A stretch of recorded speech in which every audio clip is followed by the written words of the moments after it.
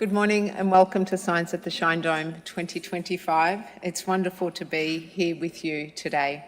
My name is Anna Maria Arabia. I'm the Chief Executive here at the Australian Academy of Science, and it is great to share this very special occasion with the newly elected fellows this year.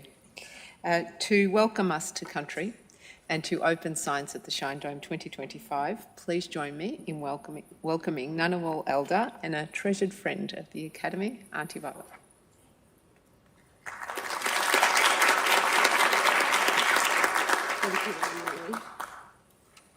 Thank you, Anne-Marie. Pleasure. It's a pleasure to be here and welcome you to Science at the Shine Dome for 2025. But before I go into my welcome, I'd like to acknowledge our President, the President of Australian Academy of Science, Professor Jagadish, other special guests here, and welcome to the land of the Ngunnawal people.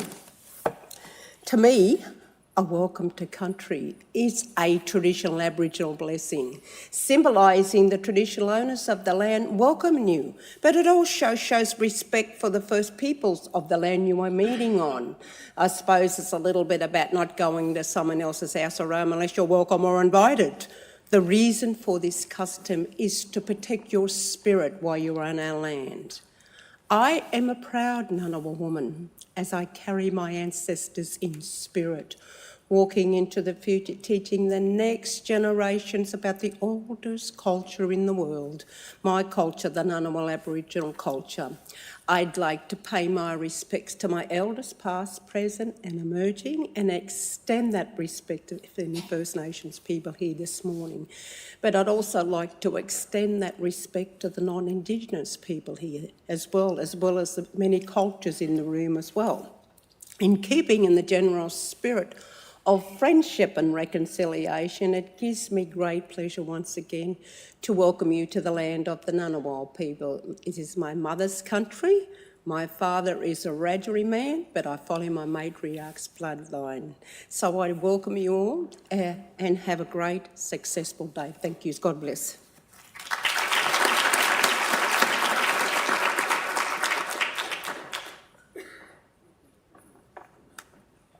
Thank you, Auntie Violet, for that very warm welcome, and I think we all agree that Ngunnawal country is indeed absolutely beautiful every day of the year, but at the moment, with all of the wattle out and blossoms, it is particularly spectacular. Before I hand over to our President, may I ask that you please pop your mobile phones on silent if you haven't already done so. We do, however, encourage you to share your experience here today via social media using the hashtag ShineDome25. I'd also like to make special mention of our guests joining us online via the live stream, and they are indeed joining us from all around the world and across Australia. Thank you for being with us today. One final note, official portraits of all of our newly elected fellows will be taken during the breaks today and tomorrow, so I invite you to please make your way to the Becker room at some stage to capture this moment. And without further ado, please join me in welcoming the 20th President of the Australian Academy of Science, Professor Jagadish.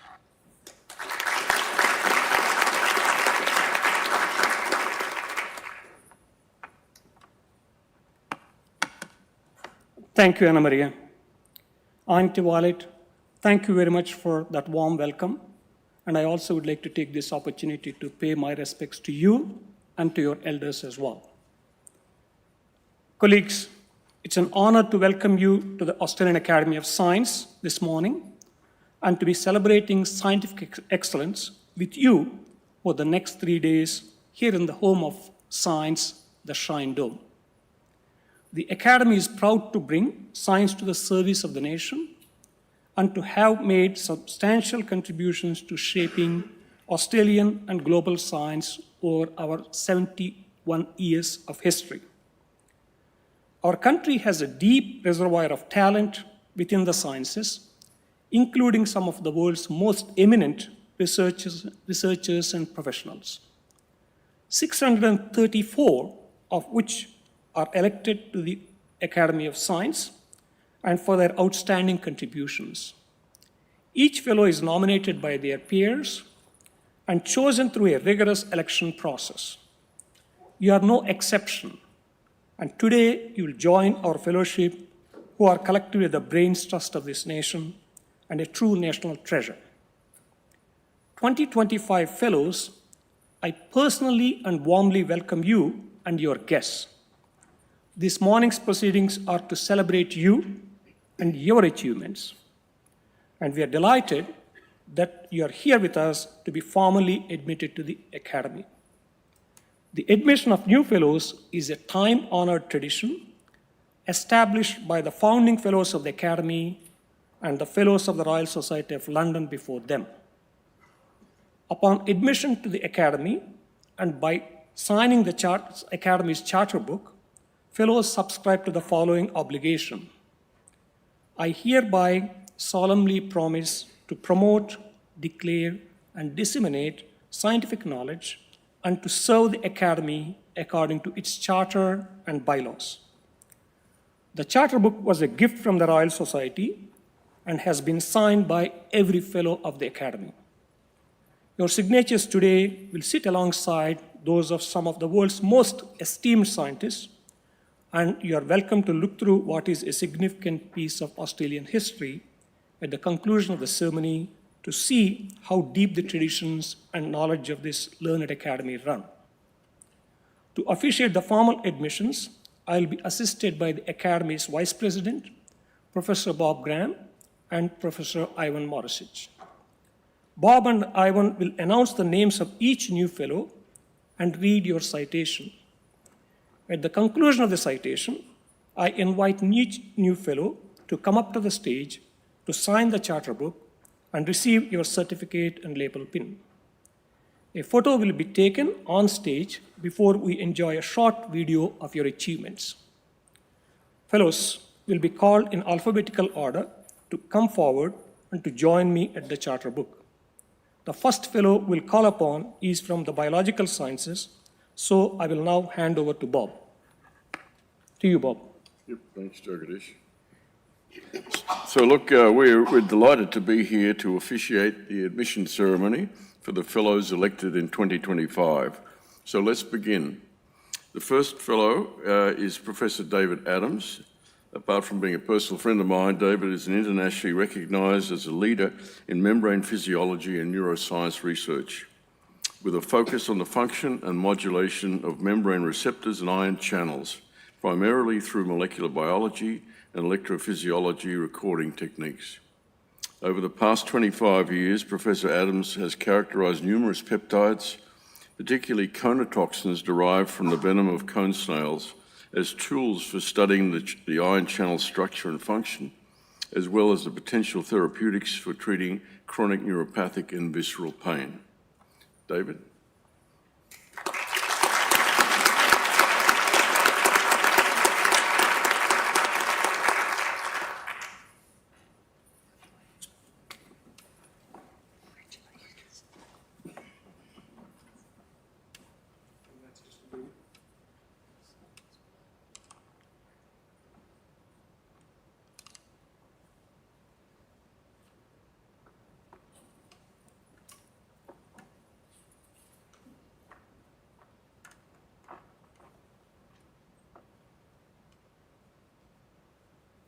Congratulations, David. I welcome you into the Australian Academy of Science Fellowship.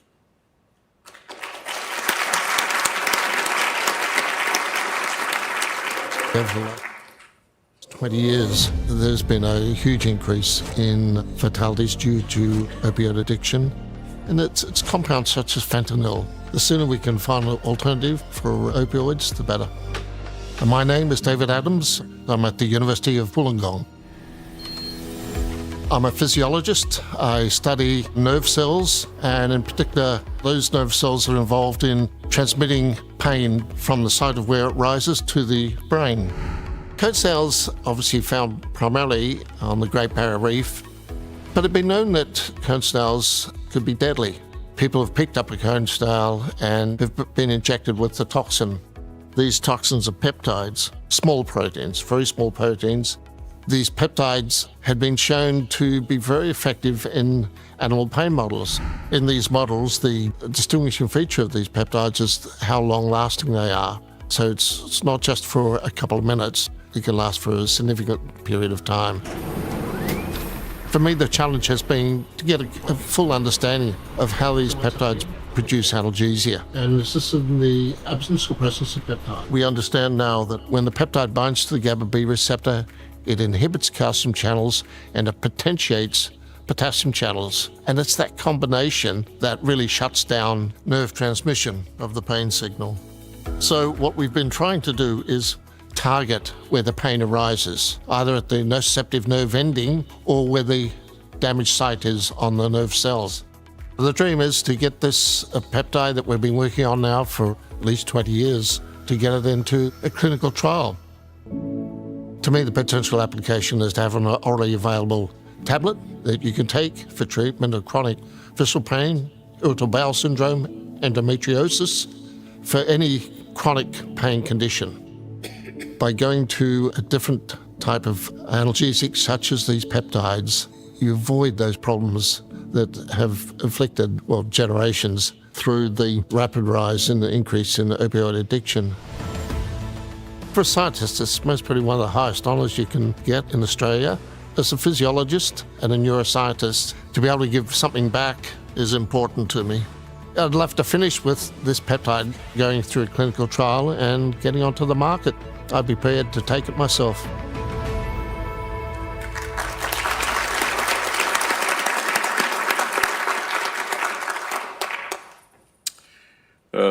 Our next new fellow is Professor Gabrielle Belz. She's an immunologist whose work has provided seminal insights into cellular and molecular mechanisms that shape the immune system's response to pathogenic infections. Her work has uncovered the breadth of the responsiveness of antiviral immune cells, the essential role of helper CD4 T cells in the generation of memory CD8 T cells, and defined the antigen-presenting cells required for responses to pathogens and tissue antigens. Professor Belz.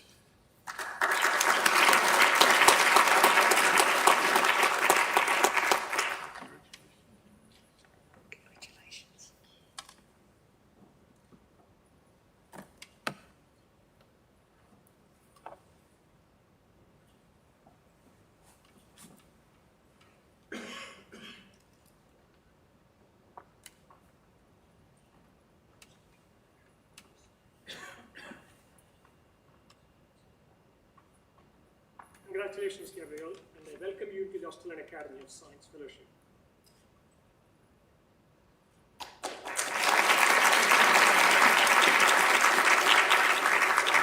We have many gaps in our knowledge in science. Some of those gaps are because the questions are too hard, and I tend to want to try and unravel those sorts of questions because they're the questions that are going to help us get to the next step in designing a therapeutic or a vaccine. My name is Gabrielle Belz. I'm the Chair of Immunology at the Fraser Institute for the University of Queensland, and I'm an ARC Australian Laureate Fellow. I work on understanding how the immune system works. So that's the part of the body that allows you to be protected from infection. My focus is on a number of those immune cell types, so specifically killer T cells, and a more recently discovered group of cells, which are innate immune cells. And so those cells are situated just under our skin and in the lungs and in the gastrointestinal system. And they're like the frontline defense against different particles from pathogens or foodstuffs or in the air that we breathe. And they really are the cells that program how the immune system will work. And we're just starting to understand how those cells might be involved when the immune system goes wrong. For example, one of those populations is involved in allergic responses. And do you think you'll recover enough cells for the RNA-seq analysis? Yes. Well, hopefully we'll understand the mechanisms by which these immune systems work. And so we'll be able to design different types of therapeutics, perhaps, to tackle cancer or develop better vaccines against infections such as influenza or herpes virus infections or bacterial infections such as streptococcus that cause rheumatic heart disease. I originally trained as a veterinarian, but then through a series of events that were really unplanned. I ended up in Peter Doherty's lab in Memphis, and he's an amazing mentor. One of the things that's really striking about him is the continued love of really trying to understand and discuss science. So becoming a fellow of the Australian Academy of Science is an amazing privilege. And I think it also applies an additional layer of pressure to ensure that the science that we do really is relevant. But I think if you're really passionate about the science and the discovery and putting the pieces of this puzzle together, hopefully you can actually solve a problem that has an impact in society.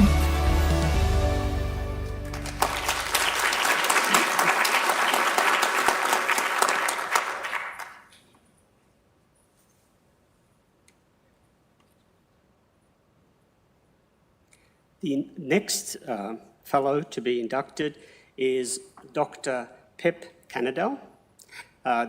Dr. Canadell is an eminent world authority and leader in global biogeochemistry, focusing on the impact of human activities on the carbon cycle and global greenhouse gas budgets.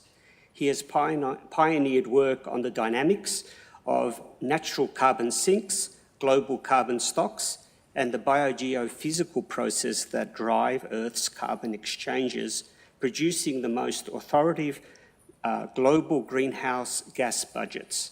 His research serves as a reference in global biogeochemistry and climate change assessments.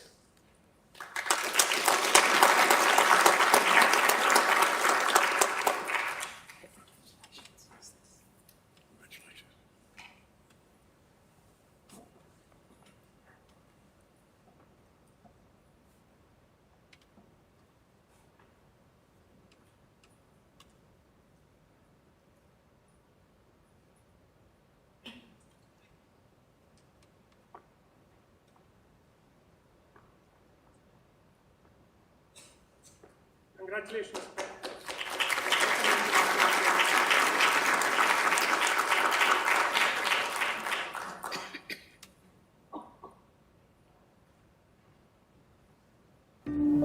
When I see these attacks to the science, I only feel that we need to be even stronger than ever before, more unshakable than ever before, because the evidence just keeps accumulating. There is no question about the anthropogenic origin of the current global warming. I'm Pep Canadell, and I'm a chief research scientist at CSIRO. So the carbon cycle is the whole flow of carbon anywhere from plants and the ocean into the atmosphere, and humans have come here and they have introduced a huge new flux, which is the combustion of fossil fuels, which were buried millions of years ago. Plants take some of the carbon dioxide, they grow, they store it in roots, in soils, in the trunks, and then the oceans also absorb CO2.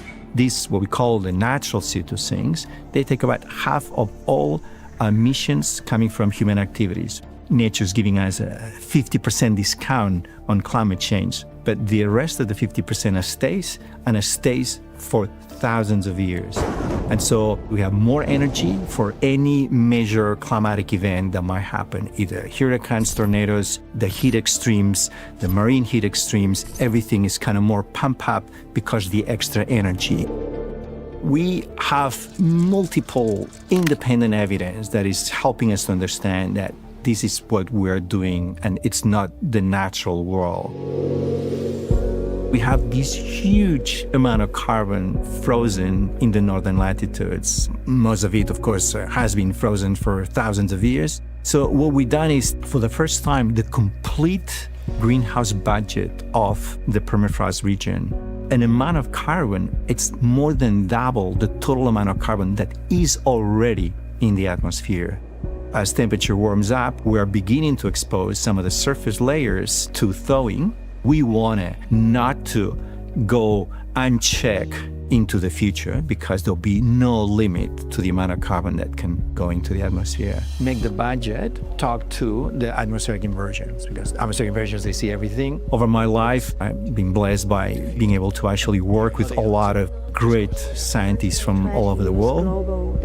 We have been able to develop these global carbon budgets and budgets of other greenhouse gases, which are now the fundamental pieces to track and attribute climate change to the very sources of either human or in the carbon climate feedbacks of nature, which are contributing to the accumulation of CO2. Being fellow of the Australian Academy of Science means a lot to me because it is a recognition to the team work that we've done here in CSIRO and globally with these huge networks that we have been able to create through the Global Carbon Project. I'm grateful to the Academy that we'll be able to amplify some of these key climate science information to really accelerate the process of change.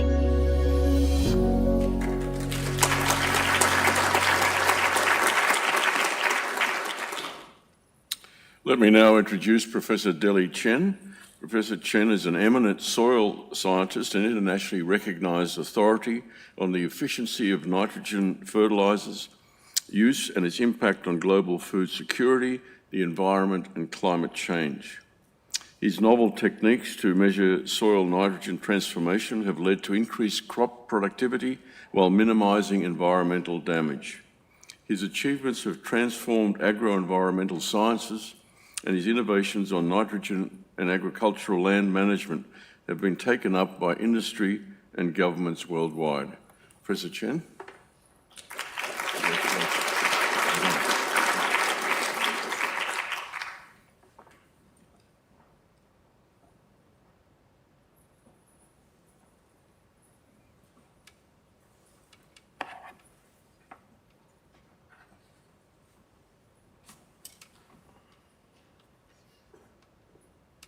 Congratulations, Deli. I welcome you into the Australian Academy of Science Fellowship.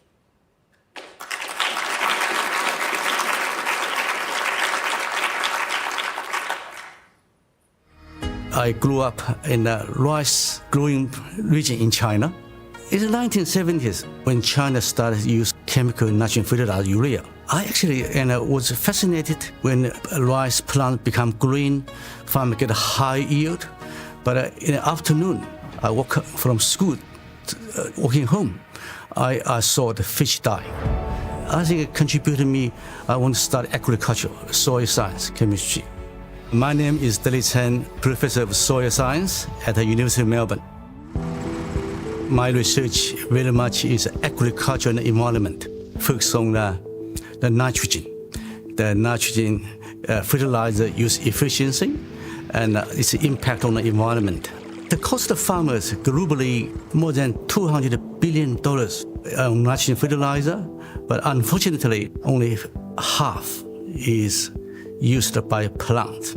The other half is lost to the environment. And then the nitrate leaching to the waterways, contributing to water pollution. That's the main cause for green algae bloom. If you cannot measure, you cannot mitigate. So we develop a method to quantify how this nitrogen is lost from agriculture, from plant soil system. We need to use a very sophisticated instrument. We use a stable isotope N15 to trace the movement of the fertilizer nitrogen. We can know exactly when the fertilizer ended up in plant or in soil or losses. But beyond that, we're now working with organic chemists to develop a next generation inhibitors. We hope in the future we can develop a smarter fertilizer. In 1987, I received the full scholarship to the PhD from Melbourne University. And then, in 2009, I was the first mainland Chinese become full professor at Melbourne University. And now I'm a fellow. Certainly, I never expected that from the young farmer boy growing a rice paddy, and to receive this amazing recognition. If we work together with Australia and China, I think it's not only good for Australia and the China economy, in my area, the food security environment, but I think it's a benefit globally.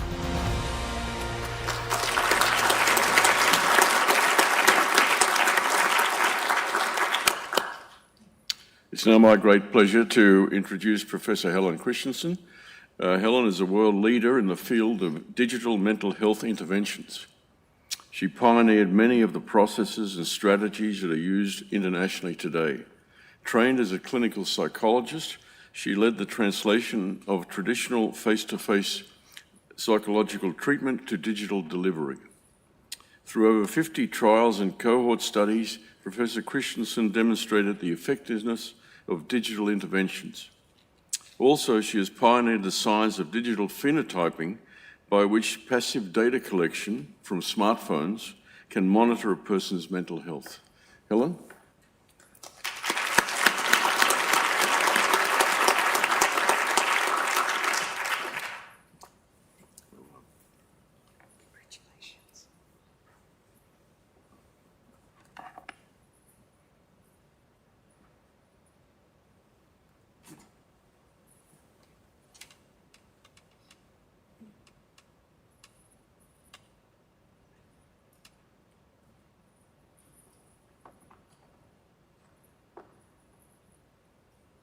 Congratulations, Helen. I welcome you to the Australian Academy of Science Fellowship.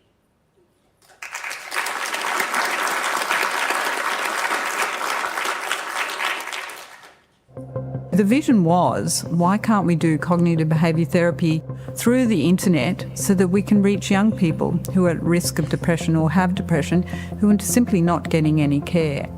My name is Helen Christensen and I'm a Scientia Professor at the University of New South Wales, Sydney. I'd like to draw your attention to the client referrals by mums. I'm a researcher and I'm interested in trying to look at how we can do better suicide prevention, depression, and how we can prevent mental health disorders before they actually arise, particularly in youth. Think back to the 1990s. We didn't have Medicare, we didn't have anything covering psychological services, so you actually had to pay. Around the same time, people started using the internet. And so that started the whole process of using cognitive behaviour therapy skills that I already had, putting it into internet-based format, so you actually got interactive therapy. One of our first websites, called Mood Gym, was used in nearly 200 countries around the world, 1 million users. And what we did was measure the progress of the people using standardised tests across the website to say, wow, they seem to be getting better. They seem to be getting less anxious and depressed. I think my whole career has been predicated on the idea that we can use technology to transform mental health. So you've got the smartphone. It provided the opportunity to develop apps on the go, to take measurements on the go. There's a lot of research now on trying to say, if somebody's at risk of suicide, is it possible to deliver a message to them or some sort of intervention on the go at that time, in real time? At the moment, one of my concerns is that young people go to ChatGPT and use it as if it's a therapist. And of course, there's a rush now to develop different large language models that would be sophisticated enough to be able to respond appropriately and to have those tested. So yes, we do have to be careful, and it is a balance. I'm really delighted to be a member of the Academy of Science, and I think there is a perception that psychology is a soft science. All my work that I've done, I think, is about how strong psychology is a science, both from the point of view of measuring things properly, but also to using scientific methods in every possible way to show that psychological changes can make a real difference to people's health.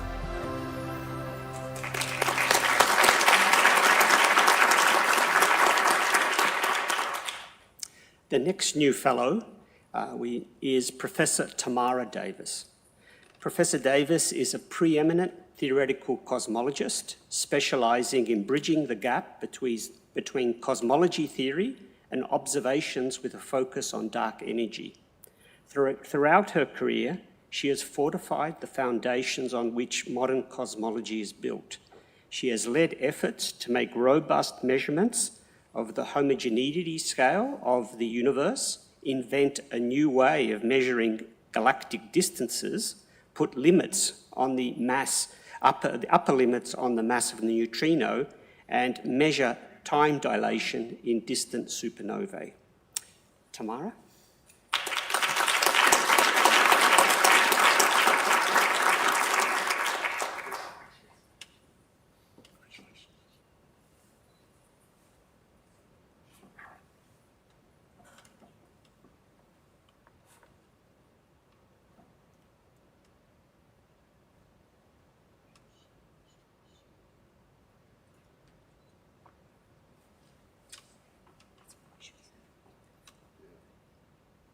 Congratulations, Tamara, and I welcome you into the Australian Academy of Science Fellowship.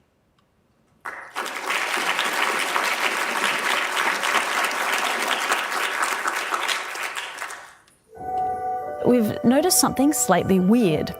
Gravity, when you go onto the biggest scales, appears to be pushing, not pulling. Something out there has some sort of anti-gravity, and we're trying to discover what it is. My name's Professor Tamara Davis. I'm an astrophysicist at the University of Queensland. So this is our remote control room for the Anglo-Australian telescope. I study cosmology, which means I study the universe as a whole.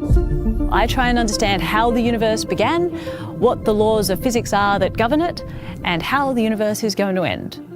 My first memory of being intrigued by astrophysics was when Halley's Comet came by when I was about 10 or 11. Now, my parents took my siblings and I out on a houseboat, and they showed us this comet that spread like halfway across the night sky. And while lots of people were going, oh, isn't that pretty? I was sitting there thinking, how do they know that this comet is going to come back 75 years from now? The fact that humans could understand something like that and know that it was going to come back, that caught my interest, and that's my first spark of being intrigued by astronomy. We now know that most of our universe is made up of dark components that we can't see with our eyes. The first is dark matter. We think it makes up about 25% of the universe, and it binds galaxies together. The second is dark energy. It is the name that we give to whatever is accelerating the expansion of the universe. So it's the thing that seems to have a repulsive sort of gravity that causes the entire expansion of the universe to be speeding up.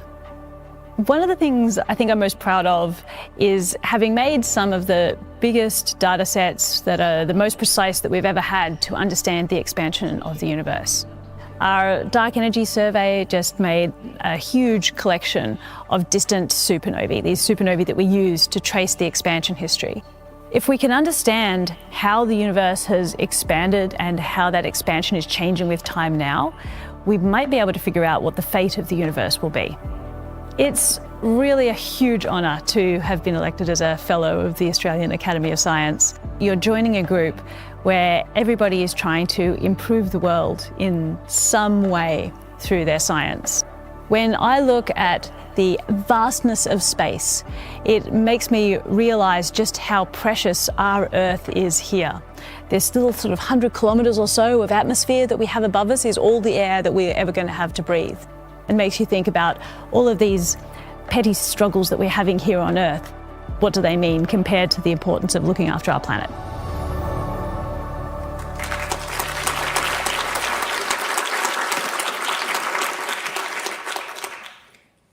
So now let's move from one of the largest from the space to one of the smallest, which is bacteria. It's my pleasure to introduce Professor Jeff Errington, who is distinguished for his pioneering studies on the molecular cell biology of bacteria. His laboratory has identified and characterised many genes and proteins supporting fundamental functions of bacterial cells, including cell wall synthesis, chromosome replication and segregation, and cell division. In recent years, his laboratory has uncovered how strange bacterial variants called L-forms grow and proliferate, with implications for the origins of cellular life, the cell wall synthesis, antibiotic killing, and recurrent infection. Professor Errington.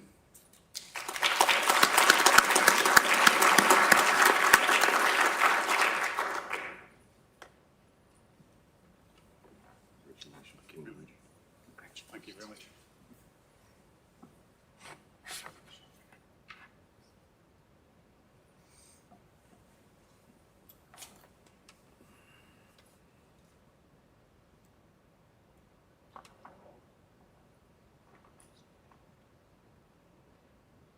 Congratulations, Jeff. I welcome you to the Australian Academy of Science Fellowship.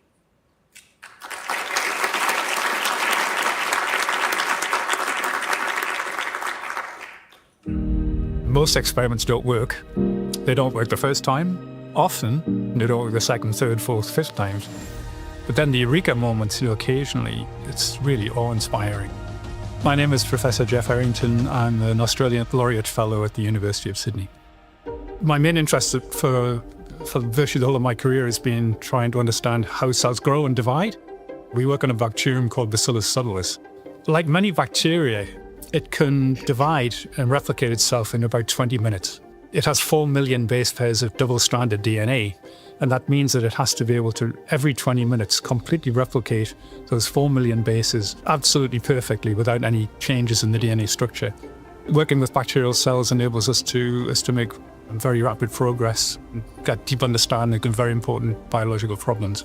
When I look back at my career, I'm really proud of the fact that, we were really among the pioneers of understanding how those very fundamental processes worked in bacterial cells. The discovery of antibiotics for decades was done by just taking random chemicals and look to see if they kill the bacterium. And it turned out that some of the functions we were interested in, these fundamental processes like cell division, were potential new targets for antibiotics. And I've actually had 2 spin-out companies now, both of which have been looking really for novel antibiotics. Number 3 looks really good. Wow. The other line of research is on some very strange bacteria that are called L-forms. So it's like they're not regenerating their cell wall, and you can see there's like a ghost. Yeah, these are really strange. So most bacteria have this thick cell wall on the outside, so that when penicillin acts on that and stops them from making the cell wall, the cells are killed. But it turns out that for most bacteria, if you get the conditions right, you can actually grow them without a cell wall, and they call these things L-forms. And that's turned out to be very interesting. It's got us into all kinds of other interesting areas of science, not least the origins of life. As soon as we published our first paper on this, we started to get emails from people who were working on the origins of life, because they're trying to think about how very primitive cells would have divided. I was at Oxford for 25 years, and in the second half of that period, I was actually at a wonderful place called the Sir William Dunn School of Pathology, and it has incredibly strong connections with Australia. It's also the place where penicillin was purified by Florian Chen, and so being elected to the Australian Academy of Science means a great deal to me. And although I've only been in Australia for 3 years, I see this as a wonderful opportunity to engage with other Australian scientists, potentially to make a difference in bringing my expertise and experience from the UK to Australia.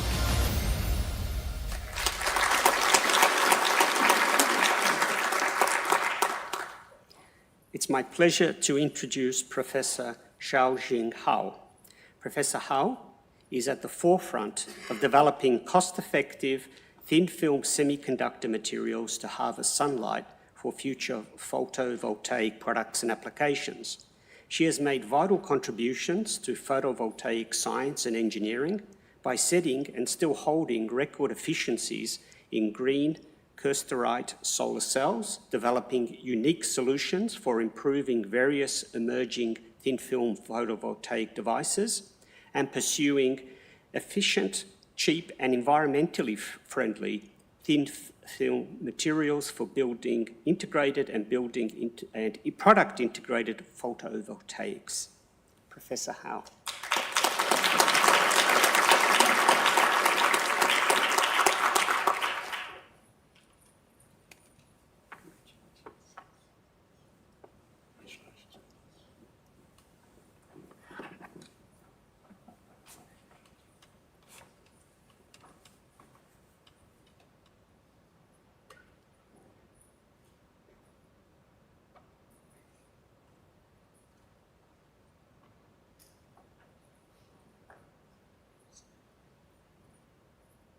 Congratulations, Xiaojing, and I welcome you to the Australian Academy of Science Fellowship.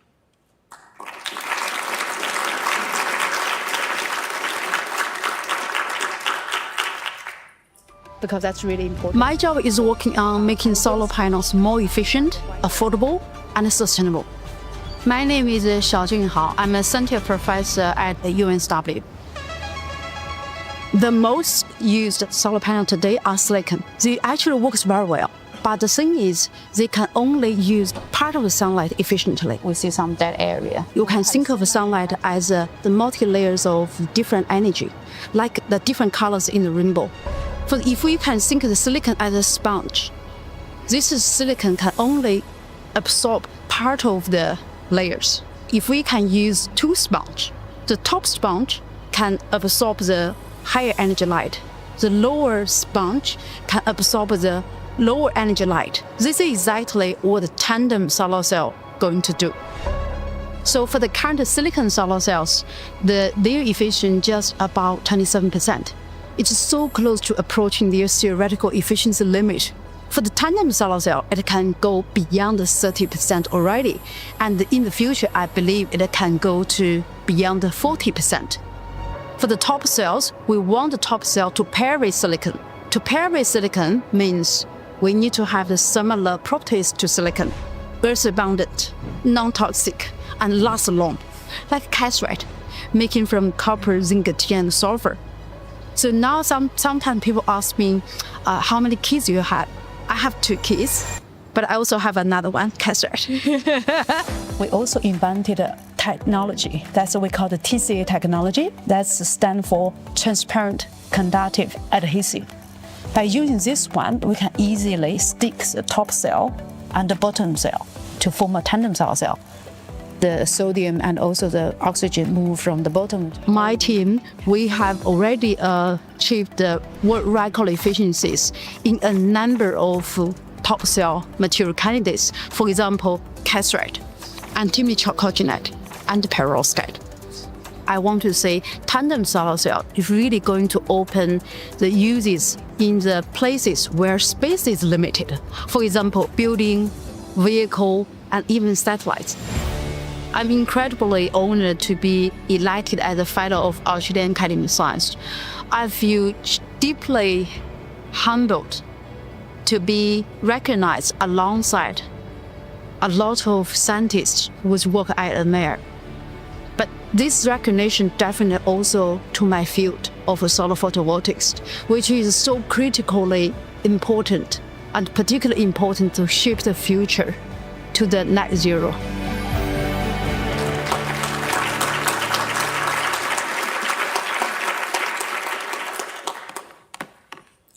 The next fellow is Professor Mark Howden.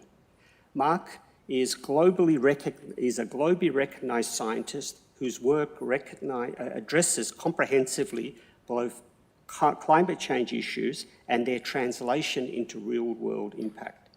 His research covers the spectrum of the underlying science of climate change and variability, their impact and adaptation responses, emission inventory methods and sustainable emission reduction options, as well as methods and ethics of research translation.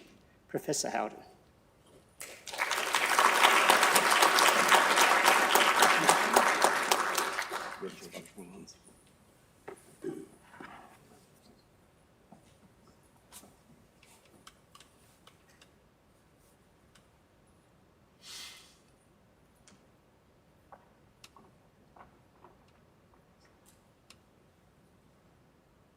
Congratulations, Mark. I welcome you into the Australian Academy of Science Fellowship.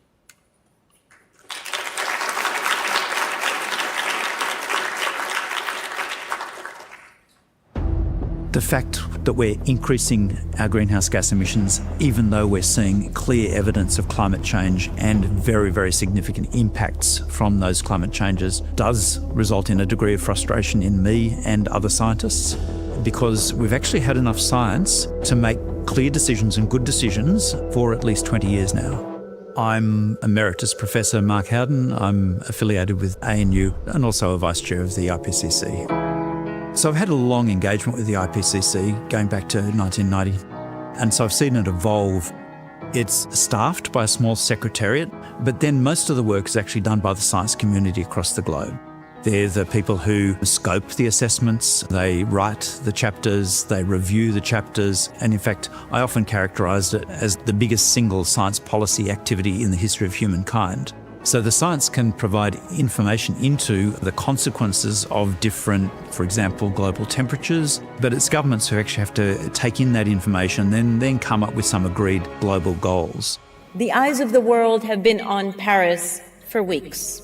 The Paris Agreement, in setting its goals, was fundamentally informed by the science and particularly by the IPCC, and so that's, in a sense, a big tick for the science community. However, since then, what we've seen is instead of greenhouse gas emissions starting to flatten out and then go down, what we've actually seen is those emissions continue to go up. If we continue on our pathway in terms of emissions, we're likely to suffer much more from climate extremes. That's going to cause significant consequences in terms of pretty much every sector that we have. So disruption to food supplies and food securities, to water supply, to energy supply, etc. And economic analyses show that that could actually be a huge hit to GDP. So something in the region of 14% reduction in GDP per degree Celsius. I think it is important for scientists to respond to those people who are ignoring the evidence or have a denialist approach to this. That group is actually very small. It's probably about 7% across the nation, even though most people think it's much bigger. It tends to be quite a noisy group who tend to be overrepresented in public debates. The other important part is actually being faithful to the science itself and being able to say very clearly what the science can and can't say about this particular complex topic and what we might need to do to actually have more clear answers. ANU has been a really great place to put in action some of the ideas that come from the science community. One of my really high moments in ANU was where I formed the Institute for Climate, Energy and Disaster Solutions. That is a unique institution right across the globe, bringing those different and interconnected aspects of climate change together. Being elected to the Australian Academy of Science is a highlight of my career, particularly in terms of recognition of the different types of science that I've engaged in and how we've actually changed the world through that science.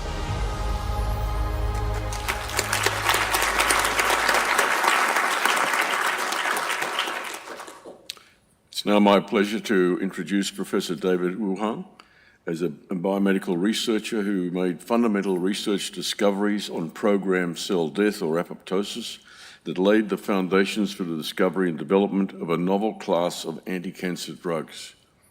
Professor Huang made critical contributions towards revealing how BCL2, often overactive in blood cancers, and related proteins block cell death, thereby uncovering how BCL2 could be targeted in cancer cells. Professor Huang?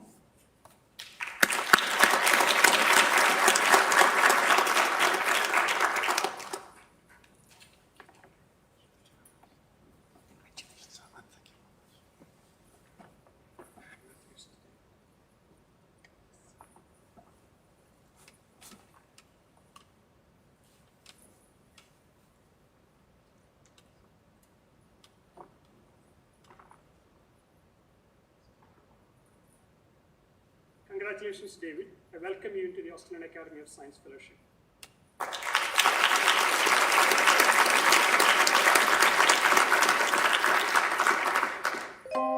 I went to medical school like many Asians at the behest of my parents, but when I was at high school, I had very inspiring conversation with a very famous scientist called Max Perutz.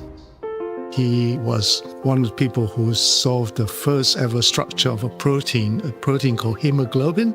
That conversation when I was 16, 17 really made me think I could go to medical school but have other kinds of careers beyond just being a doctor. My name is David Huang. I'm a scientist here at the Water and Lysohol Institute of Medical Research, or WELI. I'm really used to study differentiation of T cells. What I do every day is to understand why a normal cell in our body becomes a cancer cell, and essentially to try to identify characteristics or features of a cancer cell that we could target for therapy.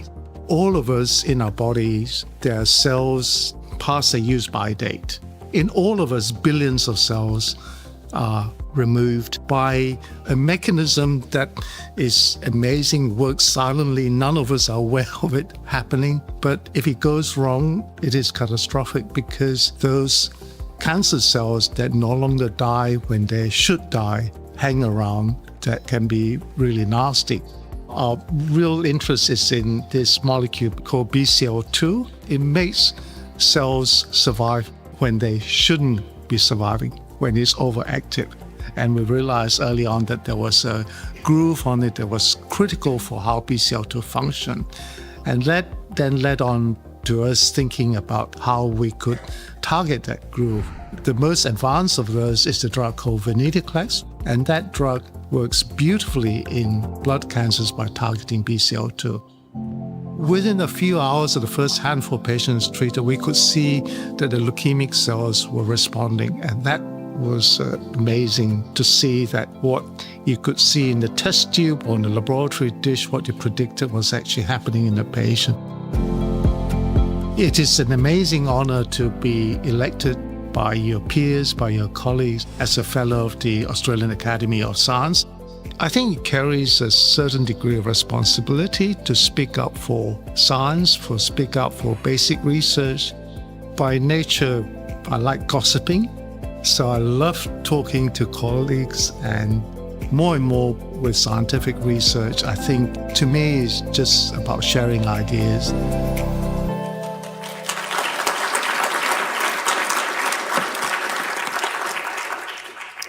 It's my pleasure to introduce Professor Trevor Ireland.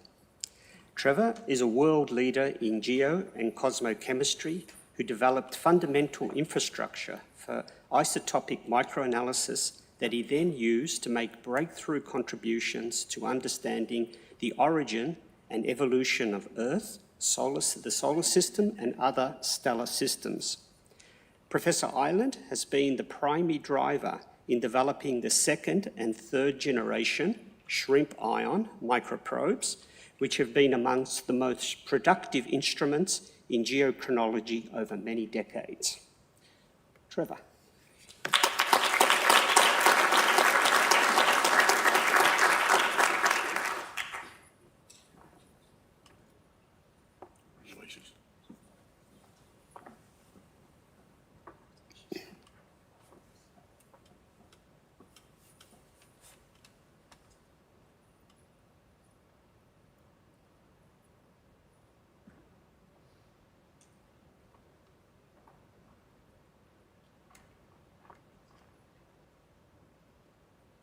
Congratulations, Trevor, and I welcome you into the Australian Academy of Science Fellowship.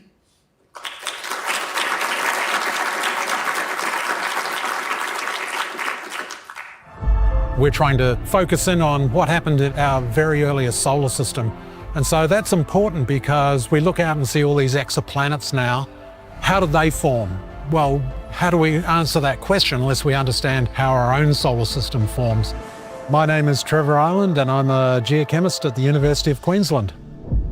There's nothing like having a rock to actually take into the lab and be able to analyse in great detail and tell you about what's actually going on in terms of processes. Having that sample in hand is paramount to understanding what's going on. A lot of my analyses are actually very serendipitous as to somebody's found something interesting in one of these rocks and wants to understand it a bit better. So this is a sensitive high-resolution ion microprobe. It uses a focused ion beam to ablate a very small area of a sample which is held in the source chamber here, and the ions are then extracted out through the mass spectrometer and passed through the end of the collector.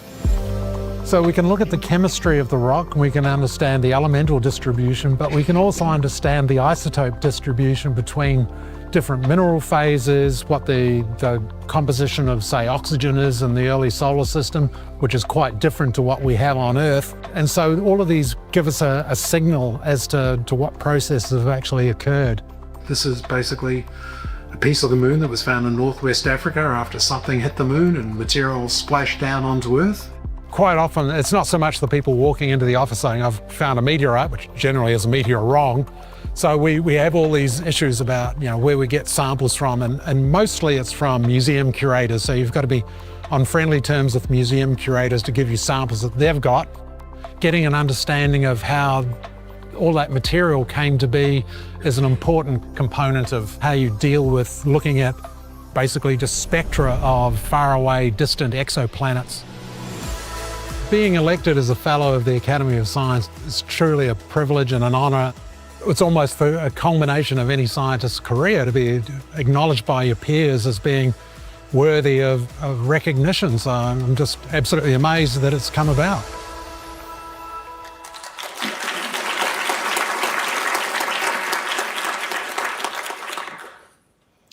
It's my pleasure to introduce Dr. Marlene Kanga.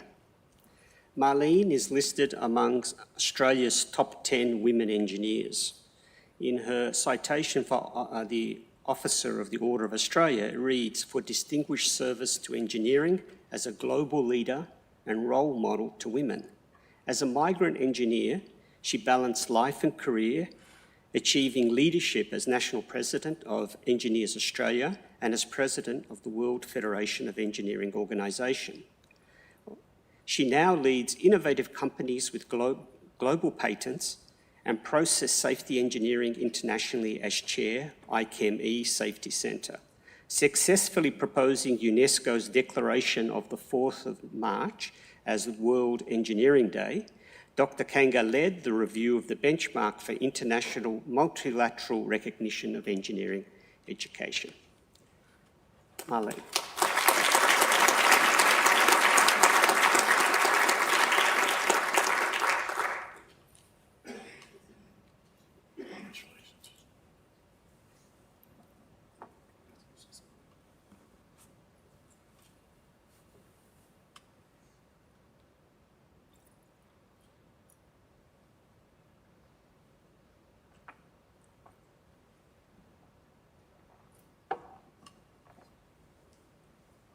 Congratulations, Marlene. I welcome you to the Australian Academy of Science Fellowship.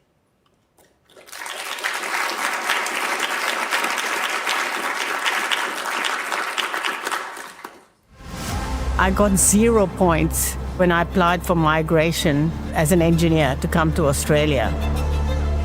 We went for the interview and the officer there said to me, I don't know why you want to go to Australia because you'll never get a job. My name is Marlene Kanga. I'm a chemical engineer. I'm a past National President of Engineers Australia, and I'm a past Global President of the World Federation of Engineering Organizations, representing more than 30 million engineers around the world. I always wanted to be an engineer. I was very, very good at science and mathematics at school. But no one told me that girls don't do engineering. So it was quite a shock when I arrived at university and found that girls were less than 1% of the student body. I went as a very shy young woman, and I found I had to find my voice. It's interesting that a multinational company eventually hired me. I was only the second female engineer in that organization. Things have changed, I have to say, I'm pleased to say, and often I wish that I had some of the managers who are now leaders in many engineering organizations. But one of the issues for Australia is attraction. So we have very small proportion of girls taking up engineering as a career. And when they graduate, they often don't take engineering jobs. They go into other spheres like banking and so on, where their analytical and mathematical skills are highly valued, which tells me that we haven't done a very good sales job on engineering. I actually did something about that because I wanted to convey the impact of engineering. As president of the World Federation of Engineering Organizations, I initiated the proposal, a crazy, mad idea, to declare 4th March as World Engineering Day for Sustainable Development. It was an impossible dream. I had to get a nation from every continent to support the proposal. But I went around at UNESCO and knocked on the doors of all the ambassadors, and they said, yes, we need more engineers. We need more engineers to build the roads, to build water supply systems, to provide sustainable electricity. And people just love the idea that we talk not about the technical aspects of engineering, but what engineering does for people. Yeah. Now we're getting good comparative results. I chair Rux Energy. This company has a fantastic purpose where it's developing technologies for hydrogen storage. So what we have here is a crystalline framework that absorbs hydrogen into its pores like a chemical sponge. And we have specially built a machine where we have tested the resilience of this material for the hydrogen to be absorbed and desorbed thousands of times to simulate an industrial environment. If it works, it can be the Microsoft of the energy transition. I'm really grateful to the Academy for recognizing my contributions, and I'm hoping that I can bring my energy and my resilience and my persistence to the projects that the Academy has. I like to say you plant a tree. Science is the root and engineering is the fruits of that science.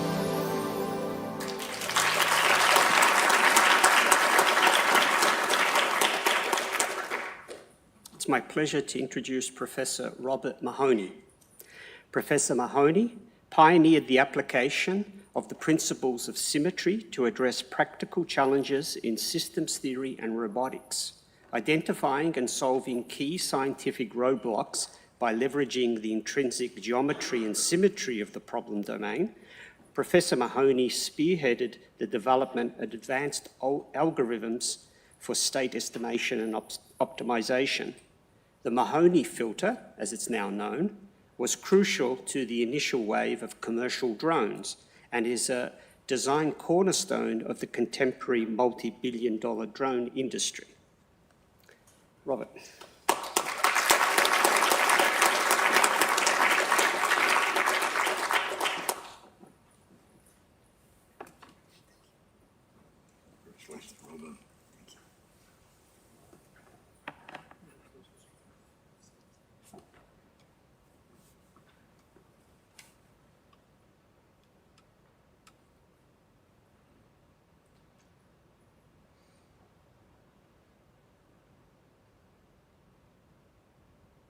Congratulations, Robert, and I welcome you to the Australian Academy of Science Fellowship.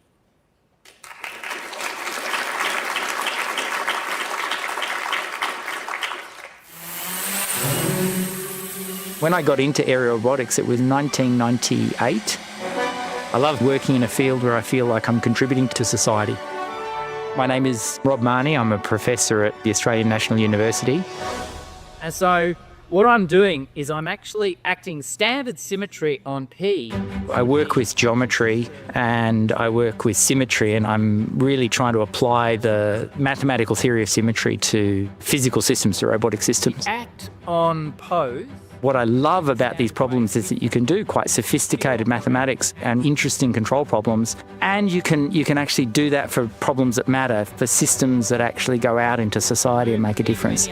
There were algorithms that worked, but they really required military-grade electronics, and there was nothing that worked reliably with consumer-grade electronics. And so we found this symmetry, this Lie group, the special orthogonal group, and reformulated the filter on that group and gained a huge amount of robustness. And eventually we actually got a filter that worked. It was picked up by all of the major drone companies of the era, so from 2005, 2008, all of those initial consumer drones were flying that filter. There's huge advances in society that have come out of the drone industry. I'm working at the moment on a project in bushfire detection, so where we're flying drones over the Brindabella Mountains at night after lightning storms and looking for ignitions. You're 10 degrees to the right. What you wouldn't want to do with a crewed aircraft, quite low, so a very dangerous flight for a crewed aircraft, but quite safe for a drone. But I'm also working on submersible vehicles. I'm interested in the same transformation in submersible vehicles. So you have submersible vehicles available at the moment, but they're very expensive. They're run by specialist firms. They require very expensive sensor units. And so I'm researching at the moment into consumer-grade localization, state estimation, communication systems to try and create the same capability in underwater vehicles as we've seen over the last 20 years in aerial vehicles. I work right from the very fundamental theory, but it's very important that I'm also trying to put algorithms and understanding how these things work on real systems. And seeing the real system, when it fails is when you learn the most. Really, it's been a life goal to become an Academy Fellow. I will certainly engage in the Academy, and there's a number of projects that I'd like to do to start supporting the next generation and looking at technology transfer in Australia. But at heart, I'm a researcher. That's what I do.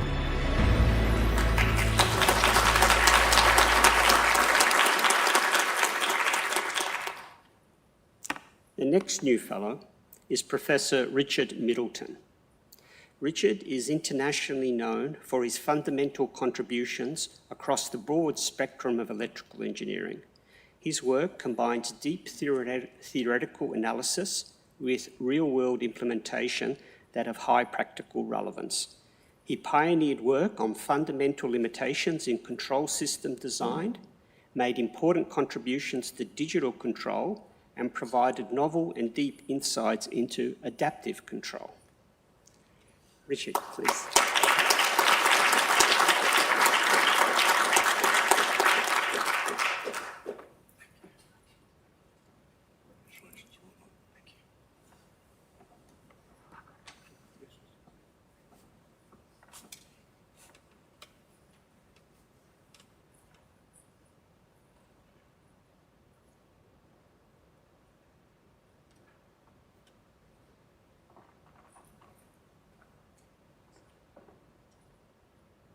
Congratulations, Richard. I welcome you into the Australian Academy of Science Fellowship.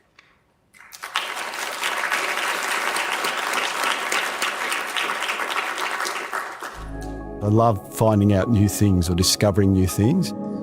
We actually start with what is the problem. So you have to learn the problem. My name is Rick Middleton and I'm an emeritus professor at the University of Newcastle. I'm a researcher in the area of systems and control. This is about the many technological and natural systems where we have things where there's an action of sensing, there's a decision process or a thinking process, and there's an action process. This control was part of what got people to the moon in the late 60s. We have a liftoff. And my work has been looking at the theory of how these things work, what can go wrong, how to make the best use of them, primarily from a mathematical viewpoint. That could include things like satellite tracking systems. I've worked more recently on telecommunications, some systems biology work. For example, what's the best way to treat a pathogen like HIV? If you have a few different treatment options, how should you best use those? So we build differential equations where the time derivative of some things depends on past values of those variables. And so we use that as a way of trying to model what we would call the system, the thing we're trying to affect is going to do and how it's going to behave. Another example is telecommunications. Errington produces base stations, and they said, we want everyone's phone to be able to work. We don't just want one or two to be able to work. So you've got this really complicated control problem about regulating everything to do with that so that everybody gets a fair share, things operate smoothly. And our work led to several joint patents we had with them. So we've impacted the technology that goes into some of those base stations. I was born in the Newcastle area. It's one of the environments that I think has many of the advantages of a big city, but without being too big. And at Newcastle University, there was this fantastic intellectual environment. Fine to ask questions or to query something. This sort of open-mindedness was something that was really encouraged. Becoming a fellow of the Academy is a great honour. It also means joining this group of, really esteemed scientists. It's something I guess I also deeply believe in, as well as what I've worked on, which is that, a diversity of views is really important because there is so much in the universe we don't know. There's so much on the Earth we don't know. And I just find it really exciting to understand all of those different things just as much as we can.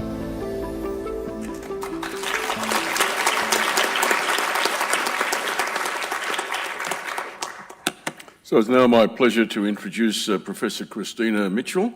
She's made fundamental discoveries in biochemistry in the field of intracellular signalling by characterizing families of signal-regulating enzymes. Her laboratory demonstrated the regulation of phosphoinositide signalling by these enzymes. Her group determined the 5-phosphatase catalytic domain that enabled identification of all 10 5-phosphatase family members and demonstrated their cellular roles in development, cellular proliferation, and cytoskeletal dynamics. Christina?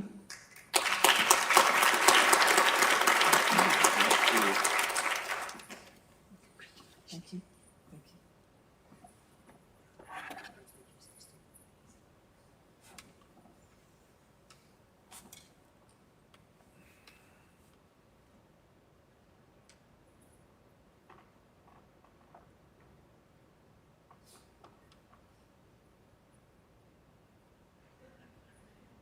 Congratulations, Christina. I welcome you into the Australian Academy of Science Fellowship.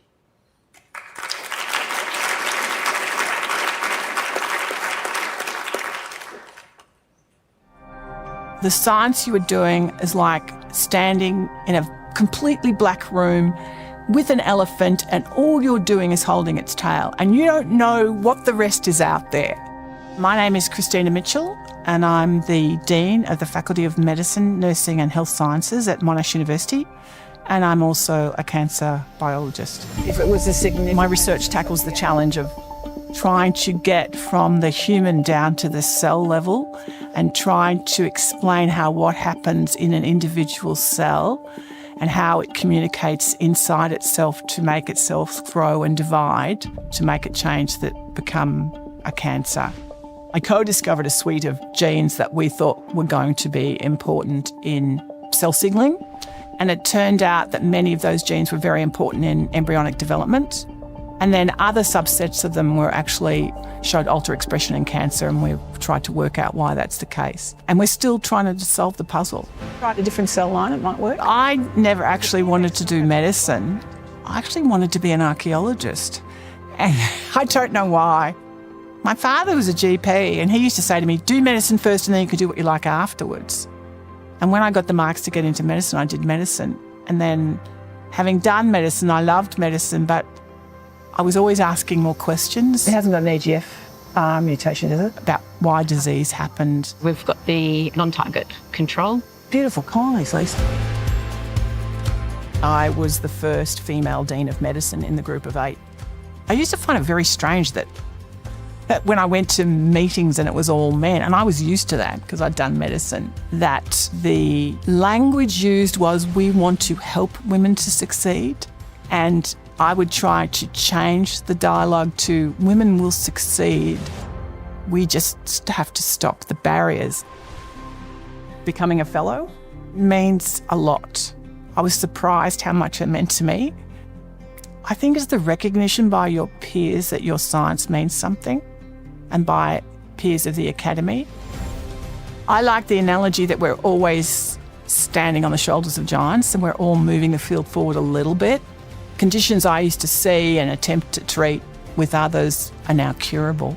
And all of that is due to science and the discoveries made by great scientists. Whether it's in the field of cell division, whether it's in the field of immunotherapy, it's all on the basis of basic science.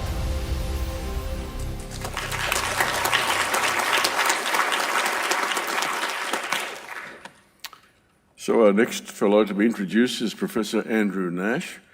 Following 8 years in academia, Dr. Nash transitioned to industry research and development, where he has spent 28 years in various research and executive leadership positions. Throughout his career, he has championed the translation of Australian biomedical research outcomes into new therapies for unmet medical needs, led multiple projects that have transitioned into clinical programs, and contributed significantly to the development of an Australian workforce and the supporting infrastructure that is critical for a successful Australian-based biopharmaceutical sector. Andrew?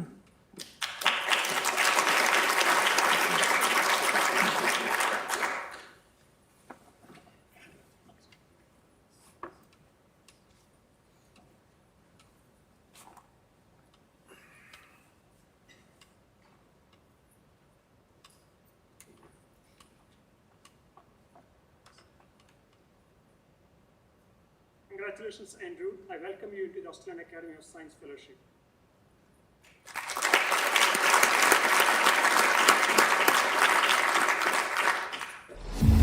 We have some great therapies for very serious disease, but there's still a lot of areas where patients are really poorly treated, and the opportunity to do something about that, is a really rewarding career path. My name's Andrew Nash. Up until recently, for the last 18 to 20 years, in fact, I've been the Global Head of Research for CSL. For the last 5 years, I've been CSL's Chief Scientific Officer. Universities and medical research institutes are really set up, for the most part, to do basic science and to do some of that translational work. They are not really set up for that drug development process, which can take a very long time and is very expensive. So A large part of what I've done over the last 20 or 30 years is to collaborate very closely with scientists in medical research institutes to work with them on translating their work and the work that we've been doing in CSL into something that's going to benefit patients. Any problems, any challenges? The model that's most often pursued is small startup ventures, which can really focus on a single unique problem, get the funding and move that along to a point where they've taken some of the risk out of it and where big companies can either then come in and partner or participate in the further development of that drug. One of the things that we realised that was missing here in the Parkville precinct was a really high quality wet lab incubator. So a couple of years ago now, we partnered with WEHI and the University of Melbourne to establish Jumar Bioincubator. That's for small companies that are just starting on their journey. It's been very successful over the last 2 years. I think there's 30 to 40 small companies in that incubator at the moment, and I think that's filled a real gap. It's really about positioning yourself as a company to access innovation. And did we need to come up with some new antibodies specifically for the model? A lot of us who work in this area for a long time, you're full of doubts. Am I working on the right thing? Is my research ultimately really going to matter? Am I really helping do the things that I want to do? And to be acknowledged through a fellowship of the Academy, it goes at least some way towards, making you feel that the work you've been doing has made a difference.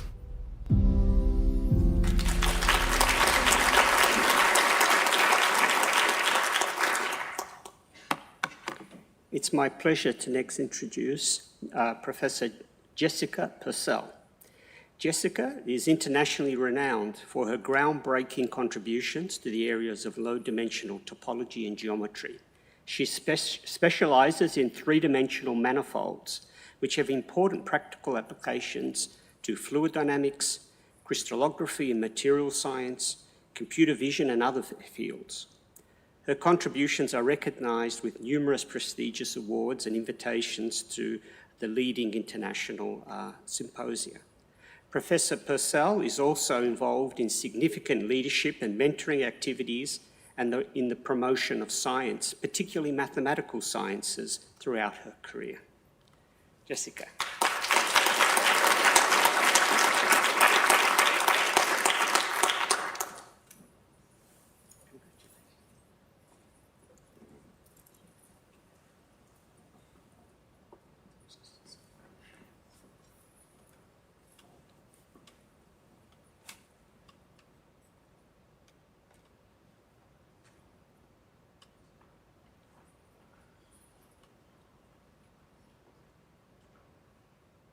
Congratulations, Jessica. I welcome you to the Australian Academy of Science Fellowship.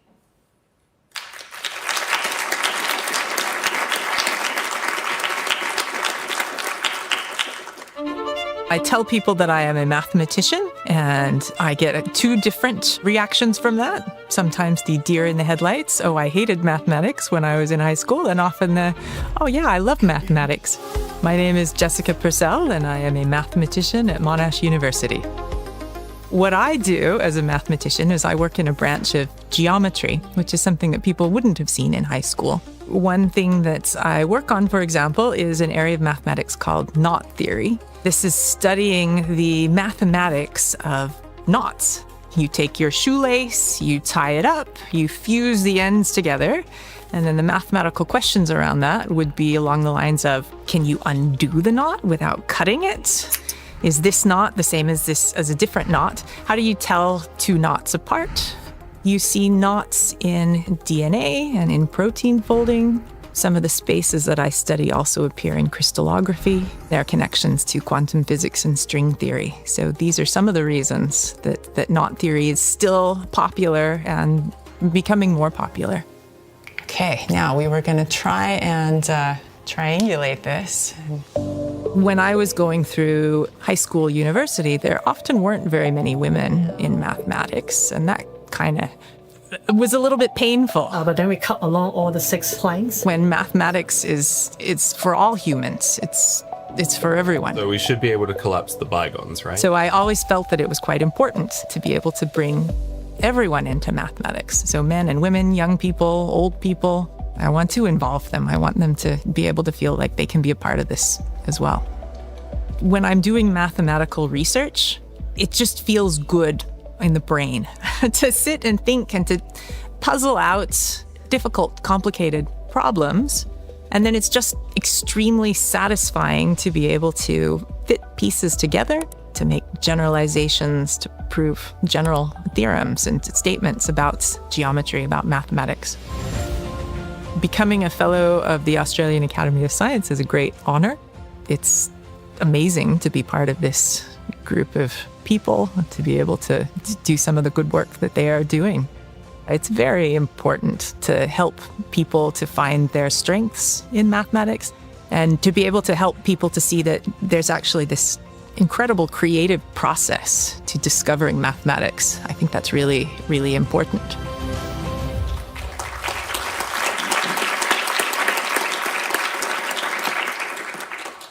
It's now my pleasure to introduce Professor Clare Scott. Clare is an international expert in gynecological cancer research.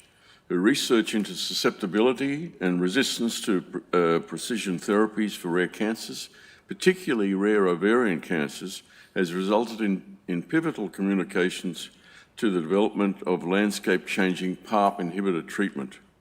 With conspicuous clinical trial leadership and the development of an internationally renowned resource of preclinical models, Professor Scott has also developed innovative national infrastructure, enabling access for Australians with rare cancers to expert clinical advice and research.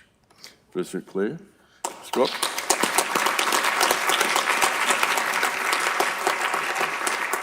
Congratulations.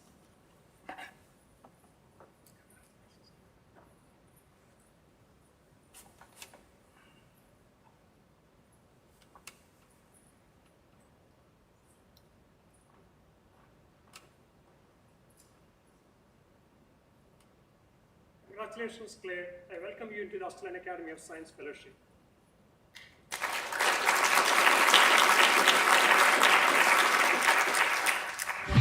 For many patients, chemotherapy is a bit like shifting deck chairs on the Titanic. That drives me every day to try to make new discoveries and to generate better drugs. My name is Clare Scott, and I'm a medical oncologist and a clinician scientist. Lovely to see you. Have a seat. The patients in my clinic really form a crucial part of what has directed my research over the last number of decades. And I've focused on targeted therapies, and particularly for rare gynecological cancers, including ovarian cancer. I really became a bit obsessed about cancer and the way in which cancer cells were controlled. DNA repair is a normal process in every cell, but in many cancers, these repair systems are broken.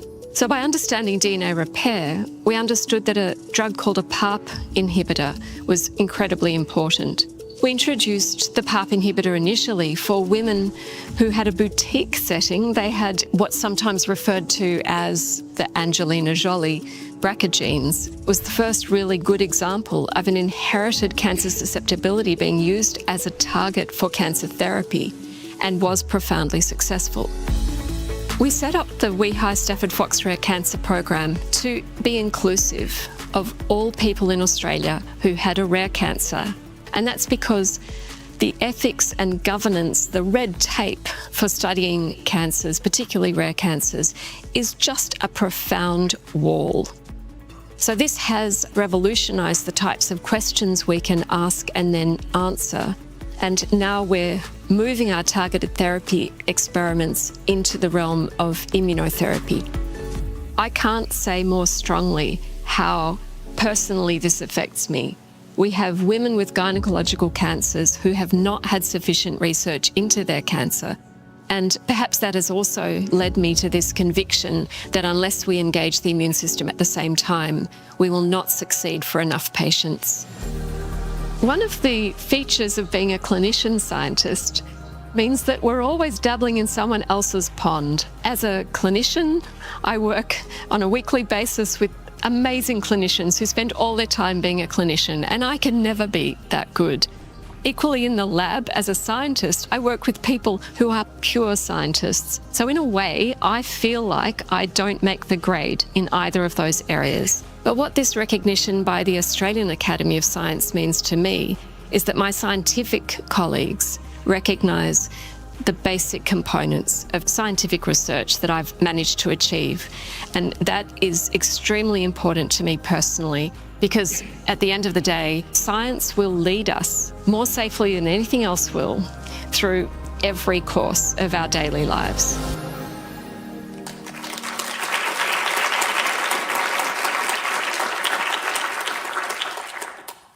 It's my pleasure to introduce the next new fellow, Professor Aidan Sims. Professor Sims's work in theoretical mathematics has generated enduring research activity, solved significant open problems, and established unexpected connections across mathematics. Among his key contributions, he has built high-rank graph C-star algebras from infancy into a major research field.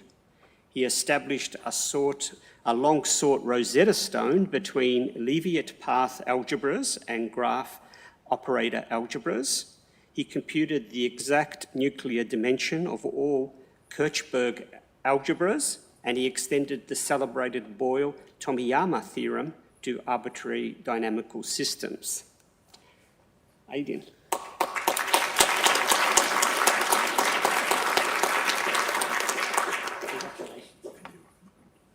Well, congratulations.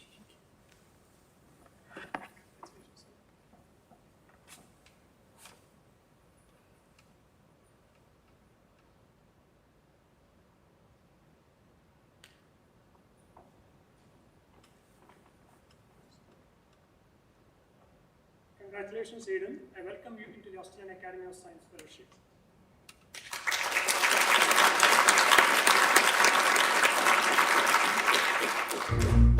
You know, I love doing cryptic crosswords. I love doing things like Sudokus and stuff. And doing maths research is like that, but souped up.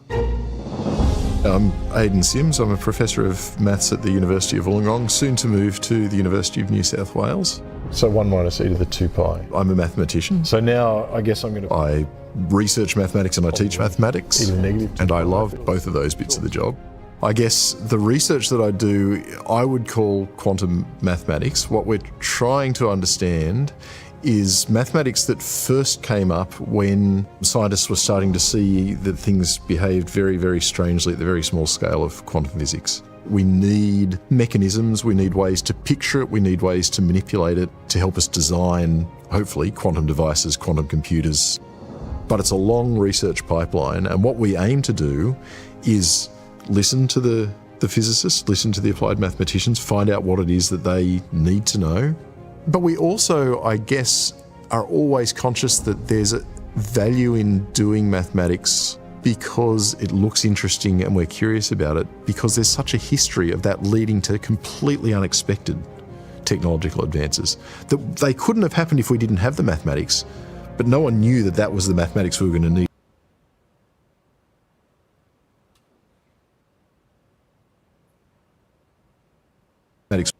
That math.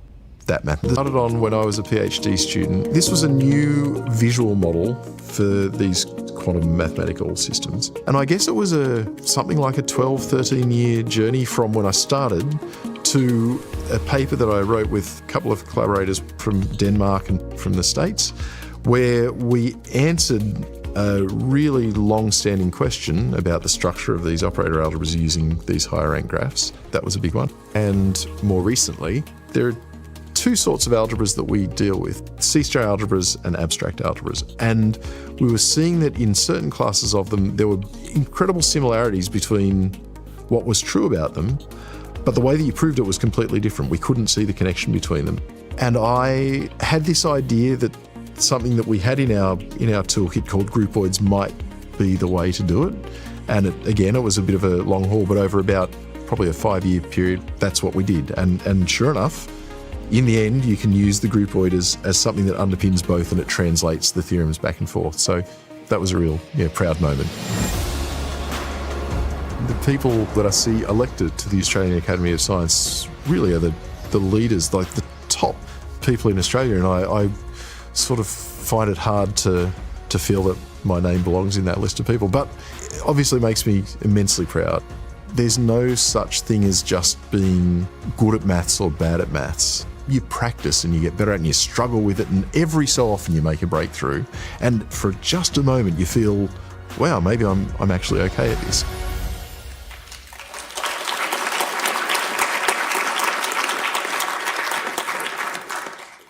So let me now introduce Professor Michael Stumpf. Professor Stumpf is internationally recognised for his groundbreaking contributions to the theory of living systems. He has created the mathematical, statistical and computational foundations that have enabled detailed insights into the intricate molecular processes underlying cellular behaviour. In his research, he has identified the fundamental mechanisms by which molecular noise is generated and propagated, and his research has provided key insights into the forces that shape cellular behaviour dynamics. Professor Michael Stumpf.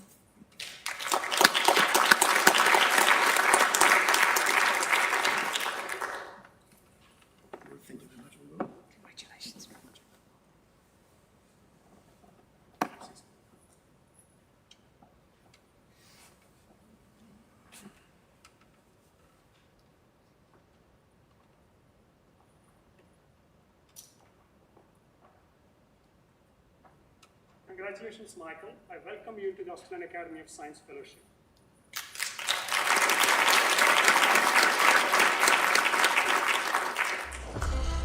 We have so much power in science, with the scientific method, with the tools that we have developed, that we can make a tangible impact on people's lives for the better. If we do this equitably, if we do it carefully, and if we do it conscientiously. My name is Michael Stumpf. I'm a professor for theoretical systems biology at the University of Melbourne. So this is a model of the 20S. I'm really trying to understand how cells make decisions. So that could be, how does a single fertilized egg cell give rise to on the order of 40 trillion different cells in an adult that all arrive in the right numbers, at the right place, at the right time.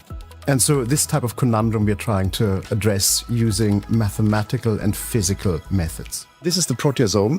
The proteasome is really the main molecule inside our body that degrades proteins. We can use mathematical models, computer models, to distill what we think is essential, and we can then try to see mechanistically on the computer, do we get similar results to what we obtain in the lab. So if we want to solve an important biotechnology problem, for example, clean radium out of groundwater in Fukushima Prefecture using bacteria, we can't test this extensively in the lab. It would be too long, it might be too dangerous. In biotechnology, the major mode of innovation is still trial and error. Trial and error does not scale. So if we do it on the computer, we should be able to see a 10-fold increase in the speed and a 10-fold reduction in the cost to find biotechnology solutions to some of the really most pressing problems. For example, in producing affordable, safe food for everyone, making sure that everybody on this planet has access to water, to clean energy. There are clear biomedical applications if we want to regrow tissue for people who have lost limbs, who have compromised kidney function, compromised liver function. That is a clear application. In the typical pub test that you could apply to the type of research that we're doing, we really would like to make gluten-free bread that tastes nice. Most gluten-free bread tastes horrible.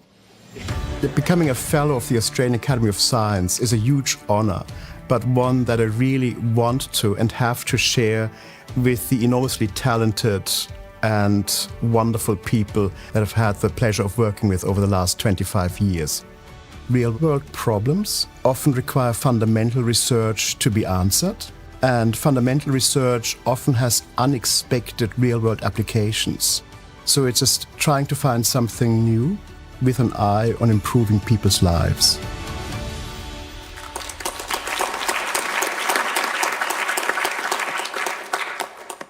So now let me introduce Professor Rajiv Varshney. Professor Varshney has been instrumental in developing and applying large-scale genomic resources in crop improvement. He has decoded the genomes of over a dozen crops, developed diversity, haplotype catalogues and pangenomes, identified genes for numerous ergonomic traits, developed over 20 climate-resistant and high-yielding crop varieties, and trained over 450 scientists. Professor Varshney.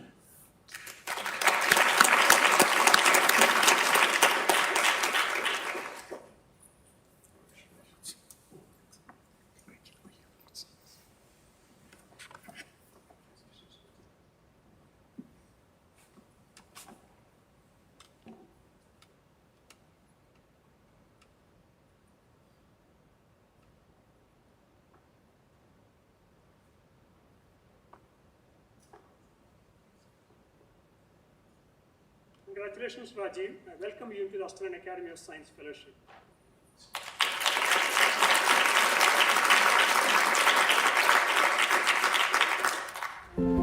We need to always think the big question, how to feed 10 billion people by 2050. Will be great to see a world where we don't have anybody hungry. My name is Rajiv Varshney. I'm Director for Center for Crop and Food Innovation and State Agricultural Biotechnology Center at Murdoch University. I'm an agricultural scientist who specializes in genetics, genomics, and molecular breeding. We try to identify traits that are responsible for how well a crop can deal with drought or be more resistant to diseases or grow well with less fertilizer. Genomics takes this one step further. Instead of looking at just one gene at a time, genomics examines the entire instruction manual. It's like the difference between reading one page of a cookbook versus studying the whole cookbook to understand how all the recipes work together. And you see that some plants are short, some are tall. Traditionally, breeding was a case of trial and error. But in molecular breeding, we can look directly at the DNA and identify the genes we want that then breed for those specific traits. The recurrent parent genome recovery mode, we are working on horticultural crops and most importantly, cereal crops such as wheat and pulses crop like chickpea and lentil. Together with the partnerships with many countries, we decoded the genome of chickpea in 2013. Then in 2021, we published a paper where we presented the chickpea genetic variation map for 3,000 chickpeas. And now we have completed the genome sequencing of 10,000 chickpea line, which is a largest plant genome sequencing project. But the most important aspect from this genomics research is that we were able to identify the genes associated with the drought tolerance. And we delivered the improved chickpea varieties to the farmers in India, Ethiopia, Kenya, and Tanzania. And I'm so happy to mention that these farmers, they are growing those chickpeas, they have enhanced their income. This plant, now way back at home here in Australia, we are working with the GRDC, with Chickpea Breeding Australia, and we are trying to introgress the QTL hotspot in Australian chickpea varieties so that we are enhancing the farmers' profitability here in Australia, but we are contributing towards the food security around the world. It's an immense honor and privilege to be an Academy Fellow and to be listed alongside with the true titans of the scientific community. And I'm eager to play my role delivering tangible research outcomes that benefit all Australians here as well as to the other people around the world.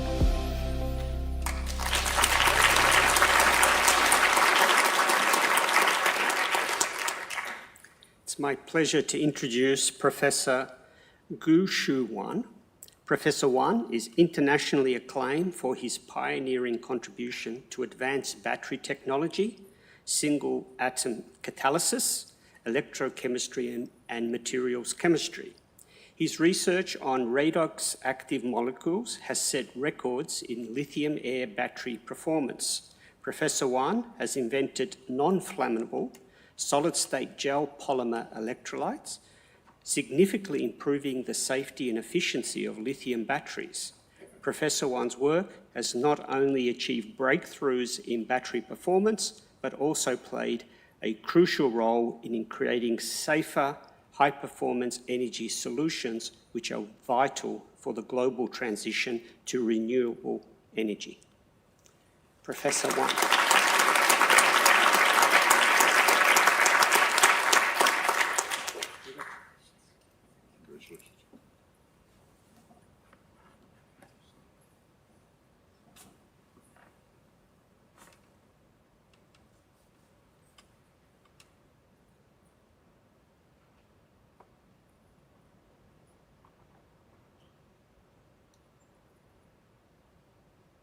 Congratulations, Gaushu, and I welcome you into the Australian Academy of Science Fellowship.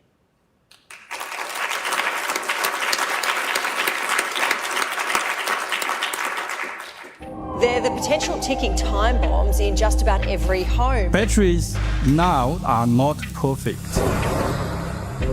Battery fires cause damage of properties A family's garage goes up in flames. and sometimes cause death of people.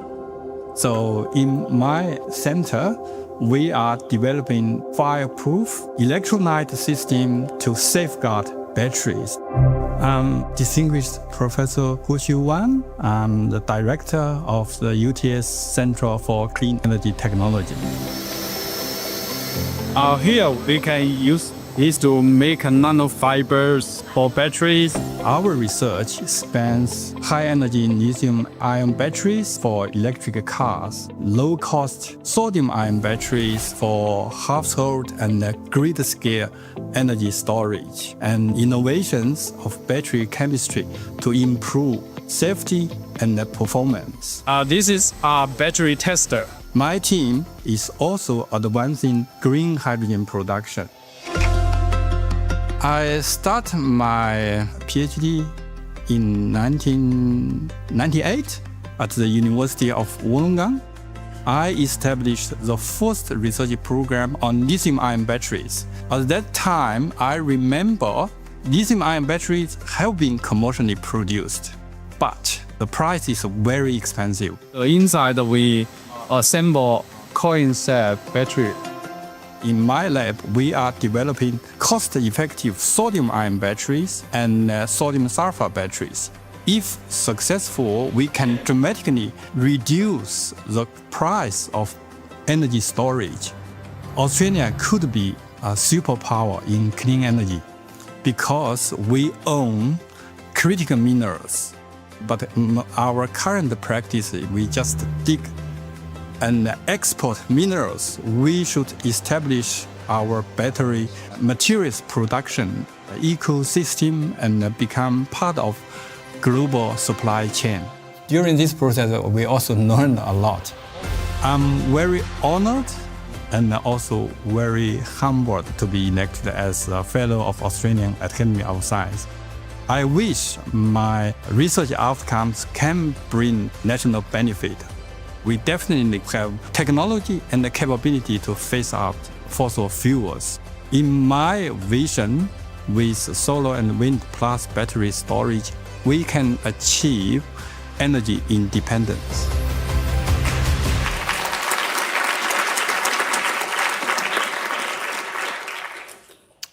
So let me next introduce Professor Nicole Webster.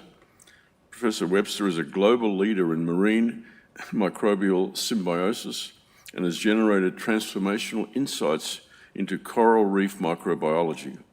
She pioneered the application of molecular tools to study sponge microbial symbioses, discovering that sponges are a major contributor to the bacterial diversity of the world's oceans. Professor Webster.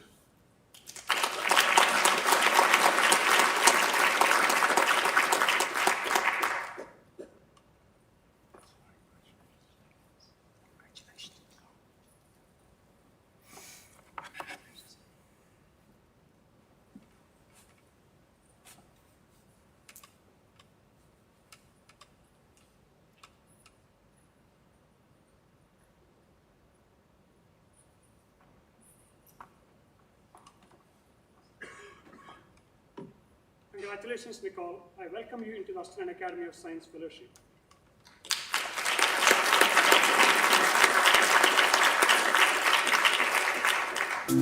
When you think about something like the ocean, 98% of the species that live in the ocean are actually microbes. And if you were to weigh up all of the animals that live in the ocean, 90% of that biomass is actually microbial cells. My name's Nicole Webster. I'm the Executive Director at the Institute for Marine and Antarctic Studies called IMAS at the University of Tasmania. I've always been really passionate about the oceans, and so when I decided that there would be a career path for me in marine science, I took myself up to Townsville to study marine science, and it was in the later stages of that marine science degree that I actually fell in love with microbes. To give you an idea of just how important microbes are in many marine species, over half of the weight of the sponge is actually microbial cells. These microbes cycle nutrients, they produce a whole range of chemicals that actually enable the animal to protect itself. And the other really wonderful thing about microbes is they respond to changing environmental conditions very fast. So we can detect stress in the marine environment very rapidly by focusing in on the microbial communities. A large amount of our research was trying to understand whether a change in the microbial community of an animal could actually enable it to adapt to changing environmental conditions by undertaking new functions that allow the animal to survive. And that research expanded into changed water qualities, understanding how microbes are responding to nutrients in the environment, right through to sediment plumes from dredging activities and other things.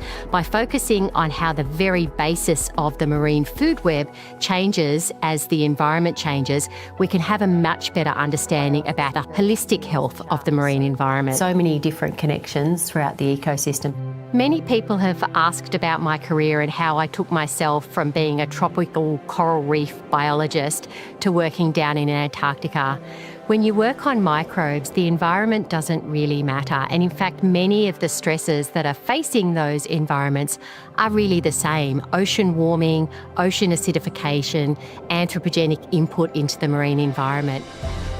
The election into the fellowship was a surprise, and it was really a wonderful acknowledgement of the hard work that went into decades of passionate research. All of my research was really underpinned by an incredible cohort of early and mid-career researchers, students that helped support the science that was ultimately evaluated for my election into the academy. There's so much to love about the ocean. There's the life that lives within it. There's the feeling that you get from just being in the ocean. It's a sense of insignificance, really. The ocean has so much power and it holds so much life that being near the ocean generates a real sense of calmness and connectedness to the planet.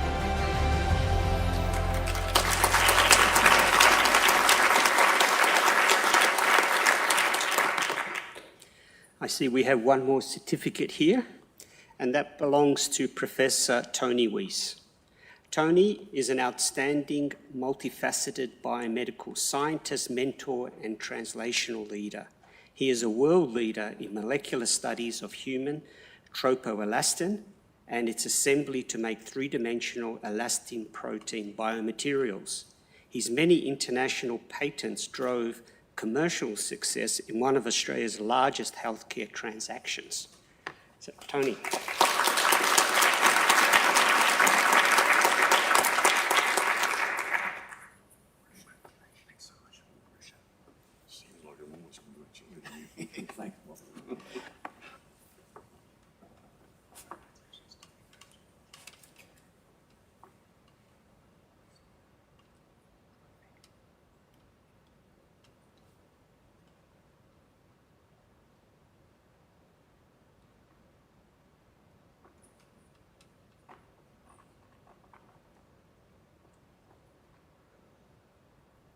Congratulations, Tony. I welcome you into the Australian Academy of Science Fellowship.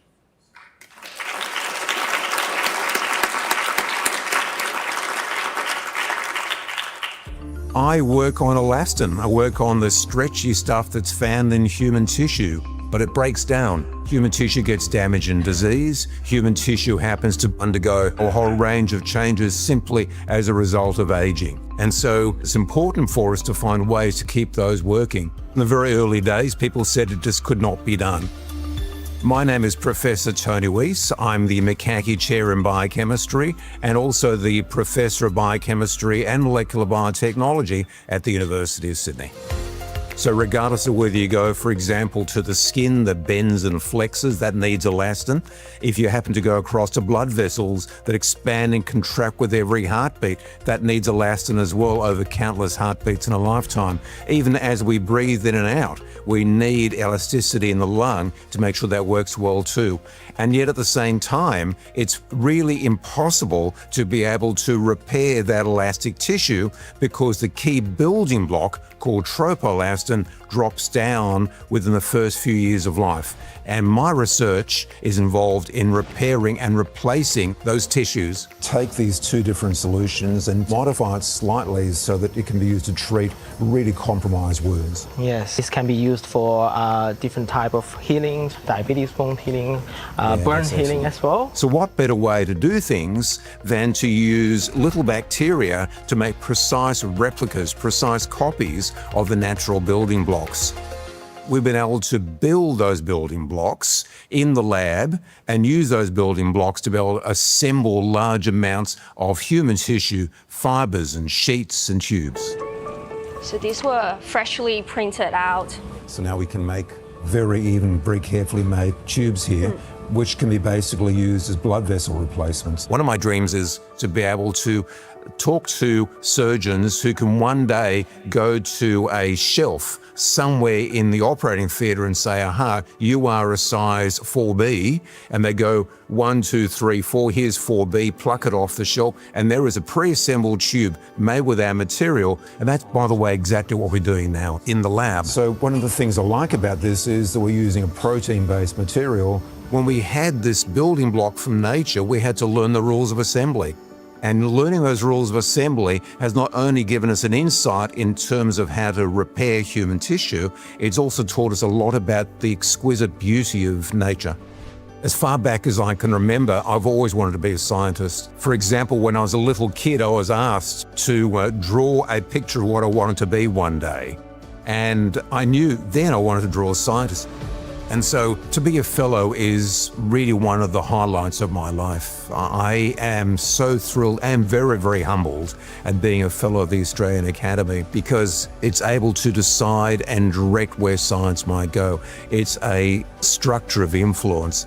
I pinch myself quite often, and I think it's quite an extraordinary journey we've been down. But I don't think the journey has stopped, of course. There are so many things we still need to do and I want to do.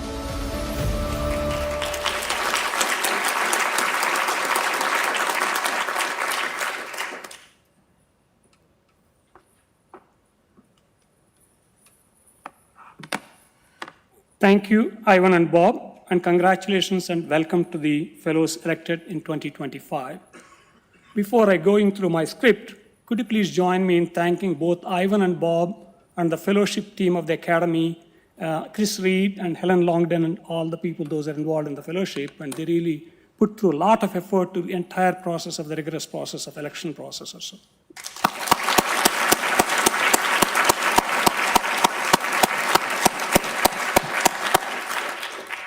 If some of you are feeling like an imposter, you shouldn't feel, because we have got a rigorous process. You have been elected through a rigorous process. If some of you are maybe asking the question, why it has taken so long for you to be elected into the Academy of Science, and the answer is the same: we have a rigorous process. As I stand here today, officially welcome you to the fellowship, I cast my mind back to 2005 when I was elected to the Australian Academy of Science as a fellow and took my own solemn promise to promote, declare, and disseminate scientific knowledge and to serve the Academy according to its charter and bylaws. As academicians, we have a unique responsibility to uphold standards of scientific excellence, to be inclusive, to shepherd the next generation, to provide scientific leadership, and use this platform to lift others. Our collective challenge is to harness the knowledge you generate and utilize it for public good. The Academy's independence means we have no skin in the game, we are impartial, and are not beholden to any single institution. Our only interest is to ensure our expert knowledge can shape the actions and direction of our nation and its people so everyone can benefit. The current times demand that we bring to bear the full power of science and technology to meet our national ambitions. And I know that if we work together, we can rise to that challenge and advance our nation and our globe. I encourage you to engage with the Academy to pursue this challenge. There are many ways in which you can become involved in the life of the Academy, which you heard about last night from Academy staff. I conclude by saying the Academy is its fellows. You are the beating heart of this great institution. I know I speak on behalf of my colleagues on the Academy's council and the Academy staff when I say that our doors are always open. We want to work with you so that the Academy can continue to advance science. Again, my heartfelt congratulations on your election and welcome to our fellowship. It is wonderful you could be here with us today and be joined by family and friends. I now invite Anna Maria Nebia to close this morning's ceremony. Thank you.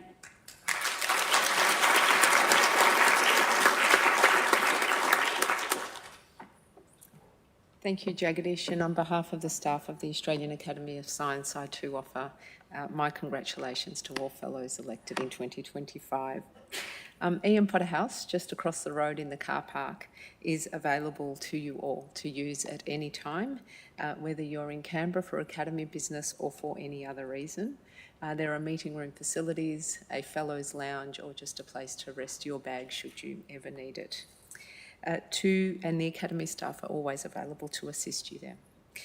To draw the admission ceremony to a close, I ask that all 2025 fellows move directly to the main foyer for a group photo. There will be time after the group photo to come back, take a closer look at the charter book, touch it, take a photo, spot the wonderful signatures of scientific greats like Mark Oliphant, David Attenborough, Dorothy Hill, Suzanne Corey, and the Royal Fellows, the late Queen Elizabeth and King Charles. I also remind you that all newly admitted fellows need to make their way to the Becker Room over the course of today or tomorrow to have your official portraits taken. For everyone else, I invite you to enjoy morning tea, which is being served in the Jaeger Room, with seating in the Dorothy Hill Room and outside on the lawn. For those with dietary requirements, you'll find these at the kitchen end of the Jaeger Room. We also have real coffee from the coffee band, thanks to our coffee cart partner, the Victor Chang Institute.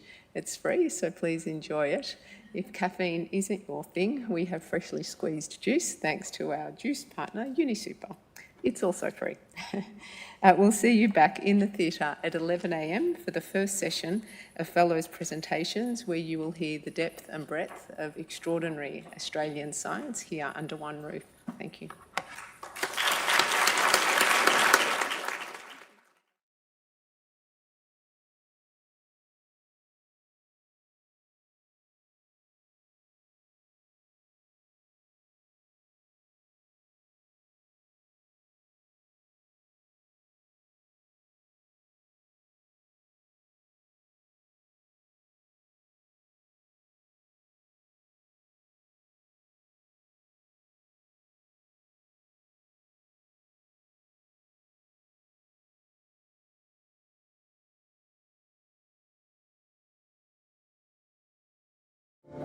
Science knows no borders. Right now, Australia is opening its doors to the brightest minds to shape discoveries that matter to all of us. We didn't know much about the research environment in Australia. As it turned out, Monash had very little in my area of research in quantum condensed matter physics, but the facilities in Australia were absolutely excellent.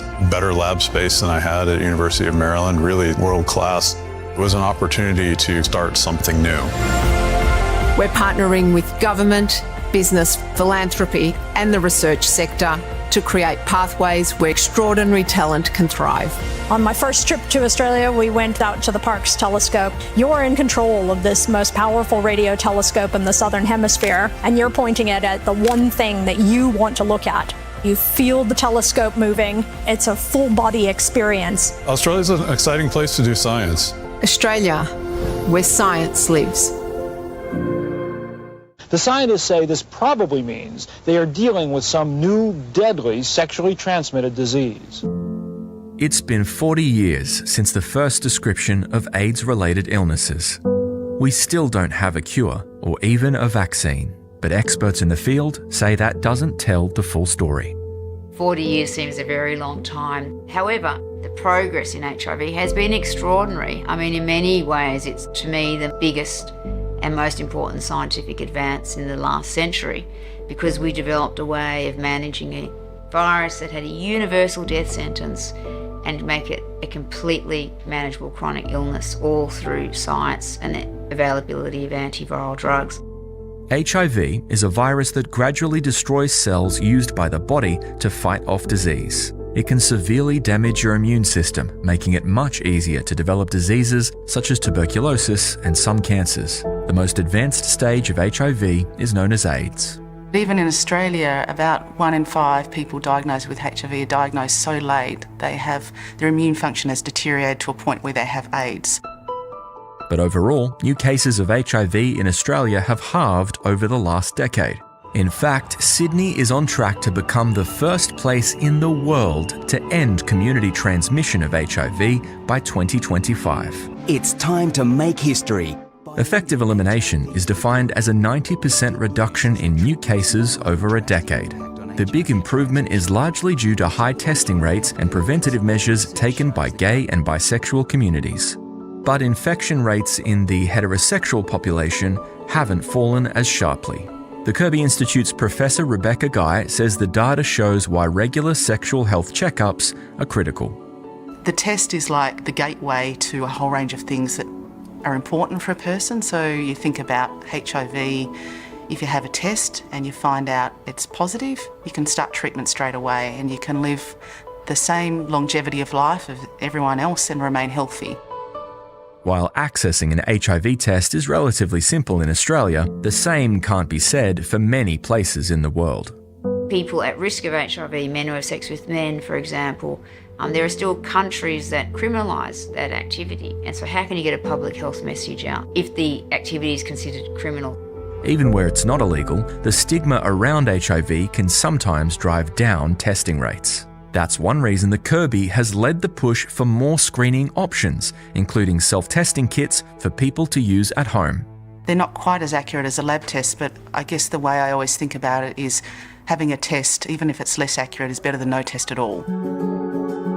Professor Sharon Lewin is a Fellow of the Australian Academy of Science and President of the International AIDS Society. As head of the Doherty Institute, she played a key role in fighting COVID-19, a virus that we managed to have vaccines for within 12 months. So why haven't we been able to do the same with HIV? Well, HIV is a very different virus to COVID or influenza, which are viruses that can be completely cleared from the body. HIV is unable to be cleared from the body, and that's because it's a virus, part of a family, that's able to become part of a person's DNA. And that happens within hours of a person becoming infected. Treatments allow the immune system to recover and can even stop the virus from being passed on. But the virus doesn't disappear. It's just hiding and will re-emerge if treatment stops. Professor Lewin has dedicated her career to understanding this phenomenon, known as HIV latency. I've been on the hunt for understanding where the virus hides, how to mimic latency in laboratory models, and ways to coax it out of hiding. While we don't yet have a vaccine, we do have access to a medicine that can help prevent HIV, known as PrEP. If taken correctly, the daily tablet can lower the risk of infection by 99%. In Australia, we have a public health system that makes medicine free, essentially. We have a fantastically mobilised, vocal and articulate gay community that have done a lot of the education around accessing PrEP, and our uptake of PrEP is one of the highest in the world. PrEP doesn't offer protection from other sexually transmitted infections, so doctors recommend the use of condoms. Professor Lewin says PrEP is just one of many advances in HIV research that goes to show the power of science. She believes it's only a matter of time before HIV is cured once and for all. It's become a very important, high priority area of research because we now have treatment, we now have widespread access to treatment. Treatment's relatively simple. The next big challenge is finding a cure.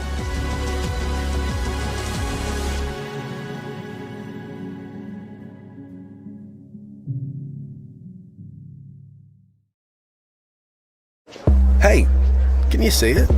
See what? The wonderful possible. Like overcoming language, distance, and economic barriers to become the first nursing graduate in your community ever. I love this. Quite a story, huh? What about a PhD at 80? Still got it. Pop-up law clinics anyone can access? Nice. Or lifting others up through education. Yeah, I see it now. Yeah, you do. Deakin University. See the wonderful possible. The impacts of climate change are being felt around the world, from extreme weather events to biodiversity loss. We've been put on notice to take urgent action. Countries, including Australia, have committed to limiting global warming to well below 2 degrees above pre-industrial temperatures. But right now, we're on track for 2.1 to 3.5 degrees of warming by 2100. That's beyond what scientists consider manageable and could have potentially catastrophic impacts for the environment, people, and the economy. So what we have is a world which is increasingly stressed by human activity. The solution is to address the tens of billions of tons of greenhouse gases being pumped into the atmosphere every year. That requires not just dramatically reducing future emissions, but removing greenhouse gases already released. This means drawing down or removing these historical emissions from the atmosphere for, if you like, geological time.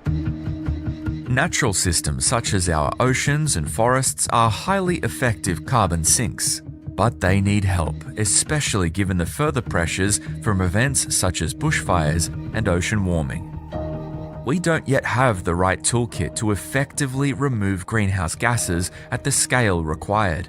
So, the Australian Academy of Science brought together the country's leading experts to identify opportunities to expand research efforts and start the conversation in Australia. Beyond strengthening existing carbon sinks, new technologies will need to be developed.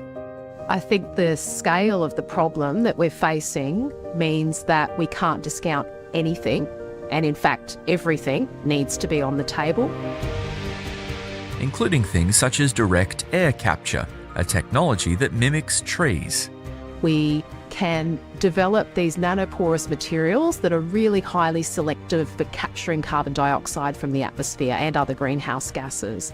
So in the same way that a tree uses photosynthesis, it takes in carbon dioxide and processes that carbon dioxide and spits out oxygen and energy at the other end, we've got a way to do that, if you like, using technology. The first air capture units in Australia, designed by Southern Green Gas, are now in the prototype stage. But there are many other emerging technologies. This Hawaii-based startup, for example, uses solar power to make seawater less acidic, enabling the ocean to absorb more CO2. Scientists are now working to better understand the implications of the various emerging technologies. There's a big gap between doing things at a lab base and doing them at a real world scale significant enough to actually make a difference to climate change. That jump brings a whole series of uncertainties, risks and costs. Once we have a better understanding of those consequences, the technologies could well be used alongside other strategies to help fight climate change. I don't think there's any such thing as a silver bullet. So this is going to take a mammoth effort across the world, including a portfolio of approaches in order to get us to this point where we can indeed stabilise our climate and avoid a climate catastrophe.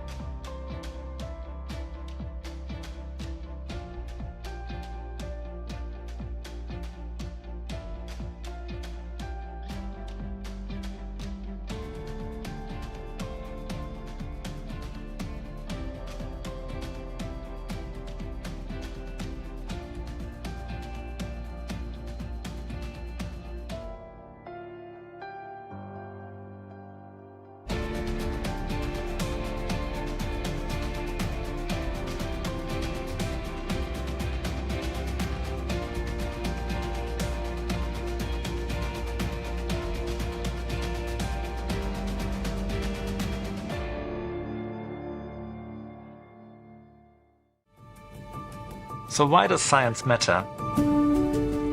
Science is what drives our advances in medicine and what gives us new treatments, new vaccines, new techniques in surgery. All of those need to be evaluated, developed, many of which come from crazy ideas, from fundamental science. Other advances come from astute observations by clinicians. So science is so critical to advances in medicine. And I think this was one of the most beautiful examples of science in action, where every biomedical researcher on this planet over the last 3 or 4 or 5 years has read a paper, and many have written papers about a virus that they had never heard of. I find this mind-blowing to what degree we have, as a community of scientists, come and tackled this new threat. I'm motivated to research antibiotic pharmacology because I see the human cost of deadly bacterial infections. I think science is fundamental to discover the mechanisms, and then we can use the mechanistic findings to develop novel therapeutics.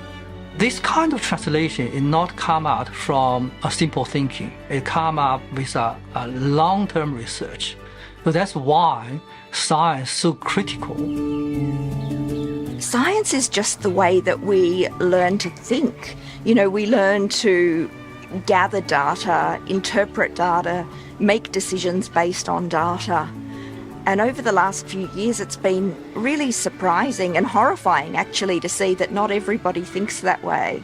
We live in a world where we need to make informed decisions about how we build our houses so that they use less energy, so that they're more comfortable, healthier, better places to be. Even just down to the simple decision of, you know, whether or not you put insulation into your walls or into your roof, science can tell you the answer, which is the better of the two things to do. You know, if you think about thousands of years into the future, without science, we don't have a great hope of survival, I don't think. You know, science will underpin all of that. A better future for our kids, you know, that's going to come from science.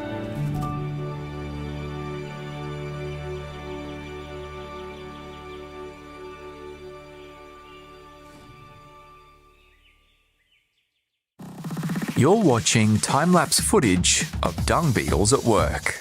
Their remarkable ability to remove dung makes them the perfect biocontrol agents. Research has shown their presence significantly reduces the number of flies and other pests, while also improving pasture growth and soil retention. So, scientists like Professor Leslie Weston have been searching the world for the best species to bring home. But wait, doesn't Australia already have dung beetles? We have 500 native dung beetles, but those dung beetles are geared to sourcing marsupial dung or drier, small, hard pelleted dung, whereas when cattle, sheep, horses and other livestock were introduced to Australia, they generate a larger, wet, moist paddy. CSIRO began importing dung beetles to Australia in the 1960s. The program has been overwhelmingly successful. However, the introduced species haven't adapted to all regions of Australia, and some will simply stop working during certain periods of the year. Researchers are working to address these gaps with a joint venture called the Dung Beetles Ecosystems Engineers Project, supported by Meat and Livestock Australia, with federal funding from the Department of Agriculture, Fisheries and Forestry. So we'd like to have a full complement of dung beetles that are active all year round, because obviously cattle or sheep are producing dung all year round that needs to be processed. 3 new species have been introduced from the Mediterranean region, but they don't all deal with dung in identical ways. We have rollers that create these rolled balls and bring them below. We have the tunnelers that bring the dung down and create the balls. And then we have those that remain on the surface and dwell above. The dung beetles actually subsist by sucking out the moisture on the dung. It's like a liquid milkshake. That's their nutritional source. Researchers at Charles Sturt University in Wagga Wagga are helping to rear the new arrivals after their strict quarantine regime is over. The offspring will then be distributed to field sites across southern Australia.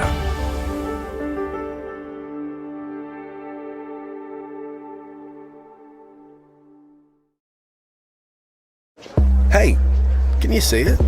See what? The wonderful possible. Say thunderstorms give you asthma, so you make it your mission to tame the clouds with a mad invention. No way. Yeah, for real. What about a PhD at 80? Still got it. Pop-up law clinics anyone can access? Nice. Or lifting others up through education. Yeah, I see it now. Yeah, you do. Deakin University. See the wonderful possible. Taking medicine in the future could be as simple as eating a salad. The example that we're actually doing at the moment is to have a multiple sclerosis drug in tomatoes so that people with chronic multiple sclerosis could maybe have their Greek salad and have some level of medical protection from the disease. These drugs are based on molecules known as peptides. They are smaller than proteins and carry out important biological functions such as regulating other molecules, and some even act as hormones. Several peptides have pharmaceutical potential, including as potent painkillers. But because most break down if they're taken by mouth, Professor David Craik and his colleagues have engineered them into more stable circular peptides called cyclotides. Cyclotides are naturally found in some plants, so Professor Craik's team can embed them into edible plants such as tomatoes. One of the issues with current painkillers is that often they don't work. And then we also know with opioids there are horrible addiction problems in the so-called opioid crisis. This is a different class of molecule that doesn't have those addictive effects. Professor Craik says the potential applications extend beyond chronic pain and disease to areas including agriculture. We could be creating a new biofarming industry in Australia where farmers could be, rather than growing a crop that might be worth $100 a tonne, it could be worth $100,000 a tonne by producing a high-value medicine in those plants. The innovation isn't far from becoming reality, with the first crops potentially commercialised in the next few years. Obviously there's lots of regulatory and social and ethical issues that we would need to address in doing this, but I think it does open up a new world for combining agriculture and medicine and delivering medicines in a novel way.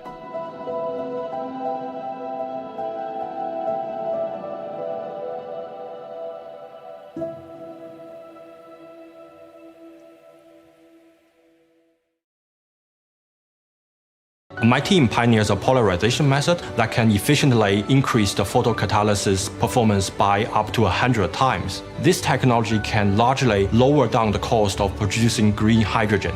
I also focus my work on carbon capture, utilization, and storage. My team integrates CO2 capture from industry processes with CO2 upgrading into value-added chemicals. This is one of the most important processes to help us to achieve net zero for Australia and also globally.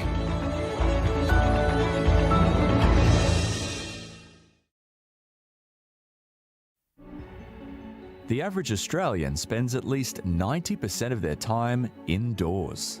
But how often do you think about the air you're breathing in? Indoor air pollution is considered a serious risk to public health in societies around the world. Despite that, most countries don't have any indoor air quality standards. Every drop of water we drink from the tap, its quality is highly regulated. Every piece of food we take to our mouth is highly regulated in quality. Indoor air, which we take into our lungs 12 times a minute, is not regulated at all. Professor Lydia Moravska from Queensland University of Technology was named one of Time magazine's 100 most influential people in 2021 for pressuring the World Health Organization into acknowledging that COVID-19 could be spread through the air, particularly indoors. Now, she's leading a new push for international action. Professor Moravska and a group of global experts have used the prestigious journal Science to publish a blueprint for mandating indoor air quality in public buildings. Our paper, which is a consensus of over 40 scientists and experts from many disciplines from around the world, is the best practice, better than anything else which is happening anywhere in the world. The group proposes standards for 3 key indoor pollutants: carbon dioxide, carbon monoxide, and PM2.5, which are particles so small they can lodge deep in the lungs and enter the bloodstream. This is my favorite little monitor. It measures carbon dioxide. Together with carbon dioxide, we emit other things, in particular pathogens, bacteria or viruses if we are infected. So if concentration of carbon dioxide increases, potentially concentration of these pathogens increases as well.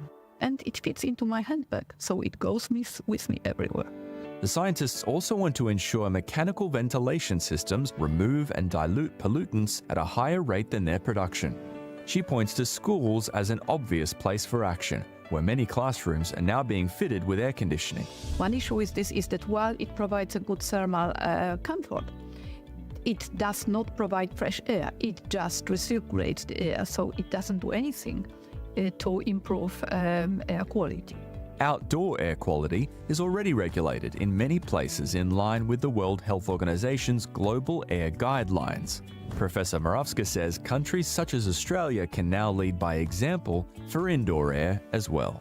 We know how to do it. We know how important it is. Why won't we start now?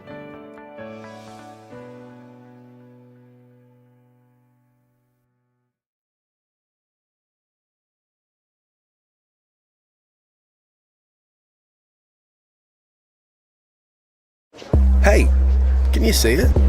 See what? The wonderful possible. Imagine you see the world drowning in fast fashion. So you chemically dissolve old cotton clothes into something new. Whoa. Thought you'd like that. What about a PhD at 80? What? Still got it. Pop-up law clinics anyone can access? Nice. Or lifting others up through education. Yeah, I see it now. Yeah, you do. Deakin University. See the wonderful possible. This research summit has been fantastic because it's the inaugural one. It's the first of a series of 3.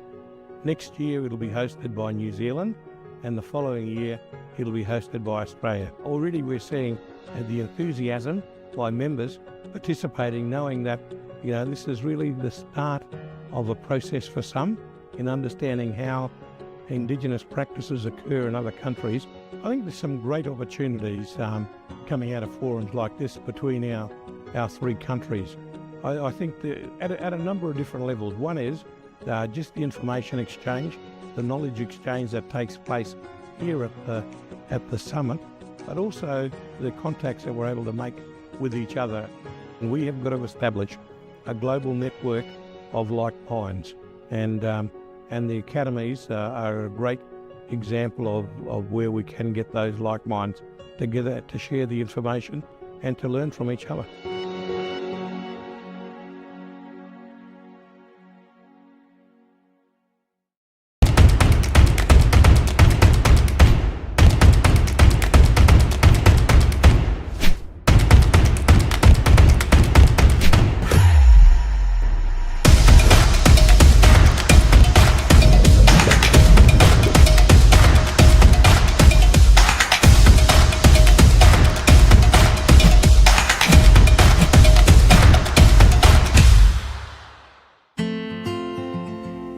This farm near the New South Wales city of Wagga Wagga is a long way from war-torn Ukraine.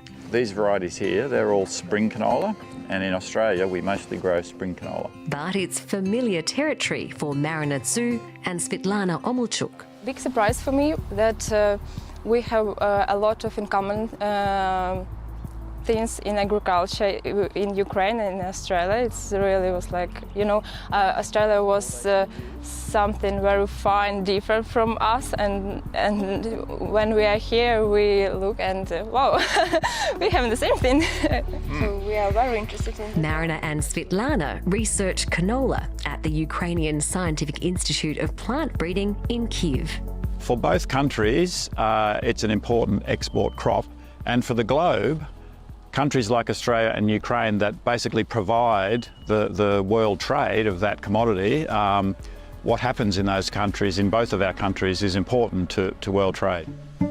And it's what's happening in Ukraine right now that has brought these young scientists to Australia. When war broke out, the US-based Breakthrough Prize Foundation teamed up with the Australian Academy of Science to ensure Ukrainian researchers could continue their work. Ukraine is actually a powerhouse, particularly in genetics and in plant science, so it's important for us to keep those links open. But whatever helps Ukraine also helps Australian science and international science.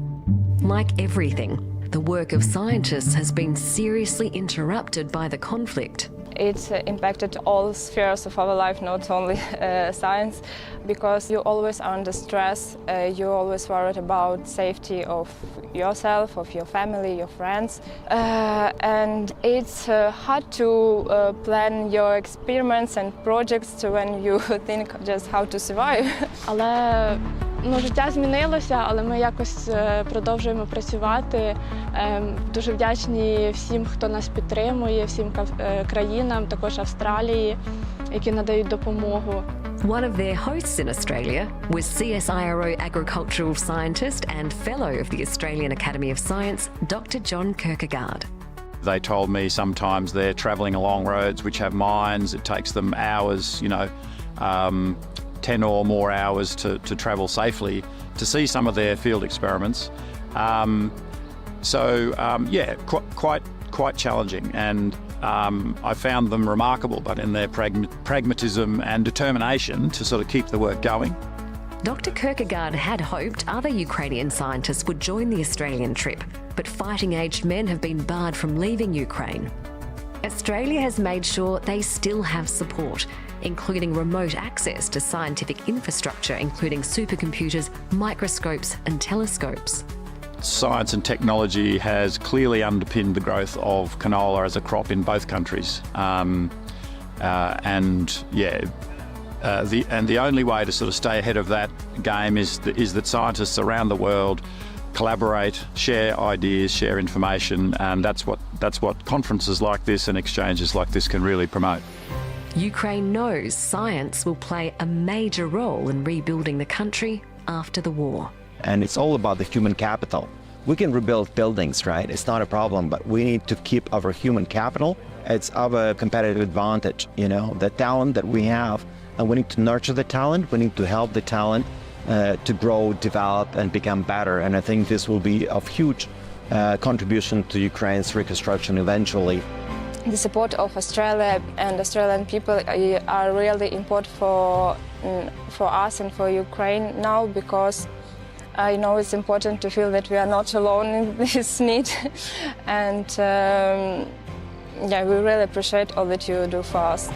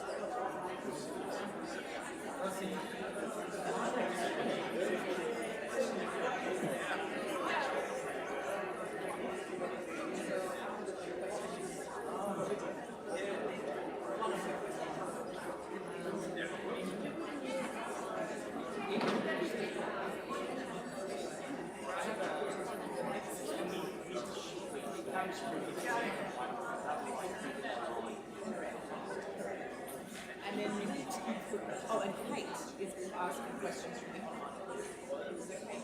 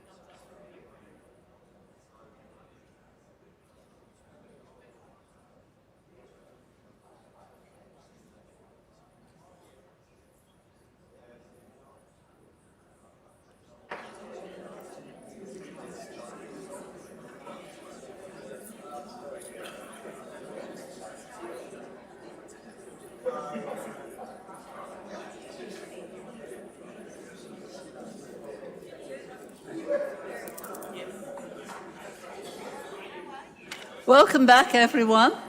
My name's Lynn Beasley, and I'm very happy to welcome you to this session, which I know is going to be extraordinary.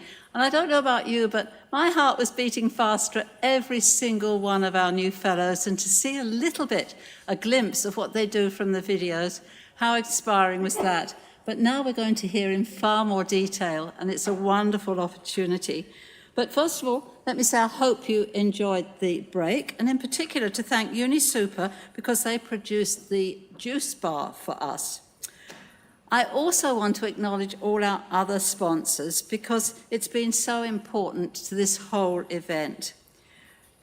Let me just share them with you. The Department of Defence, the Department of Industry, Science and Resources, the Universities of Sydney and of Queensland, GSK, Digital Science, the University of Adelaide, Deakin University, University of Melbourne, Monash University, Evans and Partners, QUT, Swinburne University, the Grant Ed Group, Victor Chang Institute, and I think I can spot Bob Graham's influence here for the coffee. Thank you, Bob, on that one. And the UniSuper I've mentioned already, particularly also to say thank you to all the early mid-career researchers who have been enabled to come to the Shine Dome. The sponsors have helped that happen. You enrich this event so much and may well be standing up on this podium in other roles in the future, who knows. Thank you to all our partners and welcome to all the representatives that are here at this event. So now, as I say, we're going to hear from our newly elected fellows who've signed the charter book today and are now formally admitted to the Academy. And I'm absolutely thrilled to introduce our first speaker, Professor David Adams. David is an internationally recognised leader in membrane physiology and neuroscience research, including that as applied to pain. Let me also say has been a wonderful citizen scientist, very instrumental in helping to build Brisbane as a biomedical research hub, and a tremendous mentor to young neuroscientists across Australia. It's my honour and pleasure to invite you, David, to share some insights with us.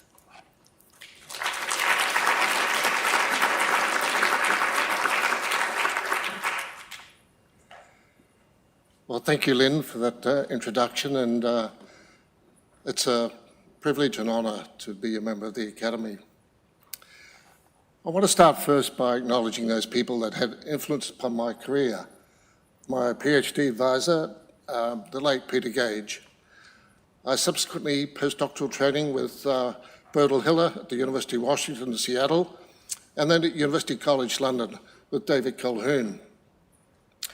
So over the past 20, 25 years, when I came back to Australia to the University of Queensland, I developed a collaboration with these chaps here. One, Professor David Craik, Paul Aylward, and Richard Lewis. And it's been an extraordinary journey, which I'll hopefully impart some of the findings to you. I couldn't have done it without the PhD students that I've trained and the postdoctoral fellows that I've mentored in my lab over the years. They've contributed tremendously to the work. And this has been carried out across a number of institutions at which I've held academic appointments, and currently at the University of Wollongong. And finally, I think it's appropriate to acknowledge the people that have funded the research, particularly in Australia, the ARC, the NHMRC. So the focus of my research has been on pain signalling and pain transmission. So you're all aware of pain, the prevalence of pain. When this slide was put together, it was about 3.24 million. It's well over that now. This is from Deloitte Access Economics, done in 2019. But you can see that both for male and female, there's increasing likelihood of the prevalence of pain with age, but particularly in women over 40. And this is largely due to chronic visceral pain associated with irritable bowel syndrome or endometriosis, which would be examples of that. The other aspect of pain is the cost of chronic pain.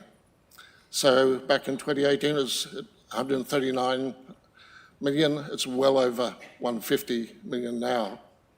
So it's the health system costs, it's the productivity costs, it's a loss of well-being. And in that loss of well-being, one major factor has been the increase in opioid misuse, leading to addiction and to fatalities. And that really spiked during the COVID pandemic. So a focus of my research has been trying to develop a non-opioid for the treatment of chronic pain. So pain arises from the sensory nervous system. So on either side of your spinal cord, you have what they call dorsal root ganglia, and the nerves project to the tissues and organs of your body. So the three major typophytes, the nociceptors, which respond to painful stimuli, extreme hot, cold, mechanoreceptors, which respond to touch, and proprioceptors to position. So these nerve fibers go through the dorsal root ganglia into the spinal cord and then transmitted to the brain. So the way in which the most commonly used drug for treatment of chronic pain, which are opioids, they bind to an opioid receptor. So morphine binding to an opioid receptor in turn activates a G protein, which then interacts with a voltage-dependent calcium channel to inhibit calcium influx. In so doing, it inhibits release of neurotransmitter. And so it inhibits neurotransmission through the dorsal horn of the spinal cord. There was a substance approved in 2005. It's actually from a chronotoxin. It's called ziconotide. Its trade name's Prialt. It works by directly inhibiting the calcium channel. So it is prescribed to people who cannot tolerate opioids, but the problem is it has to be delivered intrathecally. So people have a pump where they can self-administer the peptide. And the reason it's delivered intrathecally is because of adverse side effects in the peripheral system. So it brings me to the cone snail. So the cone snail, as many of you would be aware, is found off the Great Barrier Reef, the South China Seas, coast of India, the Caribbean. There's over 800 species that have evolved their venom for defense and particularly for prey capture. And each species contains a unique array of peptides, well over 200, and they're selective for membrane ion channels, receptors, and transporters. And to date, less than 0.1% of those peptides have been characterized. So the way the venom is injected into their prey is through a harpoon, which you can see at the bottom left here. And just a short video showing you just how effectively the cone snail can hunt its prey. So what it's doing is injecting a cocktail of peptides to basically immobilize and paralyze its prey so it can devour it.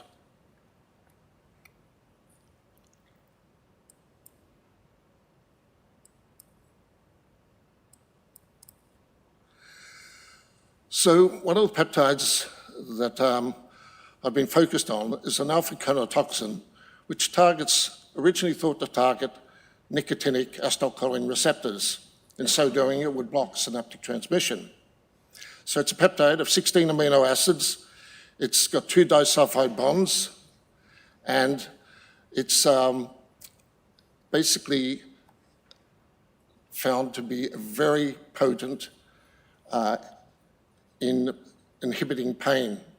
So in animal models of pain, you can see at the bottom of the graph here that during the treatment week, this is intramuscular injection of the peptide into a rodent model of chronic constriction injury, that you get relief from that pain, and you get it almost 1 week after the cessation. So it's very long lasting, which is very unusual for any drug. The problem with the peptide is that it was originally thought to target acetylcholine nicotinic receptors. It went into a clinical trial in Adelaide and went into phase 2 clinical trials for treatment of sciatica. I believe there were about 24 patients. There were no adverse side effects, but at the time the study was going on, they realized that the original studies were based on studies carried out in rodents. But the human nicotinic receptor, they would have to increase the dose 100-fold. So the study was ceased at that time. And being a physiologist, I found it hard to believe that the nicotinic receptor could be the actual target, and felt fairly sure there was another target. So if you look at the nociceptive nerve endings, it contains a variety of different ion channels and receptors. So we went about screening the peptide against a variety of different ion channels and receptors. Now, if you take an animal model of pain and you tie a ligature around the nerve and record from the nerve fibers projecting up to the dorsal root ganglia, you can see under controlled conditions, you get this hyperexcitability, ectopic firing. Pain is encoded in terms of action potential firing frequency. The more intense the pain, the higher the frequency of firing. However, in a very low dose of the peptide here, VC 1.1, you can see that's effectively abolished. And you can wash that out. So what we want to do then is really look at the mechanism of action. And the way we do that is by patch clamping the dorsal root ganglion neurons. And so what I'm showing here are just records of recording from dorsal root ganglion neuron under controlled conditions. So what we're doing is injecting current into the neuron to make it fire off, and you get repetitive firing. If you put a fairly low dose of the peptide in, it dampens that firing. And we found that this GABA B agonist, baclofen, also could inhibit that firing.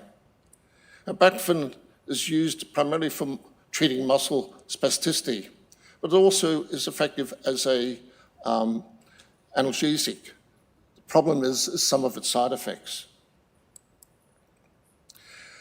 So through a number of years of working out the mechanism, we found that the peptide binds to the GABA-B receptor and in so doing inhibits calcium influx through calcium channels, just pretty much in the same way that opioids work. It not only inhibits the influx of calcium into the cell, it also potentiates the efflux of potassium ions. And this leads to inhibits neuronal excitability. And this just shows an overview of what we see. The peptide actually binds into the Venus flytrap, activates the GABA-B receptor to cause its effect. The major thing about peptides, the peptide drug market, has been relatively small. It's dominated by small molecule drugs, but really, since about 1960, there's been a massive increase in peptide drug approvals. Today, there's well over 100 peptides that have been approved as drugs. And finally, the future. What I'd like to see is this peptide, if you cyclize this peptide, you make it orally active. So in animal pain models, we can give the animal the peptide orally, and it will relieve the pain conditions. And so we'd like to have it as a pill that's orally active for people. The other part of this future is obviously the training of our students and postdocs. And these are the people that have been in my lab for the past 5 years. Thank you.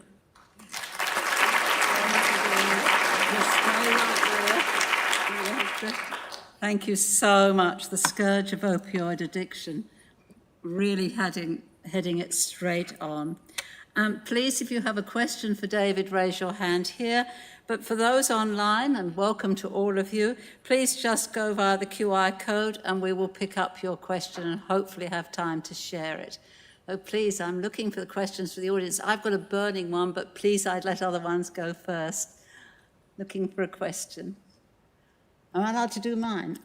You know, I visited a school last week and I saw kids whose parents had taken opioids during pregnancy and with horrible effects. Do you think that your treatment will be okay for women who are pregnant, or do you think it's something you still need to investigate?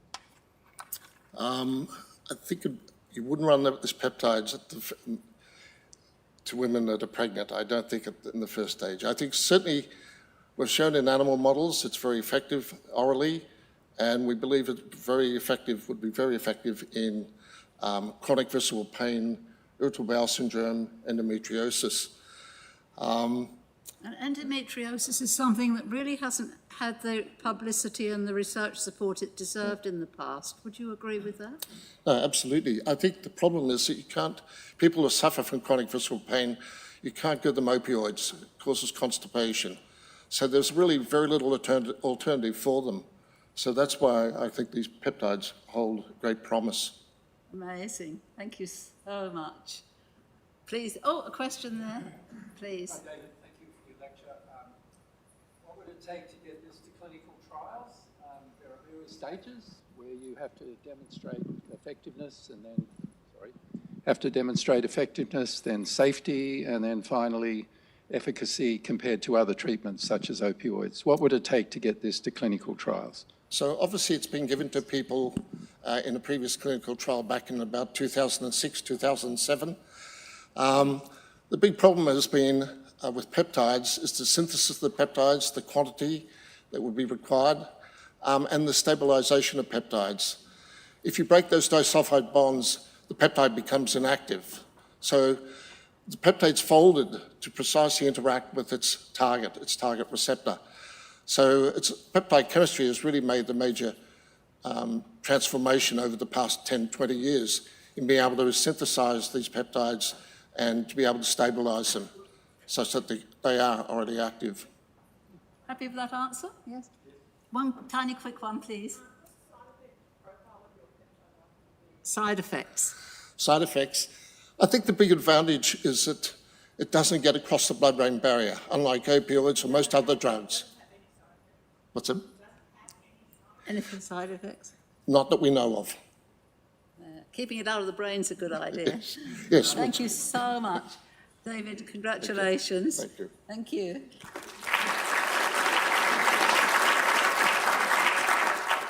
I'm now very pleased to introduce our next speaker, Professor Gabrielle Belz.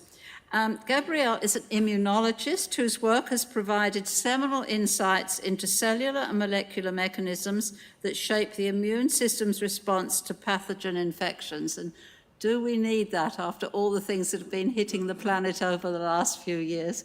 Please welcome. We look forward to hearing your insights.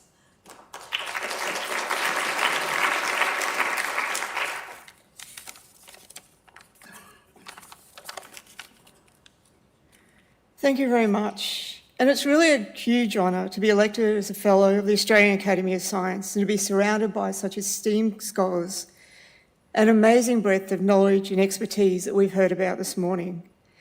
I do want to thank the teams I do work with and have worked with. Science for all of us doesn't occur in a void, particularly in this day and age when we have so many different technologies at our disposal. It depends on the contributions of extremely talented and committed students, postdoctoral fellows, and those international and national collaborators with which and whom we want to discuss our science. So today I'd like to take you on a really brief journey, one that starts in the invisible world inside our bodies, where armies of immune cells stand guard every day, ready to fight viruses, bacteria, and even cancer. So these cells are some of the most powerful defenders that we have, and they can go awry sometimes and generate diseases such as asthma, inflammatory bowel disease, or even metabolic disease. But my research over the past 2 decades has really been focused on understanding the development, regulation, and function of some of the most enigmatic members of this immune army, and this includes memory T cells, antigen-presenting or dendritic cells, and innate immune cells. So immunology, the study of the body's defence mechanisms against pathogens and foreign substances, unveils the remarkable intricacies of the immune system. It plays a key role in protecting us against infectious agents, and you can see this and you all experience this over the last 4 or 5 years with the coronavirus pandemic. It can also drive autoimmune disease, and we don't fully know how that works, as well as cancer immunosurveillance. So it encompasses a really diverse array of biological processes that are essential for maintaining health and combating disease. And as immunologists, we're often very focused on this disease part of what the immune system does. But in fact, the immune system is focused on keeping homeostasis. That is, keeping us all healthy without us even thinking about it. So one objective for us is to understand how different cells come together in the immune system. And in the adaptive immune system, the first step to that, or one of the first steps, is bringing together antigen-presenting cells and T cells. And these T cells are special T cells. They're antigen-specific T cells. And they're usually very rare in a naive population, and we have to pluck them out of the millions of cells that are in the body. So defining the identity of these cells has been a major key success for the field. It's surprising to think that just a couple of decades ago, we had no idea how to identify and track these cells. In fact, the only way we could identify different types of T cells is because they bound CD4 and CD8 antibodies. But this landscape was really transformed by Mark Davis and John Altman, who on the back of about 15 years of work, developed what we now call MHC class I tetramers that allow us, with the ease of an antibody, to identify a T cell population. And to give you some idea of what this is, it's a MHC class I chains that carry the peptide specific for a T cell.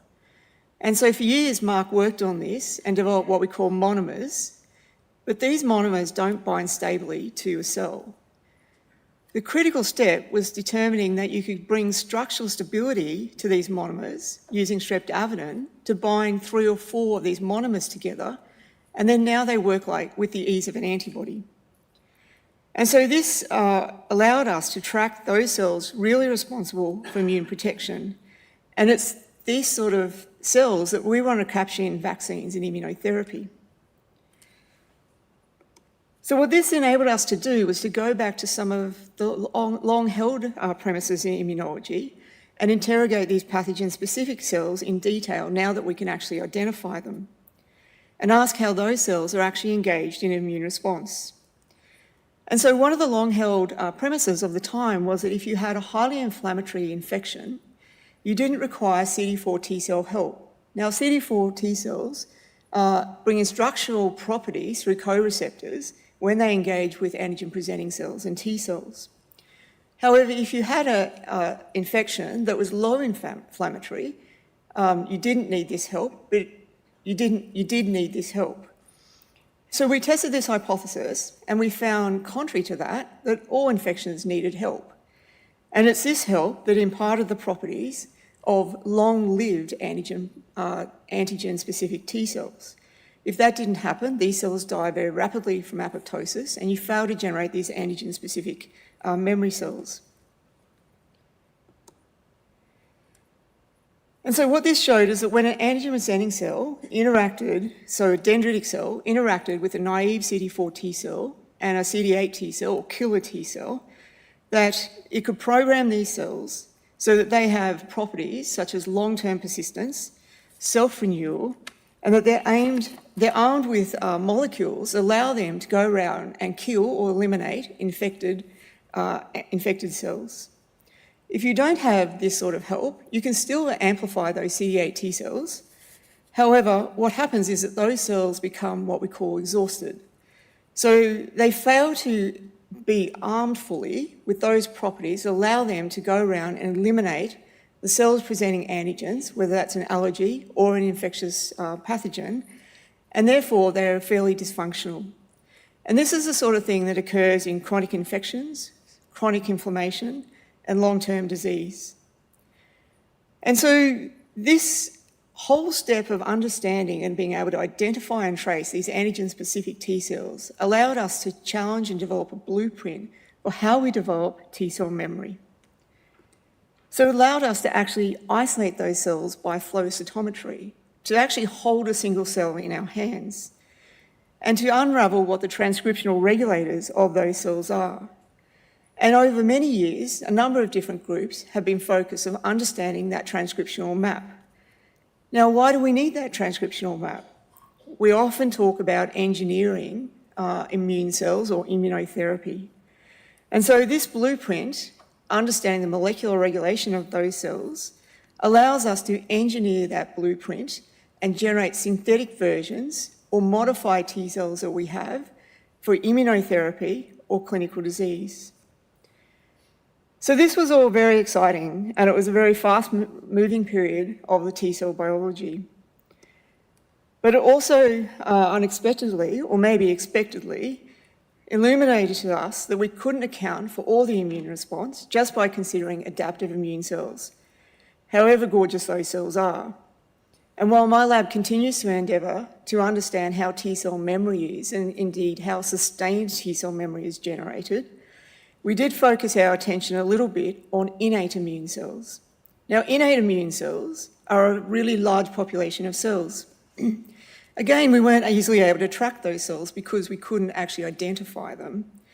But they're understudied. They have many functions that are very similar to adaptive T cells, such as immune protection, but they also perform these non-conventional functions, such as tissue sensing and tissue repair.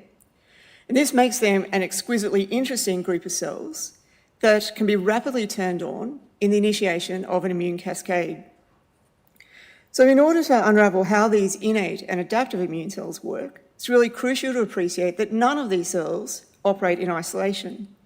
They represent integrated circuits and activators of physiological processes and hubs, and a number of the cells with which they interact, immunologists don't even look at.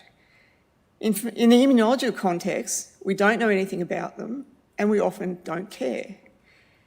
So, for example, we rarely look at specialised epithelial cells and ask how they talk to immune cells, innate or adaptive. We're starting to look at the microbes and microbial metabolites and ask, do they stimulate nerves, and then do those nerves stimulate T cells, and how does that physiological architecture work? And we often don't tackle these processes because they're really complex and difficult problems and require disentangling these really complex networks. But we now have approaches that allow us to do that. So technology has really propelled us in trying to understand these more complex scenarios in immune networks.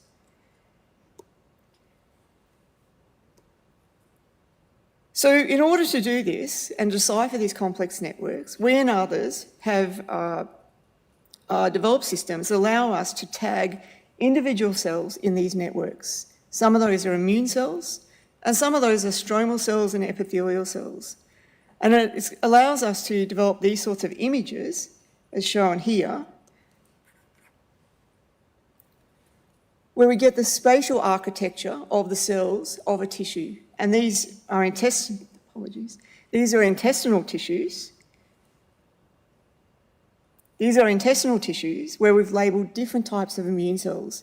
And so in this context, we can examine epithelial cells, such as the red cells, and ask how they interact with the green cells, which are innate immune cells. We can molecularly characterise those cells, and then we can test those signalling pathways in the three-dimensional architecture in disease settings. And so this will enable us to discover new models and understand how disease arises and how protection, a combination of innate and immune cell interactions, can be delivered. So immunology stands at the forefront of biomedical research, offering profound insights into the body's defence mechanisms and avenues for combating disease. And by unravelling the intricacies of the immune responses and harnessing the powers of immunomodulation, we really embark on a journey of discovery and innovation, with far-reaching consequences for human health and well-being. And as we continue to explore the guardians within, we're constantly surprised by the potential transformative capacity of the immune system to advance medical science, conquer infections, and unlock new frontiers in personalised medicine. Thank you.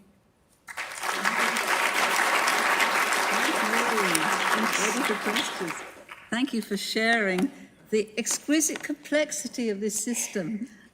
Really extraordinary. Open to questions, please. Looking for hands going up here. Yes, please. From one of our other new fellows. Just waiting for a microphone if we could. Here we go. Thank you, Gabrielle. I think what you did, which is unusual, is bring together those disparate parts of the immune system. And I wondered if you could comment on what you think the gaps are that are preventing us being more successful with immunotherapies in cancer, really enabling those different parts of the immune system to be regulated instead of just a subset. Yeah, so, you know, the steps to understand how immunotherapy works have been monumental. They're often premised on this belief that one receptor is expressed on a specific cell type, for example, a T cell.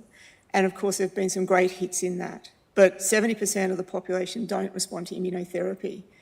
And so what we're finding now is that it's not just a T cell that expresses, say, PD-1. Innate immune cells do too, and progenitors do. So while you're amplifying or a positive response with the T cells, you're killing the sustained capability of mounting a response. So I think we do have to understand these physiological networks and then start to consider, once we have a bit more understanding of that, whether some of the treatments should be timed treatments or combination therapies. And we're a fair way away from that, but I think we have the technologies now to really get down and dirty in understanding these physiological hubs so that we can really make much better progress on immunotherapy and a whole heap of other therapeutics that we could develop. I can see the nods, so you must be happy with the answer. Good, thank you so much. I'm going to ask you, forgive me if it's a very simple question, but why do some people recover from infections much more quickly than others? Is it locked in here? There's a myriad of different reasons for that. Some of it is the history of your experience or your immune system experience. Some people have mutations in their genome. For example, I never got COVID.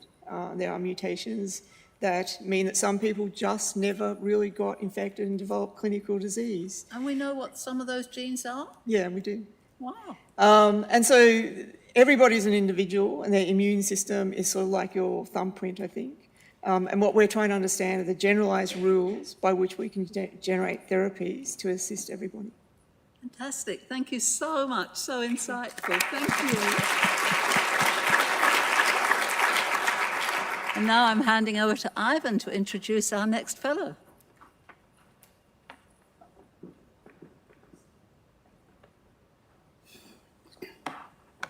Thank you, Lynn.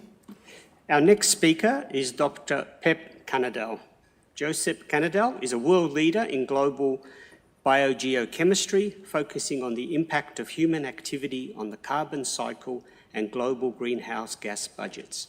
His research serves as a reference in global biogeochemistry and climate change assessments.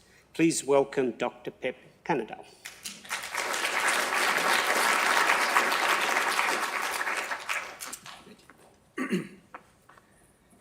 Good morning, everyone, and thanks for the opportunity to speak.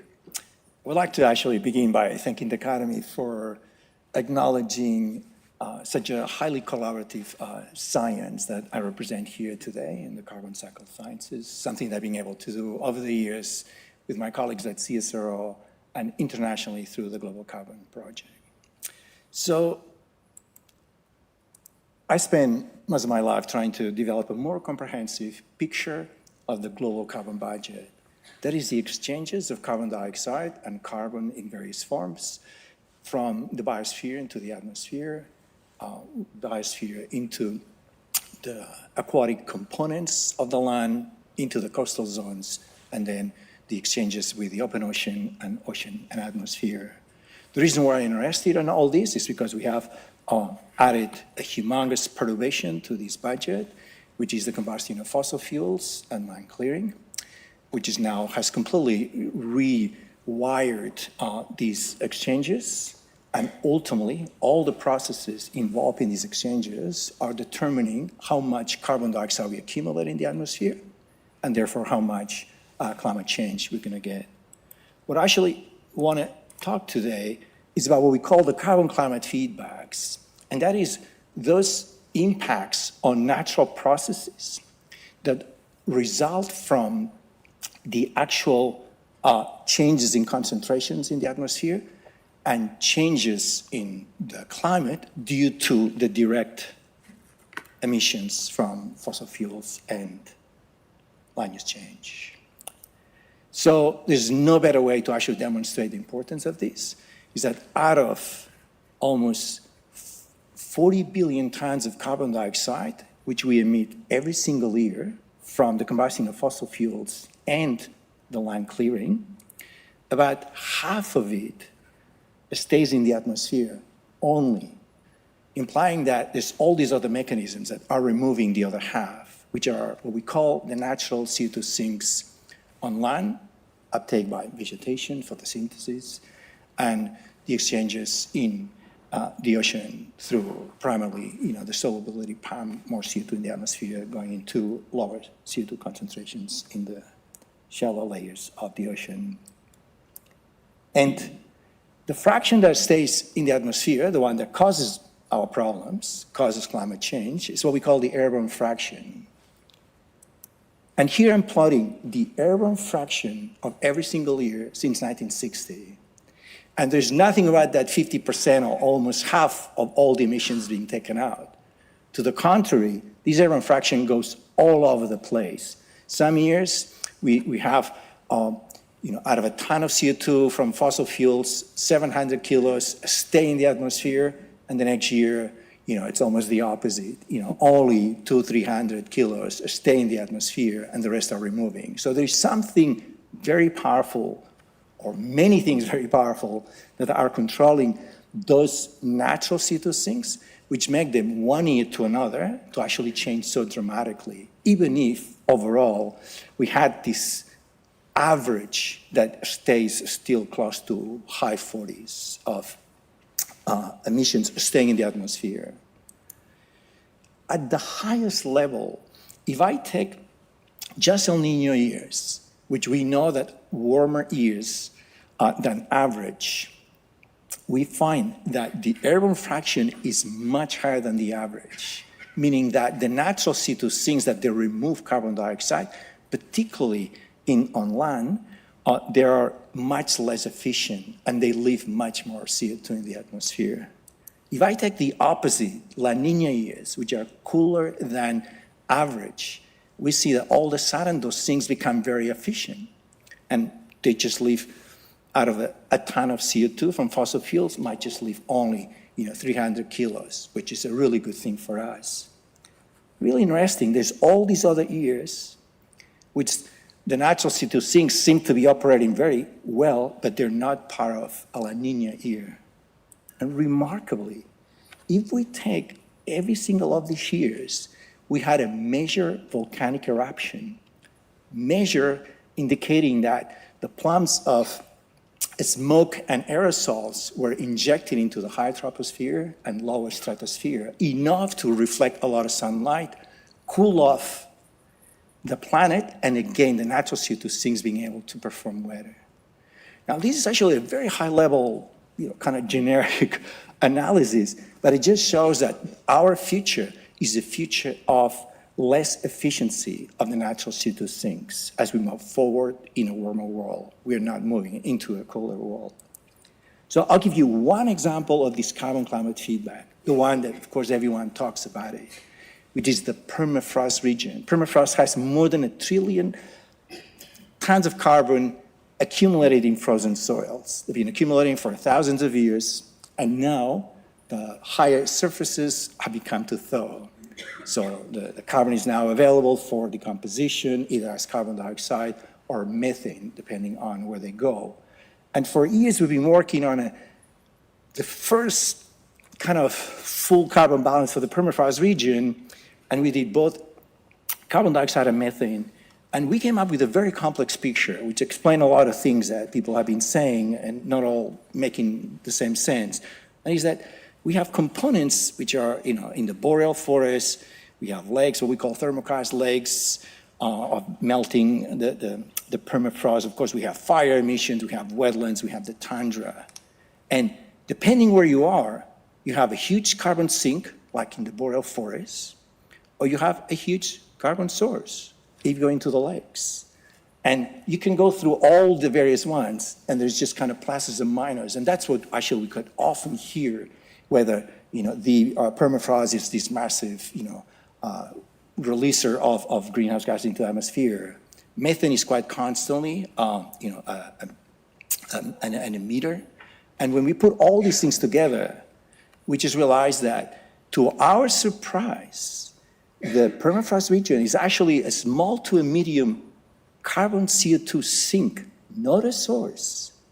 And just, I want you to remember, it's 2010, 2019, which was a whole decade for us to understand kind of a state of the art of the permafrost exchanges. And we think that it's a stable methane source, which was already a stable methane source many years ago. We do see growth in some parts, particularly in thermokarst lakes.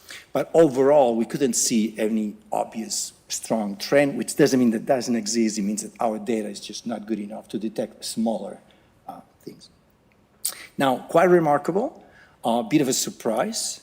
Now, fast forward 2 years since we finished that job, finishing 2019. 2021 was the record in the last 25 years fire season in the boreal the boreal and the Euro-Siberia, particularly the boreal component of Siberia. There were more emissions that we have been able to that we ever measure in the last 25 years, and that's this point. And we realized that this was actually something that had been already developing over the previous 10 years, which is kind of a fire regime shift where, as we've seen, kind of a more of a climatic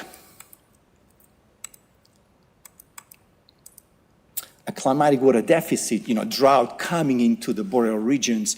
We've seen, the growth of fire and fire emissions to 2021. So that was record in Siberia in 2021, and now go to the next 3 years in the Canadian boreal. So we went from a 2021, which was a very high one, to 2023, which is exceptional, many times over anything we've seen over the last 25 years, 2024, 2025, all great records.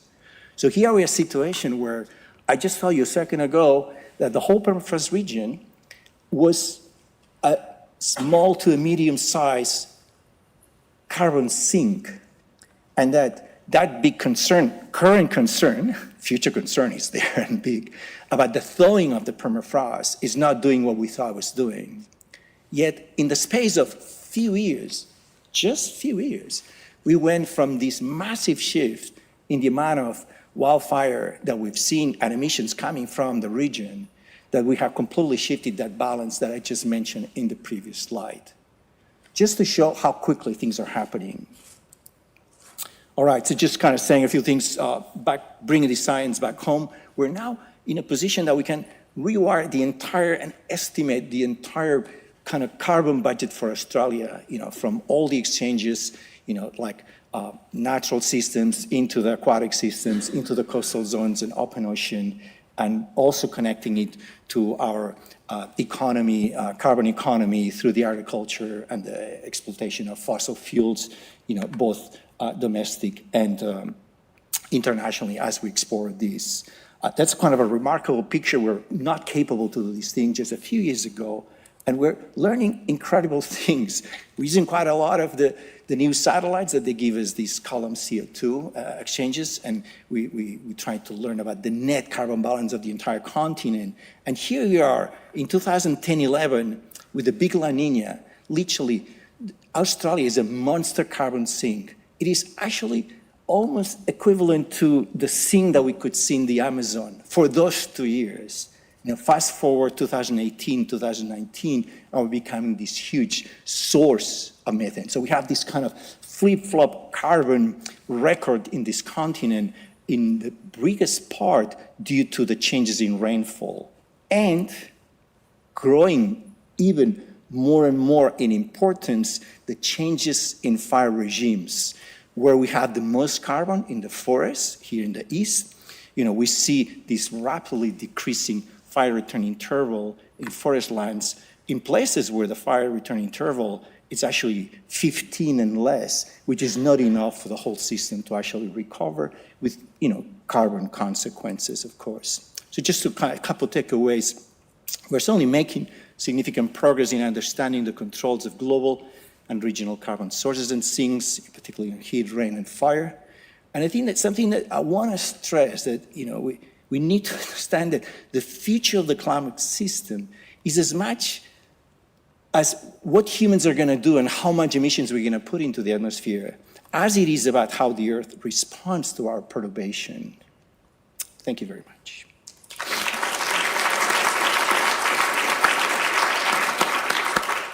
Thank you, Pep. It's a fascinating study of such a complex system, looking at the sources and the sinks. We have a couple of questions for, a couple of minutes for Q&A. So I welcome any questions from the audience.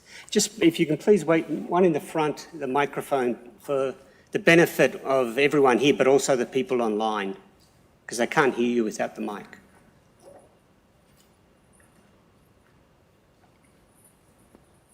Thank you, Pep. It's an incredible study and an alarming analysis, actually. And in thinking about the future, I'm wondering when we consider the interventions that we're trying to make into the environment, whether that's blue carbon, whether it's reforestation, whether it's carbon capture, can those at scale make an impact on what you've shown today? So all the carbon climate feedbacks, they have an exponential growth as the planet warms more and more. Now, the big issue is that, are there any tipping points? That is that we start something, then we get really good at mitigating, we kind of stabilize the climate, perhaps we bring it down, but then some of the processes will just continue. And, to be honest, we talk a lot about tipping points, but we don't know where they are and how close they are and if they are really real. Of course, we do have tipping points in the Earth system. I'm just responding on the permafrost. We have tipping points, sea level rise, we can stop, emitting and we'll continue to warm, for many hundreds of years. So there's plenty of tipping points in the system. On the carbon, we're looking a lot about the symmetry of the carbon cycle. Symmetry meaning that as you put more and more emissions, are we going to see the same thing as we go down? And we certainly don't have all the answers. Thank you. David. Question, David Crowley.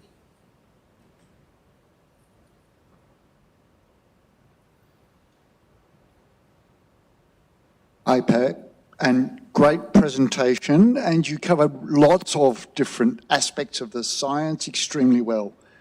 One of the things you touched on was the role of the export of both carbon dioxide from export of coal, but you also touched on the export of fossil gas through liquid, so-called natural gas, but fossil gas. In the time series that you showed, you didn't show the increase in that scale of export in a number of the cases where you went by year. That's increasing and is projected to increase and is already dramatically higher than many of the aspects of domestic emissions within Australia. Would you like to comment on that? Yeah, no, look, you know how difficult this question is. There's a political dimension, there's a carbon accounting dimension, and there is what the Convention on Climate Change has decided to tell the countries what they should do in terms of reporting. So everything gets very mixed. And so the bottom line is that, yes, the reason we're counting everything is because we care about the atmosphere, we don't care about but then there's a responsibility thing, who is responsible for this? And the Convention said, the person who is responsible is the one that burns the combustion, the fossil fuel, not the person who exported it. Now you can say from an ethical point of view, you might see a few issues there, but we're moving into an area where it's just far from what science can really offer. What science offers is the numbers to show, look at how much, we are initially responsible for getting out of the ground and then letting others to burn it. Yeah, good question, thanks. And if I may, a quick question. I was fascinated to see in the budget the role that forestation can play. I'm just wondering how important is that as a lever? Yeah, so reforestation has a huge role to play, but just to put a number so that we don't get confused when I say a huge role, I think that at this point about 5% of fossil fuel emissions globally, 5% are offset by global reforestation. And it happens to be that 2/3 of this global reforestation is happening in China only. So yes, there's a role because we're talking about millions of tons, actually no, gigatons. So we're talking about big numbers, but the numbers of fossil fuel are so humongous that yes, we want reforestation. Yes, it's going to help us, but the homework is certainly reducing fossil fuel emissions. Thank you. Okay, thank you. Please join me in thanking Pep again. And I hand back to Lynn to introduce the next speaker. And we're touching on climate change again in the next presentation, and that is by Professor Deli Chen. Professor Chen is an eminent soil scientist and internationally recognised authority on the efficiency of nitrogen fertiliser use and its impact on global food security and our environment. We've seen the devastating effects that overuse of fertiliser have had on some of our waterways in Australia, and of course the implications there for climate change. We welcome you, Professor Chen. Thank you, Lynn, and what a great honor to be elected as a fellow of the Academy. My research focuses on nitrogen fertilizer. My interest on the nitrogen fertilizer started at a young age. In 1970, when I was a high school student, the urea nitrogen fertilizer was just introduced to China.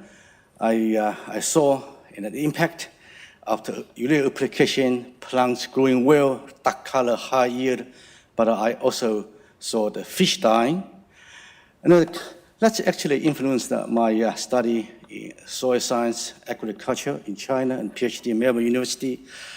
The fish dying, and later on I found it was due to ammonia toxicity in my PhD study, because during the day, the pH in the flooded water reached as high as 9 due to urea hydrolysis to ammonium and also photosynthesis to use a dissolved carbonate.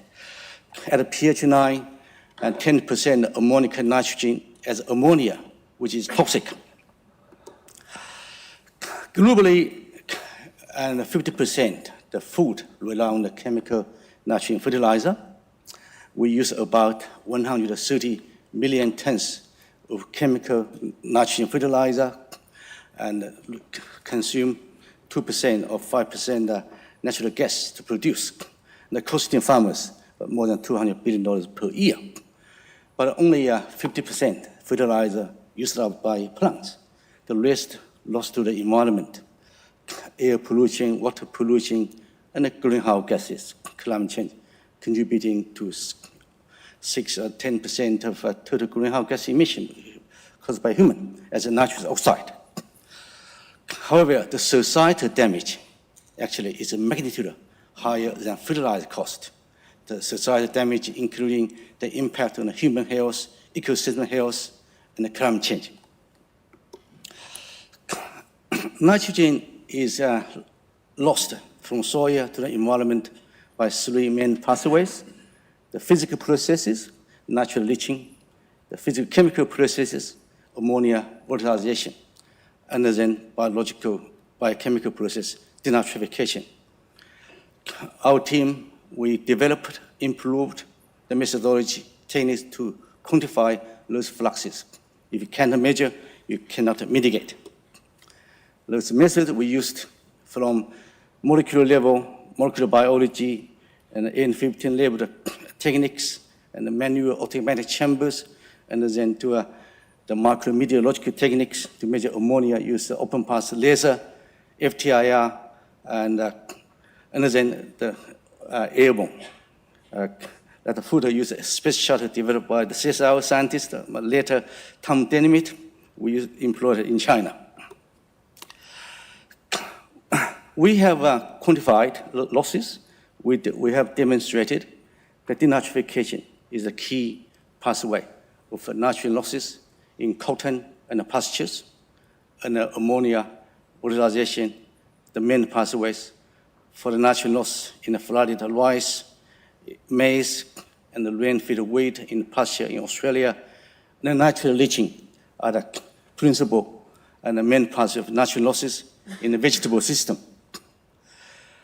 We also found the low nitrogen input system and can enhance the nitrogen conserving processes, such as DNIA and discriminatory nitrogen reduction to ammonium and the biological nitrogen fixation in the rice system in Myanmar, Australia.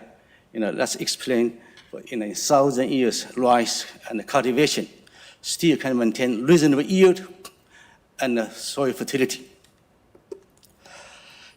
We integrate quantum cascade laser, which is the most sensitive sensor with aircraft, and to measure, first time quantify the nitrogen losses, greenhouse gas emission from beef cattle feed lot.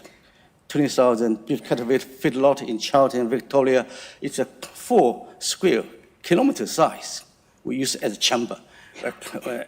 We measure it. What we found, up to 70% the dietary nitrogen animal eat lost as ammonia, which is equivalent to for the average size and feedlot. It's equivalent to 2,000 tons of urea nitrogen loss to the atmosphere.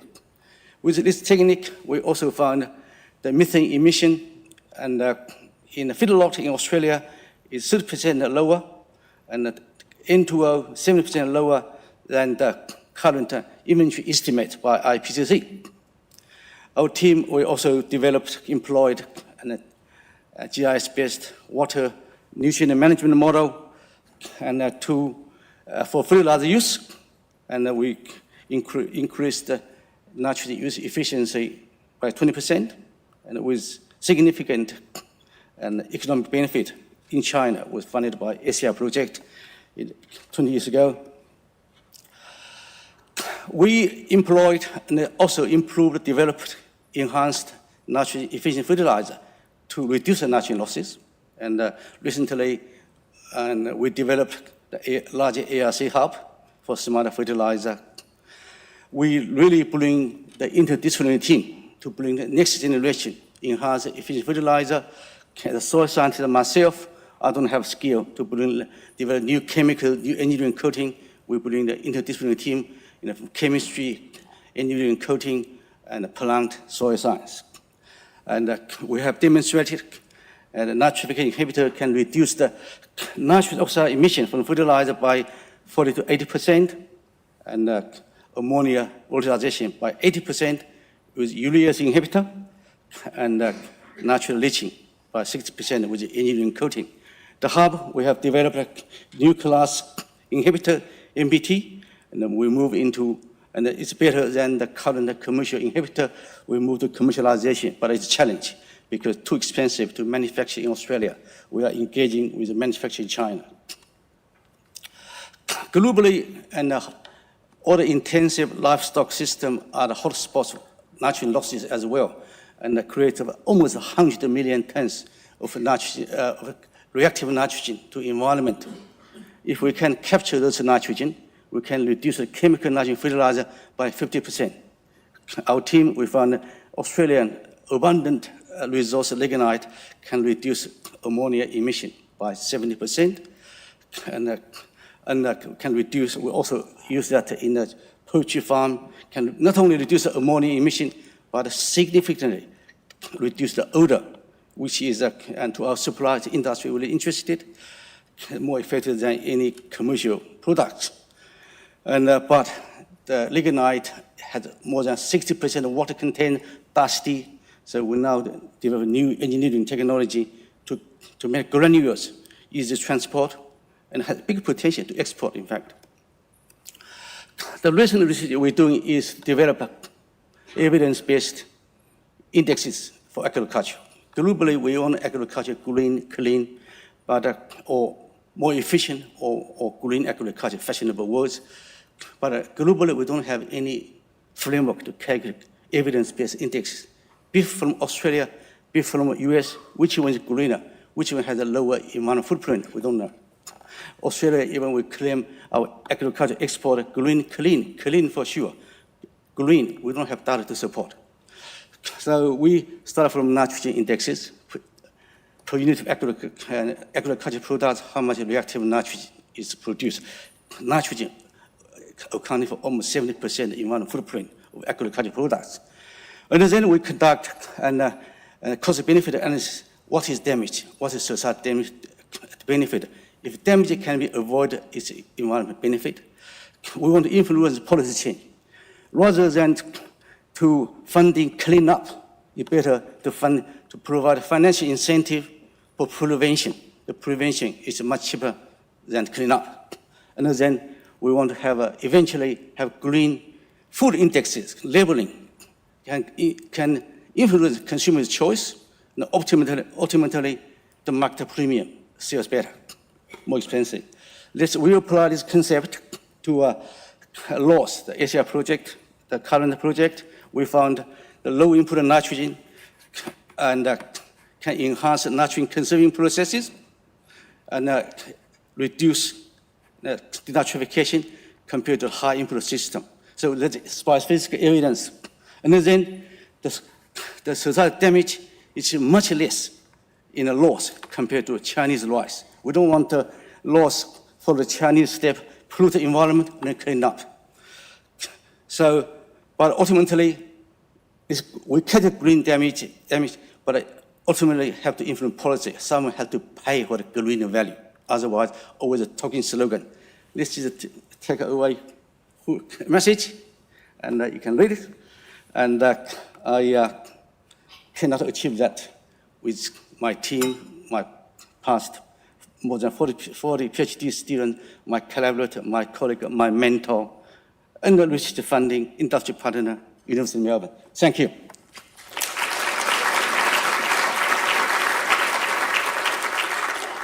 Prevention's better than cure. I love that message. Thank you so much. Open now for questions. This is such an important topic for the planet and so relevant for Australia and the whole world. Yes, please. The mic is running down.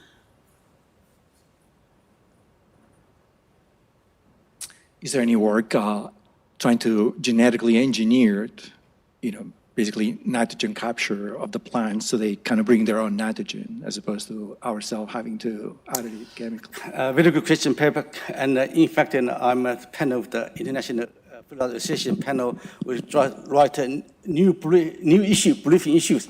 It's the potential genetic engineering plants to improve natural efficiency. There are some emerging.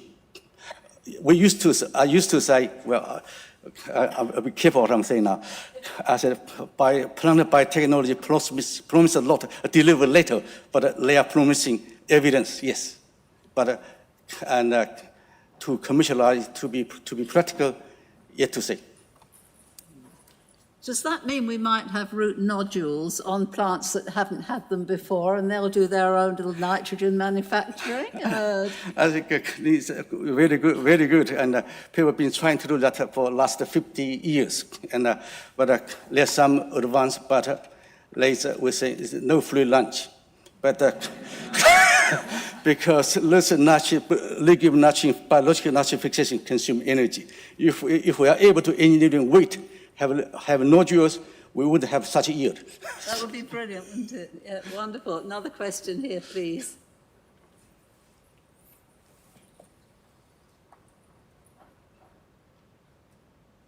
Here we go. Thank you. Thanks for the talk, it's great. But what happens to the lignite in the cycle? Okay. The lignite, when we incorporate it into animal... Can you explain a little bit about what lignites are for those of us? Yes, lignites are ideal products for mitigation ammonia losses. It's acidic, has higher cation exchange capacity, have higher surface area, everything we want. So lignite and immobilize or capture ammonia, some converted into organic nitrogen. It will be a slower release nitrogen fertilizer. When applied into the agricultural soil, it's much more effective, still release fertilizer and the soil amendments. I didn't present this result. So it's we not use lignite as energy, rather lignite as an alternative, as a fairly effective mitigation and materials. So the lignite goes into the field? Yes, yes, exactly. So that comes from trees, or? No, lignite from mining. Please, sorry. It's from mining. Victoria, Australia, we have the largest reserve lignite. Nasty brown coal. Exactly, that's a large brown coal. So we, as I said, not use lignite for energy source, but rather alternative use. You know, I want to prove people we're really aware. Australia export black coal to China, Japan, in $80 billion per year. We think there's potential.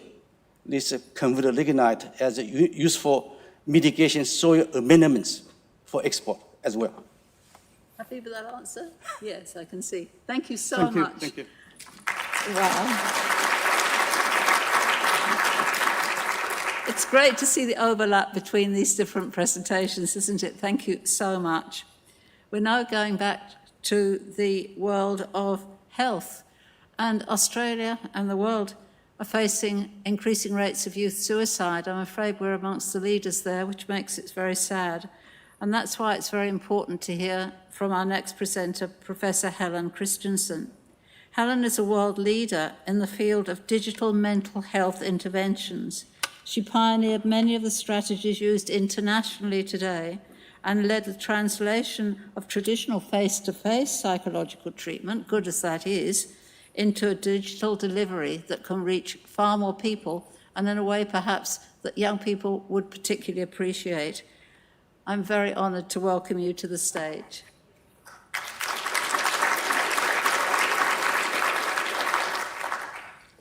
Well, thank you very much. I mean, I feel very humbled and proud, really, to now be a member of the Academy of Science. I want to pay my respects to the Ngunnawal country and to thank Auntie Violet for her introduction and welcome. And I also want to thank all the researchers and many, many people that I've worked with, internationally, nationally, and so on. I mean, we can't do this by ourselves. We all know science is a team, team event.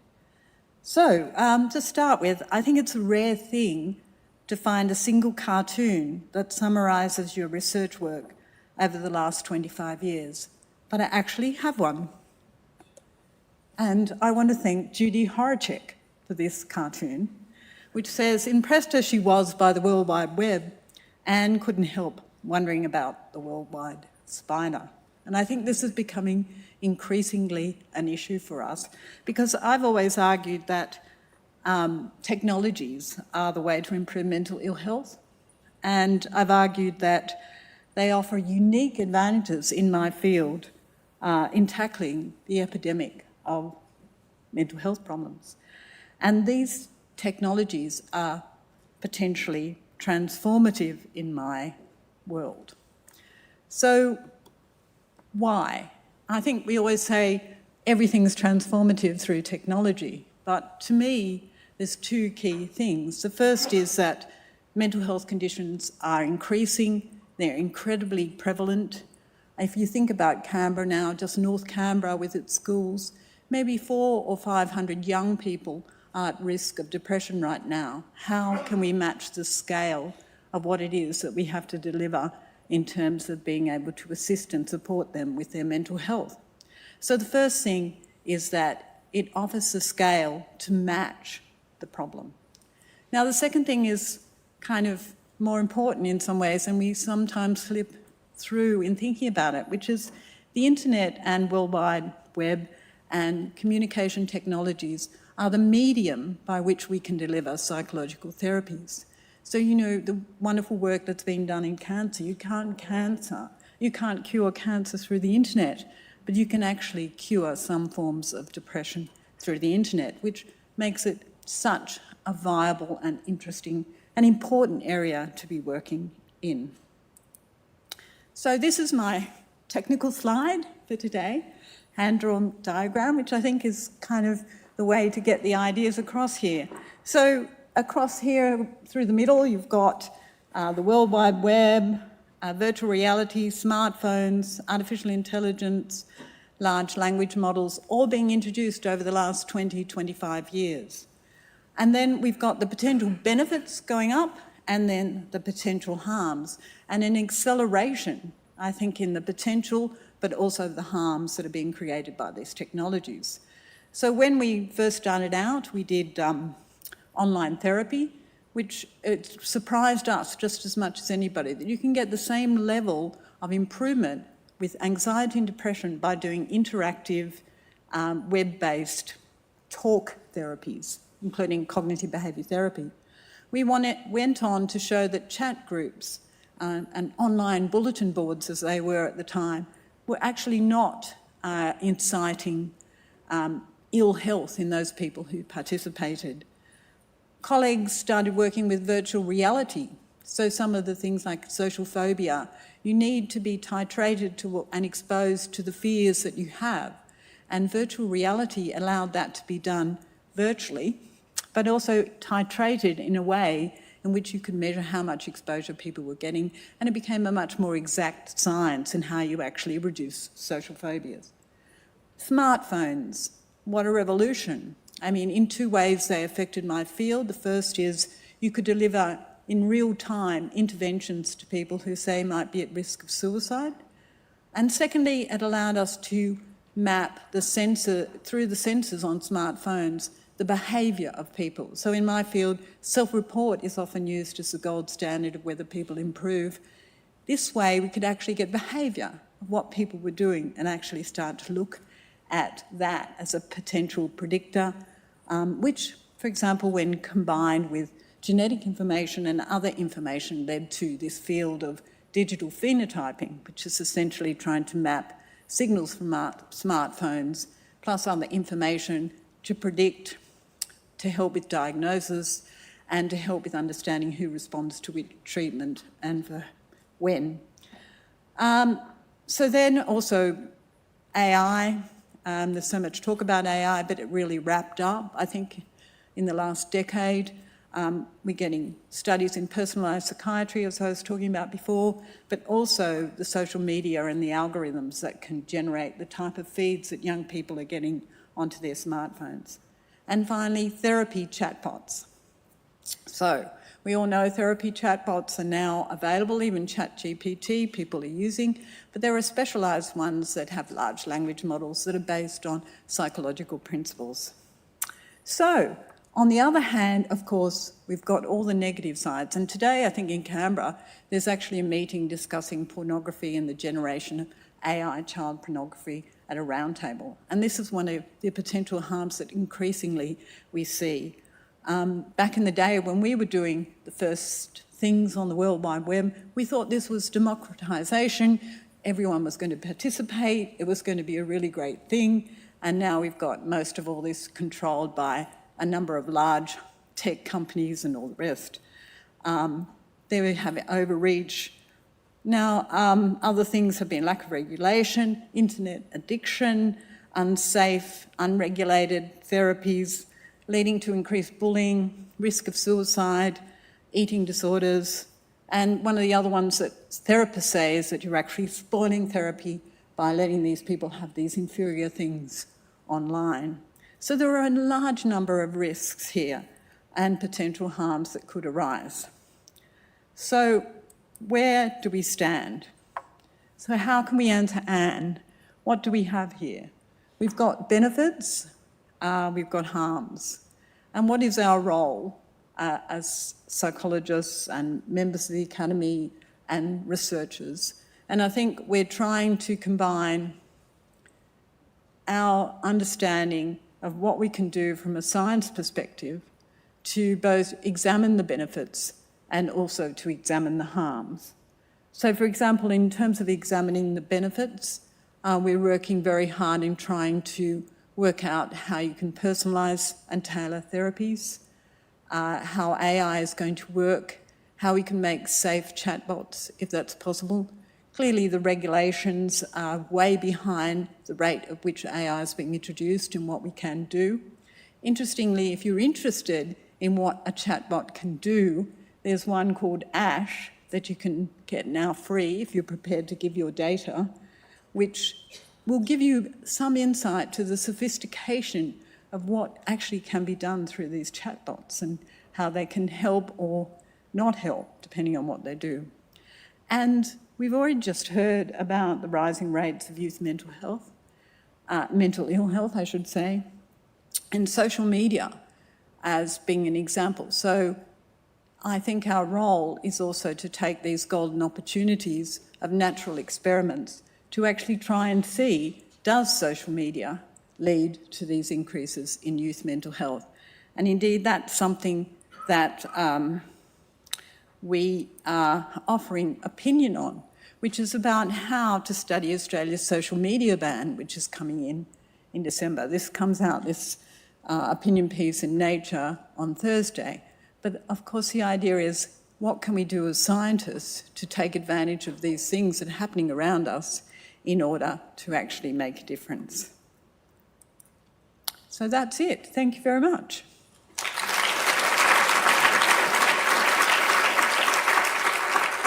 Thank you so much. Please, just step across. Okay. Topical and relevant to the whole world, how important is the work you're doing. So I'm sure there are going to be questions coming from the audience or any online, looking for those too, please. And while the questions are coming, I've got a burning one, which is, please, how do you ensure that if one of the people who are going online are actually seeing a therapist, a psychiatrist or a psychologist, how can you tie those together? Is there some way that you can work hand in hand? Or is it all just remote? Oh no, so I think the trend now in mental health care is to offer blended care, which is to have these tools being facilitated by therapists and taking the best of both worlds. So the face-to-face content and support and insights and, if you like, safety net of the therapist with these online tools. So how much do you actually know about the status of the young person or whoever is going onto your website to start with? Do you have any insight into whether they have ADHD or if they're autistic or what? And does that influence what you share with them? Yes, I mean, when we do our trials, we do randomised controlled trials. We make sure that we recruit people who will benefit from what it is that we're actually doing, and we gather a lot of information about them, and we follow them in a much more detailed way than a therapist could ever do by looking at the interactions that they have with the website, what they do, how they respond. When you put it out into the real world, of course, you're risking something, but the benefits of that, we've always argued, are larger, because there's so many people who do not get any access to what is an effective treatment. Question, please. Just getting you a microphone right now. What? And then this question, which one first? Yeah. I was at first. Yes, Francis, please. And then, So just a quick question. I know you're concentrating on the younger generation and the uptake of social media is probably higher, but what about us oldies and getting old and lonely? Yeah. Is So, there also potential there? We're not actually concentrating on young people. Young people like using the internet, but so do old people. And the evidence we have is that old people respond better than young people to many of these technologies. That's good to hear. Please. Thank you. It's fascinating. I was interested in your thoughts on the role of psychotherapy coupled with an emerging trend in psychedelic therapy. Okay, so it's true. I mean, what I've been talking about is cognitive behaviour therapy and therapies that are online. There have been effective psychodynamic psychotherapies done online as well without them necessarily having any ill effects and in fact being very effective. I think the psychedelics issue is still out there for science to confirm or otherwise. I do have concerns about the intensity of the treatments that's required in order to get what is yet, I think, hard. You know, we need more evidence really about whether this is a good way to go. Yeah. I can see you nodding in agreement there. Thank you so much. Thank you very much. An important issue. Please join me in thanking you.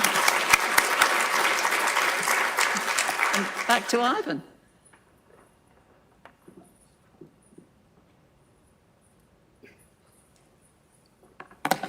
Thanks, Lynn. Our next fellow is Professor Tamara Davis. So now we move to the very large. Tamara is a preeminent theoretical cosmologist specialised in bridging the gap between cosmology theory and observations with a focus on dark energy. Please join me in welcoming Tamara to the podium.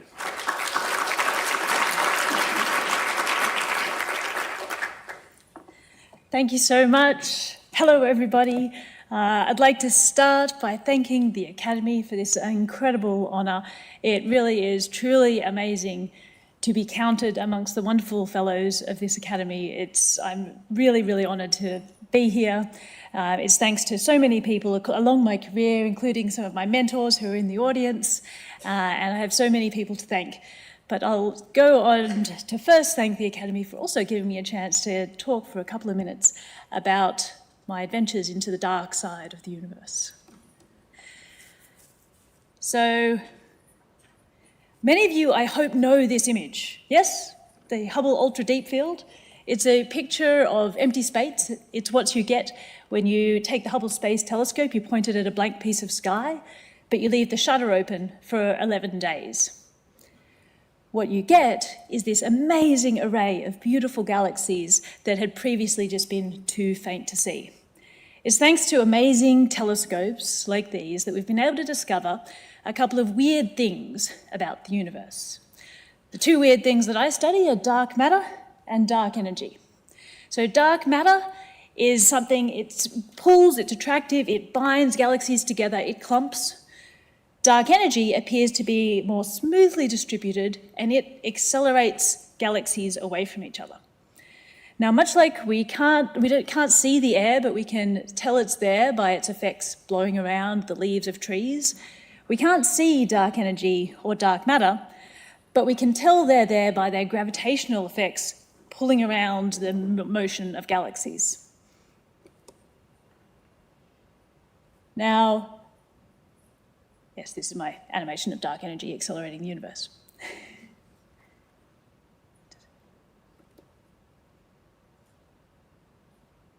Excellent. So, to tell you about my story, I'm going to jump back about a century and tell you about this first discovery of the expansion of the universe. Now, the problem when you have an image like this is how do you convert a two-dimensional image like this into a three-dimensional map? We really don't know whether the things that you're seeing are really bright things far away or faint things nearby. So that was solved initially by the discovery by Henrietta Swan-Leavitt that there's a particular type of variable star whose frequency of oscillation was related to their brightness. Now we had something where we knew the intrinsic brightness of the source, so we could tell how far it was away by measuring how bright it is. Combine that with information from the spectrum so that we can see the velocity of the object, and you can make a plot, oops, like this. So this is Hubble doing a couple of things at a telescope that we never do before. Can you guess what they are? Looking through the eyepiece and smoking. And he and Lemaitre both noticed that the more distant the galaxies were, the faster they were moving away from us. And this was the discovery of the expansion of the universe. Now, moving on to the discovery of the dark energy, the acceleration of the universe, and that required an even better standard candle. So the thing that was puzzling people ever since the discovery of the expansion was whether that expansion is going to go on forever or whether it's going to recollapse. So are galaxies going to pull on each other hard enough by their own gravity to slow down the expansion and make it recollapse? Or are they moving so fast that they're going to escape each other's gravity and the universe will expand forever?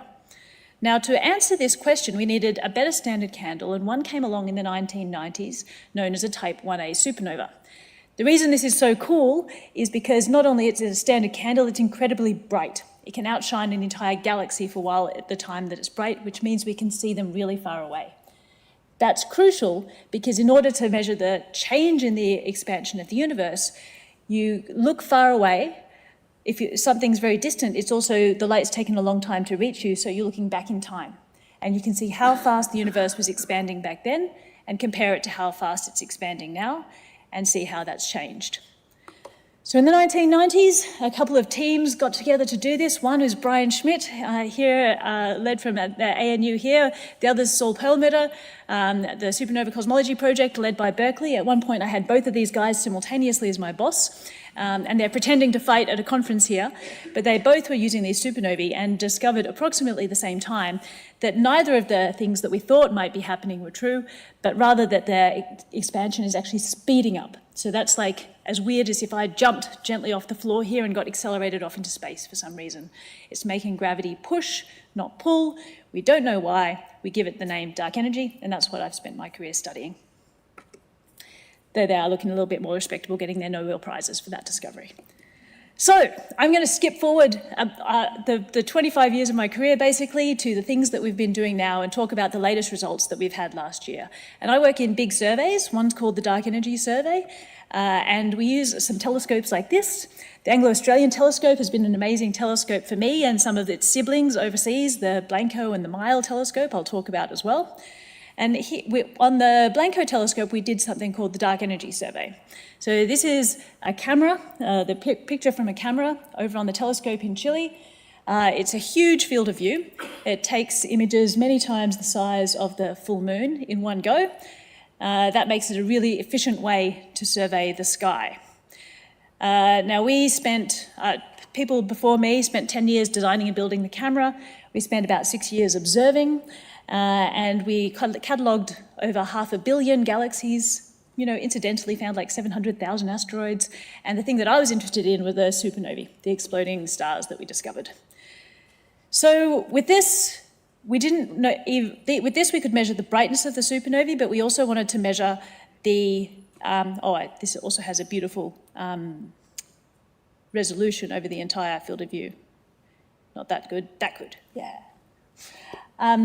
So we also need to get the spectra of these to measure their velocities. And that's where the 2-degree field instrument on the Anglo-Australian telescope came in, because we went back to look at these fields and get the spectra. So this is a robot putting optical fibres at the positions of interesting galaxies that hosted supernovae in those images that we'd previously taken from Chile.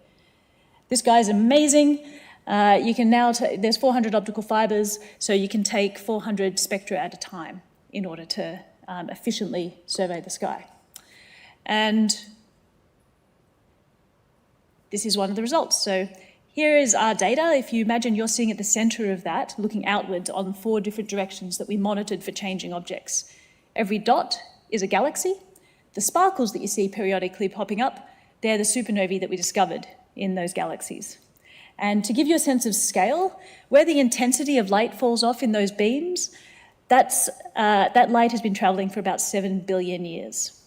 So we're looking really far into the depths of the universe with this survey. And after all of this effort, we found some cool stuff about the universe. So this was the Hubble diagram from the 1920s, where they discovered the expansion of the universe. This was the Hubble diagram from the 1990s, where they discovered the acceleration of the universe. They had 52 supernovae in up to 2 colours from the 2 teams. And this is our new Hubble diagram. Now, what have we discovered here? This has 80% of the distant supernovae that have ever been measured in this one survey, which was a half an order of magnitude improvement. And what we found was maybe we discovered the acceleration of the universe. So for the mathematicians in the audience, we know we've got the change in position is velocity rate, the change in velocity is acceleration, the change in acceleration is the jerk. So we may have found the jerk of the universe. Now this is speaking extremely loosely. People had already measured the changing acceleration. What we really saw was the dark energy, whatever's causing the acceleration of the expansion, might be changing in time. So the equation of state of dark energy might be changing with time. And that's really shaken up the field. So that's been super exciting. And by the way, there was a huge team involved with this. Okay, but that's not all, because simultaneously we were doing another set of observations. So I call this the steak knives part of the talk. And this was using the dark energy spectroscopic instrument. So similar to the 2-degree field instrument that we have here in Australia, Desi is a fibre-fed spectrograph. But instead of having one robot to position 400 fibres, we have 5,000 robots positioning 5,000 fibres. And so it was thanks to the tech from 2DF that we were able to get in and work with the people on the Desi instrument. You can see the little robots moving around there.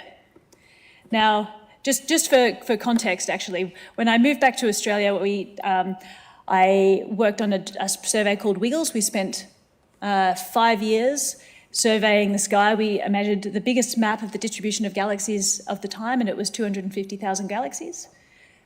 With Desi, our record so far is 139,000 in a night, which is both massively exciting and a tiny bit depressing. But yeah, so what we do is we take images of the sky, we find things that of interest, we put optical fibres on them. Desi has a huge field of view, and we make maps of the universe that look like this. So here you see the distribution of galaxies, and one of the profound things that I'll tell you but won't explain is that the distribution of galaxies is not actually random. And that pattern of sort of characteristic size of blobs we can use sort of like grid paper to lay down over the universe and measure how big the universe is and how fast it's expanding. And so we've used that, and the first results from DES came out early last year. The results from DESI followed 3 months later and found the same time variation in the same direction for the dark energy, which really has excited everybody. And again, to give you a sense of scale, every dot here is a galaxy. The light that was emitted from sort of that blue region is where the solar system first formed. The light from the cyan is half the age of the universe, and the edge of the map is about 11 billion years ago. The light has been travelling for that long. And so with that, I will leave you with a little video of our amazing robots at work from the Desi instrument, and say an enormous thank you to all of my many mentors, collaborators, supporters, students, etc. It's been a really fun ride, and it's a really exciting time for cosmology. Thanks.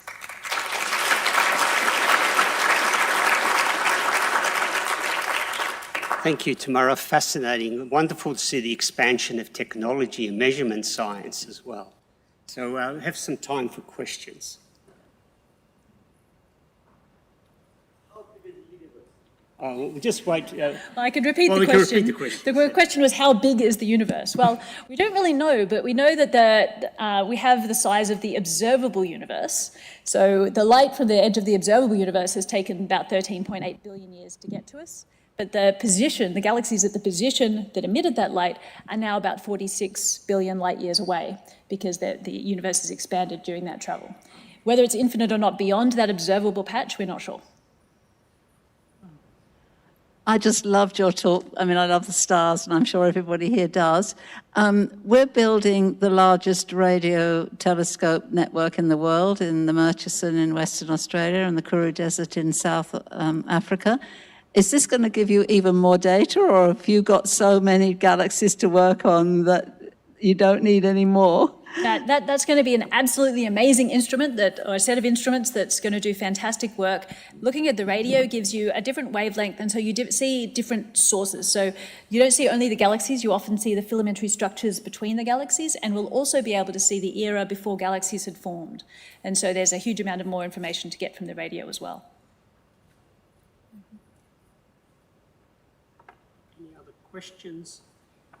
If I could ask, I'm wondering, with such an explosion of information and data, do you see the use of AI and other techniques to help deal with these massive data sets? Yeah, so we use AI all over the place to analyse these data sets. So in order to classify supernova, we have machine learning. We have been using that for a very long time now. We use machine learning to emulate some of the simulations that we do, so to make much more rapid simulations and to interpolate between simulations of detailed different types of parameters of the universe, and also to do reconstructions of using the theory to build models of what the universe would look like given the data that we have, build models of what the dark matter is looking like and how the motion of galaxies occur. So it's interweaved through basically every aspect of what we're doing now.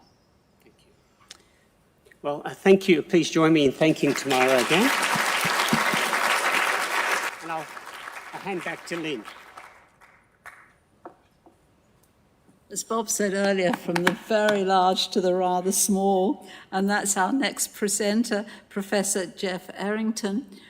Jeff is distinguished for his pioneering studies on the molecular cell biology of bacteria, and his laboratory has identified and characterised many genes and proteins supporting fundamental functions of bacterial cells. And he's too modest to tell you, but he even has a bacterium named after him, which I reckon is very cool. Welcome, please.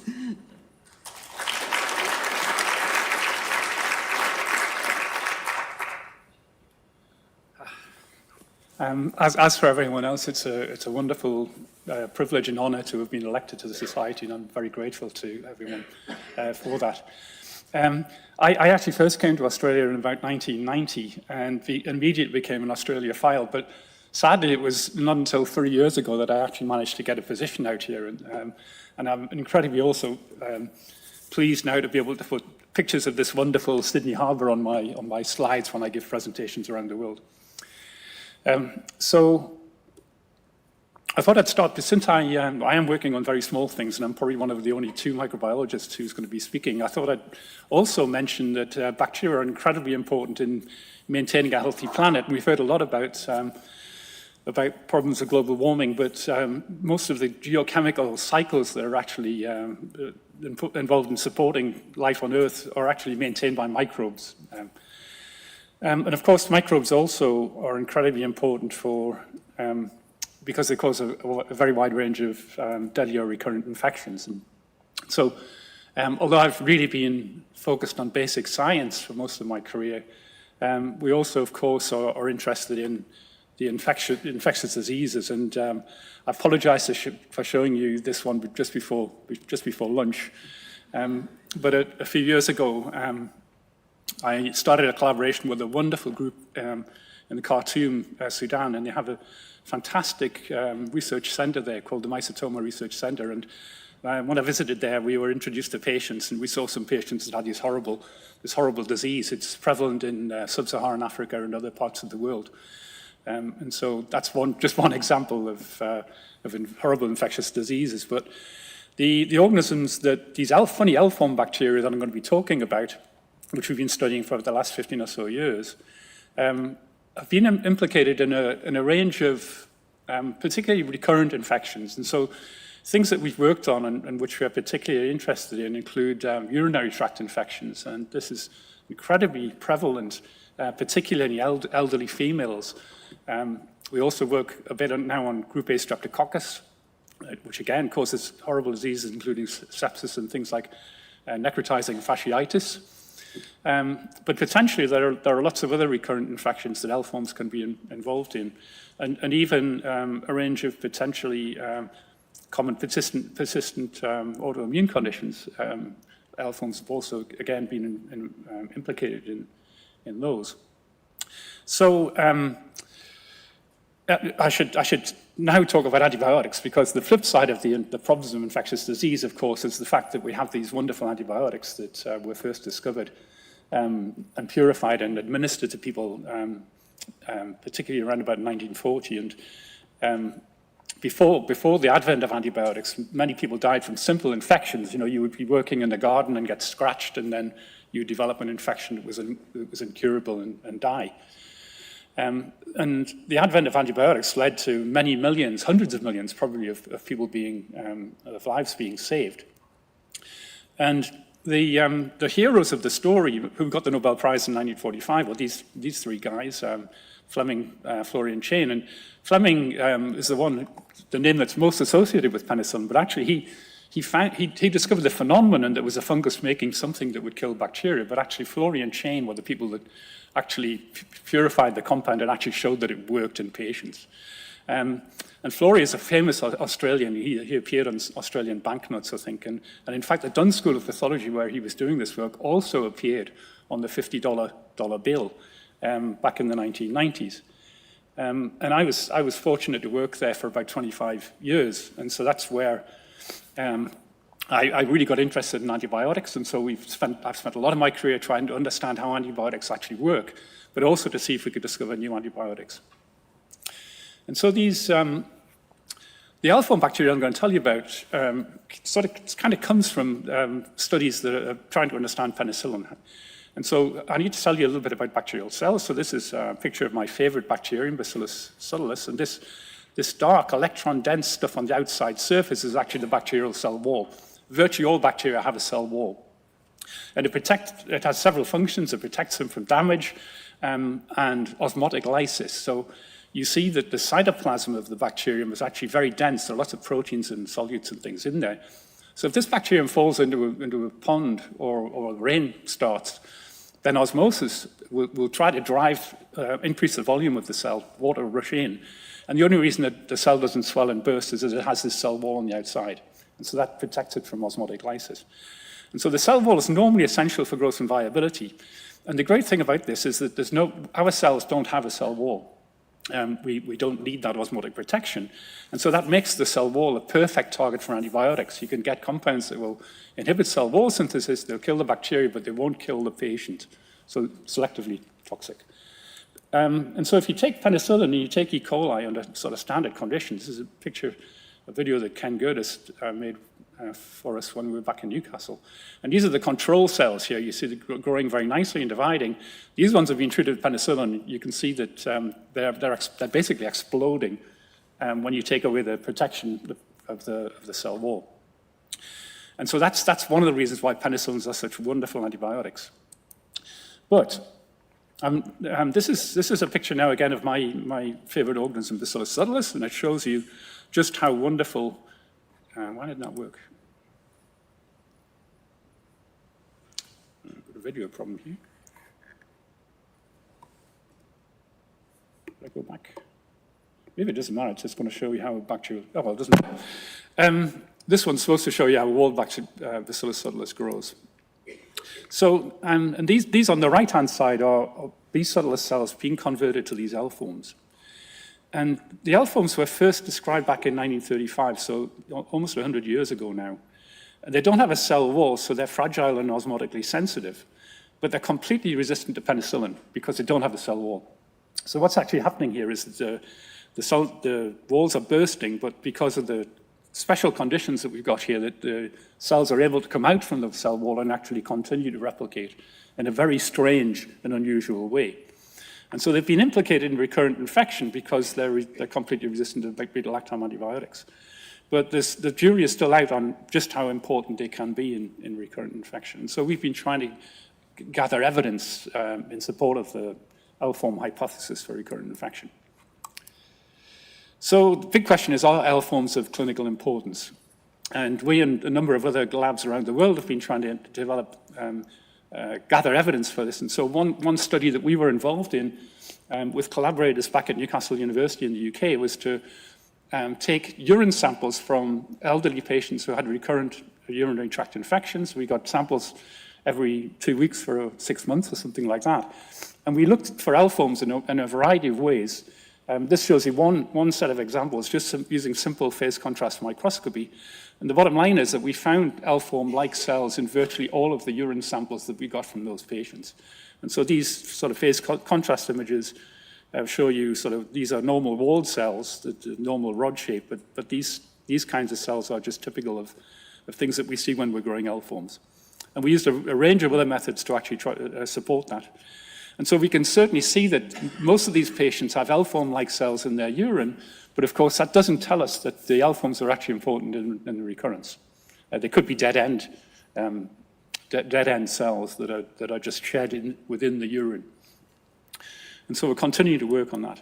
But if you take these cells, the L-form cells, and you regenerate their wall, and you commonly find E. coli, we can do simple experiments like this just to show that if you add antibiotic, these cells will switch from their walled state into the L-form state very readily.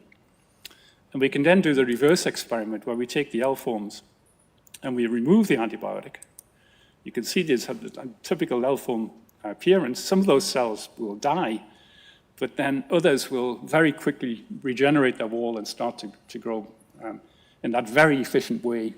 And in principle, these things can actually restore infection.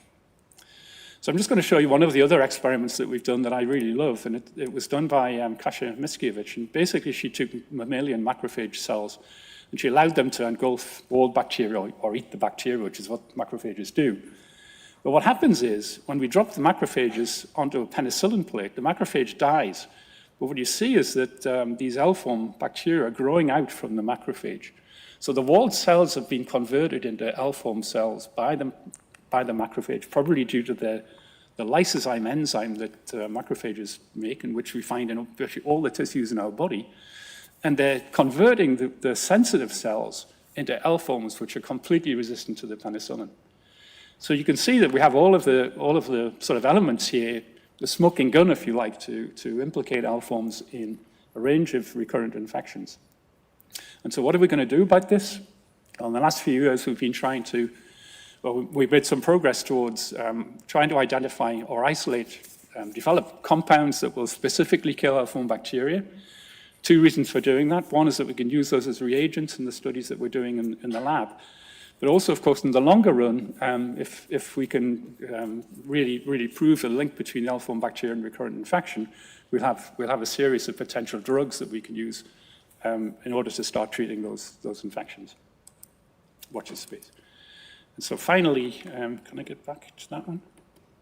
Oh, they were my acknowledgements, but I just wanted to acknowledge the people who, many people, as several people have said here, that have worked in the lab, that have contributed to the work over the many years that I've been privileged to have a lab.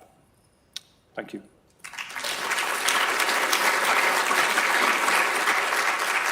Thank you so much. I think Australia's had a big gain in you coming. Thank you so much.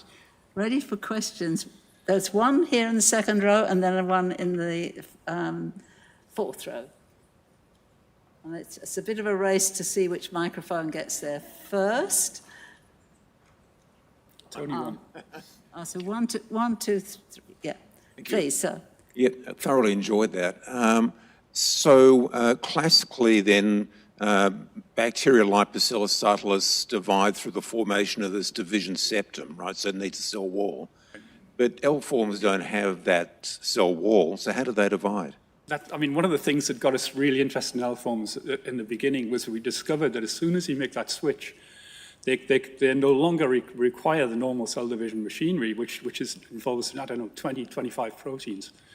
And they divide and proliferate by a completely different mechanism that's largely biophysical in nature. So that's one of the things that got people interested in the origins of life, I think, which is mentioned on the earlier video. Happy with that answer, yes? Yes, another question here, please, from one of our new fellows. That's fascinating, Jeff. I just wanted to ask, with the L form, is it understood what the molecular, the genetic basis on which the cell wall forms or doesn't form, and is that targetable? Because that will be presumably specific for the bacteria. Yeah, you know, there's a cell wall synthesis involves, I think, probably 30 proteins or something like that. And we know quite a lot about how the whole system works now. But actually, the L forms turn out to be quite an interesting model because most of those genes and proteins are essential for normal growth. So in being able to make the cell form switch, we can actually then start to study some of those genes that are essential normally for growth and division. You mentioned, happy with that answer? Good, thank you. Yes, please, Bob. Thanks very much, lovely talk. So when you take the antibiotics away and they reform the cell wall, do they remake the channels like the MSCS and MSCL, which are required for osmotic stability of the bacteria? Yeah, that's a great question. I mean, we haven't looked too much at those sort of channel experiments. It's probably an area we should probably start to look at. Are you an expert in that? We'll come and talk to you. There we are, collaboration. And you mentioned in your video that people are coming to you who are looking at the origins of life. Can you just share a little bit more about that, please? Yeah, well, as I said, when Tony's question, it turned out that the cells were no longer using this incredibly highly conserved and ancient cell division machine, complex machine. And when we studied this for a number of years, and we discovered that basically what's happening is they're increasing the surface area to volume ratio. They make more membrane. And that increased surface area to volume ratio drives shape changes, which eventually can lead to scission.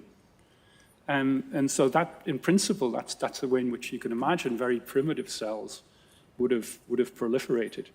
And the cell wall was probably invented about 3.5 billion years ago. But of course... That was when they were using sulfur, not oxygen. That's absolutely right, yeah. So, you know, way back before 3.5 billion years, there must have been some mechanism of proliferation going on in those very early cells. Just amazing. Thank you so much. Please join me in thanking Jeff for a wonderful presentation. Oh, my gosh. Haven't we had an amazing morning of extraordinary presentations from the very small to the outer reaches of the cosmos? It's just been marvellous. Please join me in thanking every single speaker for this extraordinary set of presentations. Now, before we break for lunch, I have to remind all the fellows that are being admitted this year, will you please go for your individual portraits to the Becker room? And I encourage you to make your way there if you haven't done so during your breaks or tomorrow to ensure that you capture this information. So the sooner the portraits, the better, but you do have longer if you need it. Let me now say that tea and coffee, of course, is available. Thank you to the Victor Chang Cardiac Research Institute for the coffee cart. I know there'll be a queue in no time at all. Additional seating is in the Dorothy Hill room if you need it to take your lunch to sit down. But we will reconvene here at 12:45 for the next set of, I'm sure, amazing presentations. Thank you for being a great audience, and thank you for all those online for joining us. Back here at 12:45. 12:45. I was giving you an extra hour, which is totally wrong. 12:45. No, I've got 12:45 here. It's 1:45. 1:45.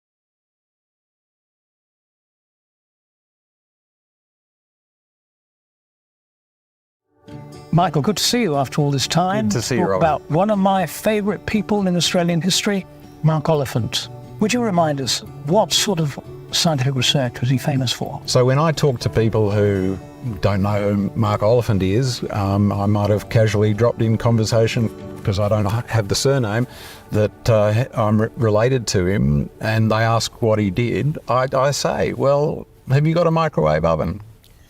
Because the cavity magnetron, which makes every microwave oven work, was an invention of Mark's team at Birmingham University when he was Professor of Physics there, but more importantly, was invented as a tool for helping the Allies to win the war against the Axis powers, because it's at the centre of microwave radar, which allowed you to take something that used to be housed in a building and put it in the nose of an aircraft. He came back to Australia, which was very interesting, because he could have stayed there indefinitely. Why did he come back? He came back, and lots of people have commented that he really put a torpedo through a very promising and well-remunerated research career by coming back to Australia. The fundamental particles that we use, called protons, are fired by means of this little cyclotron. But he felt that studying science and doing scientific research at a world-class level was an important capability that Australia needed to develop. Let me just quote to illustrate his idealism. He said, "I have a deep confidence in the part which science can play in making us strong and prosperous." He's talking about Australia, of course. "And an idea that the proper use of science within its diverse territories may point the way to a secure and good life for all, for the community." The idealism is so strong. Indeed, the community and the population of the world. And when you think about some of the scientific discoveries he'd been involved with in particle physics, in terms of the team at the Cavendish laboratories at Cambridge that split the atom, his work later on microwave radar at the University of Birmingham, and his work on putting atomic physics into play to, as they felt at the time, win victory in the Second World War. His view of science and learning was fundamentally connected to his view of the well-being of humanity and the advancement of humanity in all fields. There's one paradox, though.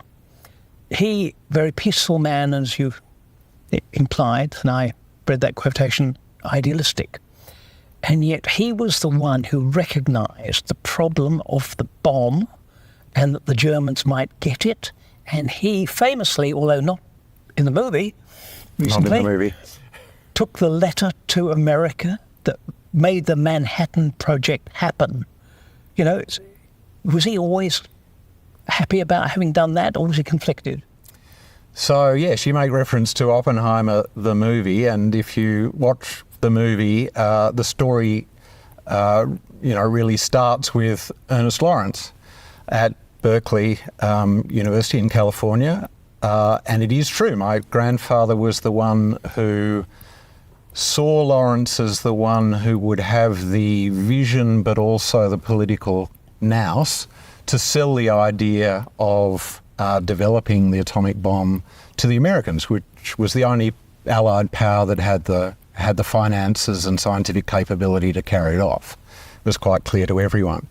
To answer your question, yes, he was conflicted about it, but what he would always say was, what you need to understand is we were in a real war of survival against an ideology manifest in the Nazi regime and Adolf Hitler in Germany. Of course, we're here to celebrate the formation of the Academy of Science, and he was playing such a big part in that move, which they'd tried to establish in 1901, a long time ago. What did Mark manage to do that no one else could seem to bring off? I think there are several parts to that, but perhaps the most important one, the Royal Society played a fundamental role in connecting people and bringing the importance of scientific research to light and to the public consciousness. So he saw an example that he wanted to follow. He saw an example that he wanted to follow, and he didn't think the answer was to nominate Australians to be Fellows of the Royal Society in London. He wanted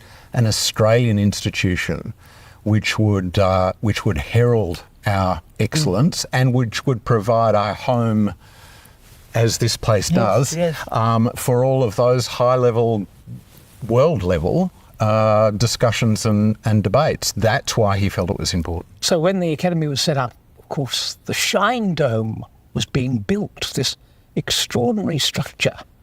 What did Mark say about the design? That was absolutely something that Mark was proud of. As most people know, it was quite a controversial design in its time, notwithstanding that Canberra was still developing architecturally, and many of the national institutions we know in the parliamentary triangle today weren't there when the Shine Dome was originally built. But he was tremendously proud of it, and he saw, I think, the controversy associated with its design as a bit of a wake-up call, which helped him with his narrative about why things were important. Yes, Australia's got its own flying saucer. Australia's got its own flying saucer. Middle of town. And we've dared to do something different. We've dared to be experimental. And we're happy to be proud of it. And the Academy has this wonderful library, but he was strongly involved. In what way?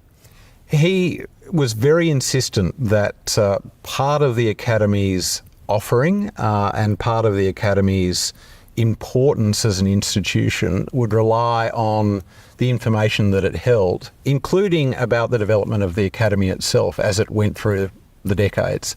So he personally insisted that the design of the building and the budget for running the Academy included strong allowances for a proper library. They conducted most of their business by letter, so that's what this stack of paper over here is. So this is Mark Oliphant's Academy-related correspondence for 1954. I'd be keen to dig into that correspondence a bit. Yes. What do you think he would make of the work of the Academy, were he able to comment today? He'd certainly have views. I think he would hope that the Academy would continue to develop its ability to broker important discussions and provide a platform for a reasoned debate on where the country should go and where the globe should go on some difficult and controversial issues. Thank you. Thanks, Robin. Good to talk.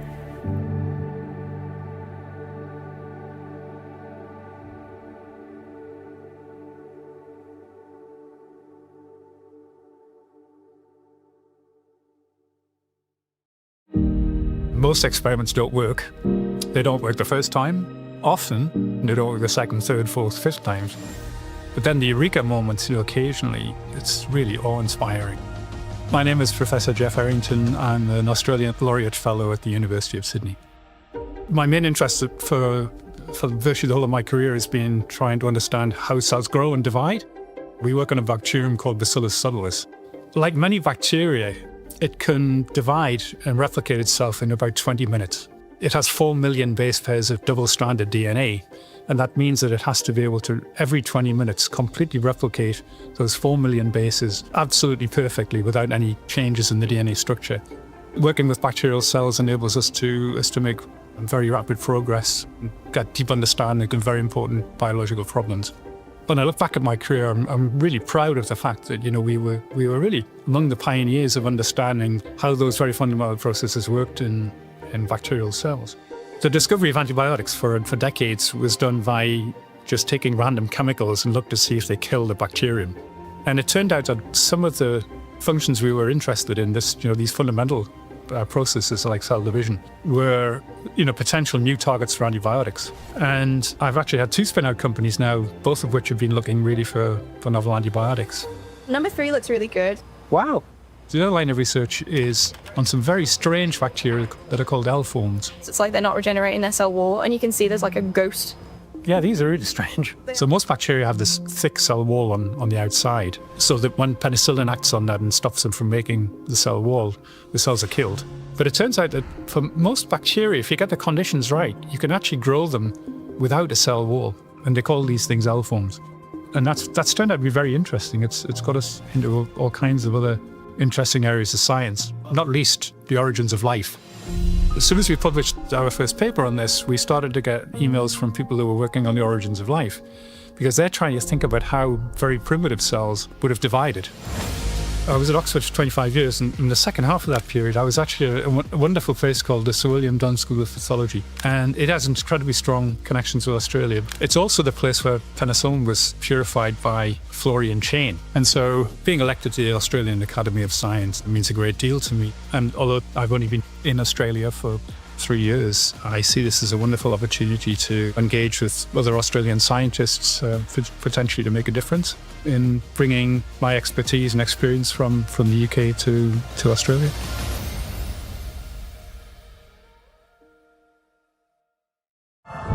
We're trying to focus in on what happened in our very earliest solar system. And so that's important because we look out and see all these exoplanets now.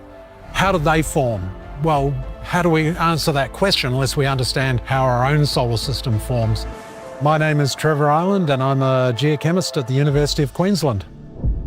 There's nothing like having a rock to actually take into the lab and be able to analyse in great detail and tell you about what's actually going on in terms of processes. Having that sample in hand is paramount to understanding what's going on. A lot of my analyses are actually very serendipitous as to somebody's found something interesting in one of these rocks and wants to understand it a bit better. So this is a sensitive high-resolution ion microprobe. It uses a focused ion beam to ablate a very small area of a sample which is held in the source chamber here, and the ions are then extracted out through the mass spectrometer and passed through the end of the collector. So we can look at the chemistry of the rock, we can understand the elemental distribution, but we can also understand the isotope distribution between different mineral phases, what the composition of, say, oxygen is in the early solar system, which is quite different to what we have on Earth. And so all of these give us a signal as to what processes have actually occurred. This is basically a piece of the moon that was found in northwest Africa after something hit the moon and material splashed down onto Earth. Quite often, it's not so much the people walking into the office saying, I've found a meteorite, which generally is a meteor wrong. So we have all these issues about, where we get samples from, and mostly it's from museum curators. So you've got to be on friendly terms with museum curators to give you samples that they've got. Getting an understanding of how all that material came to be is an important component of how you deal with looking at basically just spectra of faraway, distant exoplanets. Being elected as a Fellow of the Academy of Science is truly a privilege and an honour. It's almost a culmination of any scientist's career to be acknowledged by your peers as being worthy of recognition. So I'm just absolutely amazed that it's come about.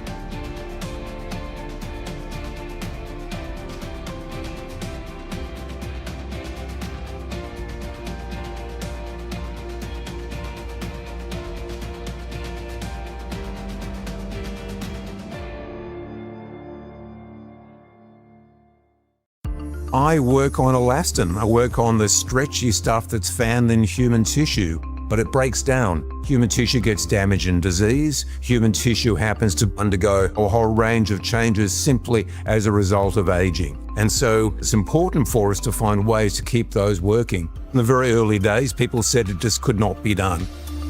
My name is Professor Tony Weiss. I'm the McCarthy Chair in Biochemistry and also the Professor of Biochemistry and Molecular Biotechnology at the University of Sydney.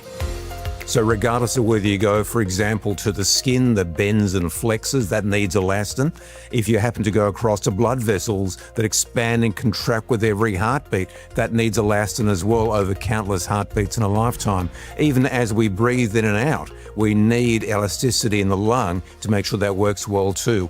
And yet at the same time, it's really impossible to be able to repair that elastic tissue because the key building block called tropoelastin drops down within the first few years of life. And my research is involved in repairing and replacing those tissues. Take these two different solutions and modify it slightly so that it can be used to treat really compromised wounds. Yes, this can be used for different type of healing, diabetes wound healing, burn healing as well. So what better way to do things than to use little bacteria to make precise replicas, precise copies of the natural building blocks. We've been able to build those building blocks in the lab and use those building blocks to be able to assemble large amounts of human tissue, fibres and sheets and tubes.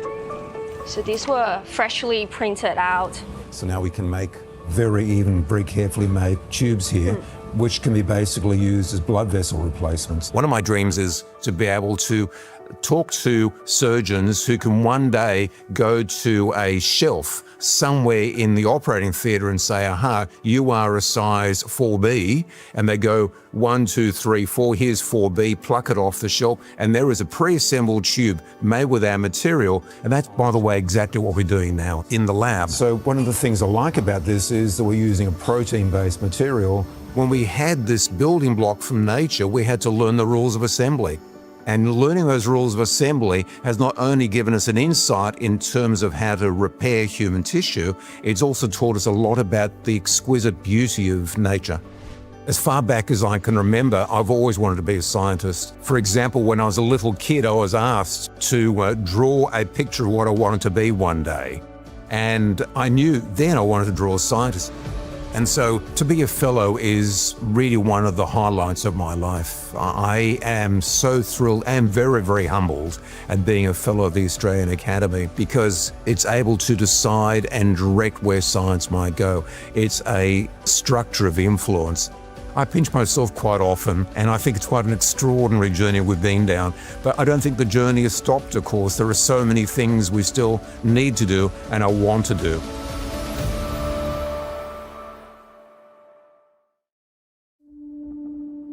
The impacts of climate change are being felt around the world, from extreme weather events to biodiversity loss. We've been put on notice to take urgent action. Countries, including Australia, have committed to limiting global warming to well below 2 degrees above pre-industrial temperatures. But right now, we're on track for 2.1 to 3.5 degrees of warming by 2100. That's beyond what scientists consider manageable and could have potentially catastrophic impacts for the environment, people, and the economy. So what we have is a world which is increasingly stressed by human activity. The solution is to address the tens of billions of tons of greenhouse gases being pumped into the atmosphere every year. That requires not just dramatically reducing future emissions, but removing greenhouse gases already released. This means drawing down or removing these historical emissions from the atmosphere for, if you like, geological time.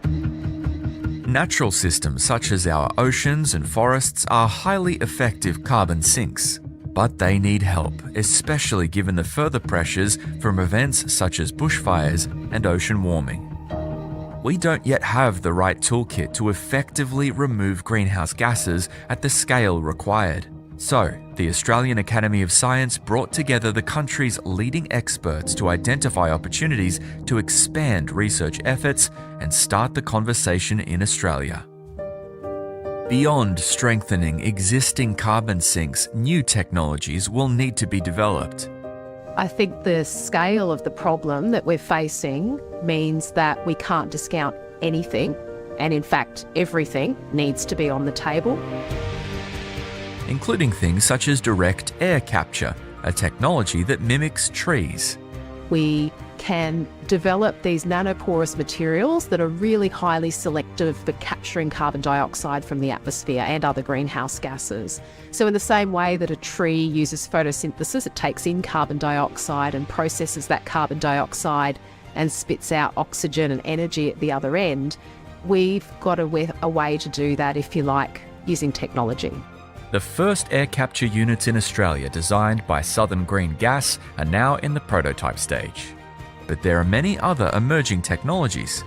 This Hawaii-based startup, for example, uses solar power to make seawater less acidic, enabling the ocean to absorb more CO2. Scientists are now working to better understand the implications of the various emerging technologies. There's a big gap between doing things at a lab base and doing them at a real world scale significant enough to actually make a difference to climate change. That jump brings a whole series of uncertainties, risks and costs. Once we have a better understanding of those consequences, the technologies could well be used alongside other strategies to help fight climate change.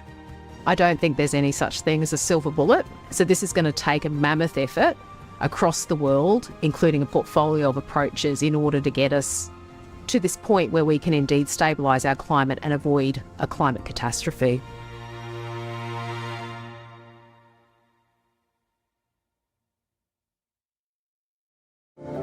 Science knows no borders. Right now, Australia is opening its doors to the brightest minds to shape discoveries that matter to all of us. We didn't know much about the research environment in Australia. As it turned out, Monash had very little in my area of research in quantum condensed matter physics, but the facilities in Australia were absolutely excellent. Better lab space than I had at University of Maryland, really world class. It was an opportunity to start something new. We're partnering with government, business, philanthropy and the research sector to create pathways where extraordinary talent can thrive. On my first trip to Australia, we went out to the Parkes telescope. You're in control of this most powerful radio telescope in the Southern Hemisphere, and you're pointing it at the one thing that you want to look at. You feel the telescope moving. It's a full body experience. Australia's an exciting place to do science. Australia, where science lives. The vision was, why can't we do cognitive behaviour therapy through the internet so that we can reach young people who are at risk of depression or have depression, who are simply not getting any care. My name is Helen Christensen and I'm a Scientia Professor at the University of New South Wales, Sydney. I'd like to draw your attention to the client referrals by mums. I'm a researcher and I'm interested in trying to look at how we can do better suicide prevention, depression, and how we can prevent mental health disorders before they actually arise, particularly in youth. Think back to the 1990s. We didn't have Medicare, we didn't have anything covering psychological services, so you actually had to pay. Around the same time, people started using the internet, and so that started the whole process of using cognitive behaviour therapy skills that I already had, putting it into internet-based format, so you actually got interactive therapy. One of our first websites, called Mood Gym, was used in nearly 200 countries around the world, 1 million users. And what we did was measure the progress of the people using standardised tests across the website to say, wow, they seem to be getting better. They seem to be getting less anxious and depressed. I think my whole career has been predicated on the idea that we can use technology to transform mental health. So you've got the smartphone. It provided the opportunity to develop apps on the go, to take measurements on the go. There's a lot of research now on trying to say, if somebody's at risk of suicide, is it possible to deliver a message to them or some sort of intervention on the go at that time, in real time? At the moment, one of my concerns is that young people go to ChatGPT and use it as if it's a therapist. And of course, there's a rush now to develop different large language models that would be sophisticated enough to be able to respond appropriately and to have those tested. So yes, we do have to be careful, and it is a balance. I'm really delighted to be a member of the Academy of Science, and I think there is a perception that psychology is a soft science. All my work that I've done, I think, is about how strong psychology is a science, both from the point of view of measuring things properly, but also to using scientific methods in every possible way to show that psychological changes can make a real difference to people's health.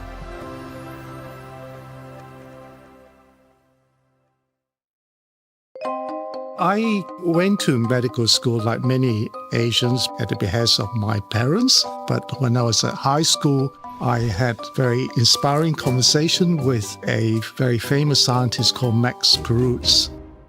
He was one of the people who solved the first ever structure of a protein called hemoglobin. That conversation when I was 16, 17 really made me think I could go to medical school but have other kinds of careers beyond just being a doctor. My name is David Huang. I'm a scientist here at the Water and Lysohol Institute of Medical Research, or WELI. I'm really used to study differentiation of T cells. What I do every day is to understand why a normal cell in our body becomes a cancer cell, and essentially to try to identify characteristics or features of a cancer cell that we could target for therapy. All of us in our bodies, there are cells past their use-by date. In all of us, billions of cells are removed by a mechanism that is amazing, works silently. None of us are aware of it happening. But if it goes wrong, it is catastrophic because those cancer cells that no longer die when they should die hang around. That can be really nasty. Our real interest is in this molecule called BCL2. It makes cells survive when they shouldn't be surviving, when it's overactive. And we realized early on that there was a groove on it that was critical for how BCL2 functioned. And that then led on to us thinking about how we could target that groove. The most advanced of those is the drug called venetoclax, and that drug works beautifully in blood cancers by targeting BCL2. Within a few hours of the first handful of patients treated, we could see that the leukemic cells were responding, and that was amazing to see that what you could see in the test tube or in the laboratory dish, what you predicted was actually happening in the patient. It is an amazing honor to be elected by your peers, by your colleagues, as a fellow of the Australian Academy of Science. I think it carries a certain degree of responsibility to speak up for science, for speak up for basic research. By nature, I like gossiping, so I love talking to colleagues, and more with scientific research, I think to me is just about sharing ideas.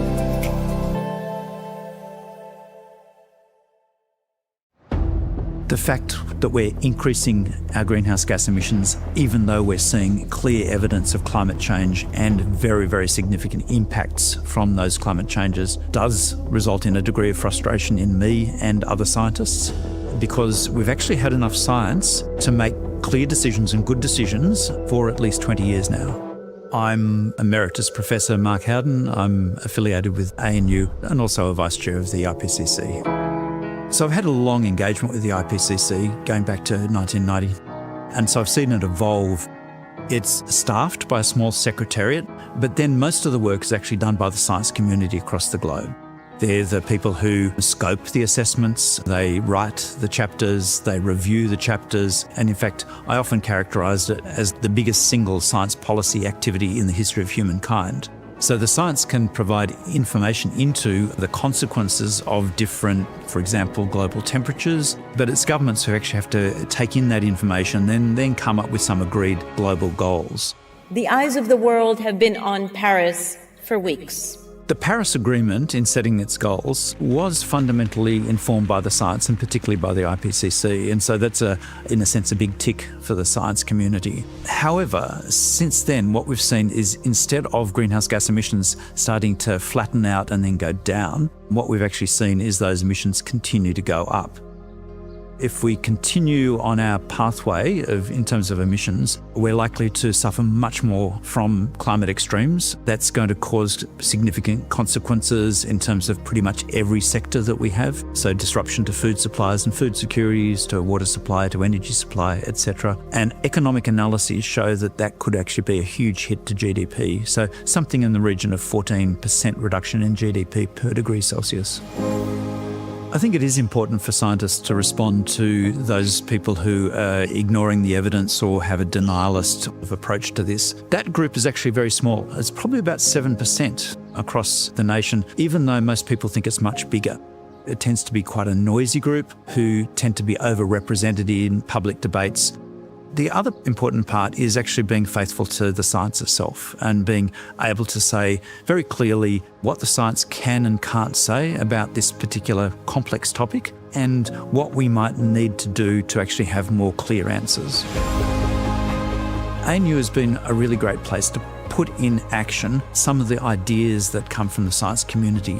One of my really high moments in ANU was where I formed the Institute for Climate, Energy and Disaster Solutions. That is a unique institution right across the globe, bringing those different and interconnected aspects of climate change together. Being elected to the Australian Academy of Science is a highlight of my career, particularly in terms of recognition of the different types of science that I've engaged in and how we've actually changed the world through that science.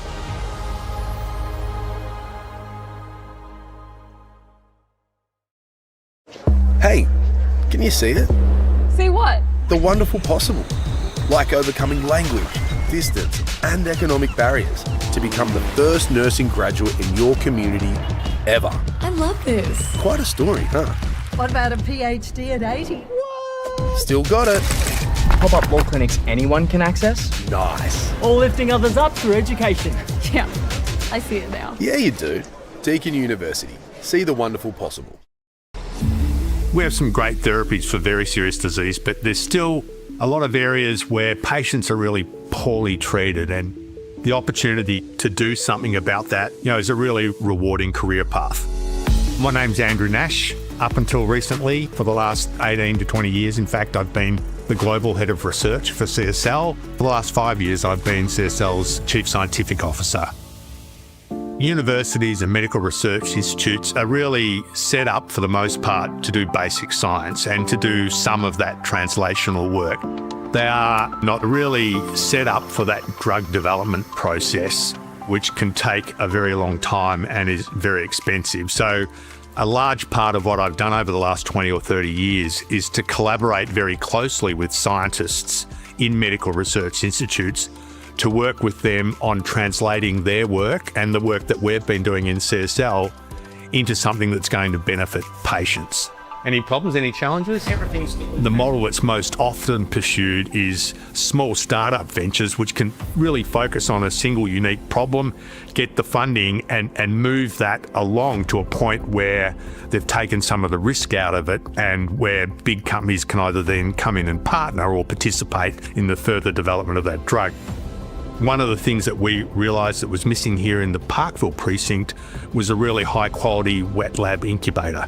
So a couple of years ago now, we partnered with WEHI and the University of Melbourne to establish Jumar Bioincubator. That's for small companies that are just starting on their journey. It's been very successful over the last 2 years. I think there's 30 to 40 small companies in that incubator at the moment, and I think that's filled a real gap.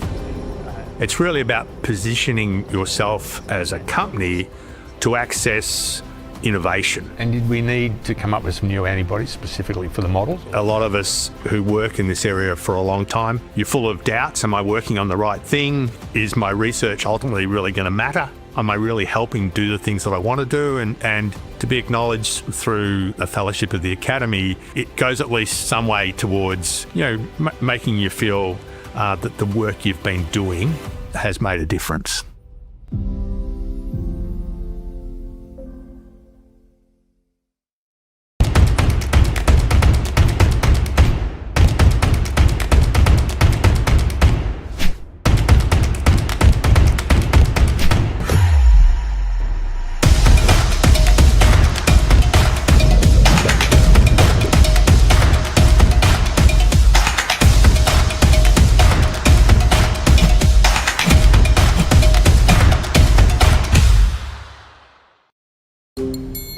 taking medicine in the future could be as simple as eating a salad. The example that we're actually doing at the moment is to have a multiple sclerosis drug in tomatoes so that people with chronic multiple sclerosis could maybe have their Greek salad and have some level of medical protection from the disease.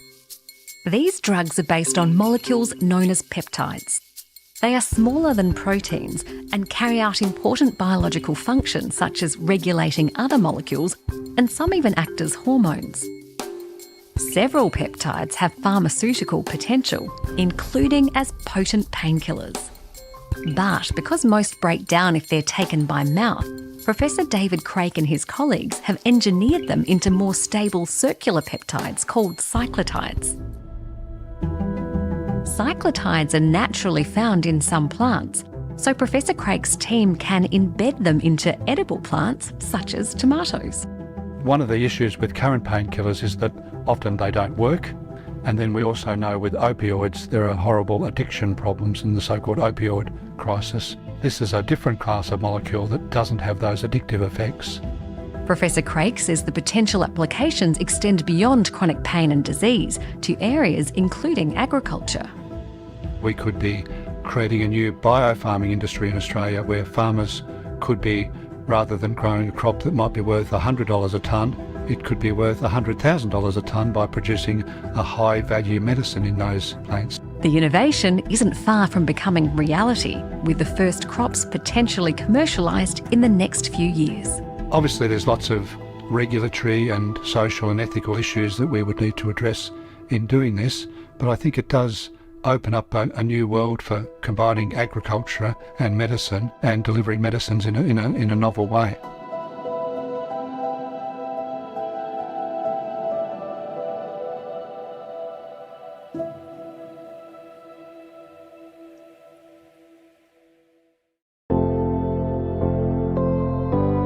For stargazers, this is the ultimate light show. Auroras are normally only seen in polar latitudes, which is why they're often labelled the Northern and Southern Lights. But this photo was taken in the central New South Wales city of Dubbo. Auroras happen when charged particles from the sun interact with Earth's magnetic field. The Southern Lights, or Aurora Australis, are usually photographed from Antarctica or parts of Tasmania. The dancing lights are being spotted over a greater area right now because the solar cycle is nearing its peak. This is a really special time, says Carly Noon from the Australian National University. We're seeing a lot of solar flares and a lot of really high energy wind coming from the sun. The aurora, seen across an unusually large part of southern Australia, was likely caused by a blast of charged plasma from the sun's outer layers, known as a coronal mass ejection. CMEs travel slower than solar flares and often cause particularly beautiful auroras. But if you missed that one, experts say the best time to see Aurora Australis is typically during winter months, from places with little interference from big city lights. The scientists say this probably means they are dealing with some new, deadly, sexually transmitted disease. It's been 40 years since the first description of AIDS-related illnesses. We still don't have a cure or even a vaccine, but experts in the field say that doesn't tell the full story. 40 years seems a very long time. However, the progress in HIV has been extraordinary. I mean, in many ways, it's to me the biggest and most important scientific advance in the last century, because we developed a way of managing a virus that had a universal death sentence and make it a completely manageable chronic illness, all through science and the availability of antiviral drugs. HIV is a virus that gradually destroys cells used by the body to fight off disease. It can severely damage your immune system, making it much easier to develop diseases such as tuberculosis and some cancers. The most advanced stage of HIV is known as AIDS. Even in Australia, about 1 in 5 people diagnosed with HIV are diagnosed so late their immune function has deteriorated to a point where they have AIDS. But overall, new cases of HIV in Australia have halved over the last decade. In fact, Sydney is on track to become the first place in the world to end community transmission of HIV by 2025. It's time to make history. Effective elimination is defined as a 90% reduction in new cases over a decade. The big improvement is largely due to high testing rates and preventative measures taken by gay and bisexual communities. But infection rates in the heterosexual population haven't fallen as sharply. The Kirby Institute's Professor Rebecca Guy says the data shows why regular sexual health checkups are critical. The test is like the gateway to a whole range of things that are important for a person. So you think about HIV, if you have a test and you find out it's positive, you can start treatment straight away and you can live the same longevity of life of everyone else and remain healthy. While accessing an HIV test is relatively simple in Australia, the same can't be said for many places in the world. People at risk of HIV, men who have sex with men, for example, there are still countries that criminalise that activity. And so how can you get a public health message out if the activity is considered criminal? Even where it's not illegal, the stigma around HIV can sometimes drive down testing rates. That's one reason the Kirby has led the push for more screening options, including self-testing kits for people to use at home. They're not quite as accurate as a lab test, but I guess the way I always think about it is having a test, even if it's less accurate, is better than no test at all. Professor Sharon Lewin is a Fellow of the Australian Academy of Science and President of the International AIDS Society. As head of the Doherty Institute, she played a key role in fighting COVID-19, a virus that we managed to have vaccines for within 12 months. So why haven't we been able to do the same with HIV? Well, HIV is a very different virus to COVID or influenza, which are viruses that can be completely cleared from the body. HIV is unable to be cleared from the body, and that's because it's a virus, part of a family, that's able to become part of a person's DNA. And that happens within hours of a person becoming infected. Treatments allow the immune system to recover and can even stop the virus from being passed on. But the virus doesn't disappear. It's just hiding and will re-emerge if treatment stops. Professor Lewin has dedicated her career to understanding this phenomenon, known as HIV latency. I've been on the hunt for understanding where the virus hides, how to mimic latency in laboratory models, and ways to coax it out of hiding. While we don't yet have a vaccine, we do have access to a medicine that can help prevent HIV, known as PrEP. If taken correctly, the daily tablet can lower the risk of infection by 99%. In Australia, we have a public health system that makes medicine free, essentially. We have a fantastically mobilised, vocal and articulate gay community that have done a lot of the education around accessing PrEP, and our uptake of PrEP is one of the highest in the world. PrEP doesn't offer protection from other sexually transmitted infections, so doctors recommend the use of condoms. Professor Lewin says PrEP is just one of many advances in HIV research that goes to show the power of science. She believes it's only a matter of time before HIV is cured once and for all. It's become a very important, high priority area of research because we now have treatment, we now have widespread access to treatment. Treatment's relatively simple. The next big challenge is finding a cure.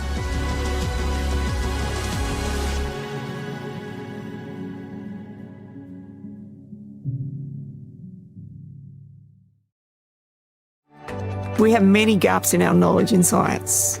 Some of those gaps are because the questions are too hard, and I tend to want to try and unravel those sorts of questions because they're the questions that are going to help us get to the next step in designing a therapeutic or a vaccine.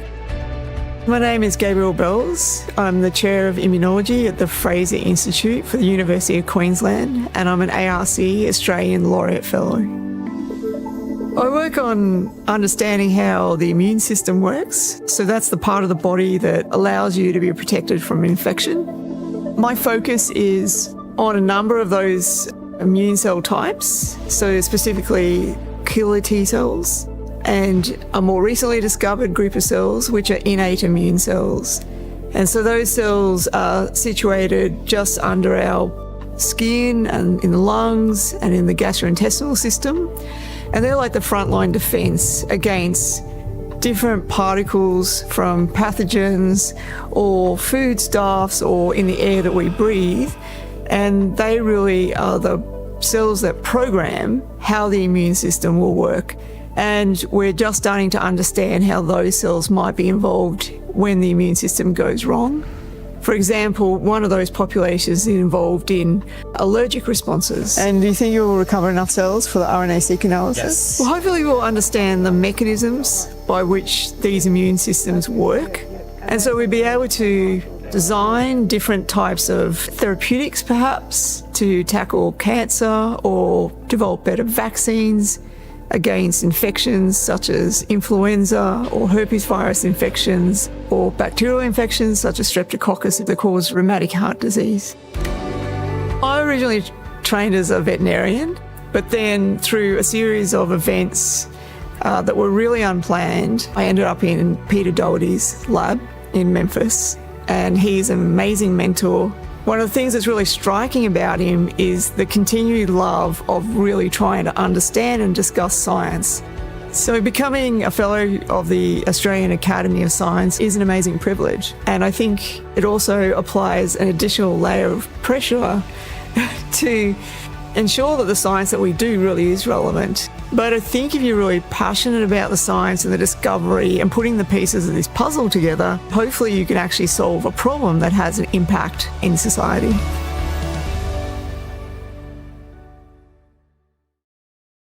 This is where it started, and where you start. This is where you find a top 100 university, world-class research, and these little guys. This is where you study crashes and become cancer smashers.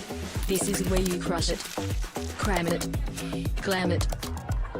And this is where you grow food. For space. This is where your time begins. Make history at the University of Adelaide. Hey, can you see it? See what?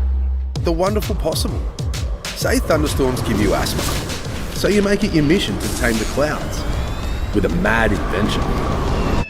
No way. Yeah, for real. What about a PhD at 80? Still got it.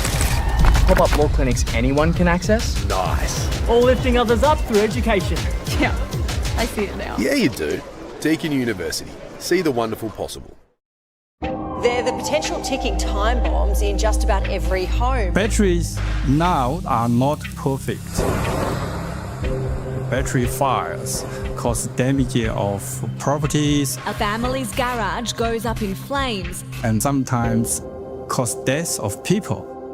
So in my center, we are developing fireproof electrolyte system to safeguard batteries.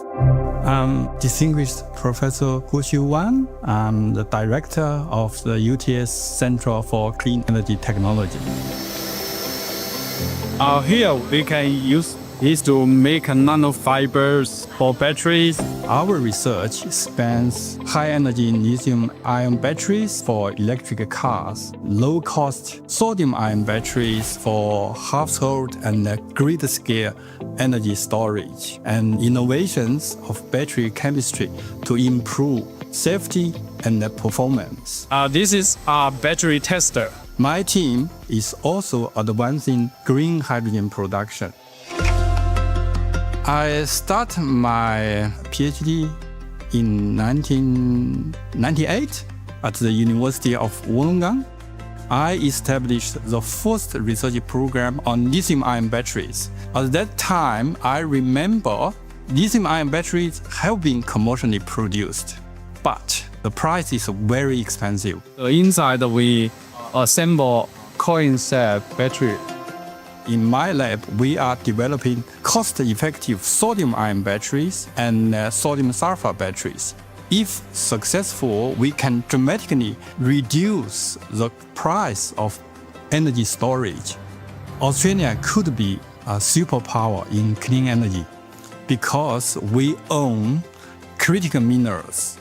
But our current practice, we just dig and export minerals. We should establish our battery materials production ecosystem and become part of global supply chain. During this process, we also learned a lot. I'm very honored and also very humbled to be elected as a Fellow of Australian Academy of Science. I wish my research... bell outside, so I think we'll make a start. If you could all be seated, please. Welcome back, everyone. I hope you enjoyed your break. Hope you enjoyed the ice cream, one of my weaknesses, even though the weather's a bit cold, still highly recommended. We'll now continue with the presentations from our newly elected fellows, and I'm pleased to introduce our next speaker, Professor Xiaojing.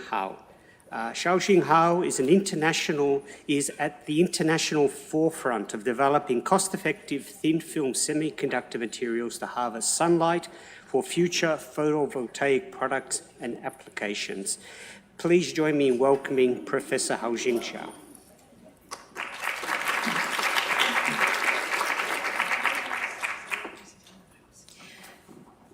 I'm truly humbled to be elected as a Fellow of Academy of Science. And also, I'm truly honored to be here to share some of my work with you. I would like to start with my career training. I want to say, probably very different from some of you, I have a multidisciplinary career training. I did my bachelor and a master in China before I came to Australia. During my bachelor, I was training as a metallurgy scientist. And then during my master degree, I explored the neural network on the iron-making process. And then in 2006, I started my PhD at UNSW in the photovoltaic engineering. And since then, I have been working on the solar energy-related research work. Solar PV is going to be the major player in the future, particularly for the transition to net zero. My future vision for the solar PV is PV everywhere. To achieve that one, what we need is really high power output per unit area. It not only allows the highly cost-effective solar panels, which can be more affordable, but also enable space area-related PV applications, like a lot of pictures are shown here, UVA, vehicle, and also building. Just recently, one of the industry they demonstrated they have achieved 27.8% efficiency. The theoretical efficiency of a silicon solar cell is 29.4%, so close. How we can break in the limit of a silicon solar cell efficiency? One of the most feasible way is the tandem solar cells. It's not quite familiar with you. You might think of the space solar cells. It has been used for many years. But we can't use them for the terrestrial application because they are too expensive. So our way is turning silicon solar panel into the tandem silicon solar panel. The idea is if we stack one cell on top of silicon, the theoretical efficiency is predicted to be 42.5%. If two cells on silicon, it can reach 47.5%. To stack the top cell, we need to have the top cell first. So there are a lot of requirements filters which can apply to have a top cell candidate. For example, band gap. We have a bunch of materials candidate which can be used. And the second one, stable. We need to be as stable as silicon. For this one, for example, perovskite has been demonstrated by 27.3% efficiency, but they are facing the stability issue. We are currently addressing the problem. And also cost filter. 3.5 is also very highly efficient, but they have the cost problem. And if we put the performance filter here, there are only 8 candidates can pass the 10% energy conversion efficiency. And if we place another toxicity filter, only castrate copper zinc tin sulfide left. So we have been leading the world on a couple of top cell candidates. We have been leading the world on the CZTS solar cell efficiency since 2018. We create a number of world records on this one. And in addition to CZTS castrate, we also made a world record efficiency on the wet bandgap antimony chalcogenide, perovskite, and recently, just last week, we have another wide bandgap CIJ solar cell measured and certified. I'm waiting for the finally confirmed results on this one. It could be another world record. For the solar cells, if we want to make it high efficiency, there are two design principles. The first one, maximizing the photo absorption. The second one, minimize the photogenerated carrier recombination. Where is the carrier going to be recombined? That's the defect area. So basically, improve the solar cell efficiency is more like a big sparrow. Most of the time, we are trying to identify where is the shortest stock of the water bucket. So this all related to defects. So my research journey has been done with understanding the defects and managing the defects. For example, what defects we have. I start with a very tough material, castrate CDTS. It basically has all of these defects. They can have zero-dimensional point defects, like a vacancy, anti-side defects, one-dimensional defects, shredding dislocation, and two-dimensional one, green boundary defects, and then three-dimensional one, secondary phases. Other material, when you change to another material, they could have combination of different defects. So we have to learn all of those things again. And another journey we are learning from the last decade is about how defect forms. This is really important. What we found is actually what we put into the reactor to cooking the semiconductor materials, the precursor, make a big impact on the reaction pathway, and then it has impact on defect formation. For example, I'm showing here 4 different combinations of precursor we can put in the reactor. With each of them, they are actually going through the different reaction pathway. And when they have different reaction pathway, they generate different level of defects. Luckily, in the recent 3 years, we found a pathway that really gives the simplest reaction. We choose a precursor. This precursor can allow one-step reaction and form the targeted semiconductor, what we want. And also, it reduces the defect a lot. And also, the learnings from this defect control synthesis, based on the castrate CCTS, also paved the way for the champion efficiency perovskite and timichalcogenide, and also recently wide bandgap CIGS. So there are some common protocol theory behind it. We need to find it. And also, once the semiconductor is formed, can defects be modified or tuned? Yes, we can. One example here, so this is also take the CCTS as one example. Sodium is impurity there. It's good for the synthesis to have a very good crystallinity semiconductor, but the bad part is once it's formed, it's ion, it can migration. So how can we, and also the movement of the sodium affect the point defect within the semiconductor CCTS. How can we tune them? What we found is hydrogen had very similar partial density states of oxygen. So if we do the hydrogen, the oxygen will move around. And the oxygen like to partner with sodium. So through the hydrogen treatment, we can actually induce the migration for oxygen and thereby the sodium. With this treatment, it significantly changes the point defects. Look at this one. This is what we found. Once we have this hydrogen treatment, it significantly helps us to collect the carriers, the photogenerated carriers. That's a big difference between the treatment. This paved our certified 11.4% efficiency wide bandgap CTS solar cells. Actually, we got the 11% efficiency in 2018. For this 0.4%, it takes 2 and 3 years.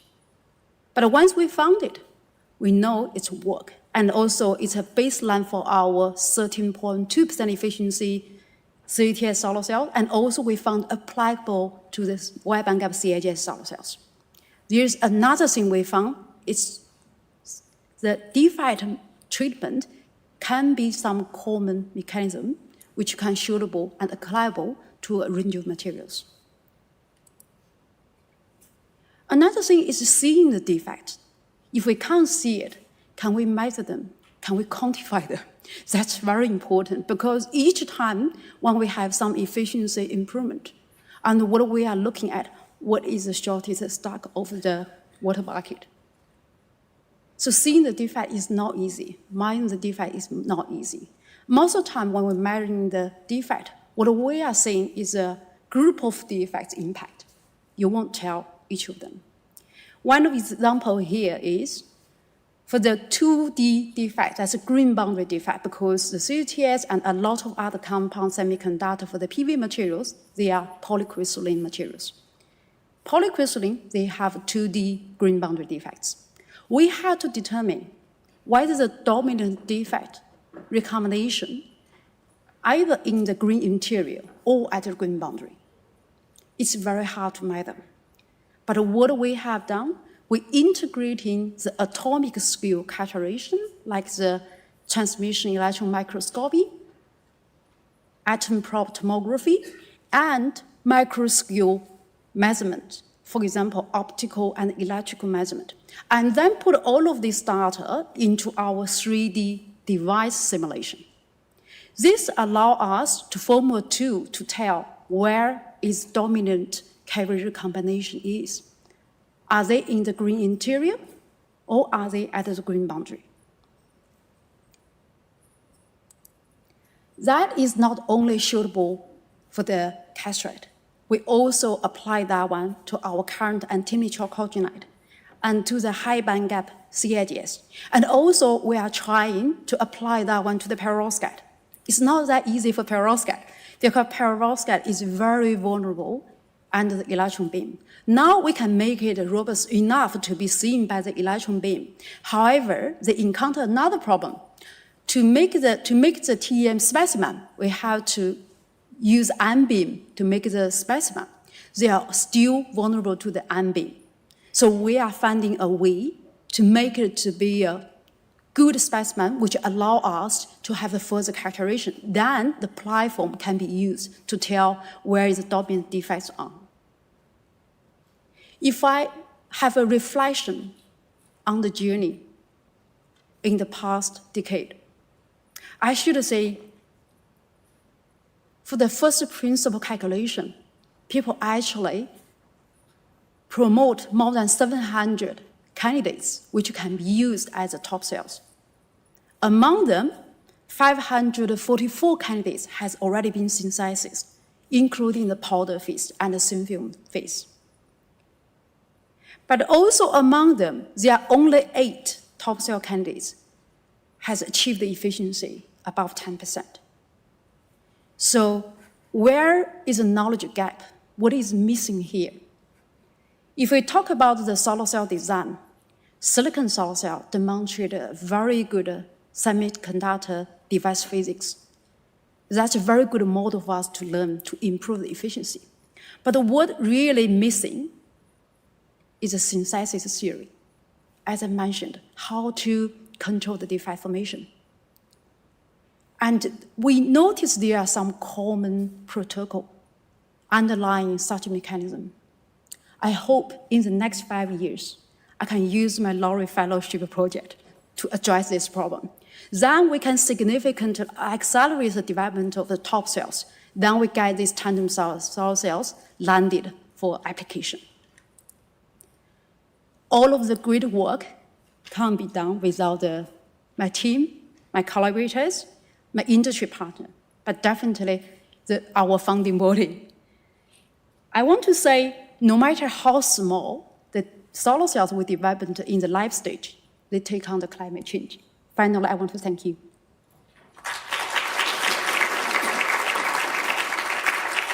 Thank you, Xiaojing. Wonderful to see such important technology underpinned by science. We have time for questions. Raise your hand and please wait for the microphone. Those of you online, please join in the discussion via your QR code. Yes, question up the front here. Just a moment.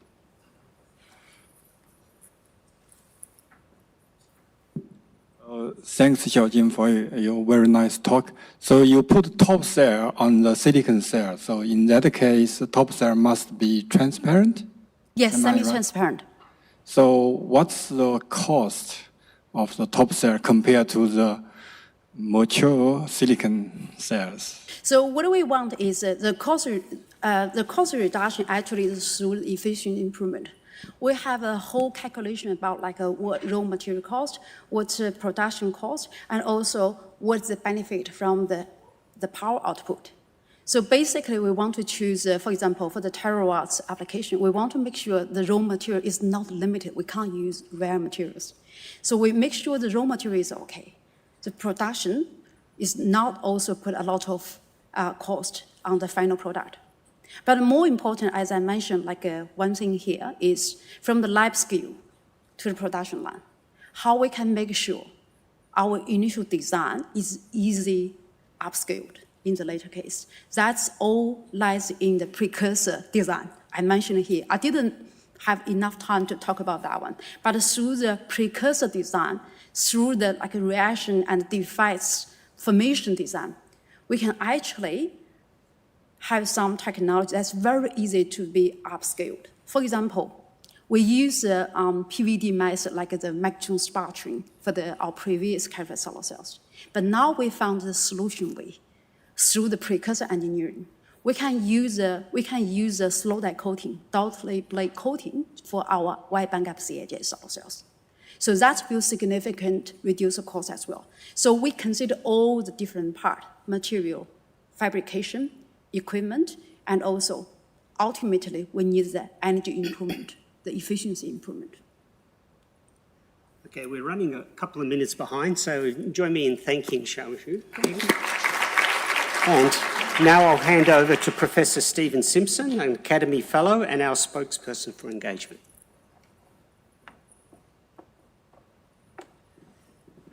Thanks very much, Ivan, and it's a very great pleasure for me to introduce our next speaker, and that's Professor David Huang. David's a biomedical researcher who's made fundamental discoveries on programmed cell suicide or apoptosis that laid the foundations for the discovery and development of a novel class of anti-cancer drugs. Please welcome Professor David Huang to the stage. David.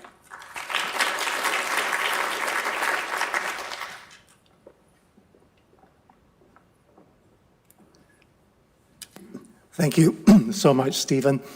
It is really a huge honor to be welcomed so warmly by the Academy and all the fellows and joining with the group of us who being inducted today. So my work is really very different in scale from what you heard from Tamara Davis earlier on, which is huge. Mine resides deep inside a cell. And the story starts with this molecule that sits inside a cell called BCL2. So BCL2 was discovered in the 1980s because a lot of geneticists at that time were trying to understand what are the drivers of cancer formation. And one of the groups that were looking at the genetic changes were looking for genes that were aberrant, were abnormal in B-cell lymphomas, and the second gene that was discovered was named BCL2. And that function of BCL2 was first discovered by David Vo when he was a PhD student with Jerry Adams. And in really a series of classical experiments, David showed that if you enforce expression of BCL2 in blood cells, these cells live much longer than they should. And it really introduced us to this idea of a completely different class of genes causing cancer, oncogenes, because at that time, most of the oncogenes that had been discovered were genes that drove the cell to proliferate and divide. And this is a completely different class of genes. Andreas Strasser then joined the lab a couple of years later on, and he made two seminal discoveries. One is that if you make a mouse with very high levels of BCL2 expression, these mice do not develop tumors on their own, but if you cross it with the mice with an oncogene, as you can see here, these mice now profoundly develop tumors. What Andreas was also able to show was that cells with high levels of BCL2 were able to resist many forms of cell death. So many of the drugs that we conventionally use to treat cancer, like cytotoxic cancer therapy, actually work through this mechanism. So when I joined the lab in 1994, one of the questions I wanted to ask was how BCL2 function. And together with a PhD student, with Andreas Strasser, we discovered this molecule called BIM. And what BIM did was to basically antagonize the activity of BCL2. So you can see here, BCL2, if you have high levels, it protected the cells from death, but BIM antagonized that. And if you knock out the gene for BCL2 in the blood cells, these cells now persist. So as many of you are aware, as we sit here, billions of cells die every day, and this mechanism is really important. So BIM belongs to a class of proteins that's distantly related to BCL2, and these proteins we call the BH3-only proteins because they share a very short regions of sequence homology called the BCL2 homology domain. And this is the region in which they bind the pro-survival BCL2 proteins. So BCL2 is one and BCL-XL is another. So one of the experiments that we did early on was to show that BIM could cause cell death, and that's what I showed in the graph earlier on. And we realized fairly early on that these BH3-only proteins actually function as sensors. So if the cell undergo DNA damage or the cells are no longer required, what the cell does is to upregulate expression of these BH3-only proteins, essentially as a signal for the cell to commit suicide. And that suicide mechanism is driven by two special molecules called BAX and BAC, and they damage the energy powerhouses within the cell called the mitochondria, and that is a critical step for apoptosis. One observation that we had early on was that the BH3-only proteins are not all the same. So the one we discovered called BIM, in fact, we tried expressing it in multiple cell lines, it killed every single one of them. But other BH3-only proteins could only kill some cells, but not other cells. So it's really that simple observation that led us to a series of experiments to try to understand at the molecular level what is the difference between the BH3-only proteins. This is the experiment that a talented postdoc in the lab, Chen, did. And what she did was to look at the binding affinity. So the taller bars means tight binding, a binding affinity of one of the pro-survival proteins expressed in mammalian cells against each one of the killer BH3-only protein. So BIM is an example here. So it's quite clear that BIM could bind all of them, whereas others, for example, are much more selective in the binding pattern. So they were much weaker in the affinity for certain ones of the pro-survival protein. That was actually an important observation because we realized that binding affinity and binding selectivity actually reflected their biological activity. So something like BIM that bound all of them could in fact kill many different types of cells, whereas others are much more selective. What we realized then is that because there was this selectivity with the natural inhibitors of BCL2, we could then potentially discover much more selective inhibitors, particularly if you want to go after therapy. So that work really established the rules of engagement between the family members, and essentially it's one type of interaction but has been repeated many times over, but used in slightly different ways so that you have a degree of selectivity. And that we were able to work out some of the interactions that govern them. And they were very useful for us then to apply to compounds that were then discovered to try to act on this pathway. One is that this molecule called navitoclax, which was developed by Abbott, that bound some of the pro-survival proteins, including BCL2 and BCL-XL. So we were able to be involved in a clinical trial that Andrew Roberts led in with navitoclax, which was pretty effective in blood cancers in which there were high levels of BCL2 The classic disease here is chronic lymphocytic leukemia. But there was a problem because in addition to targeting BCL2, navitoclax also target BCL-X cell. And it turns out that BCL-X cell is really important for the survival of platelets in our body. So platelets are these specialized cells that is essential for blood clotting. As you can see here, when the patients are dosed with navitoclax, you get a very rapid drop in the platelet count. When you stop the drug, the platelet count gradually recovers. So the idea then was to develop a drug that can still inhibit BCL2, which is what we needed for cancer treatment, but not target BCL-X cell. And that led to the development of venetoclax in a collaboration with Genentech, part of the Roche Group, and Abbott Pharmaceuticals. That collaboration we work closely with, and these are many of the people at WEHI in 2017, shortly after the US FDA approved the use of venetoclax in patients in chronic lymphocytic leukemia. I'd like to highlight in particular, in addition to my mentors, Suzanne Corey and Jerry Adams, of course, I've had a lot of support from people like Peter Coleman, and as well as working with medicinal chemists such as Keith Watson and Guillaume Lassène. Now, Andrew Roberts was able to lead the first in-human phase 1 trial of venetoclax that was done largely in Melbourne, and that was because of our relationship that we developed through this collaboration. Chronic lymphocytic leukemia is a disease of lymphocytes. You get an accumulation of these abnormal leukemia cells in the bone marrow and in the lymph node. So you can see in this patient here, rapid effect of the drug on the patient. In fact, the most remarkable one we saw was a second patient ever treated in Melbourne whose blood count actually dropped by more than 50% within the first dose of the drug, which is actually quite amazing. Here is data taken from Andrew's paper showing the effect of venetoclax, what is known as waterfall plots. So this is a change in the lymph node size in patients with chronic lymphocytic leukemia, and there was really quite a remarkable response.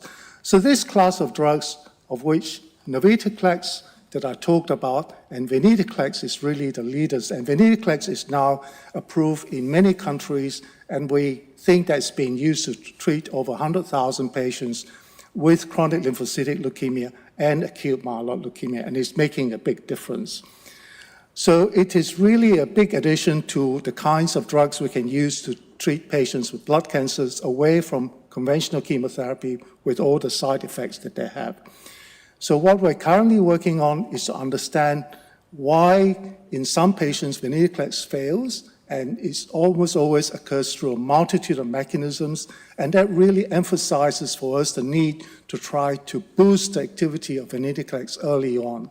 And in most recent work, and it really takes me to the opportunity to thank the numerous people I've worked with. So in this most recent one, what Tom and Mark in the lab have been able to show is that if you take out a gene called MARCH5, shown here in the blank spaces, you can markedly sensitize blood cancer cells to venetoclax. So the idea there is that if you can target this, you might be able to improve the clinical efficacy of venetoclax. So it just remains for me to thank you all and to thank my many mentors and colleagues, and thank you so much.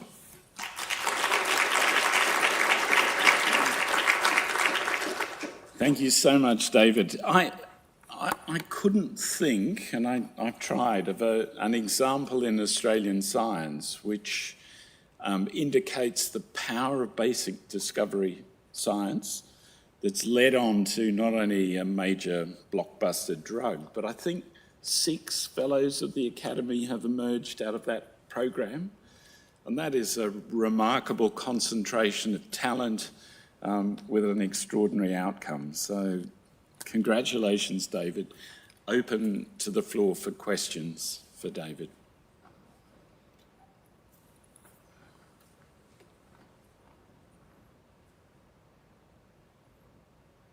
Thanks for a great talk, David. Has any of the emerging resistance involved structural changes to BCL2, or is it other mechanisms that are contributing? So you do get mutations in BCL2, but it's actually very uncommon. So in most patients we have looked at within the cells when the resistance emerges is between 0.05 to 20%. So it accounts for part of it.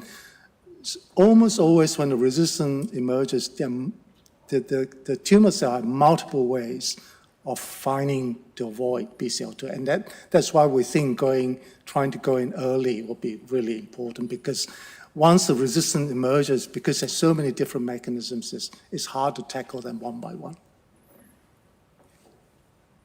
Christina. Great talk, David. What percentage of patients with CLL don't respond to venetoclax initially, and what are the reasons? So in CLL, almost every patient with de novo CLL responds. So it's only the one, as you know, with Richter syndrome, and they are the much more aggressive type of CLL, they don't respond. But front type CLL, almost all of them respond. And what's to me is even more amazing is that venetoclax in combination with some of the antibody therapies now, you're getting remission rates of over 95% after 5 years. So we're almost talking to the point where it's hard to find disease in some of these patients. Now, I think as time goes by, we'll get more data. In acute myeloid leukemia, it's a slightly different story. It's a terrible disease and it's much poorer outcomes. So for those, depending on the subgroup, about 50% of patients do not respond, but there are particular molecular markers worked by Andrew Wade and others that can pick them up. There's over 350 clinical trials ongoing in venetoclax, so I think we're still waiting on more advanced data. Thank you. Tony.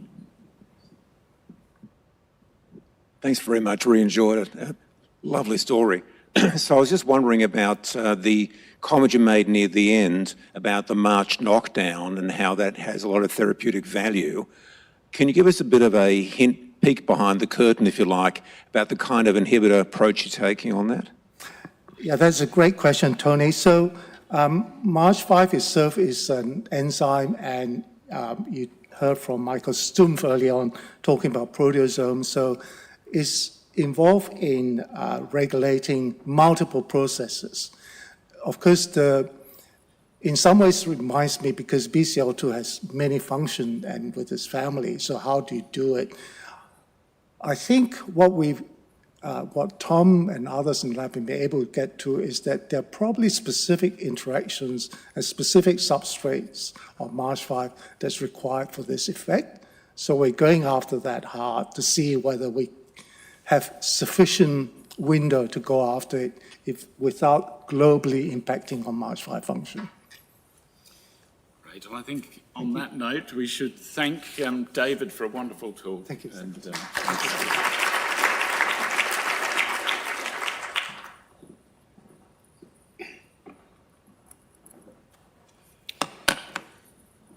Our next speaker is Professor Trevor Aidan. Trevor is a global leader in geo and cosmochemistry who developed fundamental infrastructure for isotopic microanalysis that he used to understand the origin and evolution of the Earth and the solar system.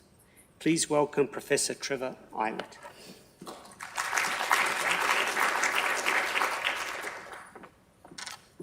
Well, thanks everybody for being here, and thank you to the Academy for my fellowship. I'm truly honoured. So I thought today, I work in diverse areas, so that doesn't fit very well in 10 minutes. So I thought today I'd focus in on the cosmochemistry, because probably it's where I started, and my most recent stuff is in there as well, so it actually gives you good coverage. So I mainly work in isotope geochemistry, which is basically taking isotopic compositions from minerals and rocks in very small places and trying to understand geochronology, cosmochemistry, stable isotope geochemistry. I'm going to focus in on a couple of those, and also to pay homage to my mentor, Professor William Compston, who unfortunately passed away this year. Bill had this great concept of doing isotope geochemistry without doing chemistry, which was to use focused ion beam technology and pass that through a mass spectrometer and analyse everything that came out. And the whole reason for doing that is you retain the petrographic context of the sample. So you see what you're analysing, you put a spot on it, you do a mass spectrometric analysis and see what's going on. And so Bill's vision was in doing that was that if you start looking at the chart of the nuclides and doing all the mass calculations and everything like that, you needed about 5,500 resolution for mass to actually resolve all the significant interferences. And if you start with a 20 micron spot and you pass it through 100 micron slits and so forth, you need a big instrument. So the shrimp is not a shrimp. It's quite large. It has about a 7-metre beam line, and it takes up a significant amount of lab space. One of the first applications we did was on the Hadean zircons. I'm not going to dwell on that. We discovered the first discovery of 4.1, 4.2 billion year old crust on the Earth in 1983.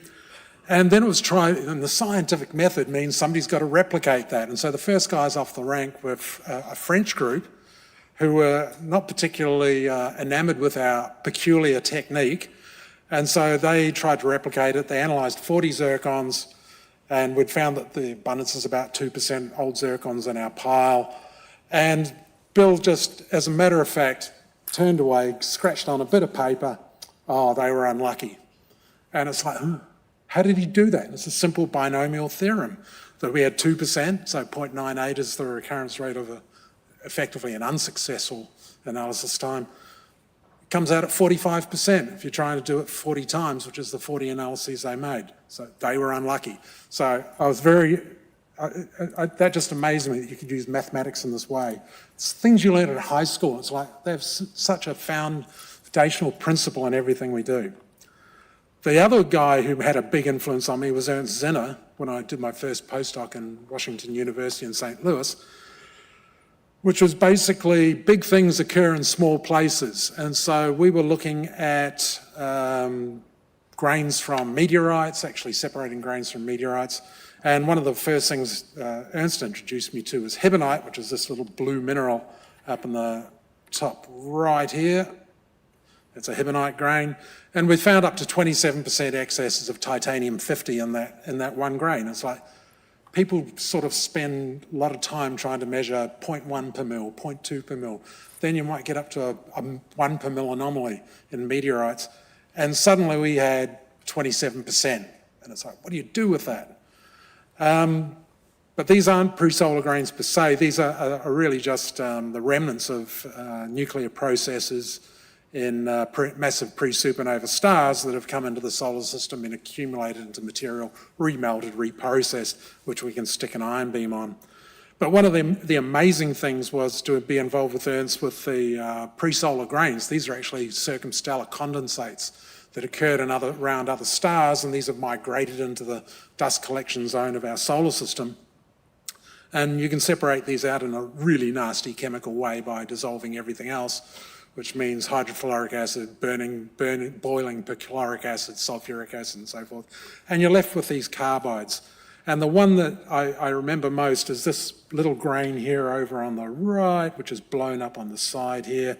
So this is a 3-micron silicon carbide grain. And we measured carbon, nitrogen, silicon, magnesium, calcium, and titanium isotopes from that one single little grain, which is unheard of at those times. And there's signs of abundant aluminum-26, titanium-44, and vanadium-49, or now their daughter products. And so this is a supernova condensate. So in your hand, 3 microns doesn't count for much in your hand, I know, but you could actually hold a supernova remnant, and that was the first time we've been able to do that. So quickly, the more recent stuff that I've been involved with, sample return missions. So one of the big things about meteorites is you have no idea what the context is in the solar system. So these things just fall on the ground, somebody picks them up, and what is it? And so most of them, like something like 30% of all meteorites come from one parent body out there, which is up there throwing stones at us all the time. And so they're not so, they get a bit boring. So there's some special ones out there that we're really interested in. But the relationship between asteroids and meteorites is there. It's just that you had to demonstrate what that relationship was. And we can see asteroids through infrared, you can do spectroscopy and get the compositions and so forth. But how do they relate to meteorites? And so the JAXA, the Japanese Space Agency, Hayabusa mission launched in 2003. And it was expected to go out in 2005, visit the asteroid, come back, 2007, we'd analyse it, be done by Christmas. Excellent. I was set up as a contingency team in Australia because it was coming back into Woomera. And so just in case it broke open, there's a quarantine guy with a spray can of deadly stuff that if it broke open, he was going to spray this because he was going to kill all those nasty extraterrestrial bugs. Anyway, before we even got there, so we'd been to the rendezvous in Japan in 2005, and site selection, engineers say flat area, fine, we'll go to the flat area, just bring it back.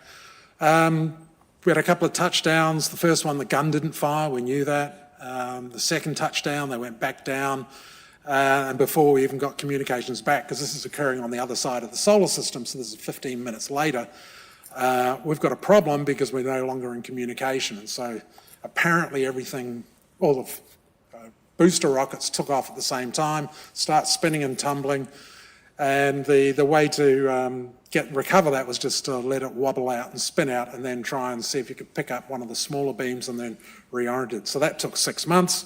In 6 months, you're a quarter way around the solar system, so it's like, okay, come back to Woomera in 2010. And we found that this S-type asteroid was in fact a parent body of the LL chondrite type meteorites, which are mainly composed of olivine and pyroxene. There were 1,500 grains recovered, even though we didn't touch down. The biggest one is 400 microns. So it's like it was a well-designed experiment. There was another pathway to success. So the grains have this composition here in terms of iron, magnesium. I won't explain what it is, but they're obviously within the red field here, which is the LL chondrite. So this is iron and magnesium compositions. They also have extraterrestrial oxygen isotopes. Here you can see that this line here is the terrestrial fractionation line. I'm not very good at aiming this thing. That TF, and then these grains are all offset. So all of these were very successful in terms of establishing that this was an S-type asteroid, S for stony, and we had these stony sort of things coming back. So immediately after Hayabusa 1, Hayabusa 2 was planned, and this was to go to the other main type of asteroid, the C-type asteroids, and this time everything worked tremendously well, and we even had cameras on board to verify that everything had actually worked well. So you could see the whole spaceship goes down, touches down, gun fires, up comes the sample, and away we come home. And so this is from asteroid Ryugu. It's a carbonaceous chondrite parent body, and we'd always envisaged these were from carbonaceous chondrites, but it's like C-type asteroids are 90% or 75% of all asteroids. Carbonaceous chondrites are less than 5%, and what they turned out to be is there's only 5 existing meteorites. They're the rare CI-type chondrites, which we all use for normalising terrestrial compositions to. So they're very important in terms of the scheme of things. They have the abundances of the elements in the sun, and so they're effectively an unfractionated source of that material. So C-type asteroids related to carbonaceous chondrites, and the most common asteroid type is actually related to a rare carbonaceous chondrite. So I'll leave that. So the sample return missions have been incredibly important just for establishing the provenance of materials, and that provenance we don't get from meteorites, so we know where in the solar system they're coming from. They're not from the asteroid belt. There's a lot of structure in the asteroid belt. It'd be lovely to go there. And the other reason for doing that is just quickly is this diagram, which shows NC are the non-carbonaceous chondrites, CC are the carbonaceous chondrites. The big dilemma at the moment in space sciences or in cosmic chemistry is what does this represent? who caused that break? And so one of the big issues is whether these carbonaceous chondrites formed in the outer solar system and Jupiter has basically marshalled everything and kept these reservoirs separated. So we need more sample return missions. Obviously, if we get to the outer solar system in my lifetime, I'd be really happy, but I'd be more than that, I'd be amazed. These missions take a long time, a lot of time and money to get there and back, but there's huge payoffs in science. Thank you.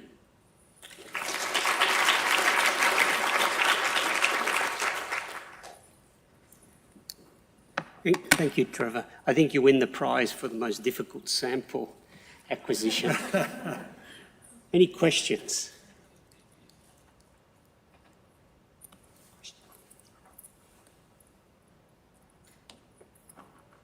Thank you for a really exciting talk. I think you're the only person best placed to answer this, but what can you tell us about the interstellar object that's going to land on December the 5th, the 3I Atlas object?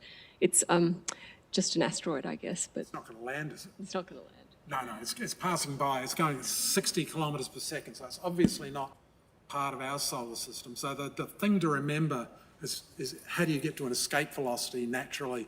And it's like Jupiter has done that all the way along. So the Oort cloud is basically populated by primordial material, but also stuff which has come in and been scattered off Jupiter. And there's enough energy off Jupiter itself to throw things out of the solar system. So somewhere is a solar system that's lost its interstellar object. And so that's come into our solar system. It's on a hyperbolic orbit. It'll just go straight past the sun and carry on regardless. But at least this time we saw it early. It'd just be tremendous if you could respond in a hurried time and get up there and take some photos of it. But from my perspective, as soon as you take a photo of that, I want to know what the compositions of everything is, and that doesn't happen so easily.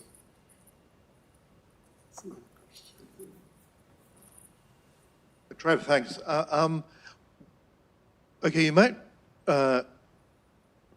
recollect from a few years ago, there was a big controversy about the abundance of chlorine in the heavy halogens in meteorites, and this could be resolved by halogen analyses from particularly Ryugu.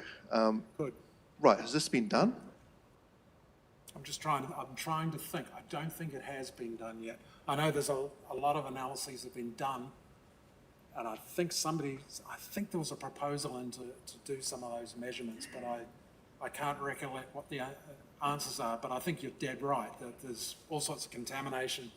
Hopefully they weren't done on the beach or anything like that, and it will be resolved just by taking these pristine materials from extraterrestrial sources that haven't been seen anything from Earth at all. If I can just ask quickly, how do you choose which asteroid to target, or is it just a matter of whichever one you can get onto? So the answer to that is in that last slide, that it costs a lot to get there and back. So these are the asteroids that are in our plane, and they're also on Earth-crossing orbits, and they're close. So when you go through all the selection processes, about 20 or 30 asteroids you can reasonably get to for less than a large sum of money, $100 million or something like that. But there's nothing, you wouldn't identify one. If they're all equally, you could equally go to any of them, would you choose one over the other if it was the same cost? There are different types of composition. So the next question will be, so we've been to 1S and 2C asteroids. So the next question is, Psyche has gone out to take photos of the Psyche asteroid, which is a metal type object. So could we get there and bring something back? So there may be some of that. But as soon as you start going to that level, to out past Mars, then it gets much more expensive to bring things back. Well, join me in thanking Trevor again.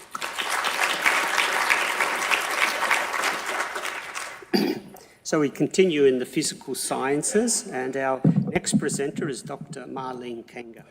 Marlene sits among Australia's top women engineers, is recognised as an international leader of innovative companies and a role model to women.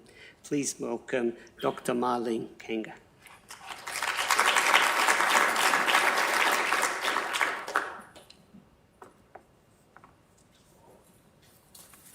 Good afternoon, everyone, and It's honor and a pleasure to be here among such distinguished gathering and new fellows, to be part of the new fellows that have been welcomed so warmly here this week. My sincere thanks to the Academy for this election and for this opportunity. My presentation will be a bit of a change of gears. I'm from industry and not involved in deep research. And I thought about some of my favorite topics that I'd like to talk to you about. I could be speaking about the importance of encouraging young people to take up a career in science or engineering, or the importance of diversity in STEM and what we need to do about it, or the importance of engineering education and making that more contemporary and relevant, and also to build capacity for more engineers where they're needed most, especially in the developing countries around in Latin America, Asia, and Africa. But I'm going to talk to you today about another of my favorite topics. And, of course, I have a lot of engineering topics in terms of process safety that I'd like to speak about as well. But I'm going to talk to you today about a call to action and the imperative for Australia in terms of innovation and what we need to do to translate some of the great science that we've seen today and we're talking about this week, to translate that to commercial outcomes that can benefit Australia.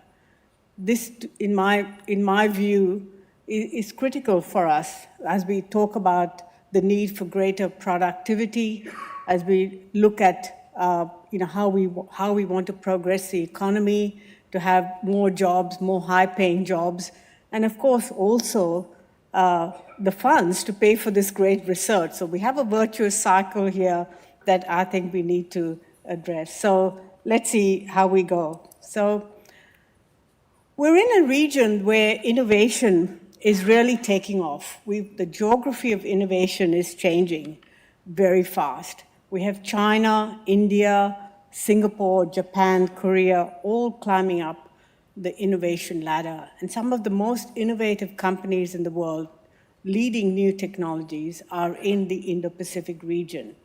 For example, Samsung, a South Korean conglomerate, competes with Apple to be the world's largest manufacturer of smartphones. All the major electric battery manufacturers are based in Asia. And the world's most important semiconductor company is based in Taiwan. Australia's global ranking in innovation, in fact, has been slipping. It was ranked 20th in 2018, has dropped to 23rd in 2024. And if you look at the inputs, we rank relatively highly in terms of innovation inputs at 18th, but we rank 30th in terms of outputs. And in terms of the top 3 innovation clusters, Melbourne, Sydney, and Brisbane, you can see each of those cities has slipped in the rankings. For example, Melbourne, which was originally at 35, has slipped to 46. Sydney, that was at 37 in 2020, has slipped to 44. And Brisbane, from 83 to 97. And here you can see some comparisons of those innovation inputs and outputs. So we have great research institutions and universities. We rank relatively high there. Great human capital and research, which we've seen here today and in the academy. Great infrastructure. But where we are lacking is in industry. We lack market and business sophistication. And in fact, most of the boards of the largest companies in Australia lack board members with STEM capabilities. It's dominated by lawyers and by accountants. And I've sat on many boards. In fact, almost all the boards I've sat on, I've been the only engineer, I'm the only one with STEM skills. And this is the big issue, because innovation is then seen as a big red flag. It's seen as high risk, and industry is generally reluctant to support new ideas and new technologies. So we are rather an adopter of technology rather than creating new technologies and leading the pack. So we rank quite low in knowledge and technology outputs and creative outputs. And again, you can see here the top 3 innovation nations in the region, in our region, Singapore, Korea, China, and India, again, coming up.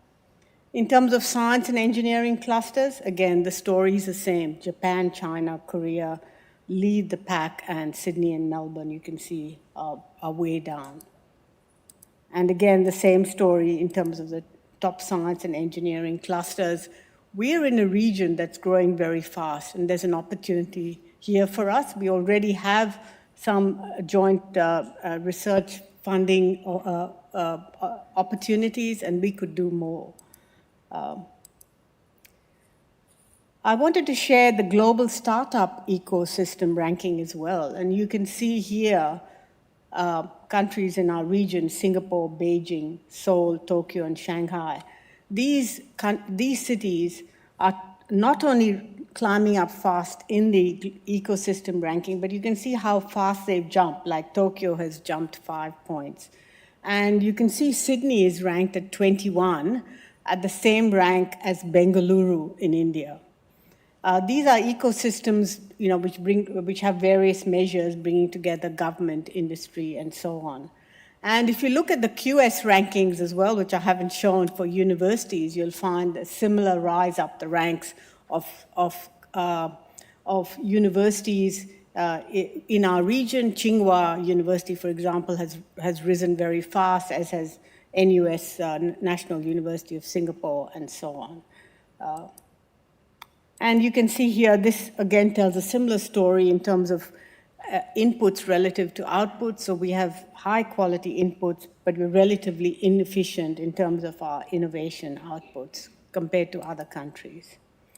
Another gap for us is the availability of venture capital. We're very low. This is a rather old slide, but the story remains the same. The venture capital funds or the investment funds for new innovations are generally for fintech and for technology that does not have, for example, high regulatory barriers like medtech and so on. Funding for deep tech is generally not available in Australia. It's really hard. And you can see here in this slide, the blue and the gold blobs are India and China and India respectively. And you can see Australia there, very small and relatively inefficient, again, in terms of innovation capacity. I wanted to just change gears a little bit and give you an idea of what other universities are doing around the world. So MIT is well known for its generating entrepreneurship, approximately 30,000 companies founded by MIT alumni, many serial entrepreneurs, employing millions of people and generating a couple of $1 trillion in revenues. This is an example of the kind of wealth that can be generated in Australia. Similarly, in Stanford, some 40,000 companies created by Stanford alumni in Silicon Valley.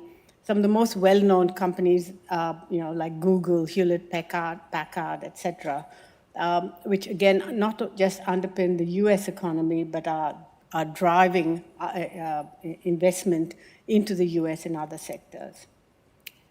In India is also a startup hub which hosts to some more than 100 unicorns. I studied in the Indian Institute of Technology, Bombay, and you can see Bombay and Deli here in these unicorns being featured. So the Indian ecosystem is alive and well. And Singapore, as I've mentioned already, is moving up fast with accelerators like Block 71 being very successful. Economic Development Board of Singapore also being a very active investor, investing in these companies. So there's a partnership between government and industry and a targeted strategy to scale up companies from Singapore in Singapore.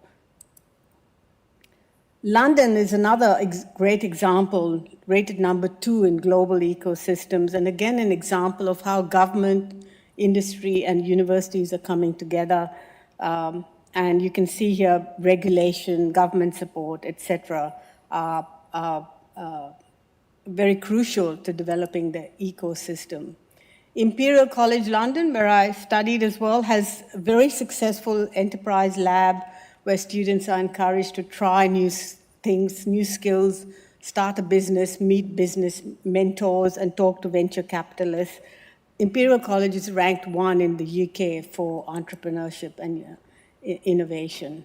So I do walk the talk. So one of my companies, Omniscient, has developed video analytics, taking moving video images and providing real-time analysis of what's occurring with some 70 patents, partnering with a large number of companies, well-known companies around the world, projects in 60 countries and 30 industries, including Canberra Airport, for example, and the Sydney Metro.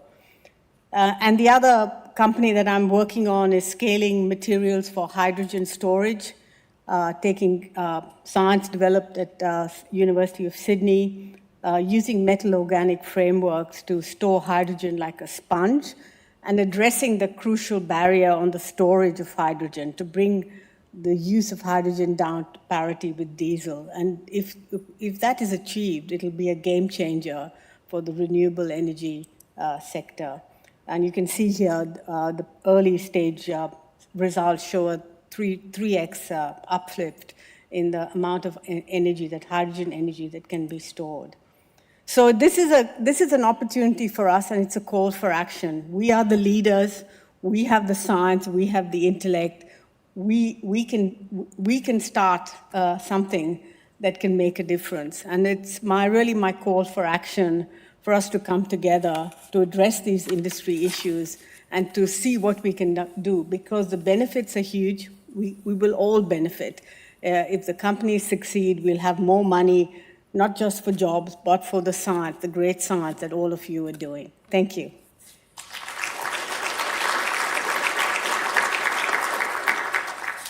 Thank you, Marlene. Certainly, you're very welcome amongst our ranks in the fellowship. As the Academy continues this important dialogue together with industry and government. We have time for a few questions. That's a question.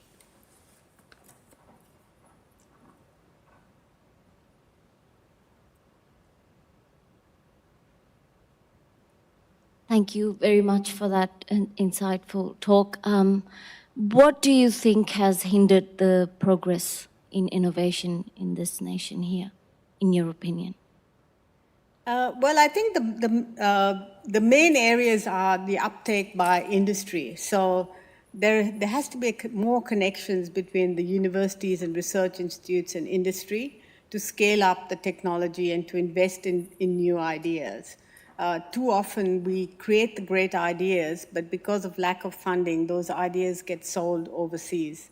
And so we plant the seeds of the ideas, but the fruits and the tree is planted elsewhere and the fruits are enjoyed elsewhere. It's a question at the back then. Thank you for a lovely talk. I guess my question is around distance and the fact that in Australia we're sitting here with 26 million people and we're 5,000 kilometres from the big population centres. So what's your comment about how we might address that, and is there some way of addressing that with innovation? Well, actually, I don't think distance is an issue because, as I mentioned, in our region, in the Indo-Pacific, we have a lot of countries moving ahead in the innovation race. And we don't, in terms of distance, we don't necessarily need to look to Europe or the United States. We can look within our region, and that's half the distance anyway.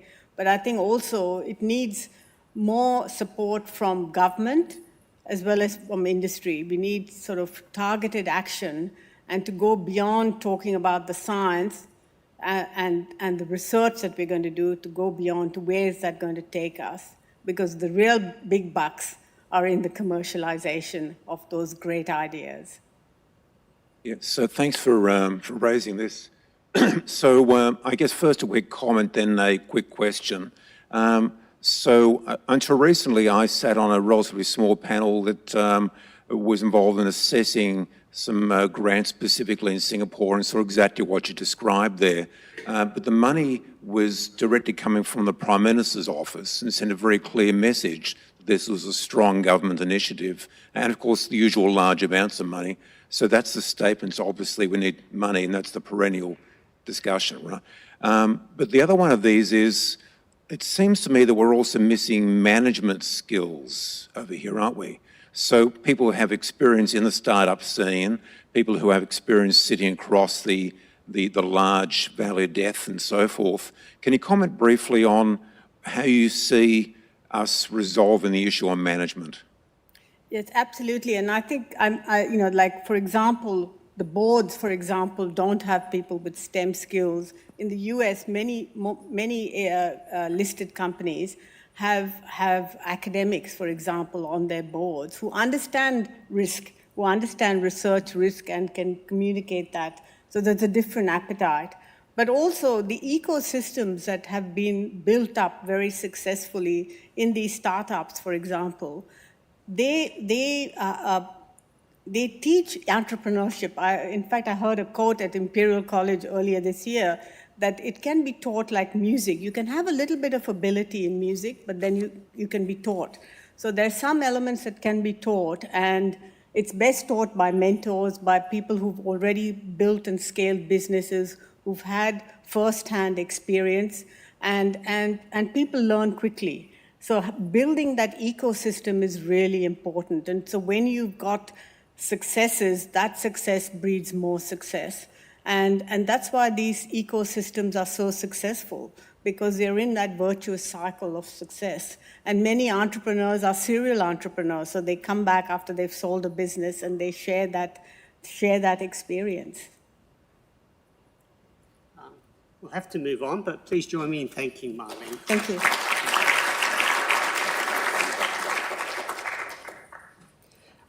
Our next presenter is Professor Robert Mahony. Robert pioneered the application of the principles of symmetry to address practical challenges in systems theory and robotics. The Mahony filter is a design cornerstone of the contemporary multi-billion-dollar drone industry. Please welcome Professor Robert Mahony.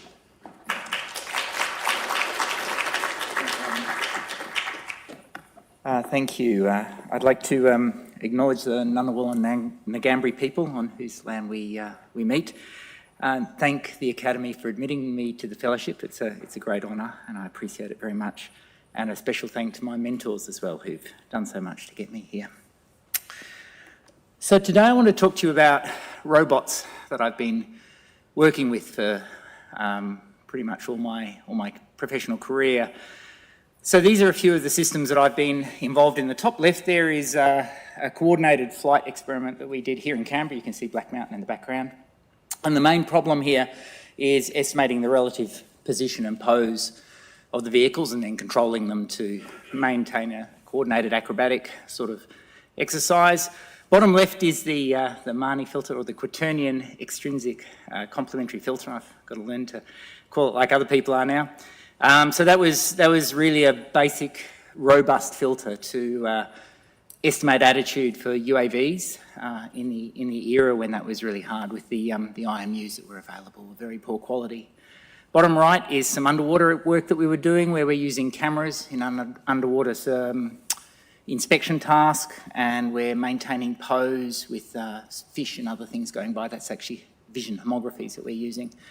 And the top right there is visual odometry. So the idea there is to measure the pose and the position of a robot flying through an environment by estimating points in the environment. And so you have to estimate both where the points are in the environment, and then the main thing that you're after is actually where the robot is. So it's essentially giving robots spatial awareness. And all of these are state estimation tasks.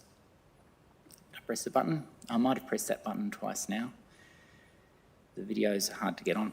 So state estimation is a question of using the information you know about the physical world. So in the top left box there, we've got sort of the equations that we get from physics that are well established, Newton's laws of motion, about orientation, position and velocity and acceleration. And what we want to do is we have some sensors and some measurements, and we want to actually be able to then extract out and estimate those positions. So the top right video there is actually a SLAM algorithm that I did at ANU, again, flying vehicle. And what we're doing there is we're trying to estimate our position. And you'll actually see as it flies, it'll do loop closure. It's about to do it right now. So it recognises where it is and then readjusts the whole state estimate that it's trying to do. And so you need correlated information. So only nature can integrate dynamics perfectly. The moment you try and do it yourself in a computer, you've got noise in the signals, computational error, noise in the system, all sorts of things that get in the way, and so you get drift, and essentially you get Brownian motion of the state, and things drift away from your estimate, and so you need to take measurements and then bound the measurements. And in one of the little quads that I was showing you earlier, you essentially get about 2.5 seconds, and then your state's drifted and you've turned upside down and you hit the ground. So you really have to do it fast, and you have to know what you're doing. Again, I'm just waiting for the switch. So one of the first places where this really became important was in the moonshot, in the Apollo missions. And so it really matters what attitude your spaceship is at when you fire the thrusters. If you get that wrong, you miss Earth and you don't come back again.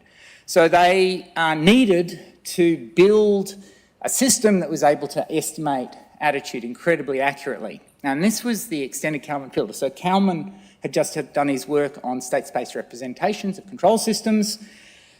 And there was a group that then took that work and basically created a way of bounding this growth of error in the system. And so the idea is you build an internal model. So you take the physics equations, you take some measurements, and here at the bottom I've got the actual measurements that they had. They had a gyroscope system to actually tell you about your angular velocities. So that goes in as an omega into your equation, and they had a star tracker that they actually used by hand. So they used to stick it out the window and take a measurement and put it into the system to bound the growth of error, and then they'd take it out the window, and I think they just spent the whole time when they were behind the moon taking measurements and correcting their attitude, so they knew what they were doing. And then this is a theory. The EKF was this algorithm that was developed at that time, which was really one of the enabling technologies, along with the LQR algorithm, that's sort of the jewel of it, that actually enabled the space mission to happen. And so I'm still working on related theory. And so since then, we're really asking the question, what makes a good filter? So the EKF was sort of a game changer in being able to tackle these sort of systems. And in particular for robots, the underlying state space that you're dealing with, which is attitude and position and velocity, is not flat. So it's inherently a manifold.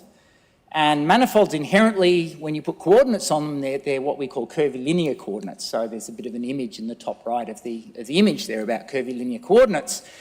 And so you have to choose some coordinates. If you're going to do some computation, you've got to have something in the computer to actually do the calculations. And if you choose poor coordinates, you get algorithms that aren't robust and are unreliable and don't perform as well. And if you can choose good coordinates, you get good global stability properties, good asymptotic performance, and you get robust algorithms. And so what I've done there in the bottom left is I've actually captured the evolution of inertial navigation systems through from the 1980s. The 1950s was really some Euler angles, and when we did this plot, I didn't bother including those. But through from the 1980s, when the quaternion group was really used to express attitude for the first time, and that was all of the filters actually still flying in Boeing aircraft and a lot of the military aircraft. I guess they're a little bit more updated now, but are still using that theory. Through to the big advances that we've made in the last 10 years. And so it was really about 10 to 15 years ago that we started to understand how to do this, and there was a filter called the right invariant EKF developed by some colleagues of mine in France. And following on from that, more recently in the 2020s, we worked on a filter called the equivariant filter, which has made another step forward. And you can see the transient performance. This has taken over, I think, 1,000 iterations of a Monte Carlo simulation. You can see the responses of the filter. In particular, you can see the asymptotic performance of the filter, and that's really coming down to using these different symmetry groups to generate coordinates which are a little bit more linear for the actual propagation and for the bounding steps of the algorithm. So we really actually see real performance changes in how the algorithms work when you do this. And I've thrown in the Mahony filter there as well. It's actually designed for a slightly different scenario. It's designed for robustness, so for really non-Gaussian noise type scenarios. But if you tune the filter well, then it will still converge. It'll converge slower, but it'll still converge to very high performance asymptotically. So the point then is that the real performance gain that we're after comes from getting good coordinates. And good coordinates somehow are tied up into the symmetry of the system, okay? And so that's the big thing that we've learned in the last 10 years in this field. And so what we found in the orientation problem, that the way that we actually solved it in the end was we found a symmetry which would deal with orientation, which is a special orthogonal group, SO3, but also in the same symmetry managed to deal with sensor bias. And we did that with a semi-direct product. We actually ended up using a special Euclidean type symmetry, but it's really motivated not by a physics perspective, but much more by an engineering. How do we actually get the sensors and the state, navigation states together into one symmetry? And that's where those big advances have come from there. And so, not surprisingly then, inertial navigation systems, we've ended up using the Galilean group with space-time, not Einsteinian space-time, we're just engineers. Everything goes quite a lot slower than the speed of light for me. But again, we have to augment that and actually look at a tangent bundle of the Galilean group, and then we get these performances. And then you get a bunch of other robotic problems, like that top right picture. What we're doing there is homography tracking. So this is really important in filmmaking and a bunch of other sort of applications of vision systems. And there we're using the special linear group and extensions of the special linear group. And so we get these really nice performance. Down the bottom left there, we've got the inertial navigation systems. And again, I've gone back to those same filters. And what I'm showing there is a thing called consistency of a filter. So consistency tells you how well the filter estimates the uncertainty of the signal that you're tracking. So a filter estimates what the signal should be, but also estimates how uncertain that signal is. And then the noise of the system, you can measure the actual noise of the system. You can compare whether the filter's getting the noise right. And you don't want to, so always there's nonlinearities. So if you actually prime these experiments with the true noise of the system, the filter will always be overconfident because you won't be modelling the nonlinearities as noise. And so you never go underneath the ideal line, but the closer you can get to the ideal line, the better off you are. And so you can see the big advances that we've made over the MEKF in terms of consistency and actually really modelling the true uncertainty. And that is a shot over helicopter where we did the algorithms for the video. The shot over does a lot of the movie systems around the world. Just wait for that to click forward. All right, so symmetry and engineering. The point about symmetry and engineering is it's not like physics. So in physics, there are physical principles that drive the symmetry of the universe, and then you go looking for the explanatory laws that copy that symmetry. In engineering, the symmetry comes from the actuators and the sensors and the actual physical systems that you're using. And so an engineering system is something like what we've got on the bottom. So it's only the psi dot equals F0 of psi that's the physics. That's the bit where there's no actuator acting. Then you've got all the actuators, F1 with some actuator, U1, etc., etc. And so these are all the wheels and the flaps and the drivers. And similarly with the measurements, right? You also have measurement functions and sensors that give you stuff. And it's actually these actuators and sensors that define the natural symmetry that you're actually doing. And so the robot on the right there has an omnivision sensor sitting on the top of it.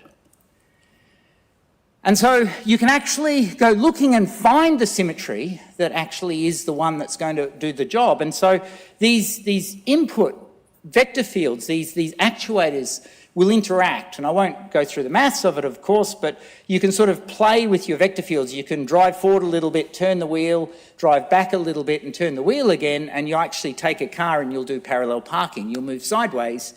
And so when you add up all of the directions you directly actuate, like turning the wheels or driving forward, plus the directions that you get by interplay, you get this set of accessible directions. And if you take them all, you get a thing called a Lie algebra. And if you integrate that, you get a thing called a Lie group, and that's the symmetry that you're going looking for. And these are these funny different engineering symmetries that are really the ones that you're looking for. And when you can find those, when you can get finite dimensional representations of them, which is not necessarily simple, then you can build high performance observers, very robust to disturbance and noise, and stable, what I call in the large, so with very big domains of convergence. And what does that mean? It means that if we can do this, build equivariant observers and controllers, they're robust enough to work with consumer-grade electronics. And suddenly, these applications that you see working on very high-end, expensive equipment, you can start building $100 units, similar to the revolution that we saw in the drone industry. And of course, I'm only one of a big team, and I'd like to thank all of them, my students that I saw walking in just 2 minutes before I started talking. So thank you very much. Thank you. Thank you, Robert. I must say, this technology I love in terms of single take scenes and actions where they can move.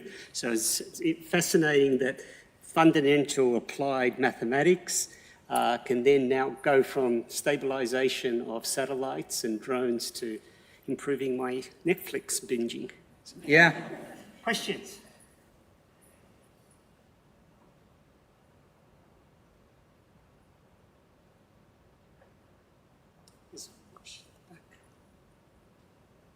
In your opinion, do you think that the use of quaternions is now obsolete? Yeah, I probably do. So I did a lot of work on quaternions in 2005, 2012, and we were implementing these filters on 8-bit micros, the old STM8s. And it really mattered. Like, I remember doing how many floating point operations that we had to run for every iterations of a filter, and we had to worry about underflow and overflow. And the same filter, I just simulate in 64 floating point now, stick it on STM3064, and it's fine. And so these days I just stick the filter on SO3, you know, just use 9x9, 3x3 matrices or 16x16 matrices or whatever. The point, of course, is that as long as you're thinking about the symmetry, it doesn't really matter if you're quaternions or SO3, as long as you're picking up the symmetry of rotation, you've got the same mathematics. It's much more about the engineering of actually building a filter and putting in something. And they still use the quaternion filter for stuff where you just cheap electronics, that's for sure. Yeah. Any other questions? If not, try to keep the schedule. So please join me in thanking Robert again. Thank you.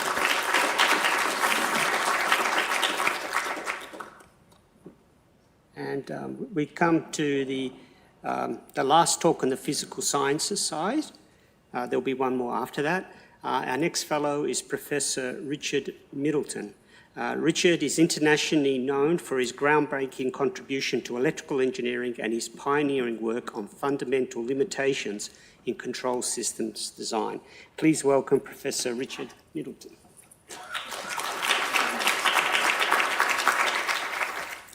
Thanks for that wonderful introduction. Also, Rob, I was thinking when you mentioned about students coming in 2 minutes beforehand, the students in my lectures leave after about 2 minutes, so I'm not sure.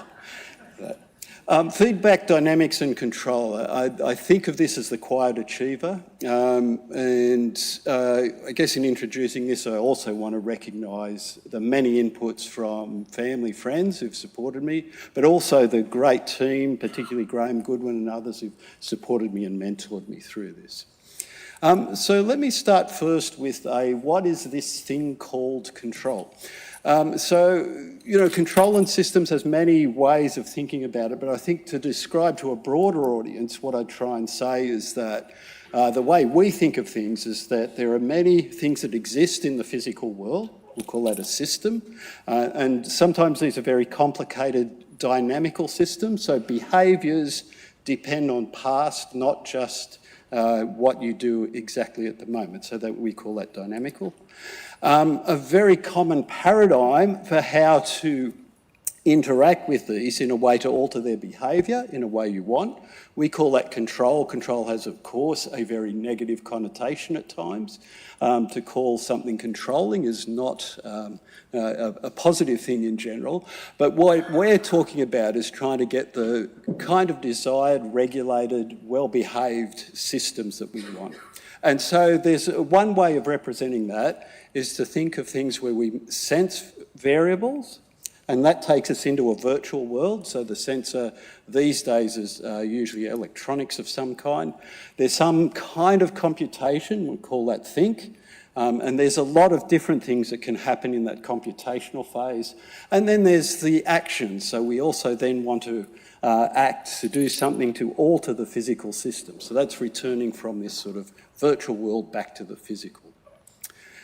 So this has a very long history. Of course, in biology and many other things, homeostasis and other versions of this has existed for billions of years to regulate variables and metabolites and so on inside a person. But the artificial versions of control goes at least back to Egypt. And there's a detailed description of a self-regulating water clock, which has very clear elements of sense, think and act to regulate the level of water so that you can tell time in an extremely accurate way, given the technology available that persisted for millennia before they invented more accurate clocks. It's also things like Watt's flyball governor, which is a significant part of the Industrial Revolution, to have a steam engine that worked reliably and so on. There are some arguments, in fact, that the first version of artificial feedback control could be attributed to Polynesians in terms of the outrigger canoe. Because if you think of that, you actually do have this sensing of when there's an imbalance and there's an action through the lever arm is one way of thinking of how that behaves. But more recently, particularly with the invention of electronics to a small extent, but of course digital electronics and computation, there's been an explosion in these kind of systems in recent years. So let me go back then to one of my very early topics, which is a thing called adaptive control. So this is a variant of control. And more recently, using artificial intelligence techniques, there's a thing now called reinforcement learning. And adaptive control, in fact, is an early version of this. And so what happens in adaptive control when we were working on this is we think of the system we had, sense, think and act. But now what we do is we also have like another layer or a meta level which looks at the behaviours, observes the data and readjusts the algorithm or the recipe that's in the controller to try and say, oh, okay, this is the way this is the policy I had previously for how I would generate actions. But, you know, I noticed some things last time, so let's change some things. And, but one of the things we learned early on this is a phrase I'd call beware the white swans. Now, actually the phrase is beware the black swans because it's from a northern hemisphere, which is where Europeans first arrived in Australia and thought there could never be such a thing as a black swan. And it's the unknowns, or the completely unexpecteds. And of course, I call it white swans because they only existed for me in fairy tales or books. They were artificial things. And so the black swans here, okay, are things that we didn't expect might happen in the system or the measurements or the actuation. We expected that the measurement would be noisy, that it would be imperfect, but maybe there's a bias error that we hadn't accounted for, or maybe there are occasional very large rare errors. Or maybe the actuation has limitations that we didn't think about. We demanded, 100%, but actually the actuator was a bit tired and said, no, you can only have 90%, I don't care. Or maybe the system had some other external effect which made it totally different to what we expected. And so for many of the simple, and I say very simple because they're the very simplest, basic, theoretical, adaptive schemes, I could take that thing, I could make one change. We did this in the lab, you can also do it in simulation. That is, you take the actuation to be biased, you tell it to give a certain amount of force, or whatever the variable is, and it actually gives you a slightly higher force, for example. And that took a provably stable adaptive control algorithm to one which had chaos and instability. So that was a new learning experience for me. I first saw this in the lab because thankfully we had some really old, bad electronics that was vacuum tube based, and it had drifts and constant offsets all over the place. So that taught me a big lesson. And so this was a thing which more recently would be related to overlearning in the artificial intelligence community, because in part what was happening in the system I was looking at, when you control well, that is the whole point, often things are well regulated, smooth, behaving themselves. And in that case, you don't have a lot of information from which to learn new information, and so the smallest error can be misinterpreted. So this led to these robustness problems. There were a range of solutions, and some of these we looked at. Many people around the world were looking at these. So some of this was to do continual injection of additional signals. So in the AI community, this would be a thing that they talk about in terms of exploration versus exploitation. Exploitation meaning, I've learned something, what do I do with that information? Exploration meaning, let me find new information about what I'm trying to do. So one way is to try and make sure that you do exploration. Other things can be done to make the algorithms themselves, the way in which we do these adaptation, more robust. And we worked on several of these in the work we've done. So we thought we had some great theory now. We not only had theoretical adaptive control, but we'd also thought about some of the main errors that can occur, and we could prove that these modifications made it more robust, and we thought we'd go off and solve the world's problems, and industry would love us because we'd immediately solve that. Well, of course, that isn't what happened. We did have a thing called the University of Newcastle Adaptive Controller.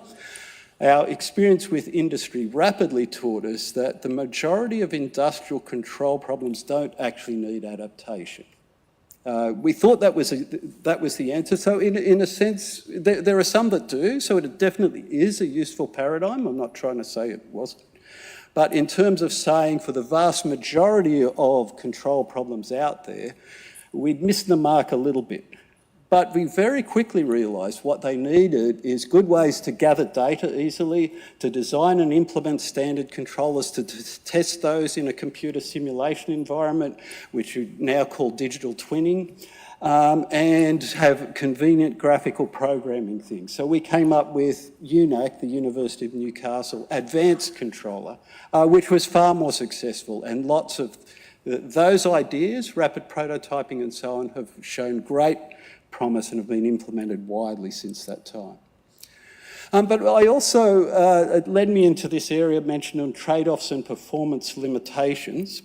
And here we're trying to answer the question of, do we really need adaptation? What is it that is stopping us achieving everything in our control performance? And in the interest of time, I'm going to skip forward to one other thing and skip a few things. We did find, I'll jump through to this, we found variants of what I'd call equal area criteria. So these are fundamental things that, for example, if you say I'm always linear, I'm always going to be open and closed loop stable, I have a strict form of causality, which is widely true, then there's an equal area criteria. And so anytime you try and improve performance, which is that green area where we reduce sensitivity that is large is bad in several ways, there is always some other frequency range where that's increased. So I think I'm out of time. I might leave it there and leave it for questions. 30 seconds more? Ooh.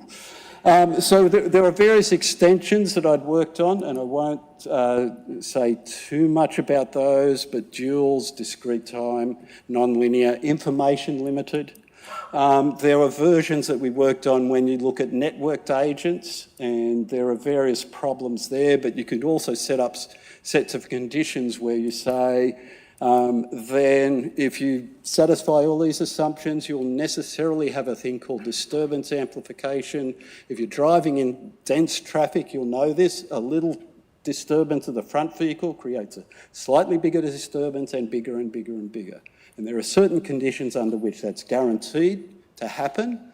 It's not because you didn't design the control system well. You have to look at ways of getting away from those assumptions and saying, well, maybe we don't need linear, or maybe we don't have rigid spacing or some other techniques. So I think with that, I'll just say thank you.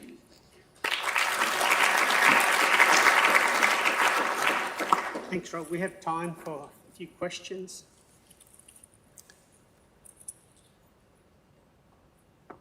If I could ask, I mean, the area that's certainly in the next few years is autonomous driving.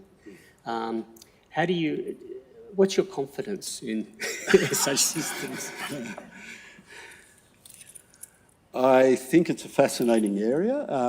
I think, my opinion is that you need a bit more about some of the things that Rob talked about, which are highly mathematically based if you want a lot of confidence. So there have been various cases in the automotive industry of problems where they said, you know, people sued the manufacturer because they said, you know, this car did something crazy and that caused an accident.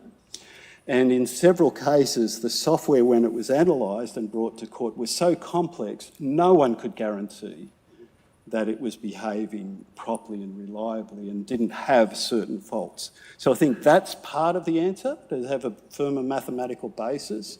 I think there's a more important question around comparing an autonomous vehicle with a highly instrumented interacting well with a human vehicle, because mostly I think we tend to think about an autonomous vehicle versus an old or existing technology vehicle. So there are lots of things, anti-skid braking and all sorts of things to improve that. Autonomous vehicles have killed people in testing, so that has happened too. You need an enormous amount of data. Because the death rate in humans, I think, is around, in human drivers is around, you need billions of kilometres driven to be able to get, several deaths in human drivers. So how many billion kilometres of autonomous vehicles driven do you want? And beware the black swans. That's the real problem. Yeah. And kangaroos. Yeah.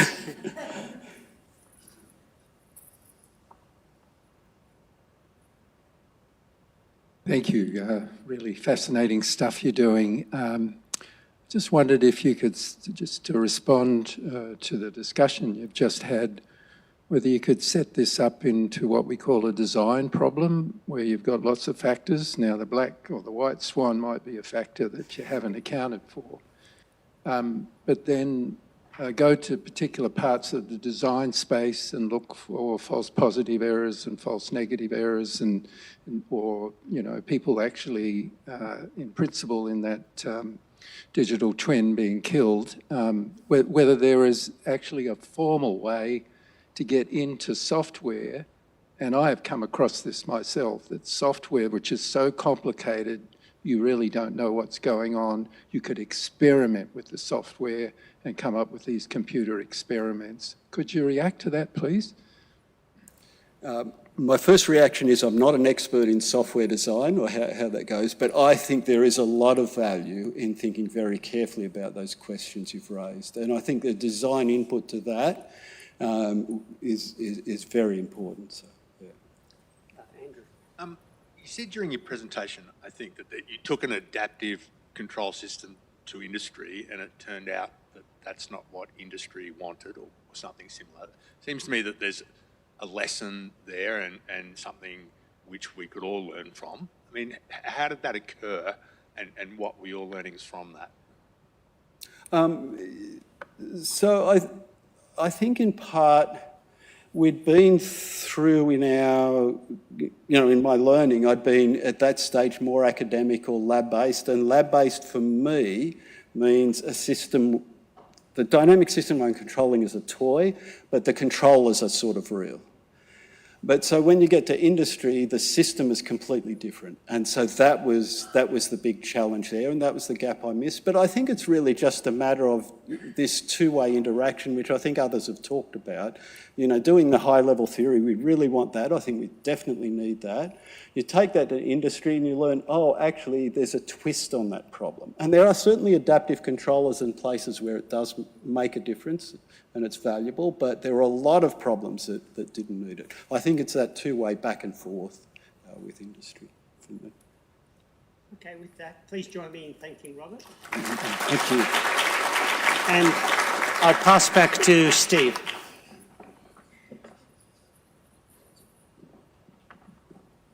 Thanks very much, Ivan. And we're going from black or white or otherwise swans back to the biological side again for our last speaker in this session, and that's Professor Christina Mitchell. Christina has made fundamental discoveries in biochemistry in the field of intracellular signalling by characterizing families of signal-regulating enzymes. Please welcome Professor Christina Mitchell to the stage. Thank you. Thank you so much. I'd like to thank the Academy for this wonderful honour and for this fabulous day today. I've been very excited by others' science that I've heard today, and I know that all of the speakers remain their incredible curiosity and enthusiasm, which is really wonderful to see, and it inspires others, I'm sure. So I've done all my science at Monash University, and they've been very good to me because they've tolerated me being the Executive Dean of Medicine, Nursing and Health Sciences, and still having quite a significant lab. They got very nervous when the faculty budget got to $1 billion a year, and they started to introduce tighter financial controls, probably for good reason, because I kept wanting to recruit more and more scientists. But I think being in a senior administrative role and still being a scientist actually is really important. It's when our administrators just become administrators that I think they lose the value of science and the fundamental importance. So Monash has been very good to me that way. So I did medicine, and I did a specialty training in haematology. And when I was doing my advanced training in haematology, everyone said to me, oh, you've got to do a PhD or you'll never get a job. And so I went and did a PhD in coagulation, and with Haddam Salem at the Alfred Hospital, which was a wonderful experience.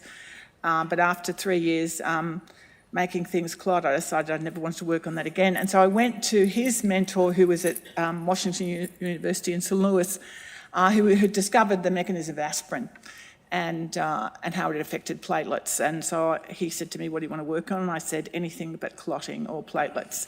And he worked on membranes, because the platelet membrane was very important to how the platelet functioned.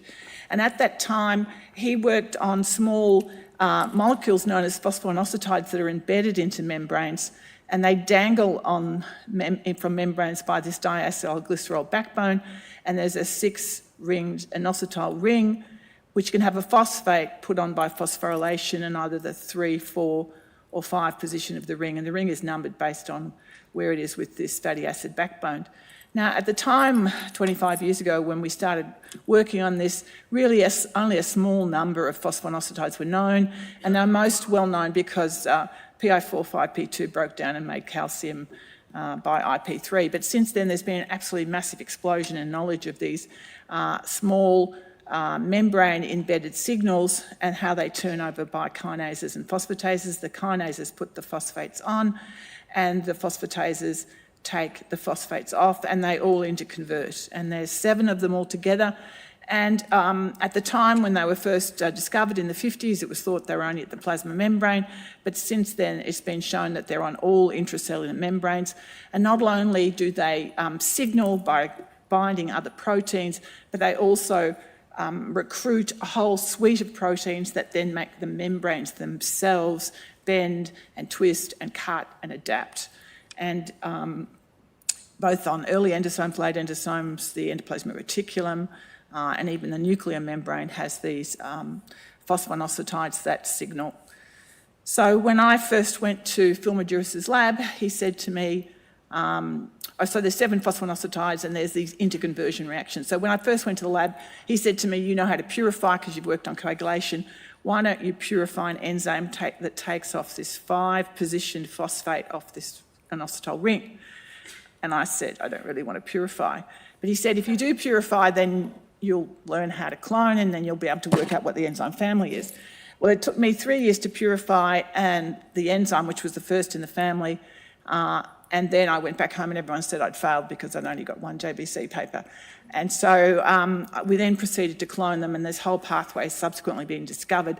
It's a very complicated pathway, but significantly a whole series of tumour suppressor genes and oncogenes have been discovered because it's fundamentally important to how cells divide. So the PI3 kinase that was discovered by Lou Cantley in the early 90s makes this phosphoinositide called PIP3, which then recruits all these proto-oncogenes that are cancer-promoting proteins, which are phosphorylated and activated by this interaction between a protein and a phosphoinositide. That promotes a whole pathway, cell survival, cell migration, and tumour growth. The opposing pathway to this PI3 kinase that makes these 2 phosphoinositides is P10, which is a well-known tumour suppressor.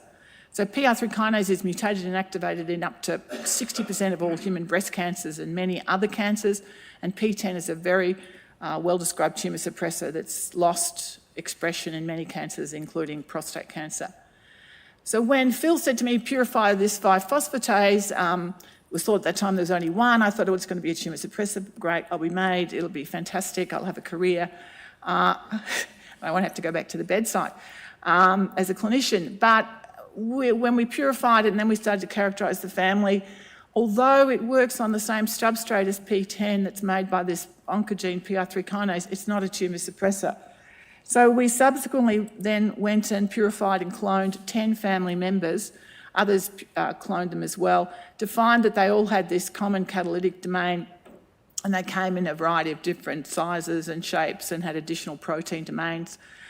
And we did a whole lot of experiments in cells and in mice to see if they were tumour suppressor genes like P10, and fundamentally they weren't. And so we kept asking ourselves, well, it's an enzyme that works on a phosphoinositide we know that's important in signalling and promoting cancer. Why is it then that these families of enzymes don't do that way like the other families do?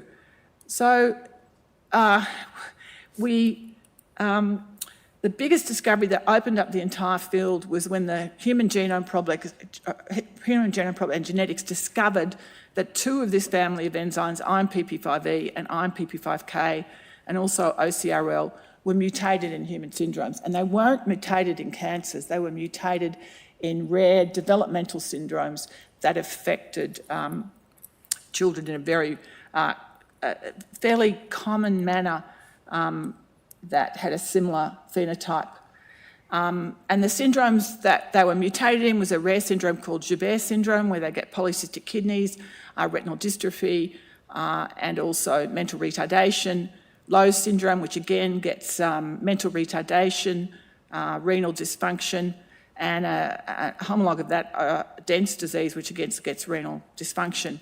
Now, the prototypic enzyme that we actually discovered and cloned, and I discovered was located at the team discovered was located at the Golgi, actually isn't located at the Golgi in cells that have formed cilia. So when a cell exits the cell cycle and it doesn't divide anymore, it makes a hair-like projection called a cilia on the outside of the cell, which communicates with the outside of the cell and senses. And so it was fascinating that 4 of these enzymes are located to human cilia to sense the environment and then send signals into the cell, and that when you lose these enzymes, the cilia don't function. And when you lose the cilia, you can't develop your brain normally, you can't develop normal kidneys, and you get mental retardation, and also you commonly get cataracts as well. So IMPP5E was the first family member, was shown to have multiple mutations cause this syndrome of Joubert syndrome. So we went and made the knockout of IMPP5E and showed that you got a syndrome that very much recapitulated the human syndrome, but in addition, you got polydactyly, which was too many fingers. And this rang real alarm bells that this was a signalling defect due to hedgehog signalling. We also got polycystic kidney. So hedgehog signalling pathway, and patch was actually discovered at the University of Queensland, is a pathway that regulates signalling during development. And if you have too many fingers, that's a big, and anencephaly, that's a big sign that you've got hedgehog signalling defect. And so we subsequently showed that there was because the cilia weren't forming normally, that the components of the hedgehog signalling pathway couldn't assemble or be retained in the cilia. And there was basically absence of hedgehog signalling, which occurs around E10 in a mouse and mid-gestation in humans, resulting in this phenotype. So the mouse faithfully recapitulated the human syndrome, although the human syndrome is only a partial knockout, because this is actually partially embryonically lethal. And so we decided, could we rescue the phenotype as a mechanism to see if actually we could cure the human disease? So here's our IMPP5E knockout mouse, and what we've done is we've crossed that with a mouse that's got constitutively active hedgehog signalling, SMO-M2. And you can see this embryo here has no eyes, and this is the SMO embryo, which is weird. But if you cross the two together, your eyes come back and the polydactyly gets corrected. However, it did not rescue the polycystic kidneys because the kidneys don't rely on hedgehog signalling for development. And so in subsequent studies, we were able to rescue the polycystic kidneys by crossing our knockout mouse with a knockout of aurora kinase, with which IMPP5E forms a complex, and we can go from having a big cystic kidney to a rescued normal kidney if we cross our IMPP5E mice with aurora kinase, with which it forms a complex, and that regulates downstream signalling and readjusts it back to normal. So the next syndrome that we discovered was another syndrome with a mutation in another 5-phosphatase, and it's called Menisco-Schrogen syndrome. Again, it's got hypotonia and muscle weakness, and we did exactly the same approach. We made a knockout mouse and showed that it had an accumulation and block in autophagy, and we discovered that it was due to an autophagy defect in which the membranes on the autophagy forming unit, which is basically the rubbish bin which destroys rubbish in the cell, couldn't form proper tubules and membranes. And here we can show that these normal tubules form, but in the knockout, it is unable to break these tubules, and they become very elongated. And essentially what happens is they end up getting a lysosome deficiency, and so the phenotype is really a deficiency of lysosomes, in which they end up getting an autophagy defect and get a multi-system congenital disease. So these are two completely different systems in which the phosphoinositides regulate cilia, but they also regulate other tubules in the cells, including in the lysosomes. And I'm sort of drawn by the fact that these systems are actually very similar. We have the membrane, we have a microtubule centre, and the regulation of signalling and trafficking. And when you can't regulate the phosphoinositides which regulate the trafficking of cargo in and out of the cilia, or trafficking of cargo in and out of the lysosomes, you get defects that eventually cause human disease. So I'm very grateful to my lab. 5 of my scientists have been in my lab for over 25 years, whilst I've been off being a dean, and to the 40 PhD students and 30 honours students, and to all my collaborators, and to the funders from the NHMRC, MRFF, National Breast Cancer Foundation, and the ARC. So thank you.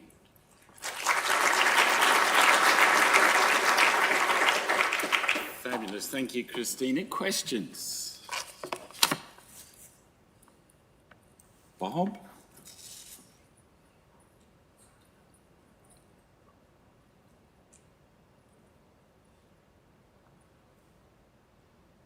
Thanks, Christina. Lovely talk. So the ciliopathies generally cause both hearing and retinal degeneration. I didn't see any hearing loss in those syndromes. That you... Interesting, because in the mouse models are embryonically lethal. In the human syndromes, they're very rare. So there's only 18. Quite severe mental retardation. interesting, one of the other hypotheses which is not classified as a ciliopathy is apogana, and we made a knockout mouse of Canadell because hearing loss and not loss of support. Now, we have, and also, there's also been a hearing loss described with mutation just in that gene. So I do think there's a connection. I don't think it's explored before because there are so many other abnormalities that sort of hearing loss is kind of minor compared to other. Yeah, the other question I had was, were you surprised there were so many different isoforms of 5-phosphatases? Because generally they're not very specific. No, Christina, come back to the microphone. Sorry. Yes, we're still trying to work out what they do. I'm not surprised. I'm surprised they're all in the cilia, to be perfectly honest. So there's at least 5 of them in the cilia, and there's only 2,000 proteins in the cilia. So why are they all there? And I think that's why they're not tumour suppressor genes and oncogenes, because they're just not in the right place in the cell. They really function in a cell that's exited the cell cycle and it's developed this sort of cilia for sensing for the outside environment. Now, relatedly, the idea that there are at least 7 phosphoinositides and at least 18 conversion reactions, enzymes. It's an extraordinary, if you multiply that up, it's an extraordinary... It is an extraordinary reaction. When the enzymes were first discovered, even with P10, it was thought they just convert one phosphoinositide to another. Everyone was looking at single enzyme reactions.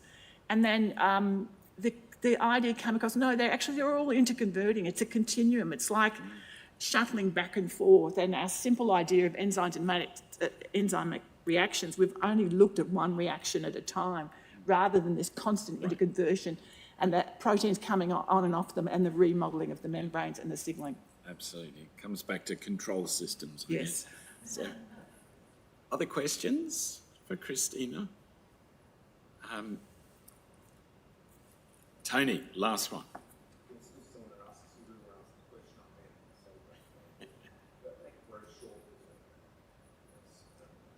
Basically, everyone wants their coffee, right? Is it possible to then perturb PI into conversion in order to try and cure some of these diseases? Absolutely. I mean, there's enormous numbers of PI3 kinase inhibitors that have gone into the clinic for the treatment of cancers. They have been variably successful, really not successful because they're so toxic. Downstream of that, there are now AKT inhibitors in the clinic for breast cancer. For the phosphatases, not so much, because the phosphatases are much harder to target. And if you block them, you'll get a congenital disease. So you don't really want to block them. Would that be specific enough? Look, there are at least the phosphatase families, there's 35 phosphatases. I haven't spoken about all the enzyme families. And they're all, some of them, P10 and the mytubularins, there's 17 of those, and they've all got the same CX5R motif. So how do you target just a cysteine in a sort of a motif? For these 5 phosphatases, they're catalytic domain 300 amino acids, and they've got to fold. So targeting them will be a challenge. On that note, thank you very much, Christina. Let's thank you. Well, thank you, Christina. And that brings us to the end of this session. It brings us to afternoon tea break. It just falls to me to thank the speakers, the fellows, and also fellows and others who've asked such stimulating questions. There's an announcement. All mentors and mentees who are here as part of the Regional Focal Point Asia Pacific Mentorship Program are asked to make their way to the main foyer for a group photo. And with that, thank you for a great session. Please do enjoy the rather truncated afternoon tea. I'm afraid we're going to need you back here at 4 o'clock.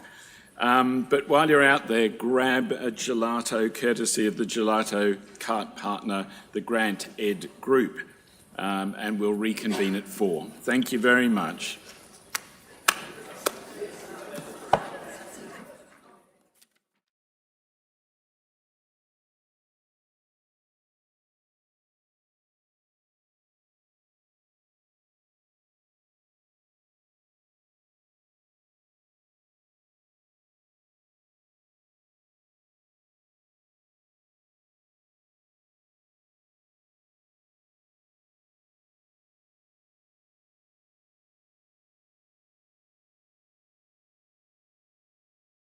It is my great pleasure to welcome you all here tonight. Good evening. Welcome.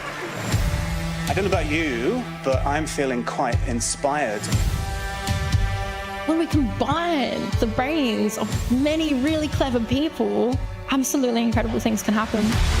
The only event where you can hear the breadth and depth of science from those who have made discoveries. Good morning and welcome to the home of science for Science at the Shine Dome. G'day, how are you? It feels a big thing to be in this dome. The most critical challenges we face require scientific solutions and international collaboration. Advice for anyone watching this? Well, that's very generous of you, Kevin. Please join me to Australian Science. Australian Science.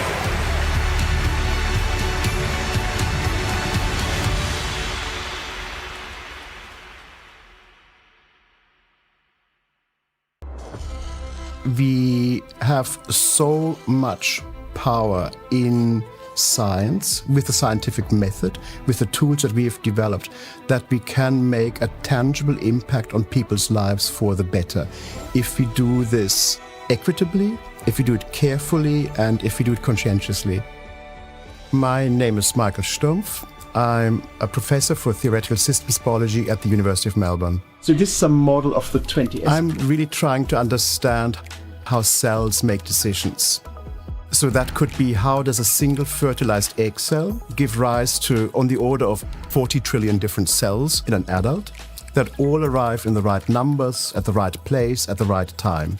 And so this type of conundrum we're trying to address using mathematical and physical methods. This is the proteasome. The proteasome is really the main molecule inside our body that degrades proteins. We can use mathematical models, computer models, to distill what we think is essential, and we can then try to see mechanistically on the computer, do we get similar results to what we obtain in the lab? So if we want to solve an important biotechnology problem, for example, clean radium out of groundwater in Fukushima Prefecture using bacteria, we can't test this extensively in the lab. It would be too long, it might be too dangerous. In biotechnology, the major mode of innovation is still trial and error. Trial and error does not scale. So if we do it on the computer, we should be able to see a 10-fold increase in the speed and a 10-fold reduction in the cost to find biotechnology solutions to some of the really most pressing problems. For example, in producing affordable, safe food for everyone, making sure that everybody on this planet has access to water, to clean energy. There are clear biomedical applications. If we want to regrow tissue for people who have lost limbs, who have compromised kidney function, compromised liver function, that is a clear application. In the typical pub test that you could apply to the type of research that we're doing, we really would like to make gluten-free bread that tastes nice. Most gluten-free bread tastes horrible. Becoming a fellow of the Australian Academy of Science is a huge honor, but one that I really want to and have to share with the enormously talented and wonderful people that I've had the pleasure of working with over the last 25 years. Real-world problems often require fundamental research to be answered, and fundamental research often has unexpected real-world applications. So it's just trying to find something new with an eye on improving people's lives.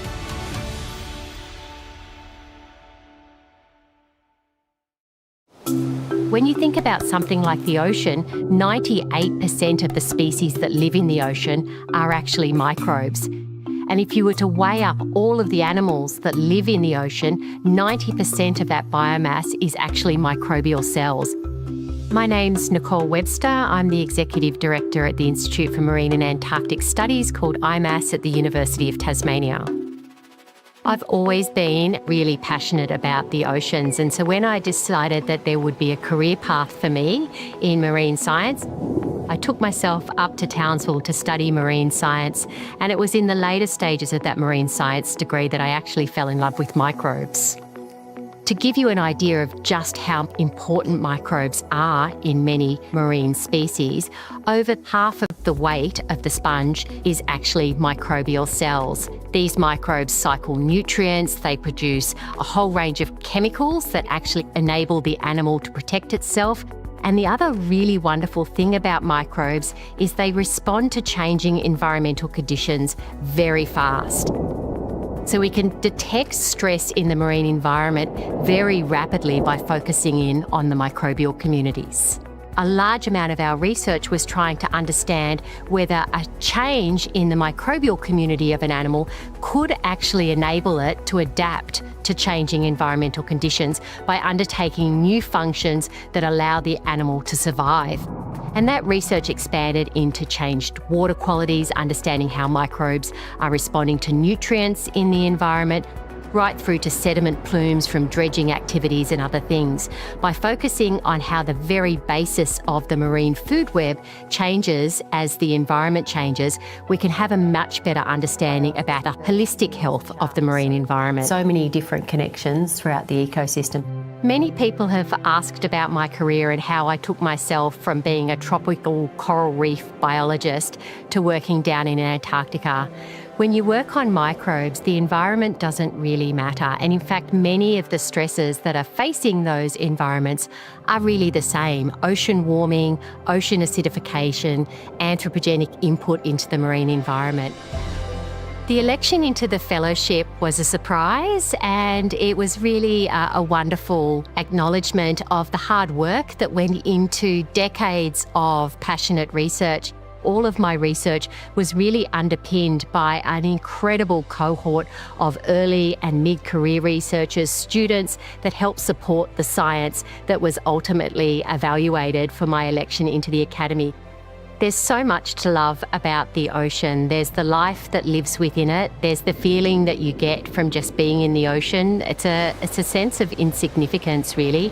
The ocean has so much power and it holds so much life that being near the ocean generates a real sense of calmness and connectedness to the planet.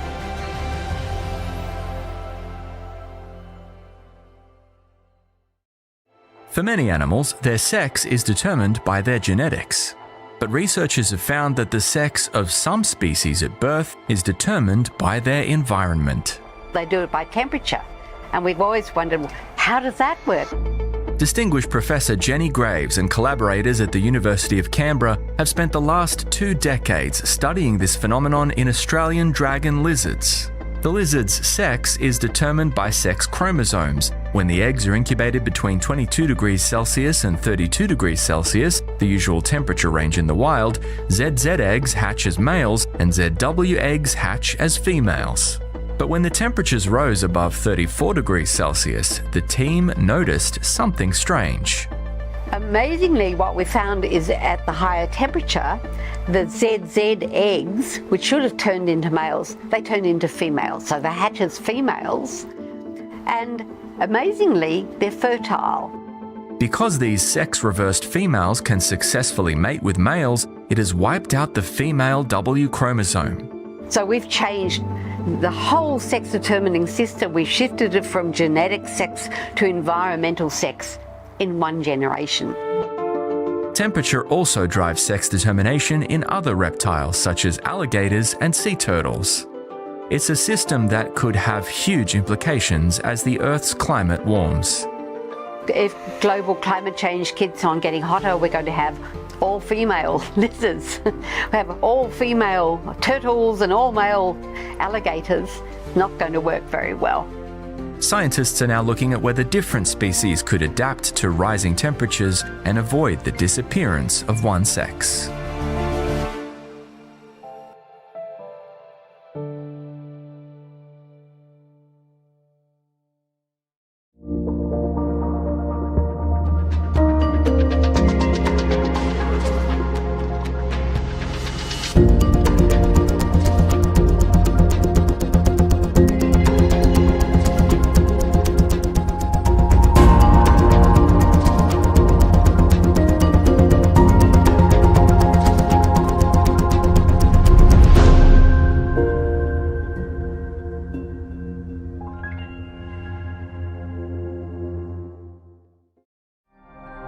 The science you were doing is like standing in a completely black room with an elephant and all you're doing is holding its tail and you don't know what the rest is out there.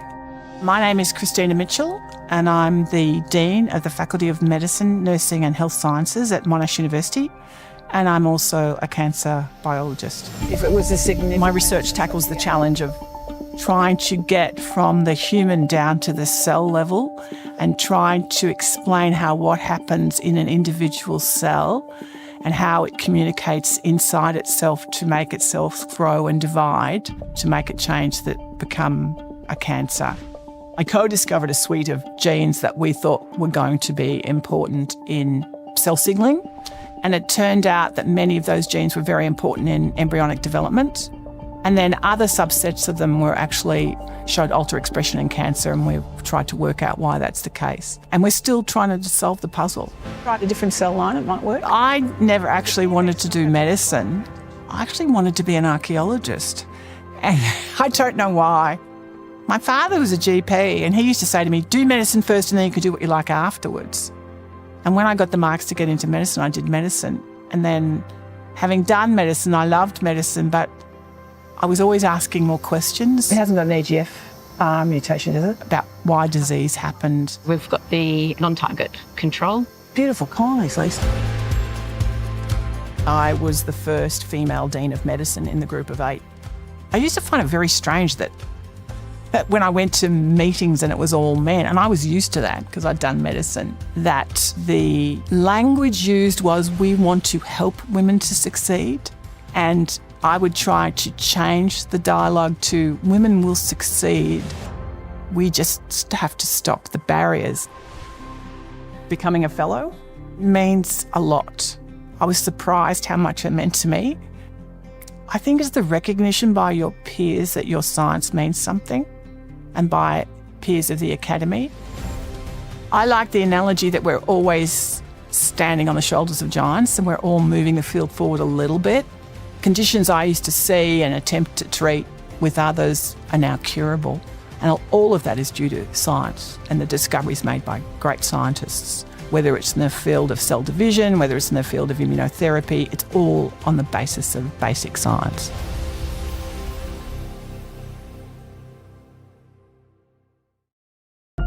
At first glance, this could be a plantation of Christmas trees in the Australian outback.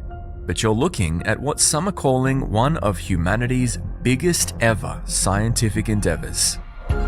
This is an artist's impression of what's known as the SKA Low Telescope, currently being built in Western Australia. It's one of 2 critical components that, when completed, will together form the SKA Observatory, or SKAO. The second part is the SKA Mid Telescope, now under construction in South Africa. SKAO will consist of more than 130,000 antennas and almost 200 dishes across the 2 continents. That will make it the largest radio observatory in the world, promising to answer some of our biggest questions about the universe. ANU's Professor Naomi McClure-Griffiths is a fellow of the Australian Academy of Science who discovered a spiral arm of the Milky Way, and is chair of SKAO's Science and Engineering Advisory Committee. She says SKAO will enable science to take a giant leap forward. It's the chance to be able to see the very first stars in the universe and when those turned on. And then everything from the very beginning to us here and looking at how planets form in our own galaxy. For that to happen, radio telescopes must be located a long way from other human-made transmissions, such as TV, radio, and mobile phone signals, which can interfere with the relatively weak radio waves coming from space. That makes this site on Wajiri country ideal. It's already home to precursor telescopes like this one. The site itself is called Inyarimana Ilgari Bundara, the CSIRO Murchison Radio Astronomy Observatory, which translates to sharing sky and stars. The traditional owners agreed to host the science facilities on their land as part of a broader agreement that will ensure educational, social, and economic benefits for community. And the benefits to society as a whole can't be overstated. Science Minister Ed Husic says SKAO's cutting-edge technology will expose Australian businesses to new skills and capabilities. We will see those changes flow on for generations to come. SKAO will also enhance Australia's growing space industry, with scientists from around the world making regular use of the observatory. Some will even be on the lookout for intelligent extraterrestrial life. If an alien species were out there trying to reach out and say hello, by the time that radio signal got to Earth, it would have been so weak we wouldn't be able to detect it, says SKA Low Telescope Director Dr. Sarah Pearce, but that changes with SKAO. The observatory will start producing science before the end of the decade.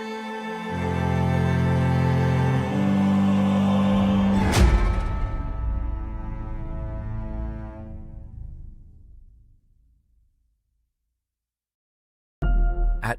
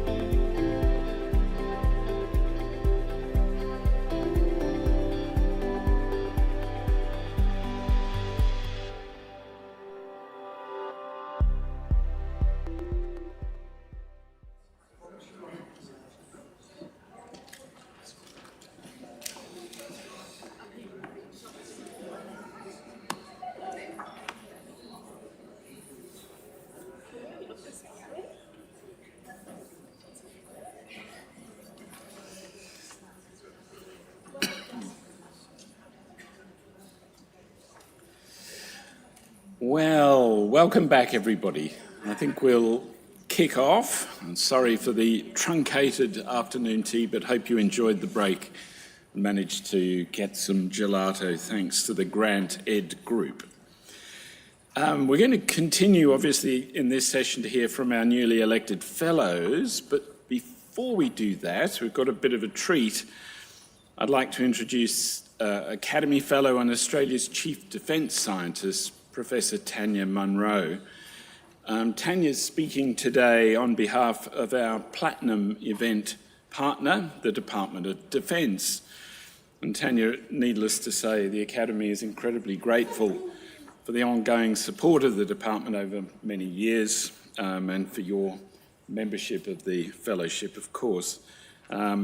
We thank you for being with us this afternoon and welcome you to the stage. So welcome, Professor Munro.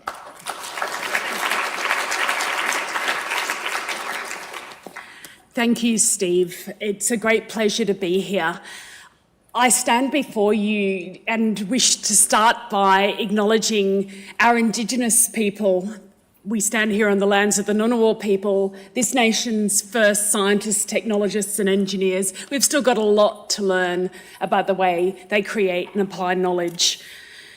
Firstly, I'd love to offer my very warm congratulations to all new fellows of this wonderful academy and all winners of the prizes and awards that are being celebrated this week. I still remember how it felt back in 2012 when I walked across this stage and signed that wonderful historic book. And I think I had the rare honour of being able to win a mid-career award and become a fellow at the same time. So that's a challenge for anyone else out there to try and do 2 talks on one day and make them different. But it's an enormous privilege to be part of this community. You join a very distinguished group of some of our nation's thought leaders and cutting-edge researchers and scientists. Defence is very proud and pleased to be able to support the work of the Academy through this Platinum sponsorship. When I reflect on the intersection and the role of science in defence, I can put it quite simply that our role is to create and prevent strategic surprise. It's about making sure that a potential adversary decides that today is not the day. And in large part, that comes from our scientific edge. It's my enormous privilege to lead Defence Science Technology Group. I've been doing that now for 6.5 years. And the relatively new Chief Scientist, Tony Haymet, Professor Tony Haymet, recently said about my organisation, "I'm sad we need you, but gosh, I'm glad we have you." I describe my organisation as the uniformed science force for Australia, but I also consider a broader R&D ecosystem, which you represent the very pinnacle of here today, as our reserve science force, who can lend your minds to some of the most wicked challenges we face. And I thank you to many of you for your partnerships in making sure that you understand what some of those challenges are and that we can harness your brilliance. In this last year, within Defence, science has continued hitting some real goals, and I'll just share a couple of really high points with you. We've just commissioned the first Defence secret supercomputer for R&D purposes in Adelaide. It's accessible to the whole community for those who need to work with classified data or with classified models. We've launched the Buccaneer main mission satellite in low Earth orbit, which helps us further understand the ionosphere for the over-the-horizon radar systems. And we have established a partnership with industry and with our universities and CSIRO to do our first-to-world ground-to-satellite quantum communications link. These are just some of the examples of the way we're creating and preventing strategic surprise together. So again, on behalf of the Department of Defence, warmest congratulations, and I thank you for everything you do to make our nation stronger and cleverer through science.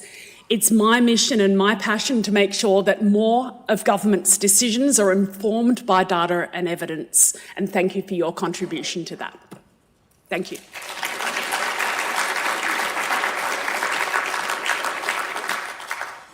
Thank you very much, Tanya. And now for some strategic surprise. We're going to have some of that this afternoon, I'm sure. And we're going to begin with Professor Mark Howden, our first speaker.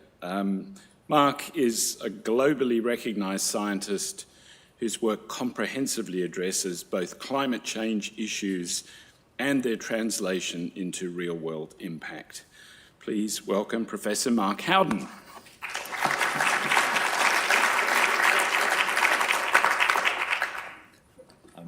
Thanks very much, Stephen, and thanks, Tanya, for that beautiful speech just then. It was really inspiring and I think really appropriate. And just to riff off your sort of statement there, in terms of climate change, today is the day. It's not the other way around. So just briefly covering the sort of fundamentals of the topic that I'm going to talk on, it's really pictured in this slide. Is this the world that we want to head towards, or is this the world we want to head away from? And I'll be addressing this a little bit in my very short speech here. Now, I just wanted to give a really quick recap of where I've come from in terms of my science, and it's just listed in brief here. So going back to the 80s, I worked with a couple of people connecting the emergent area of seasonal climate forecasts with their use. And so with Greg McKeon and Graham Hammer and a couple of others, we actually connected the dots between climate science and agricultural science and water resource management. And now that's used by billions of people around the globe to improve risk management, to increase sustainability of systems and to improve productivity and profitability. In that same period, I developed a spatial drought alert system which sucked in remote sensing and climate data and soil data and vegetation data, livestock, etc., put it into a systems model, and that model, which provides alerts for drought systems, is still in operation today, and that was done in 1989. I worked on the self-reliance drought policy, which at the time was the leading drought policy across the world, which recast how we should be dealing with drought to put the science at the centre of that policy in framing that low periods of rainfall, periods of low rainfall are normal rather than exceptional, and we need to manage for those. I worked on greenhouse gas inventory development in the very, very first days of that, and those approaches are still in use today. I worked on whole-of-system greenhouse gas emission reductions because there's often trade-offs. If you reduce one emission, you increase another. We need to understand whole-of-system response, and many people are still trying to catch up to that conceptualisation today. I worked on climate change impacts and adaptation across systems, particularly in the food domain, to understand how climate change, as it may evolve, may impact on us and what we can do about that to reduce the risks and to take advantage of opportunities where they arise. And through that, to enhance science policy, the things that Tanya was talking about, so we have more informed decision-making at a range of scales, and to ensure that we approach this with an appropriate ethical framework when we're dealing with those decision makers, the real world people that we engage with, and to enhance the development of trust across the domains that we work in. But to move on to what I really want to talk about, which is a bit of a forward agenda in terms of climate change.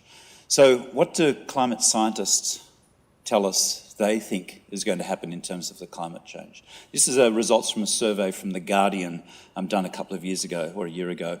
And so when surveyed is that nearly 80% of scientists foresaw at least a 2.5 degrees Celsius warming. That's a half a glaciation's worth of temperature change, but in the other direction. Huge change. And almost half of them anticipated at least 3 degrees Celsius. That's what the scientists are telling us they think. Very, very few thought we'd actually stick to 1.5 degrees, and we're pretty much there right now. Almost 3/4 of those surveyed thought that the fundamental problem was with governments and a lack of political will. So that's a huge barrier to action in terms of climate change. 2/3 thought that was actually also associated with vested corporate interests. And when surveyed, it was very clear that the younger people in that survey were much more concerned than more elderly ones. So there's some significant roadblocks to action that are portrayed in that survey. And what are those political roadblocks? Well, some of them include a lack of urgency, a sense that it's okay, we've got time to make these decisions, whereas in fact we don't have time. It's a lack of understanding of the net costs and benefits of action on climate change, and I'll cover that soon, of the full array of solution options that are available now, let alone what could happen if we actually put effective R&D into place. And also lack of knowledge of the overwhelming support for climate action across the public and across industry. And when we focus on costs of climate change, because that's where the debate tends to be, it is almost exclusively just on the costs of the energy transition, ignoring the benefits of the energy transition or of the other components of the equation that we need to think about. And even then, they're missing out the fundamental elements of the costs of impacts of the energy transition. So things like a simple comparison of, well, what would have happened to electricity prices in the absence of renewables? And they would have gone up tremendously. So you look at the costs of putting in renewables, but not the benefits. A really dumb way of making decisions. And so we really haven't had a very healthy debate here in Australia about this issue. If we look at what the economics says about climate change costs, this is studies mapped across the year of publication, and as those studies become more and more sophisticated over time. Their estimated impacts of costs of climate change as a percent of GDP increase over time. So they started off small, 2 or 3%. Now they're estimated, roughly speaking, about 14% of GDP per degree Celsius. And if we're going up 3 degrees, do the simple maths. We also have, I would argue, a lack of a complete picture of something like an assessment of the broad costs and benefits associated with that. So the equation would look like something like this. So at the moment, the thing in red is what most of the public and policy debate is about, and yet the complete equation is much, much more sophisticated and complex, and we miss out almost all of that. So we don't have the costs and benefits of adaptations, the cost and benefits of impacts, or the other co-benefits of action as part of our debate. We've had incredibly strong science contributions to what could be a more comprehensive assessment of climate change.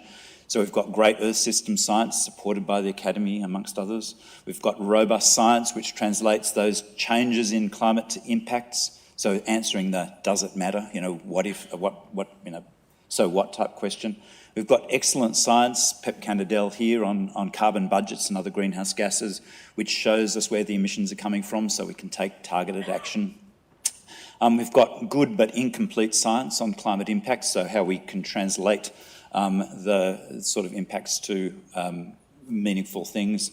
We've got good but incomplete science on greenhouse gas emission reduction options, good ones in the electricity sector and a few others, but largely absent in agriculture, for example. And we've got highly incomplete science on adaptation, which is fundamentally about what we can do about it. So to just paraphrase the IPCC, which is that middle dot point there, unfortunately, most observed adaptation is fragmented, it's small in scale, incremental in nature, sector-specific, designed to respond to current impacts or near-term risks, and focus more on planning than on implementation. So in other words, it's pretty patchy at best of times. And also, importantly, the IPCC identified that as climate change progresses more, our adaptation options that we have available at the moment become less and less effective. And yet, when we actually look at the likely benefits of having a good adaptation response, they're very extensive.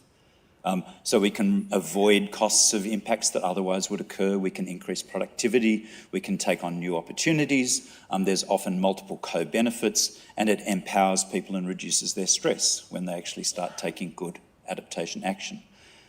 Unfortunately, because of the lack of R&D, it's relatively poorly quantified, largely ignored, because in part it's highly contextual and diverse. There's often large upfront costs, but in spite of those, the benefits of adaptation are pretty clear. So when we spend $1 now on adaptation, we expect to get a return of $2 to $17, and for some sector, the ROI is incredibly positive. So the benefits are clear. So I would actually argue that we need to take seriously on this more comprehensive approach to analysing climate change and the benefits of action and inaction. That would be that full equation there. And when we actually look at what the existing information is on that, just down the bottom, in Australia, inaction could cost Australia $34 trillion and almost 1 million jobs over the next 50 years or so, whilst action could lead to a much bigger economy and a lot more jobs. The argument that action on climate change is problematic is not simply supported, even with the sketchy information we have. And globally, when we look at the economics, the inaction will cost many, many trillions of dollars, whereas action generates many trillions of dollars benefit. So my suggestion here is that we actually need to bring the capacity of the Academy of Science into this much more effectively than we have in the past, and link it with the other academies in Australia, so the Academies of Humanities, Social Sciences, Health and Medicine, and ATSE. And that's the way we can start making transdisciplinary approaches to start to get more action on climate change. And I'll just leave it there, happy to answer questions.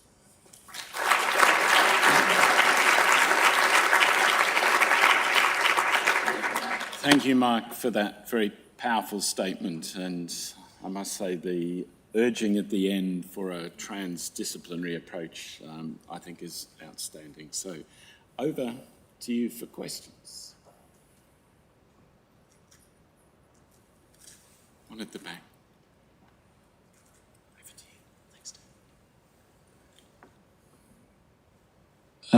Hi, I'm David Hill from Monash and Sydney University. We heard a talk just before about adaptive control, where the Rick said that it wasn't applicable to all situations. Seems to me it's very applicable to this situation, but just how to get the control away from prejudiced politicians and into the hands of people who can actually do the control. Maybe it's hard to answer, but that's what's needed, it seems. Thanks, David. If you want to think of it in control systems, that equation is essentially your objective function. And so you're trying to maximise your benefits, minimise your costs in the context that you're operating. And so it is akin to those sorts of ideas of control. The problem is not all the levers are manipulable by people with rational decision-making processes, nor are all the levers visible to us.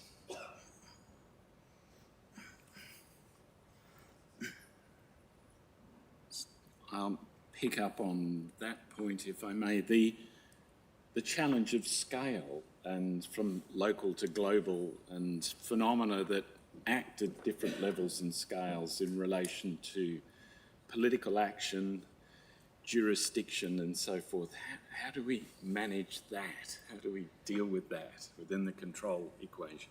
Yeah, it's a really good question. And part of the challenge with climate adaptation is at some levels it's very granular. So things that happen in one company will be different from another and their optimal path, and similarly across different jurisdictions. And so we need to be understanding that context, and that different information that comes into decisions is fundamental. So it's not peripheral to effective adaptation, it's fundamental to that. And so the way through that, I think, is you approach this from a transdisciplinary pathway where the people, we have a very broad view of who the knowledge holders are here, and that is not just the research community and not just the engineers, but also the farmers and water resource management, politicians and others, and bring them in as part of the research team. And so what we start to do is we generate a much bigger and more contextually appropriate set of knowledge. Exactly, with including Indigenous understanding and experience, yes. Other questions? Yes, at the back. Steve Belz from the University of Western Australia. Mark, do you see any potential at all for at-scale removal of CO2 from the atmosphere? While we've got to do all the other things, do you see any potential to remove CO2 from the atmosphere at scale? Thanks for that, Steve. So ATSI did actually produce AAS did produce a document on negative emissions just a year or so ago, looking at the array of options. So they include biological options on land and in the oceans, and a whole range of technical options, including direct air capture. And all of those have potential, but whether that potential is realisable or not is much less certain. And so some of those things which we thought had very significant potential if we go back some decades are now seen as much less so. So, for example, Pep Canadell just published a paper demonstrating how forests' carbon sinks are probably much less in practice than we thought was likely. And so, yes, those are important possibilities, but to some extent, by focusing on those, it takes our eye off the ball of the main game, which is actually reducing the greenhouse gas pollutants, the fossil fuel-based ones, and also the non-fossil fuel-based ones like nitrous oxide, methane from livestock and other gases. And so we need to be very aware of the political economy that sits around those arguments of emission extraction from the atmosphere, and ensure that we're actually doing the best thing we can. So there was another, yes, last question.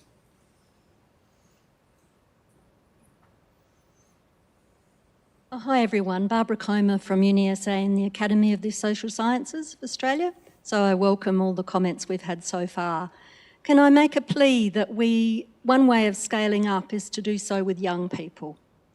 Why are we not doing more in schools? They would welcome a lot more involvement, and I know the Academy of Social Sciences is beginning to work in this area, just to make a plea for working together, because young people are desperate to do something. And I don't think we can wait, and I think, you know, they're the future. And so cross-generational work, we can start that now. We don't need to persuade politicians to do that. We can actually do that immediately. Yeah, thanks, Barbara, and you're 100%. And so survey after survey shows exactly that, that young people are much more concerned for obvious reasons than more elderly people. And there's been people right across the board in Australia trying to get climate change and related things onto the school curriculum. And this is over a 2-decade period at least, to very little success so far. So what often happens is individual schools will decide to actually have some sort of component of that within their broader learning sort of portfolio, and they will engage in that effectively. So, for example, we've got specific relationships with my group at ANU and people down at Wagga, and just the other day I was giving a talk to a school up in Sydney at Barrenjoey, and so I do a lot of the sort of interactions with schools. And there is a real thirst for that information. There is a real thirst for their ideas to be heard, for their views to be heard, their values to be acknowledged. And at the moment, we really haven't got good systems to enable that to happen. Thank you. Well, on that note, thank you very much, Mark, and that was from me.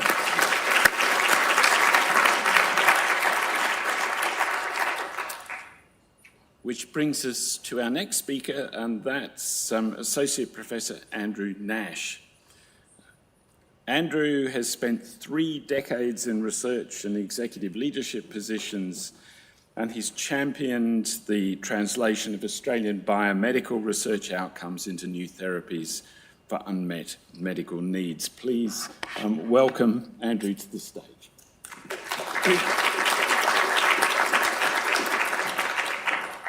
Firstly, my thanks to the Academy. It truly is an honour and a privilege to be standing here as a newly elected member of the Fellowship. Look, what I want to talk about today is both based on a particular project where we've taken a discovery, or we've made a discovery and we've taken it all the way through clinical studies and onto the market, but also make some comments on the ecosystem and the environment, which in Australia, which facilitates drug development and innovation, and maybe touches on a few of the points that Marlene made in her earlier presentation. Drug development is not an easy process. It takes a long time, it costs a lot of money, and it more often than not involves a lot of people. So the work that I'm going to talk about today is in the work of 10 or 20 or 50 people, probably hundreds of people across CSL, from research through clinical development, through our commercial organisation, have touched on this particular project, which ultimately will deliver a new therapy for these patients with hereditary angioedema. I think many of you will know that most of what we work on in industry is more likely to fail rather than succeed. When we start a project in research, you know, we try and put metrics around it, but it's probably less than a 5% probability of success at that point. So there's a lot more failures than there are successes. I've been involved in a lot of projects that haven't worked, that haven't done what we expected in the clinic. But rather than talk about one of those today, I thought you might enjoy hearing about something that actually did work and did deliver benefits for patients, because when we're thinking about the things that motivate us, it's these type of projects that I think are really important for us. The research group in CSL where this work was initiated was split really between our sites in Germany and here in Australia. CSL's global research workforce is around 400 scientists, or a few less now, if any of you have been following the AFR recently, but around 400 scientists across those geographies you can see there. Australia has been part of our history for over 100 years now, and our largest research group is based here in Australia, where we have 150 scientists at the By 21 precinct. And the two scientists that spent most of their time working on this particular project and were involved in the initial discoveries around the role of factor 12 in disease are based in Melbourne. That's Con Panousis and Veronica Raisman. I'd certainly like to acknowledge their contribution. We have a facility at the University of Melbourne in the By 21 Institute, which is around 4,000 square metres of lab space. It's a fantastic facility. It's been the basis of a great collaboration with the university over many, many years now. And in that facility, we work on a range of projects covering immunoglobulins, haematology, cardiovascular, renal disease, transplantation, and of course, vaccines and infectious disease. Now, this particular disease, it's a rare disease, so around, depending on who you talk to, 1 in 10,000, 1 in 50,000 people, so most of you will never have heard of hereditary angioedema, but it's a very serious illness, and those people that suffer from it can lead a pretty traumatic life. It's, as I said, an inherited disease, autosomal dominant genetic condition with mutations in the gene encoding a C1 inhibitor, and I'll talk a bit more about that in a moment. There's a couple of different forms of the disease, type 1 where you have low C1 and type 2 where you have normal levels, but the protein that's produced is mutated and doesn't function probably, and it leads to elevated bradykinin that creates excess fluid release, and you get to see the disease manifest, as you can see there in the pictures on the right. So really unpredictable onset and severity of swelling in a whole variety of locations in the body. And depending on where that attack is placed, it can be very severe and indeed fatal if you get an attack in the larynx or in the stomach. This is a rather simplified view of the disease. You get a damaged surface somewhere. Nobody really understands what is the basis of that damage. It's not overt or in any way visible, but you get activation of factor 12. You see the cascade here where you get activation of kallikrein and ultimately bradykinin production, interaction with the bradykinin receptor and vasodilation leading to that phenotype. The therapies for these patients haven't been great.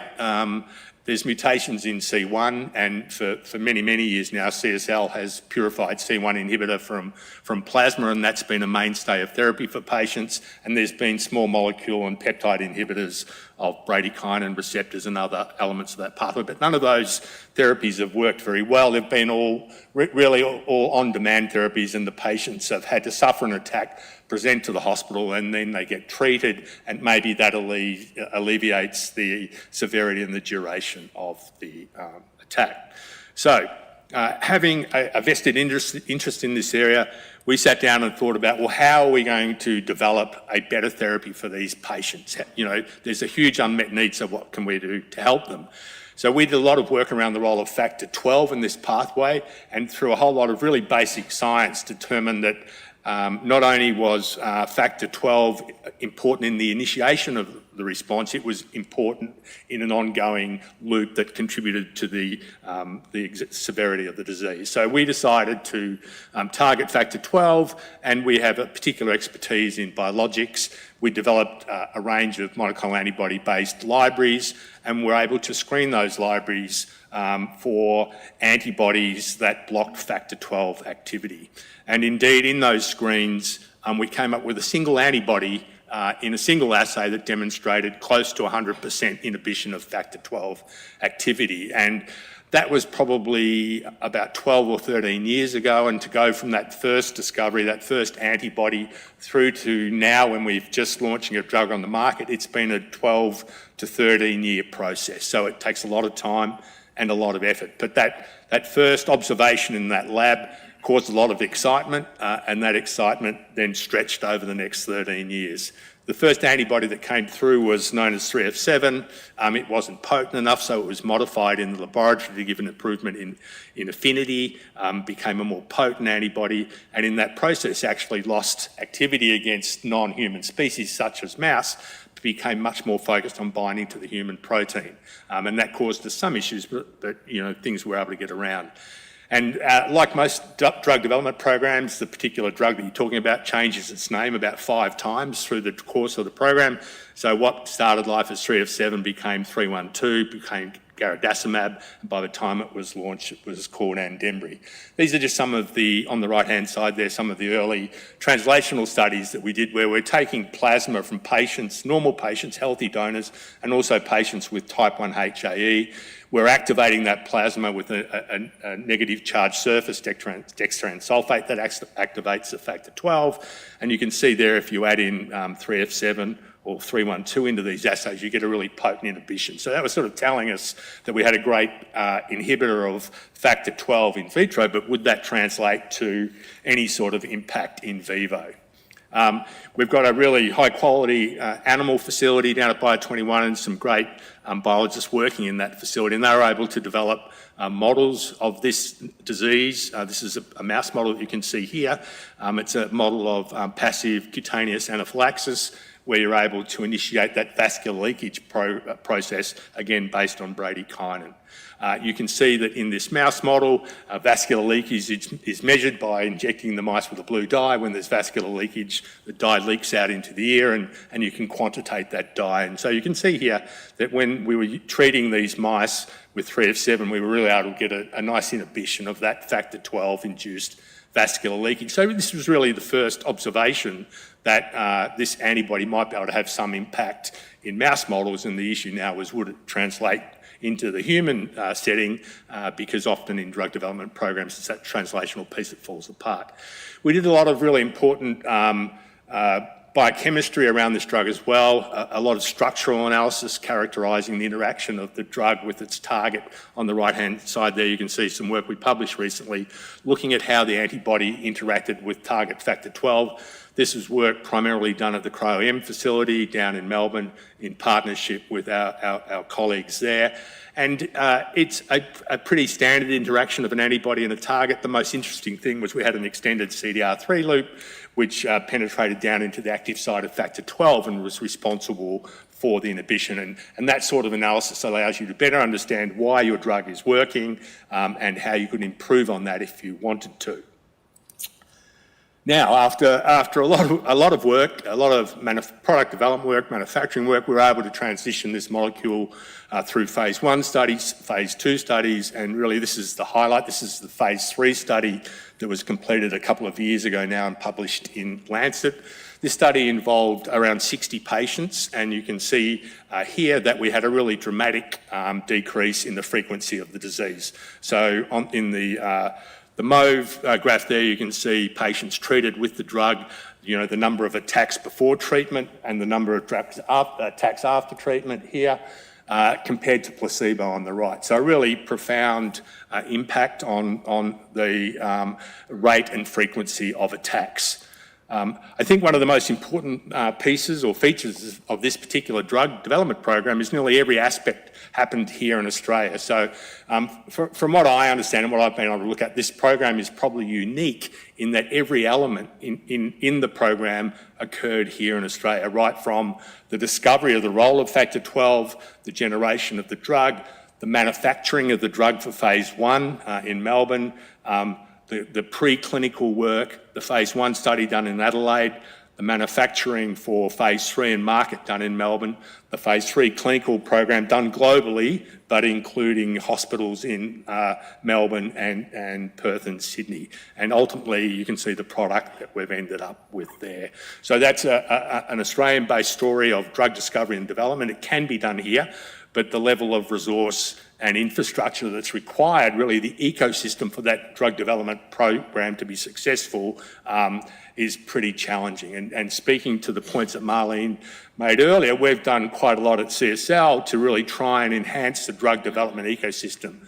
We've looked at what is required for that to be successful, how you can build precincts, how you can encourage the interaction of scientists with physicians, with industry to really build that capability and the infrastructure that's required. One of the pieces that was really important for us to see developed, and this was mentioned earlier this morning, was the development of a biotech incubator in Melbourne. So CSL constructed a new headquarters in Elizabeth Street. In partnership with WeHi and the University of Melbourne, we dedicated 2 floors of that building to a biotech incubator, which now houses around 30 to 40 companies, all in the very early stages of their development, all preclinical, but all heading towards their important value accretion point where hopefully they can go out on their own and further develop it as companies. So there is a lot of work to do on our ecosystem. There is a lot of work to do in terms of encouraging innovation and development in Australia, but I think people are starting to think a lot about that and attempting to do something about it as seen here. So thank you.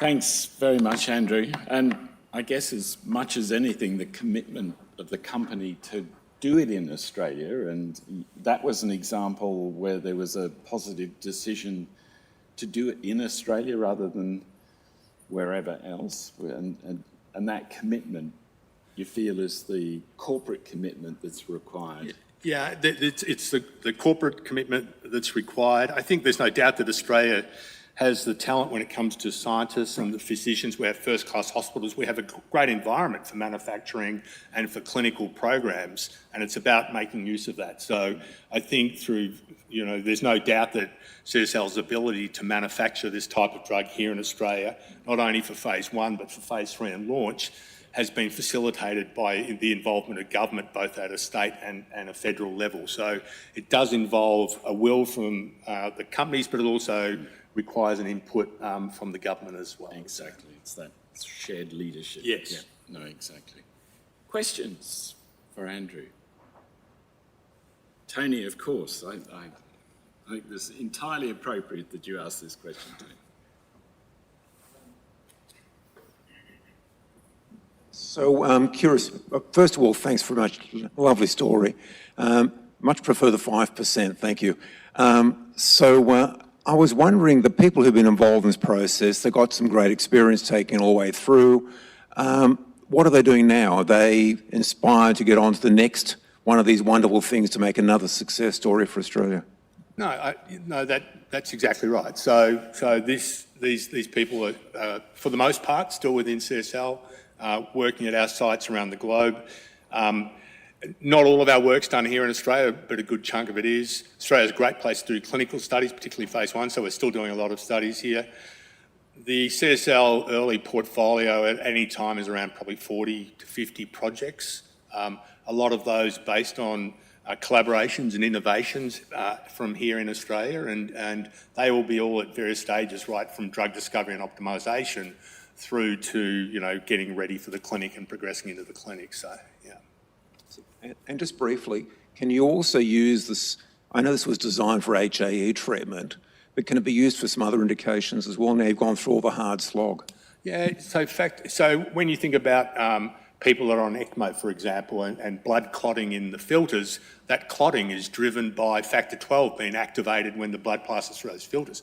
So this type of drug would be ideal in that situation, but because for various reasons it can inhibit clotting, but it doesn't increase the risk of bleeding, which is a very unique feature and one which has been looked at now.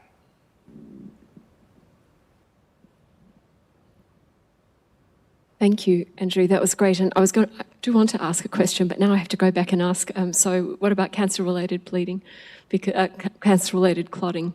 Have you looked at, it's a big issue. In the context, so indwelling catheters and clotting in that context. But just in cancer, many patients are prothrombotic, and yes, yet then they have a risk of bleeding. And I'm sure a lot of that is due to that intrinsic coagulation pathway as well. We've done some early work on it, but we haven't gone any further because of I guess, other priorities. My question is actually about the Juma incubator. Yep. And I guess one of the issues we have in science is when, and I'm sure many people are in this position, you've made some success, you've got some not yet IP, you've got something that you have to protect and you're not at the IP stage, so you can't go for VC. So that's the chasm, right? So it sounds like you would be offering inclusion in your program for people to get to the point of having IP. But what about if it's before IP? What do you suggest then? So it's those last 12, 24 months to get IP. Look, depending on, so again, it would be project specific. So depending on the type of drug or the type of intervention, you'll patent earlier rather than later. I think, if you're looking at a strong case for the development of therapy, you've got, good ideas about how to go about developing that drug. You haven't got to a point where you're ready to patent. I think with the right investment, you're ready for a spot at somewhere like Juma because you'll progress where you need to. And there's the source of that investment can be a variety of different sources. I mean, I think WeHi through 6610, for example, would be funding that type of activity, and that certainly is something relevant to what you do in Juma. Marlene, I was going to say we need to ask you a question because it clearly resonated with your talk earlier.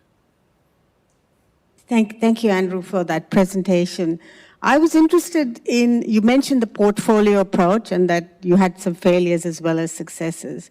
So can you talk about the leadership of CSL, the board's culture and appetite, whether innovation is part of the strategy as well as the recognition of the risk that involves, and how do they progress this? I mean, do they have, how does the innovation strategy fit in with the overall strategy for the company? Thank you. Yeah, it's a really good question, and the debate goes back and forward, and it's, as you might expect, if things are going really well and the company's been really successful, then everyone has an appetite for more risk and more innovation, and isn't it great that we do all of these new things? And once a few things start going wrong, we had a run of clinical trial failures over the last few years, which was unusual for CSL. People will sort of backstep a little and it'll be, oh, this is too risky, or, maybe we shouldn't be as innovative as we're trying to be. So there'll be voices important to understanding that risk. So CSL does have people with STEM training on the board and always has, and you need those people to really help the non-STEM related people on the board to understand that risk, and that's the business that they're in, and you have to appreciate that it's biology. We can present the best of molecules with the best supporting evidence, and it's not always going to work, but where it does, there's a huge value. But I think it's complex at the board. There's always risk takers and there's always people that want to be conservative, and it's about how that balance plays out ultimately. But I certainly agree with you, the more people on the board that can have that STEM training, the better the board is placed to understand that risk benefit. Yeah. Look, I think on that note, we've got a lot to think through and talk about over the soiree this evening. So thank you very much, Andrew.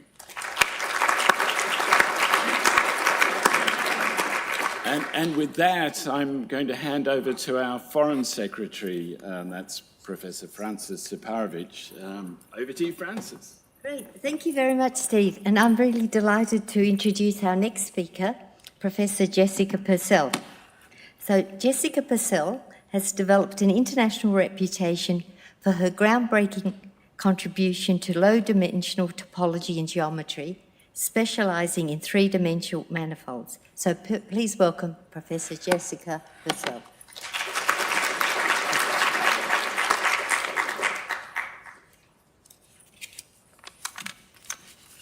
Right, well, thank you all. It's a huge pleasure to be here and a great honor, especially to be representing mathematics. So these talks are a little bit challenging when you do pure mathematics. It's kind of hard to figure out how to configure the talk so that people can appreciate the type of research that you do. So I've taken a little bit of a different track. What I'm going to do is I'm going to give 3 stories to motivate and describe some of the research that I do. Okay. So the first story starts out in 300 BC, so we're talking more than 2,000 years ago, by Euclid of Alexandria. We don't actually know what Euclid looked like. This is what an artist thought he might look like. Euclid is known as the father of modern geometry. I am a geometer, so I guess this is my dad. Euclid was the first person who started putting together, building up a mathematical framework for geometry. So he proved things about circles and lines and triangles, what is now known as Euclidean geometry. And he did this by assuming 5 fundamental postulates. So these were 5 things that Euclid said we just need to assume are true, and they should be taken as self-evident.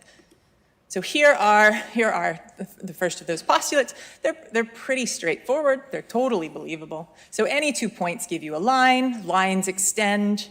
You get circles, right angles. Pretty straightforward, pretty believable. The fifth one is a little different. If a straight line falling on 2 straight lines makes the interior angles on the same side less than 2, okay, right. So this one is different. This one is awkward. It's equivalent to the statement that if you have a point and you have a line and a point not on the line, there's a unique parallel line through it. This is known as the parallel postulate. And because it's different, because it's a little bit awkward, for 2,000 years, mathematicians tried very hard to prove that this fifth postulate followed from the other 4, so that you could get rid of it, so that it wasn't important. Well, it took 2,000 years, but it turns out you can't. So 1820s, kind of independently, simultaneously, these 2 people discovered that there exists a geometry that satisfies all 4 of Euclid's postulates, the first 4, but the 5th one is not true. So this is Lobachevsky and Bolyai. See, they look very intense because it was very important research. So this is hyperbolic geometry, is what they discovered. And there are lots of models of hyperbolic geometry. I'm going to describe one for you right now that hopefully is kind of clear. Instead of taking Euclidean lines, your lines or your shortest distances between points, these are realized by semicircles. So your space, by the way, is just the upper half plane, and your lines are semicircles. It's still true, these 4 postulates. If you take any 2 points, there's a unique semicircle between those 2. If you take your metric, you rescale by 1 over the height. That means as you go down to the real line, your distances are getting very, very big. You can never get to the real line. So lines do extend indefinitely. You have circles, you have right angles, you have everything. Parallel postulate, though. So if you're given a line, here's a line and a point not on it, it is not true that there's exactly one line to the point which doesn't meet it. There are infinitely many in hyperbolic geometry. Okay? So it took mathematicians 2,000 years to realize that this postulate is actually very important. Nature didn't care. So hyperbolic geometry actually is incredibly natural, and it appears all over in many, many different aspects of the world that you would recognize. So for example, surely there were tailors in Euclid's time who knew about hyperbolic geometry. If you take a skirt, so if you slice, right, put a slit right here, and then put in a panel, what you're doing is you're introducing negative curvature. This is hyperbolic. The lines that would have gone parallel before you cut that, now you've got infinitely many lines going through that triangle. That's hyperbolic geometry. So it's the geometry of flaring. It's the geometry of large surface areas. So this lettuce leaf, for example, wants to be able to take advantage of capturing as much sunlight as it can. This coral wants to be able to gather as many nutrients as it can. And so you can do this by negative curvature, by hyperbolic geometry. It's also the geometry that models pretty well huge networks, so the connectivity of the internet or social networks. So hyperbolic geometry is incredibly important geometry, but not discovered for 2,000 years after Euclid looked at his geometry. So that's the end of my first story, and the moral of that story is just because something is overlooked does not mean that it is unimportant. Okay, so story number 2.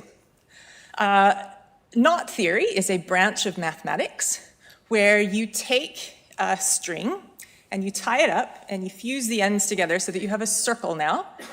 And knot theory asks whether you can undo all of the crossings and get back to the unknot without cutting.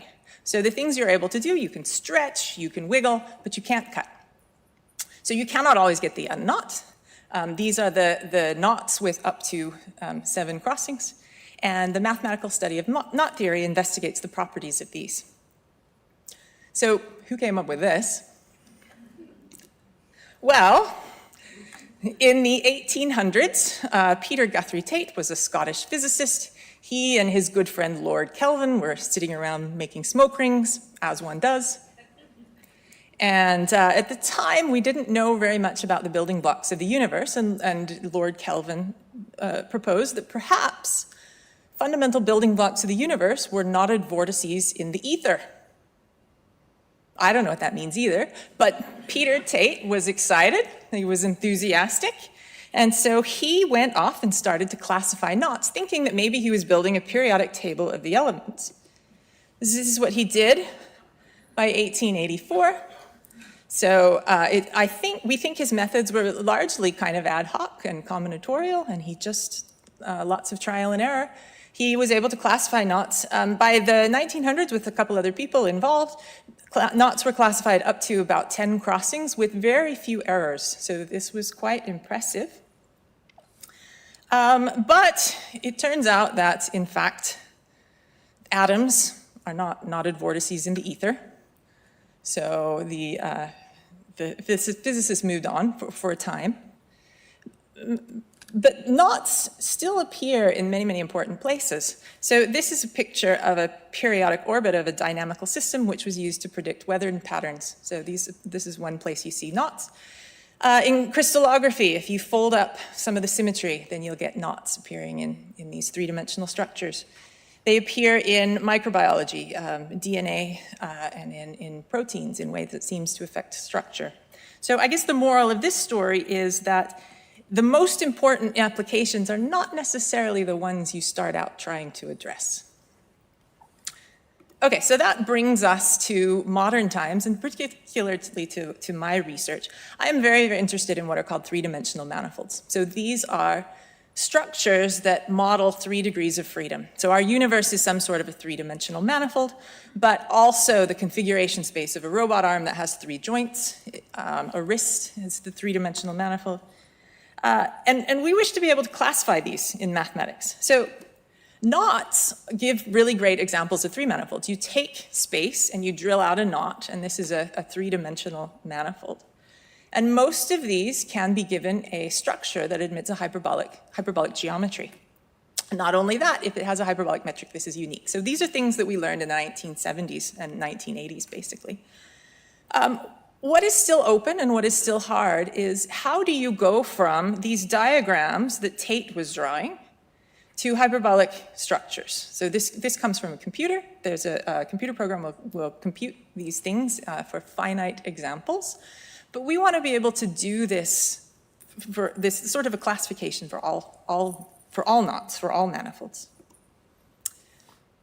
Not all 3 manifolds are knot complements, but you can obtain 3 manifolds from knots by a certain process that's called Dane filling. So a lot of my research has studied the geometry of Dane fillings. For example, I have some results that bound change in the hyperbolic geometry when you do this process of Dane filling through what is called a cone deformation, and it helps you to relate some of the geometries of different classes of knots. And this has given us better understandings of Dane fillings, 3 manifolds, and things like that. So I'm out of time, so let me just stop. I suppose the moral of this last story, though, is that there are many still fascinating problems in geometry that are still out there to investigate. So thank you.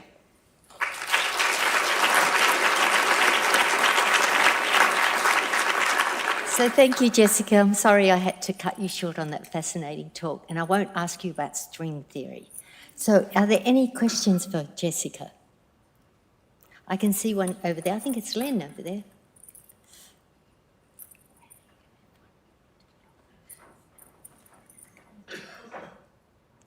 Thank you for a fascinating talk. I was thinking about kids making cat's cradles as you were talking. We don't get enough young people interested in maths at the moment. Is there any way that all your wonderful stuff can be shared with our younger generation to inspire them so there'll be more people walking in your footsteps? Yes, and I would love to see more of that. You mentioned these cat's cradles. There's actually a mathematical knitting group that has meetings various places around Australia, so look for those. And I would love to help bring more mathematics to young people. I'm very sorry, but I've been told to only allow one question. So thank you very much, Jessica. And the moral of the story is that maths is fun. Okay, thank you.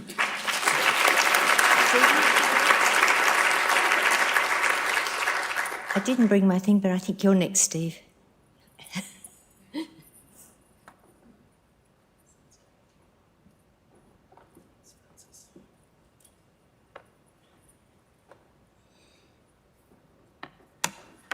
Yes, now next, presenters Professor Clare Scott. Clare is an internationally recognised expert in gynecological cancer research, and particularly into rare ovarian cancers and landscape-changing treatments. Clare, welcome to the stage.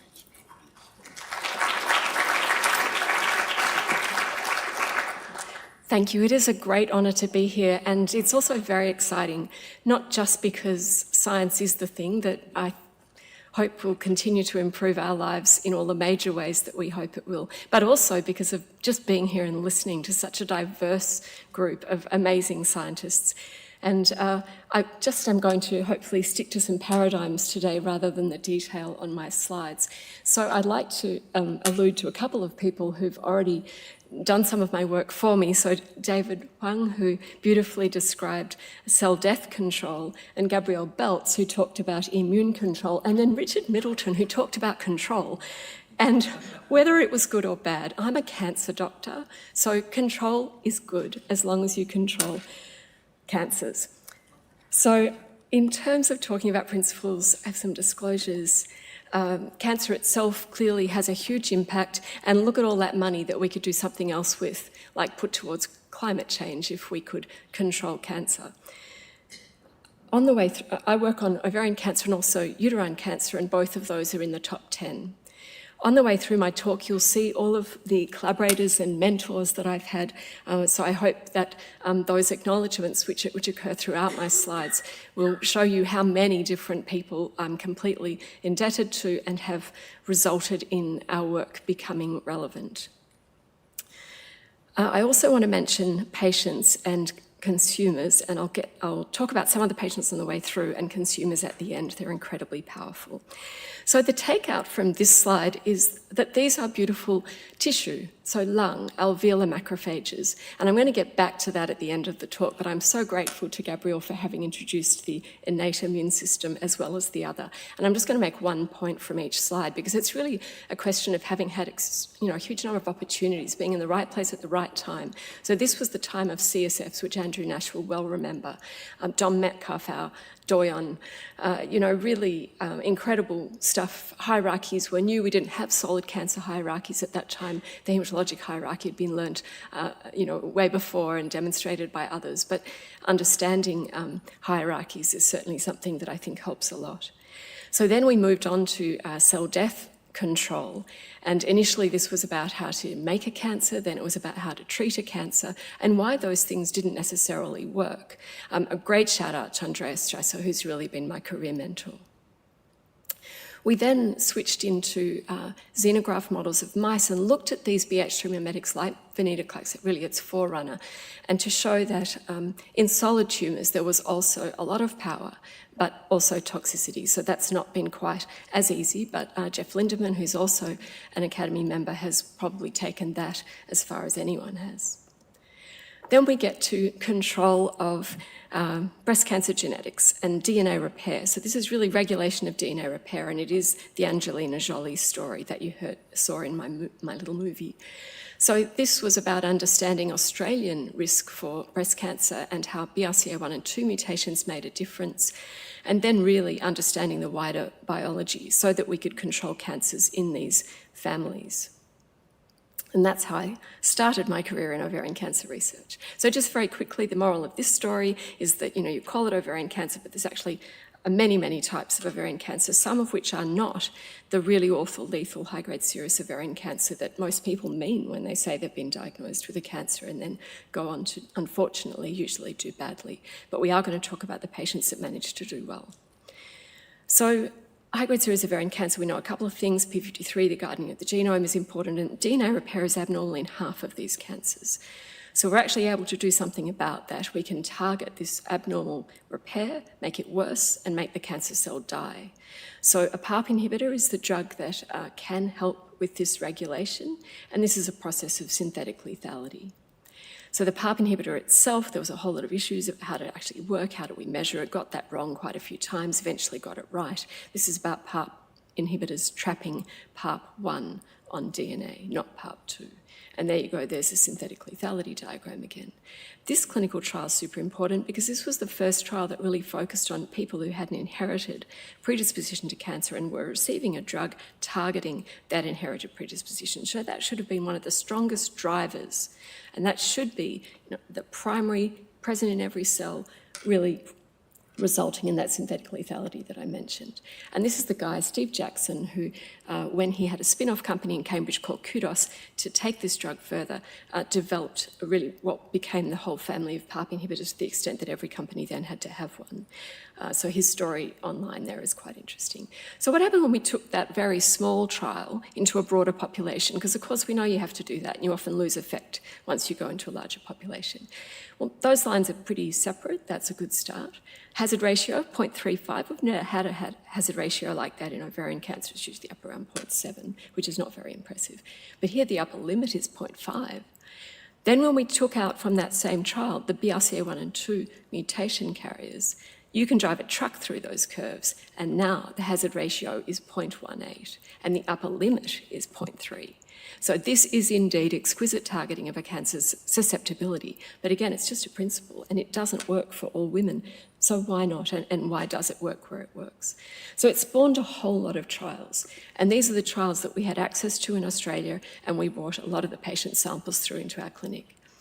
So these people, Matt Wakefield particularly, we focused in my lab on how to prevent cancers evolving to evade the drug, because that's what cancers do, right? So this was all about reactivation of that DNA repair defect so that you then had competent DNA repair, which meant the drug wouldn't work. So a cancer cell that could achieve that, the cancer cell won, the women died. So we worked for the last 10 years or more on 3 of these examples, because examples, tell you a lot, they give you a lot of principles. And to do this, we set up a national WeHi Stafford Fox Rare Cancer program so that anyone anywhere in Australia with a rare cancer could really consent using their mobile phone. And this was before COVID. So we wanted to be there for all types of rare cancers because of inequity and geographical diversity and so forth. So Holly Barker leads that program in my lab, but you can see the village on the left that it takes to actually run a program like that. And we have more than 100 of these patient-derived xenografts, and we correlate them, we characterise them in such great detail. So if you want to study a new drug, well, you have to answer about 20 questions before we'll tell you which of those PDX would be best to use. And we always try orthogonal validation, so we have 3 main types. So cell lines are in vitro mechanisms developed either elsewhere or from our PDX, the PDX themselves or PDX-derived organoids, and then patient samples going into the most appropriate clinical trials. And that orthogonal validation is to try to prevent errors, try and prevent us getting excited, thinking we've got something when we haven't. I've only got time to talk about one patient. She was a patient of mine. Her cancer had relapsed. She went on to this clinical trial. And as a result of molecular profiling that we were doing then, which was very unusual at the time, we found that she had a germline RAD51C mutation. It's like a BRCA gene, but a really, really poor cousin, except it works just as importantly, but it's just very rare. So she responded really well for a year. And when she stopped responding, she developed a lymph node in her groin that was enlarged that we could easily access. And we found that she had 4 mutations in that same gene, which stopped the first mutation's effect. So we proved that in a whole lot of ways, and proved that just as for BRCA1 and 2, RAD51C and D, the poor cousins, were indeed just as important. And so for all the women and families with those inherited mutations, that was incredibly important. We found the same thing for splice site mutations, which again were more super rare examples of this, but very important for the women who had those types of mutations in their cancer. And then we did one other thing. We looked at silencing, epigenetic silencing of a gene. So this is by promoter methylation. And we showed that for BRCA1 and for RAD51C. We had 4 patients, knew the outcomes. 2 did well with PARP inhibitors, 2 didn't. And then we got back this data. So that data, responsive refractory, showed us that Methylation wasn't complete in the ones that didn't do well. So it took us another year and a whole lot of experiments to prove it to our satisfaction. But what we showed was that as for mutation, where you need to mutate every copy present, every allele present of a gene, so you have to silence every copy present of one of these sorts of genes. And Alex Dobrovich played a huge part in that and passed away last year. So my final piece of slide of data belongs to David Botel, not my work, but his very close collaborator. And this is where I join hands with Gabrielle Belz from this morning. I don't have time to go through it in detail, but what you can see there in the blue and the orange is a whole mixture of adaptive immunity and innate immunity. And that's what it's going to take for us to understand the complexity. So I have 28 seconds left. This is a clinical trial that we ran. We designed it to prove that type of point and have a new blood test on the way. And as a result of that, which is on the left, that immune blood test, it tells us who responds to PARP inhibitors and why and for what immunological reason. And that will tell us how we can make the other people who don't have those advantages look like this. We also have a huge number of super responders over a lot of different cancer types because of that really pleiotropic data entry. And we have super survivors. These are the opposite of the canaries in the coal mine. These are people who have 3 individual cancers during their lifetime and manage to cure or control, hello, there's that word, all of their cancers to the age of 86, including for men. I don't have time to discuss the detail with you, but happy to discuss it later.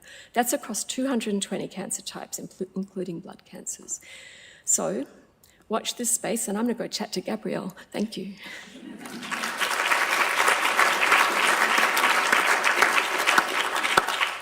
Thank you, Claire. That was a tour de force, and if nothing ever emphasised the significance, the importance and the ecosystem of clinician scientists, that talk did. Questions? Question? We're only allowed one, I'm sorry.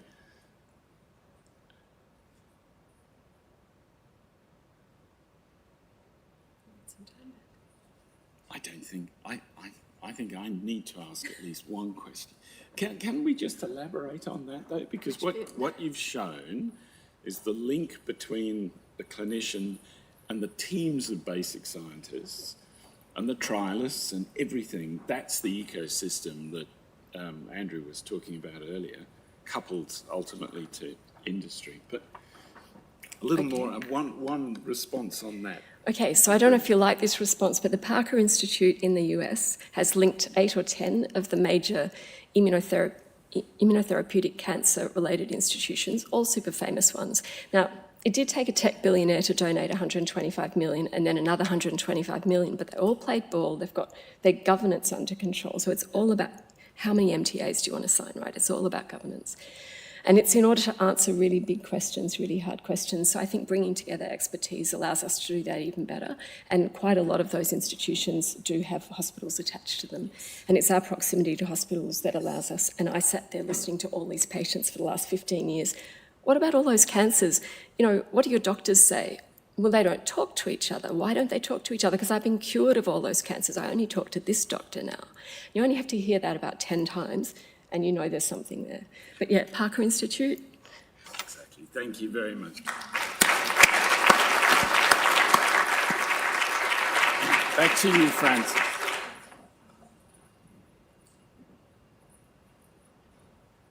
So thank you. So it's my pleasure now to introduce Professor Aidan Sims. Aidan Sims' work in theoretical mathematics has generated enduring research activity and solved significant open problems while establishing unexpected connections across mathematics. So please welcome Professor Aidan Sims. Thank you, Aidan.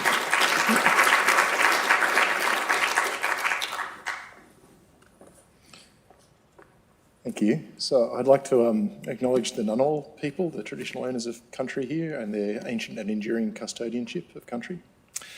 I want to tell you a little bit about the research I've done over the last maybe 20 years and where I hope it will go next. And so I'm going to talk about what I like to call quantum curve sketching. So this came to us from observations of the universe back in the 1920s.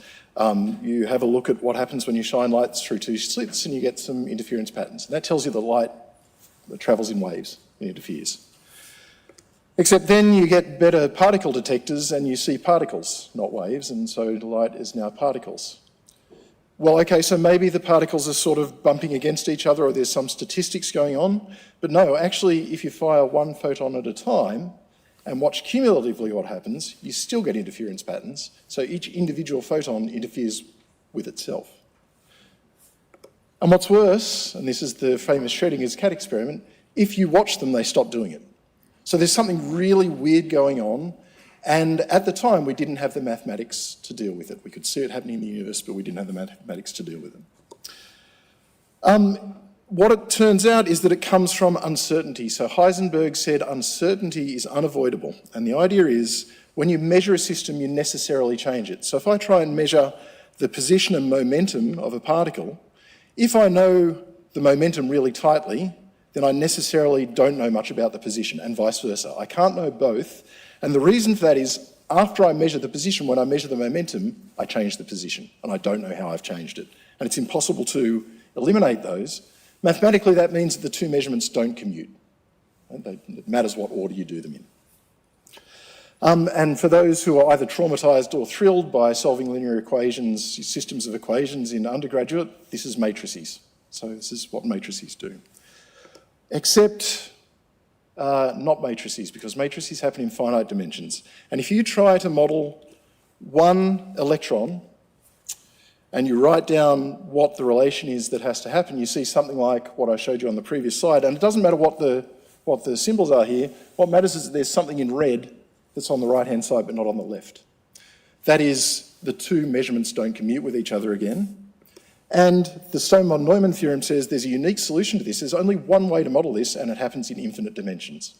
So now we have to have infinite dimensional matrices, or we can't do it. All right, that's where we're at.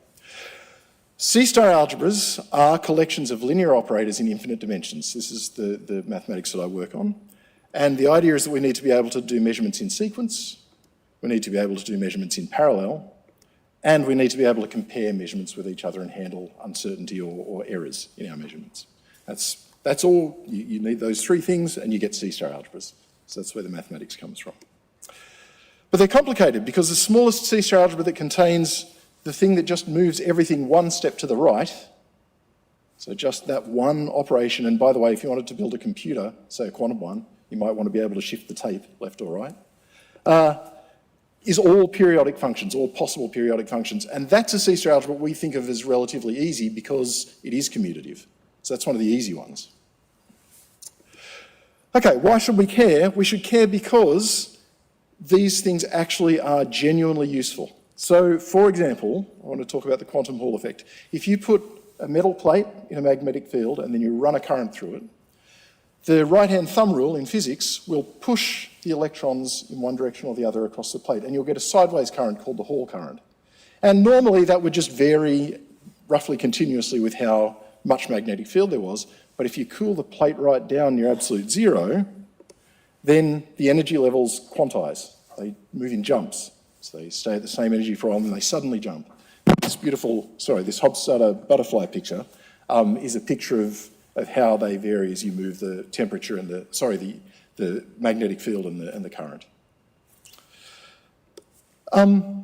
But this, of course, is exactly the sort of behaviour that we want if we want to build quantum materials or devices, and so we want to be able to predict and control this, and C-star algebras tell us how to do it. So exactly that relation that I showed you before, the Heisenberg relation, describes, if you do it right, predicts exactly the quantizations of these energy levels. It tells you what happens in that quantum Hall effect. All right. Okay, so how do we deal with this, given that C-star algebras are so complicated? Well, in physics, we try and use the power of pictures. In classical physics, our observables are described by functions like that, and no one really wants to look at those because, the symbols are kind of abstruse. But if I put some pictures next to them, and I tell you that the horizontal axis is time and the vertical axis is position, you can see what's going on, and you get a much clearer idea than you did from the equations. So I would like the same sort of thing for C-star algebras. I mean, curve sketching makes things much clearer, and I want to be able to do the same thing for C-star algebras. I want to be able to, on the one hand, pick up an operator algebra on the street and figure out how to draw it so that I can understand it better. And on the other hand, if I want to build some particular quantum device, I want to know what sort of C-star algebra to build to model it. And again, I want to be able to fit a curve, fit a C-star algebra to some data. Okay, so I want to, where do I get into this? Well, where do we start? I sort of started thinking about this way back as a student, and this is really work of my great friends and mentors, Ian Rayburn, who sadly passed away recently, and David Pask, who's here today. And they had the idea of drawing pictures of C-star algebras using simple connected diagrams, connected graphs. So networks, circuits, fluid flows, that sort of thing. And they worked out, so these are easy to draw and easy to manipulate, but they worked out a really intuitive way to build a C-star algebra for one of these directed graphs by putting operators on all of the vertices and the edges. So they're easily applied simple construction rules, and you can see a lot of C-star algebraic structure in the graph. And here's the sort of thing that we wanted to be able to do. So, there was a murder investigation, a skeleton was dug up, and here it is. And, the police were looking at it, but they couldn't identify the body. They couldn't figure out what the C-star algebra was. They tried dental records, they tried DNA, it didn't help. So, in desperation, they called in C-star SI UNSW, and they asked us if we could identify the body. Okay, so we went to work, and we immediately realised that now this is where the bad maths puns start. Yeah? So we immediately realised she had an identity because there are only finitely many vertices, so I could read off that bit of C-star algebraic information from the picture. There was an identity. We had enough information to identify it because I could see there was only one loop in the graph and it had an entrance, and so there was a uniqueness theorem that told me there was only one possible C-star algebra I could get. I could also determine her ancestry because it turns out that the structure of these things are determined by what we call hereditary sets of vertices, and this hereditary set here that I've drawn in blue told me that she belonged to the infamous Toeplitz family, and then with a little more forensics I was able to identify the mob state as 3x3 matrices over the Toeplitz algebra. Okay, doesn't matter. The point is, I had a picture, I read off some information from it, and I identified the C-star algebra. Okay, that was the starting point, but there's more to the story. There are some problems here. So the first one is that lots of C-star algebras turned out not to be graph C-star algebras, which was a bit sad. We would have been happier if they were all graph C-star algebras, but they're not. And the second problem is that I can get from the graph to the C-star algebra, so if I draw a picture, I can get the C-star algebra, but if I pick a C-star algebra up off the street, I can't see the graph in it. I need a more refined model than that. So we moved on from graph C-star algebras. So what have we done over the last 20 years since that graph C-star algebra revolution happened? Well, I spent a great deal of time working with David and with other collaborators on higher rank graphs as a more sophisticated model, and that led us to something called groupoids. I'm not going to try and tell you what a groupoid is, but it is something that's intuitive and drawable and manipulable that we can associate a C-star algebra to, and it captures all of the examples we already had. And we were able to prove that you can go back and forth. This is a two-way street. So given a groupoid, I can get a C-star algebra, a Cartan pair of C-star algebras, but I can also go back the other way. So I can fit the data in both directions.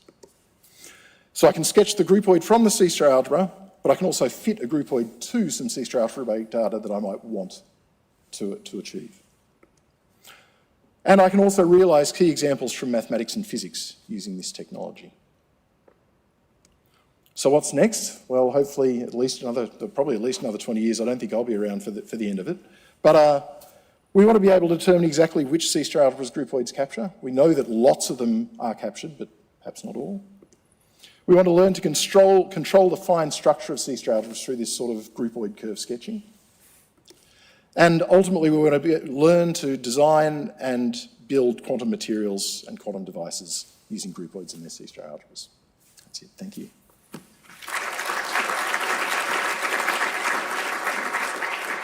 Thank you very much, Aidan. So it's got nothing to do with Feynman diagrams, right? No, sadly not. Because I thought Jane Doe looked a bit like one. No. Okay, any questions for Aidan? Oh, sorry, a question for Aidan. I think as soon as you say it's one question, it scares everybody off. Right. Thank you, Lynn. Lynn had one. Who else had one? Oh, sorry, somebody beat you up the back. They got the mic already. Hi, Aidan. Thank you very much for your talk. So is it known whether there exists a C-star algebra that does not arise from a groupoid? or it's still unknown? That's a really good question. I don't think we have any explicit example that doesn't arise from a groupoid so far. We know that every C-star algebra that can be classified by the techniques we know about is a groupoid C-star algebra, but there's a zoo of C-star algebras where we're not 100% sure, and it's related to some big open questions about relationships between some, a couple of different properties that we don't know whether they're separate or actually equivalent to each other. So that's a really good question that a lot of people are working on right now. Yeah. Thank you. Thank you. Thank you very much. Thank you very much. So thank you, Aidan. You can ask him what a groupoid is at the soiree. Okay, so now we come to our final presentation for the day. So Professor Michael Stumpf. Michael Stumpf is internationally recognised for his groundbreaking contributions to the theory of living things or living systems.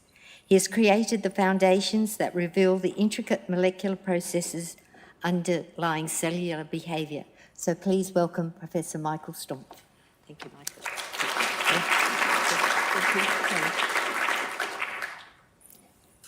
Well, thank you very much, and thanks to the Academy for bestowing this huge honour on me, and most importantly, thanks to the people who combine inspiration, irreverence, and support to equal measure to make this possible, mostly my family and my phenomenal group of the last 25 years at Imperial College, now the University of Melbourne.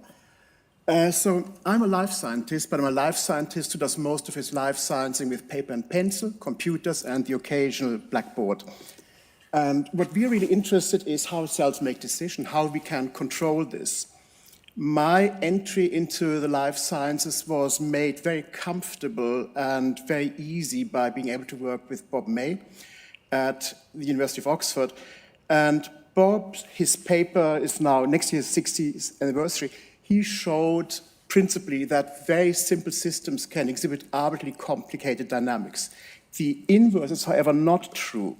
And one of the areas that interested my group a lot is developmental biology. In 1952, Alan Turing published a paper on the biochemical basis of morphogenesis, where he proposed a simple model that can exhibit pattern formation in biological systems. And at the bottom of the slide, you see a set of data points that my long-term collaborators and children, Hannah and Lucas, have provided me with. So it is a natural feature of seashells. They do observe these sort of patterns here, which are described by a simple mathematical model that Alan Turing proposed. It's a simple model, but it took until 2005 that the first experimental proof in vivo was found. And it took another 20 years until we were able to reproduce something synthetic using synthetic biology in vivo. And this was only possible because we were able to use computers, digital twins to guide us. We tested 10 to the 12 different models, parameter sets. It's truly astronomical. So it's 1,000 times more simulations we ran than there's stars in our universe, in our galaxy. But we found something which now has beautiful agreement between models and experimental data. But can we solve the most important problems on our planet right now, global warming? Clearly, microbes will have an important part to play in a circular bioeconomy, and here's a sort of a set of bioreactors we were trying to produce, or our collaborators trying to produce different food groups, different new things using microbes. We need them for everything, for recycling, for clean energy, for safe food. But at the moment, our major mode of trying to find these solutions is trial and error, or as Sidney Brenner referred to it, low input, high throughput, no output biology. This is clearly something which does not scale to meet the demands that we need. And we would like to make better. We would like to have digital twins that allow us to speed up innovation, make it more cost effective. And when he was an angry young man, Sidney Brenner in 1967 said, mathematics has to provide the solution. In 1967, Sidney, as a biologist, said, we need to have mathematical models of whole cells in order to guide innovation in biology and understanding. And so that's what we're trying to do. We're trying to translate blackboards into functioning blueprints for biology. And the problem is that you have to be conversant, but not very good in lots of different mathematical disciplines. You have to know a little bit about simplicial geometry, a little bit of control theory. You have to ideally know some Bayesian statistics. You have to know evolutionary biology and so on. And you have to put this all together. And the question is, how can we do this? And to some extent, lots of the stuff we do know. So we know that metabolism is very nicely conserved across the whole tree of life, from bacteria to blue whales. But we would really like to go to a system that allows us to construct models for whole cells, for whole organisms in the end. And for that, we have to adapt a slightly different paradigm, and we like the one of Lego. We would like to make models that we can stitch together across the tree of life and across the organism, where one brick would be metabolism, another brick would be cell wall biosynthesis, another brick would be the proteasome, you would have bricks for the ribosome, and so on. And we want to stitch them together. If you play with Lego, and who doesn't, then you know the important thing is not the brick, but little knobs at the top which make them stick together. That's what thermodynamics does for you, if you can harness the force of thermodynamics nicely. Now, can we do this for a cell of this magnitude? Tens of thousands of equations, would we want to program that ourselves? Not really, and frankly, I wouldn't trust a person who wants to program 10,000 equations by hand to do a good job. And how would I prove that they have done it correctly? So what we're trying to do is we are using, again, something which is even older than Sidney's Brenner call for mathematical models. We use metaprogramming, which was developed as a concept in 1963 at the Park Research Center. And so what you do in metaprogramming, you recognize that the software that you program is part of the data that the computer looks at anyway. So what you can now do is you can write software that rewrites itself during runtime.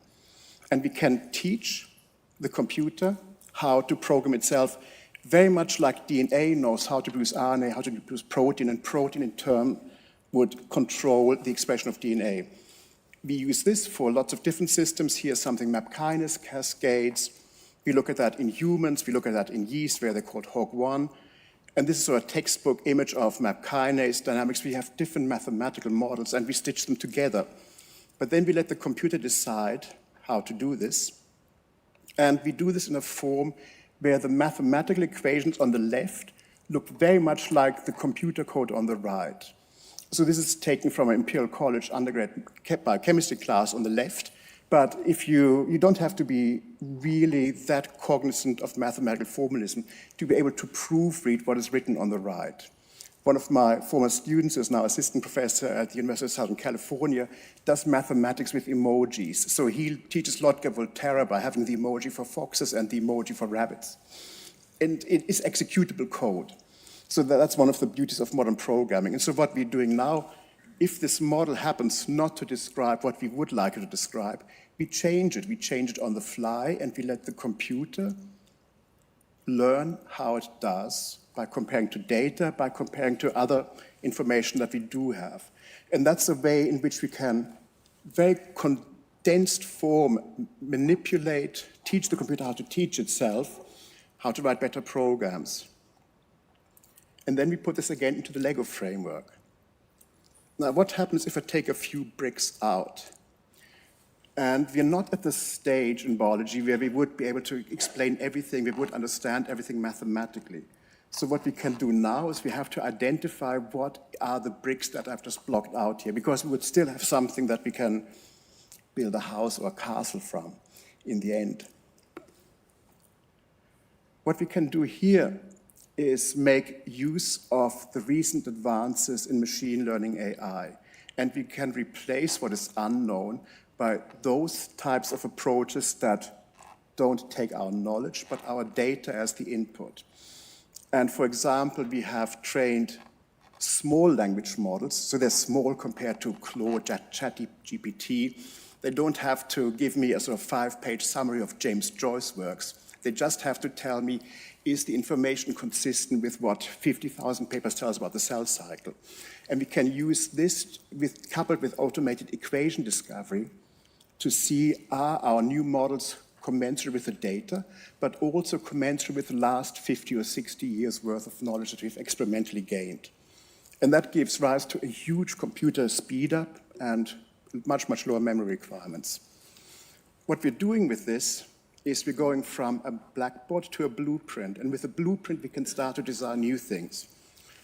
Now here we've taken a leaf out of Marlene's book, because with the help of Melbourne's startup infrastructure, and especially the Gates Foundation, Megan Kuma and I have started a company because we believe that this is probably the direct vehicle to make this type of technology available to lots of people.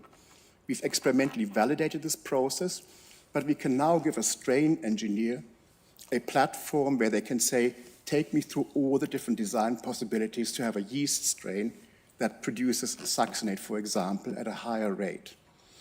And we can then give engineers the top 5, top 10, or the top 6. I think they're the designs for the Shine Dome in this direction, I believe.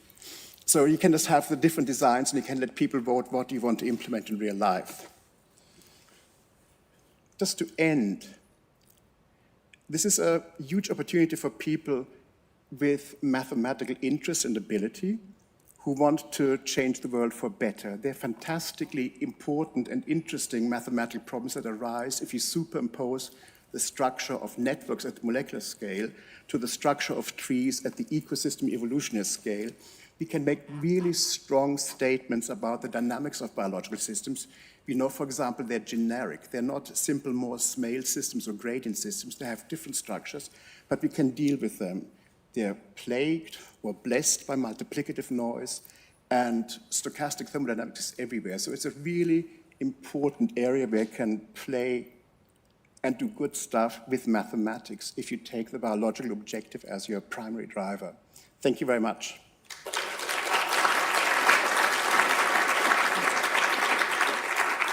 Well, thank you, Michael. So do we have a question for Michael? Well, before anybody else does, I want to know... There was one question. There was? I just can't see over the podium, sorry. I'll ask you later. Okay.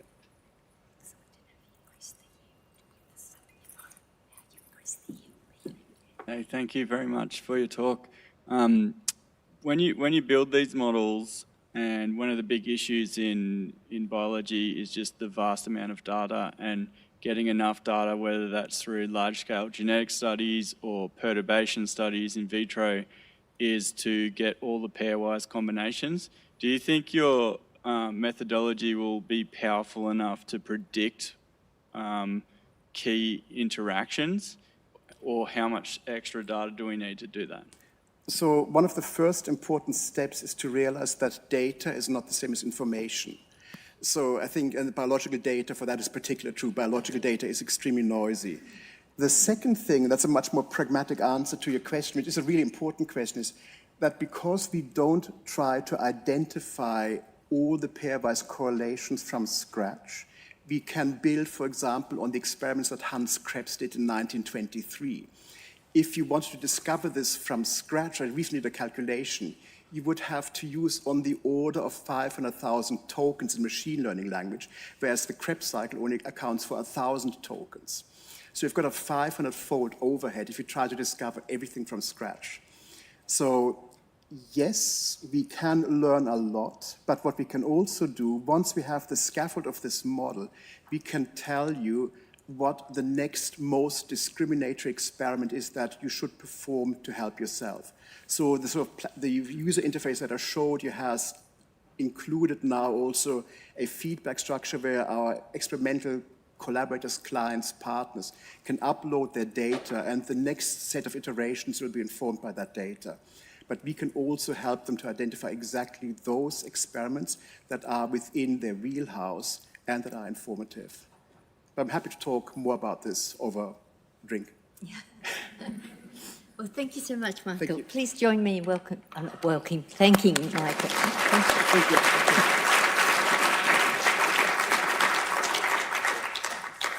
So this brings us to the close of today's presentations, and what a day it's been. So thank you to all our fellows who've presented, and thank you for all the wonderful questions, and I wish we had more time to keep asking them. We'll finish the final 4 fellow presentations tomorrow morning.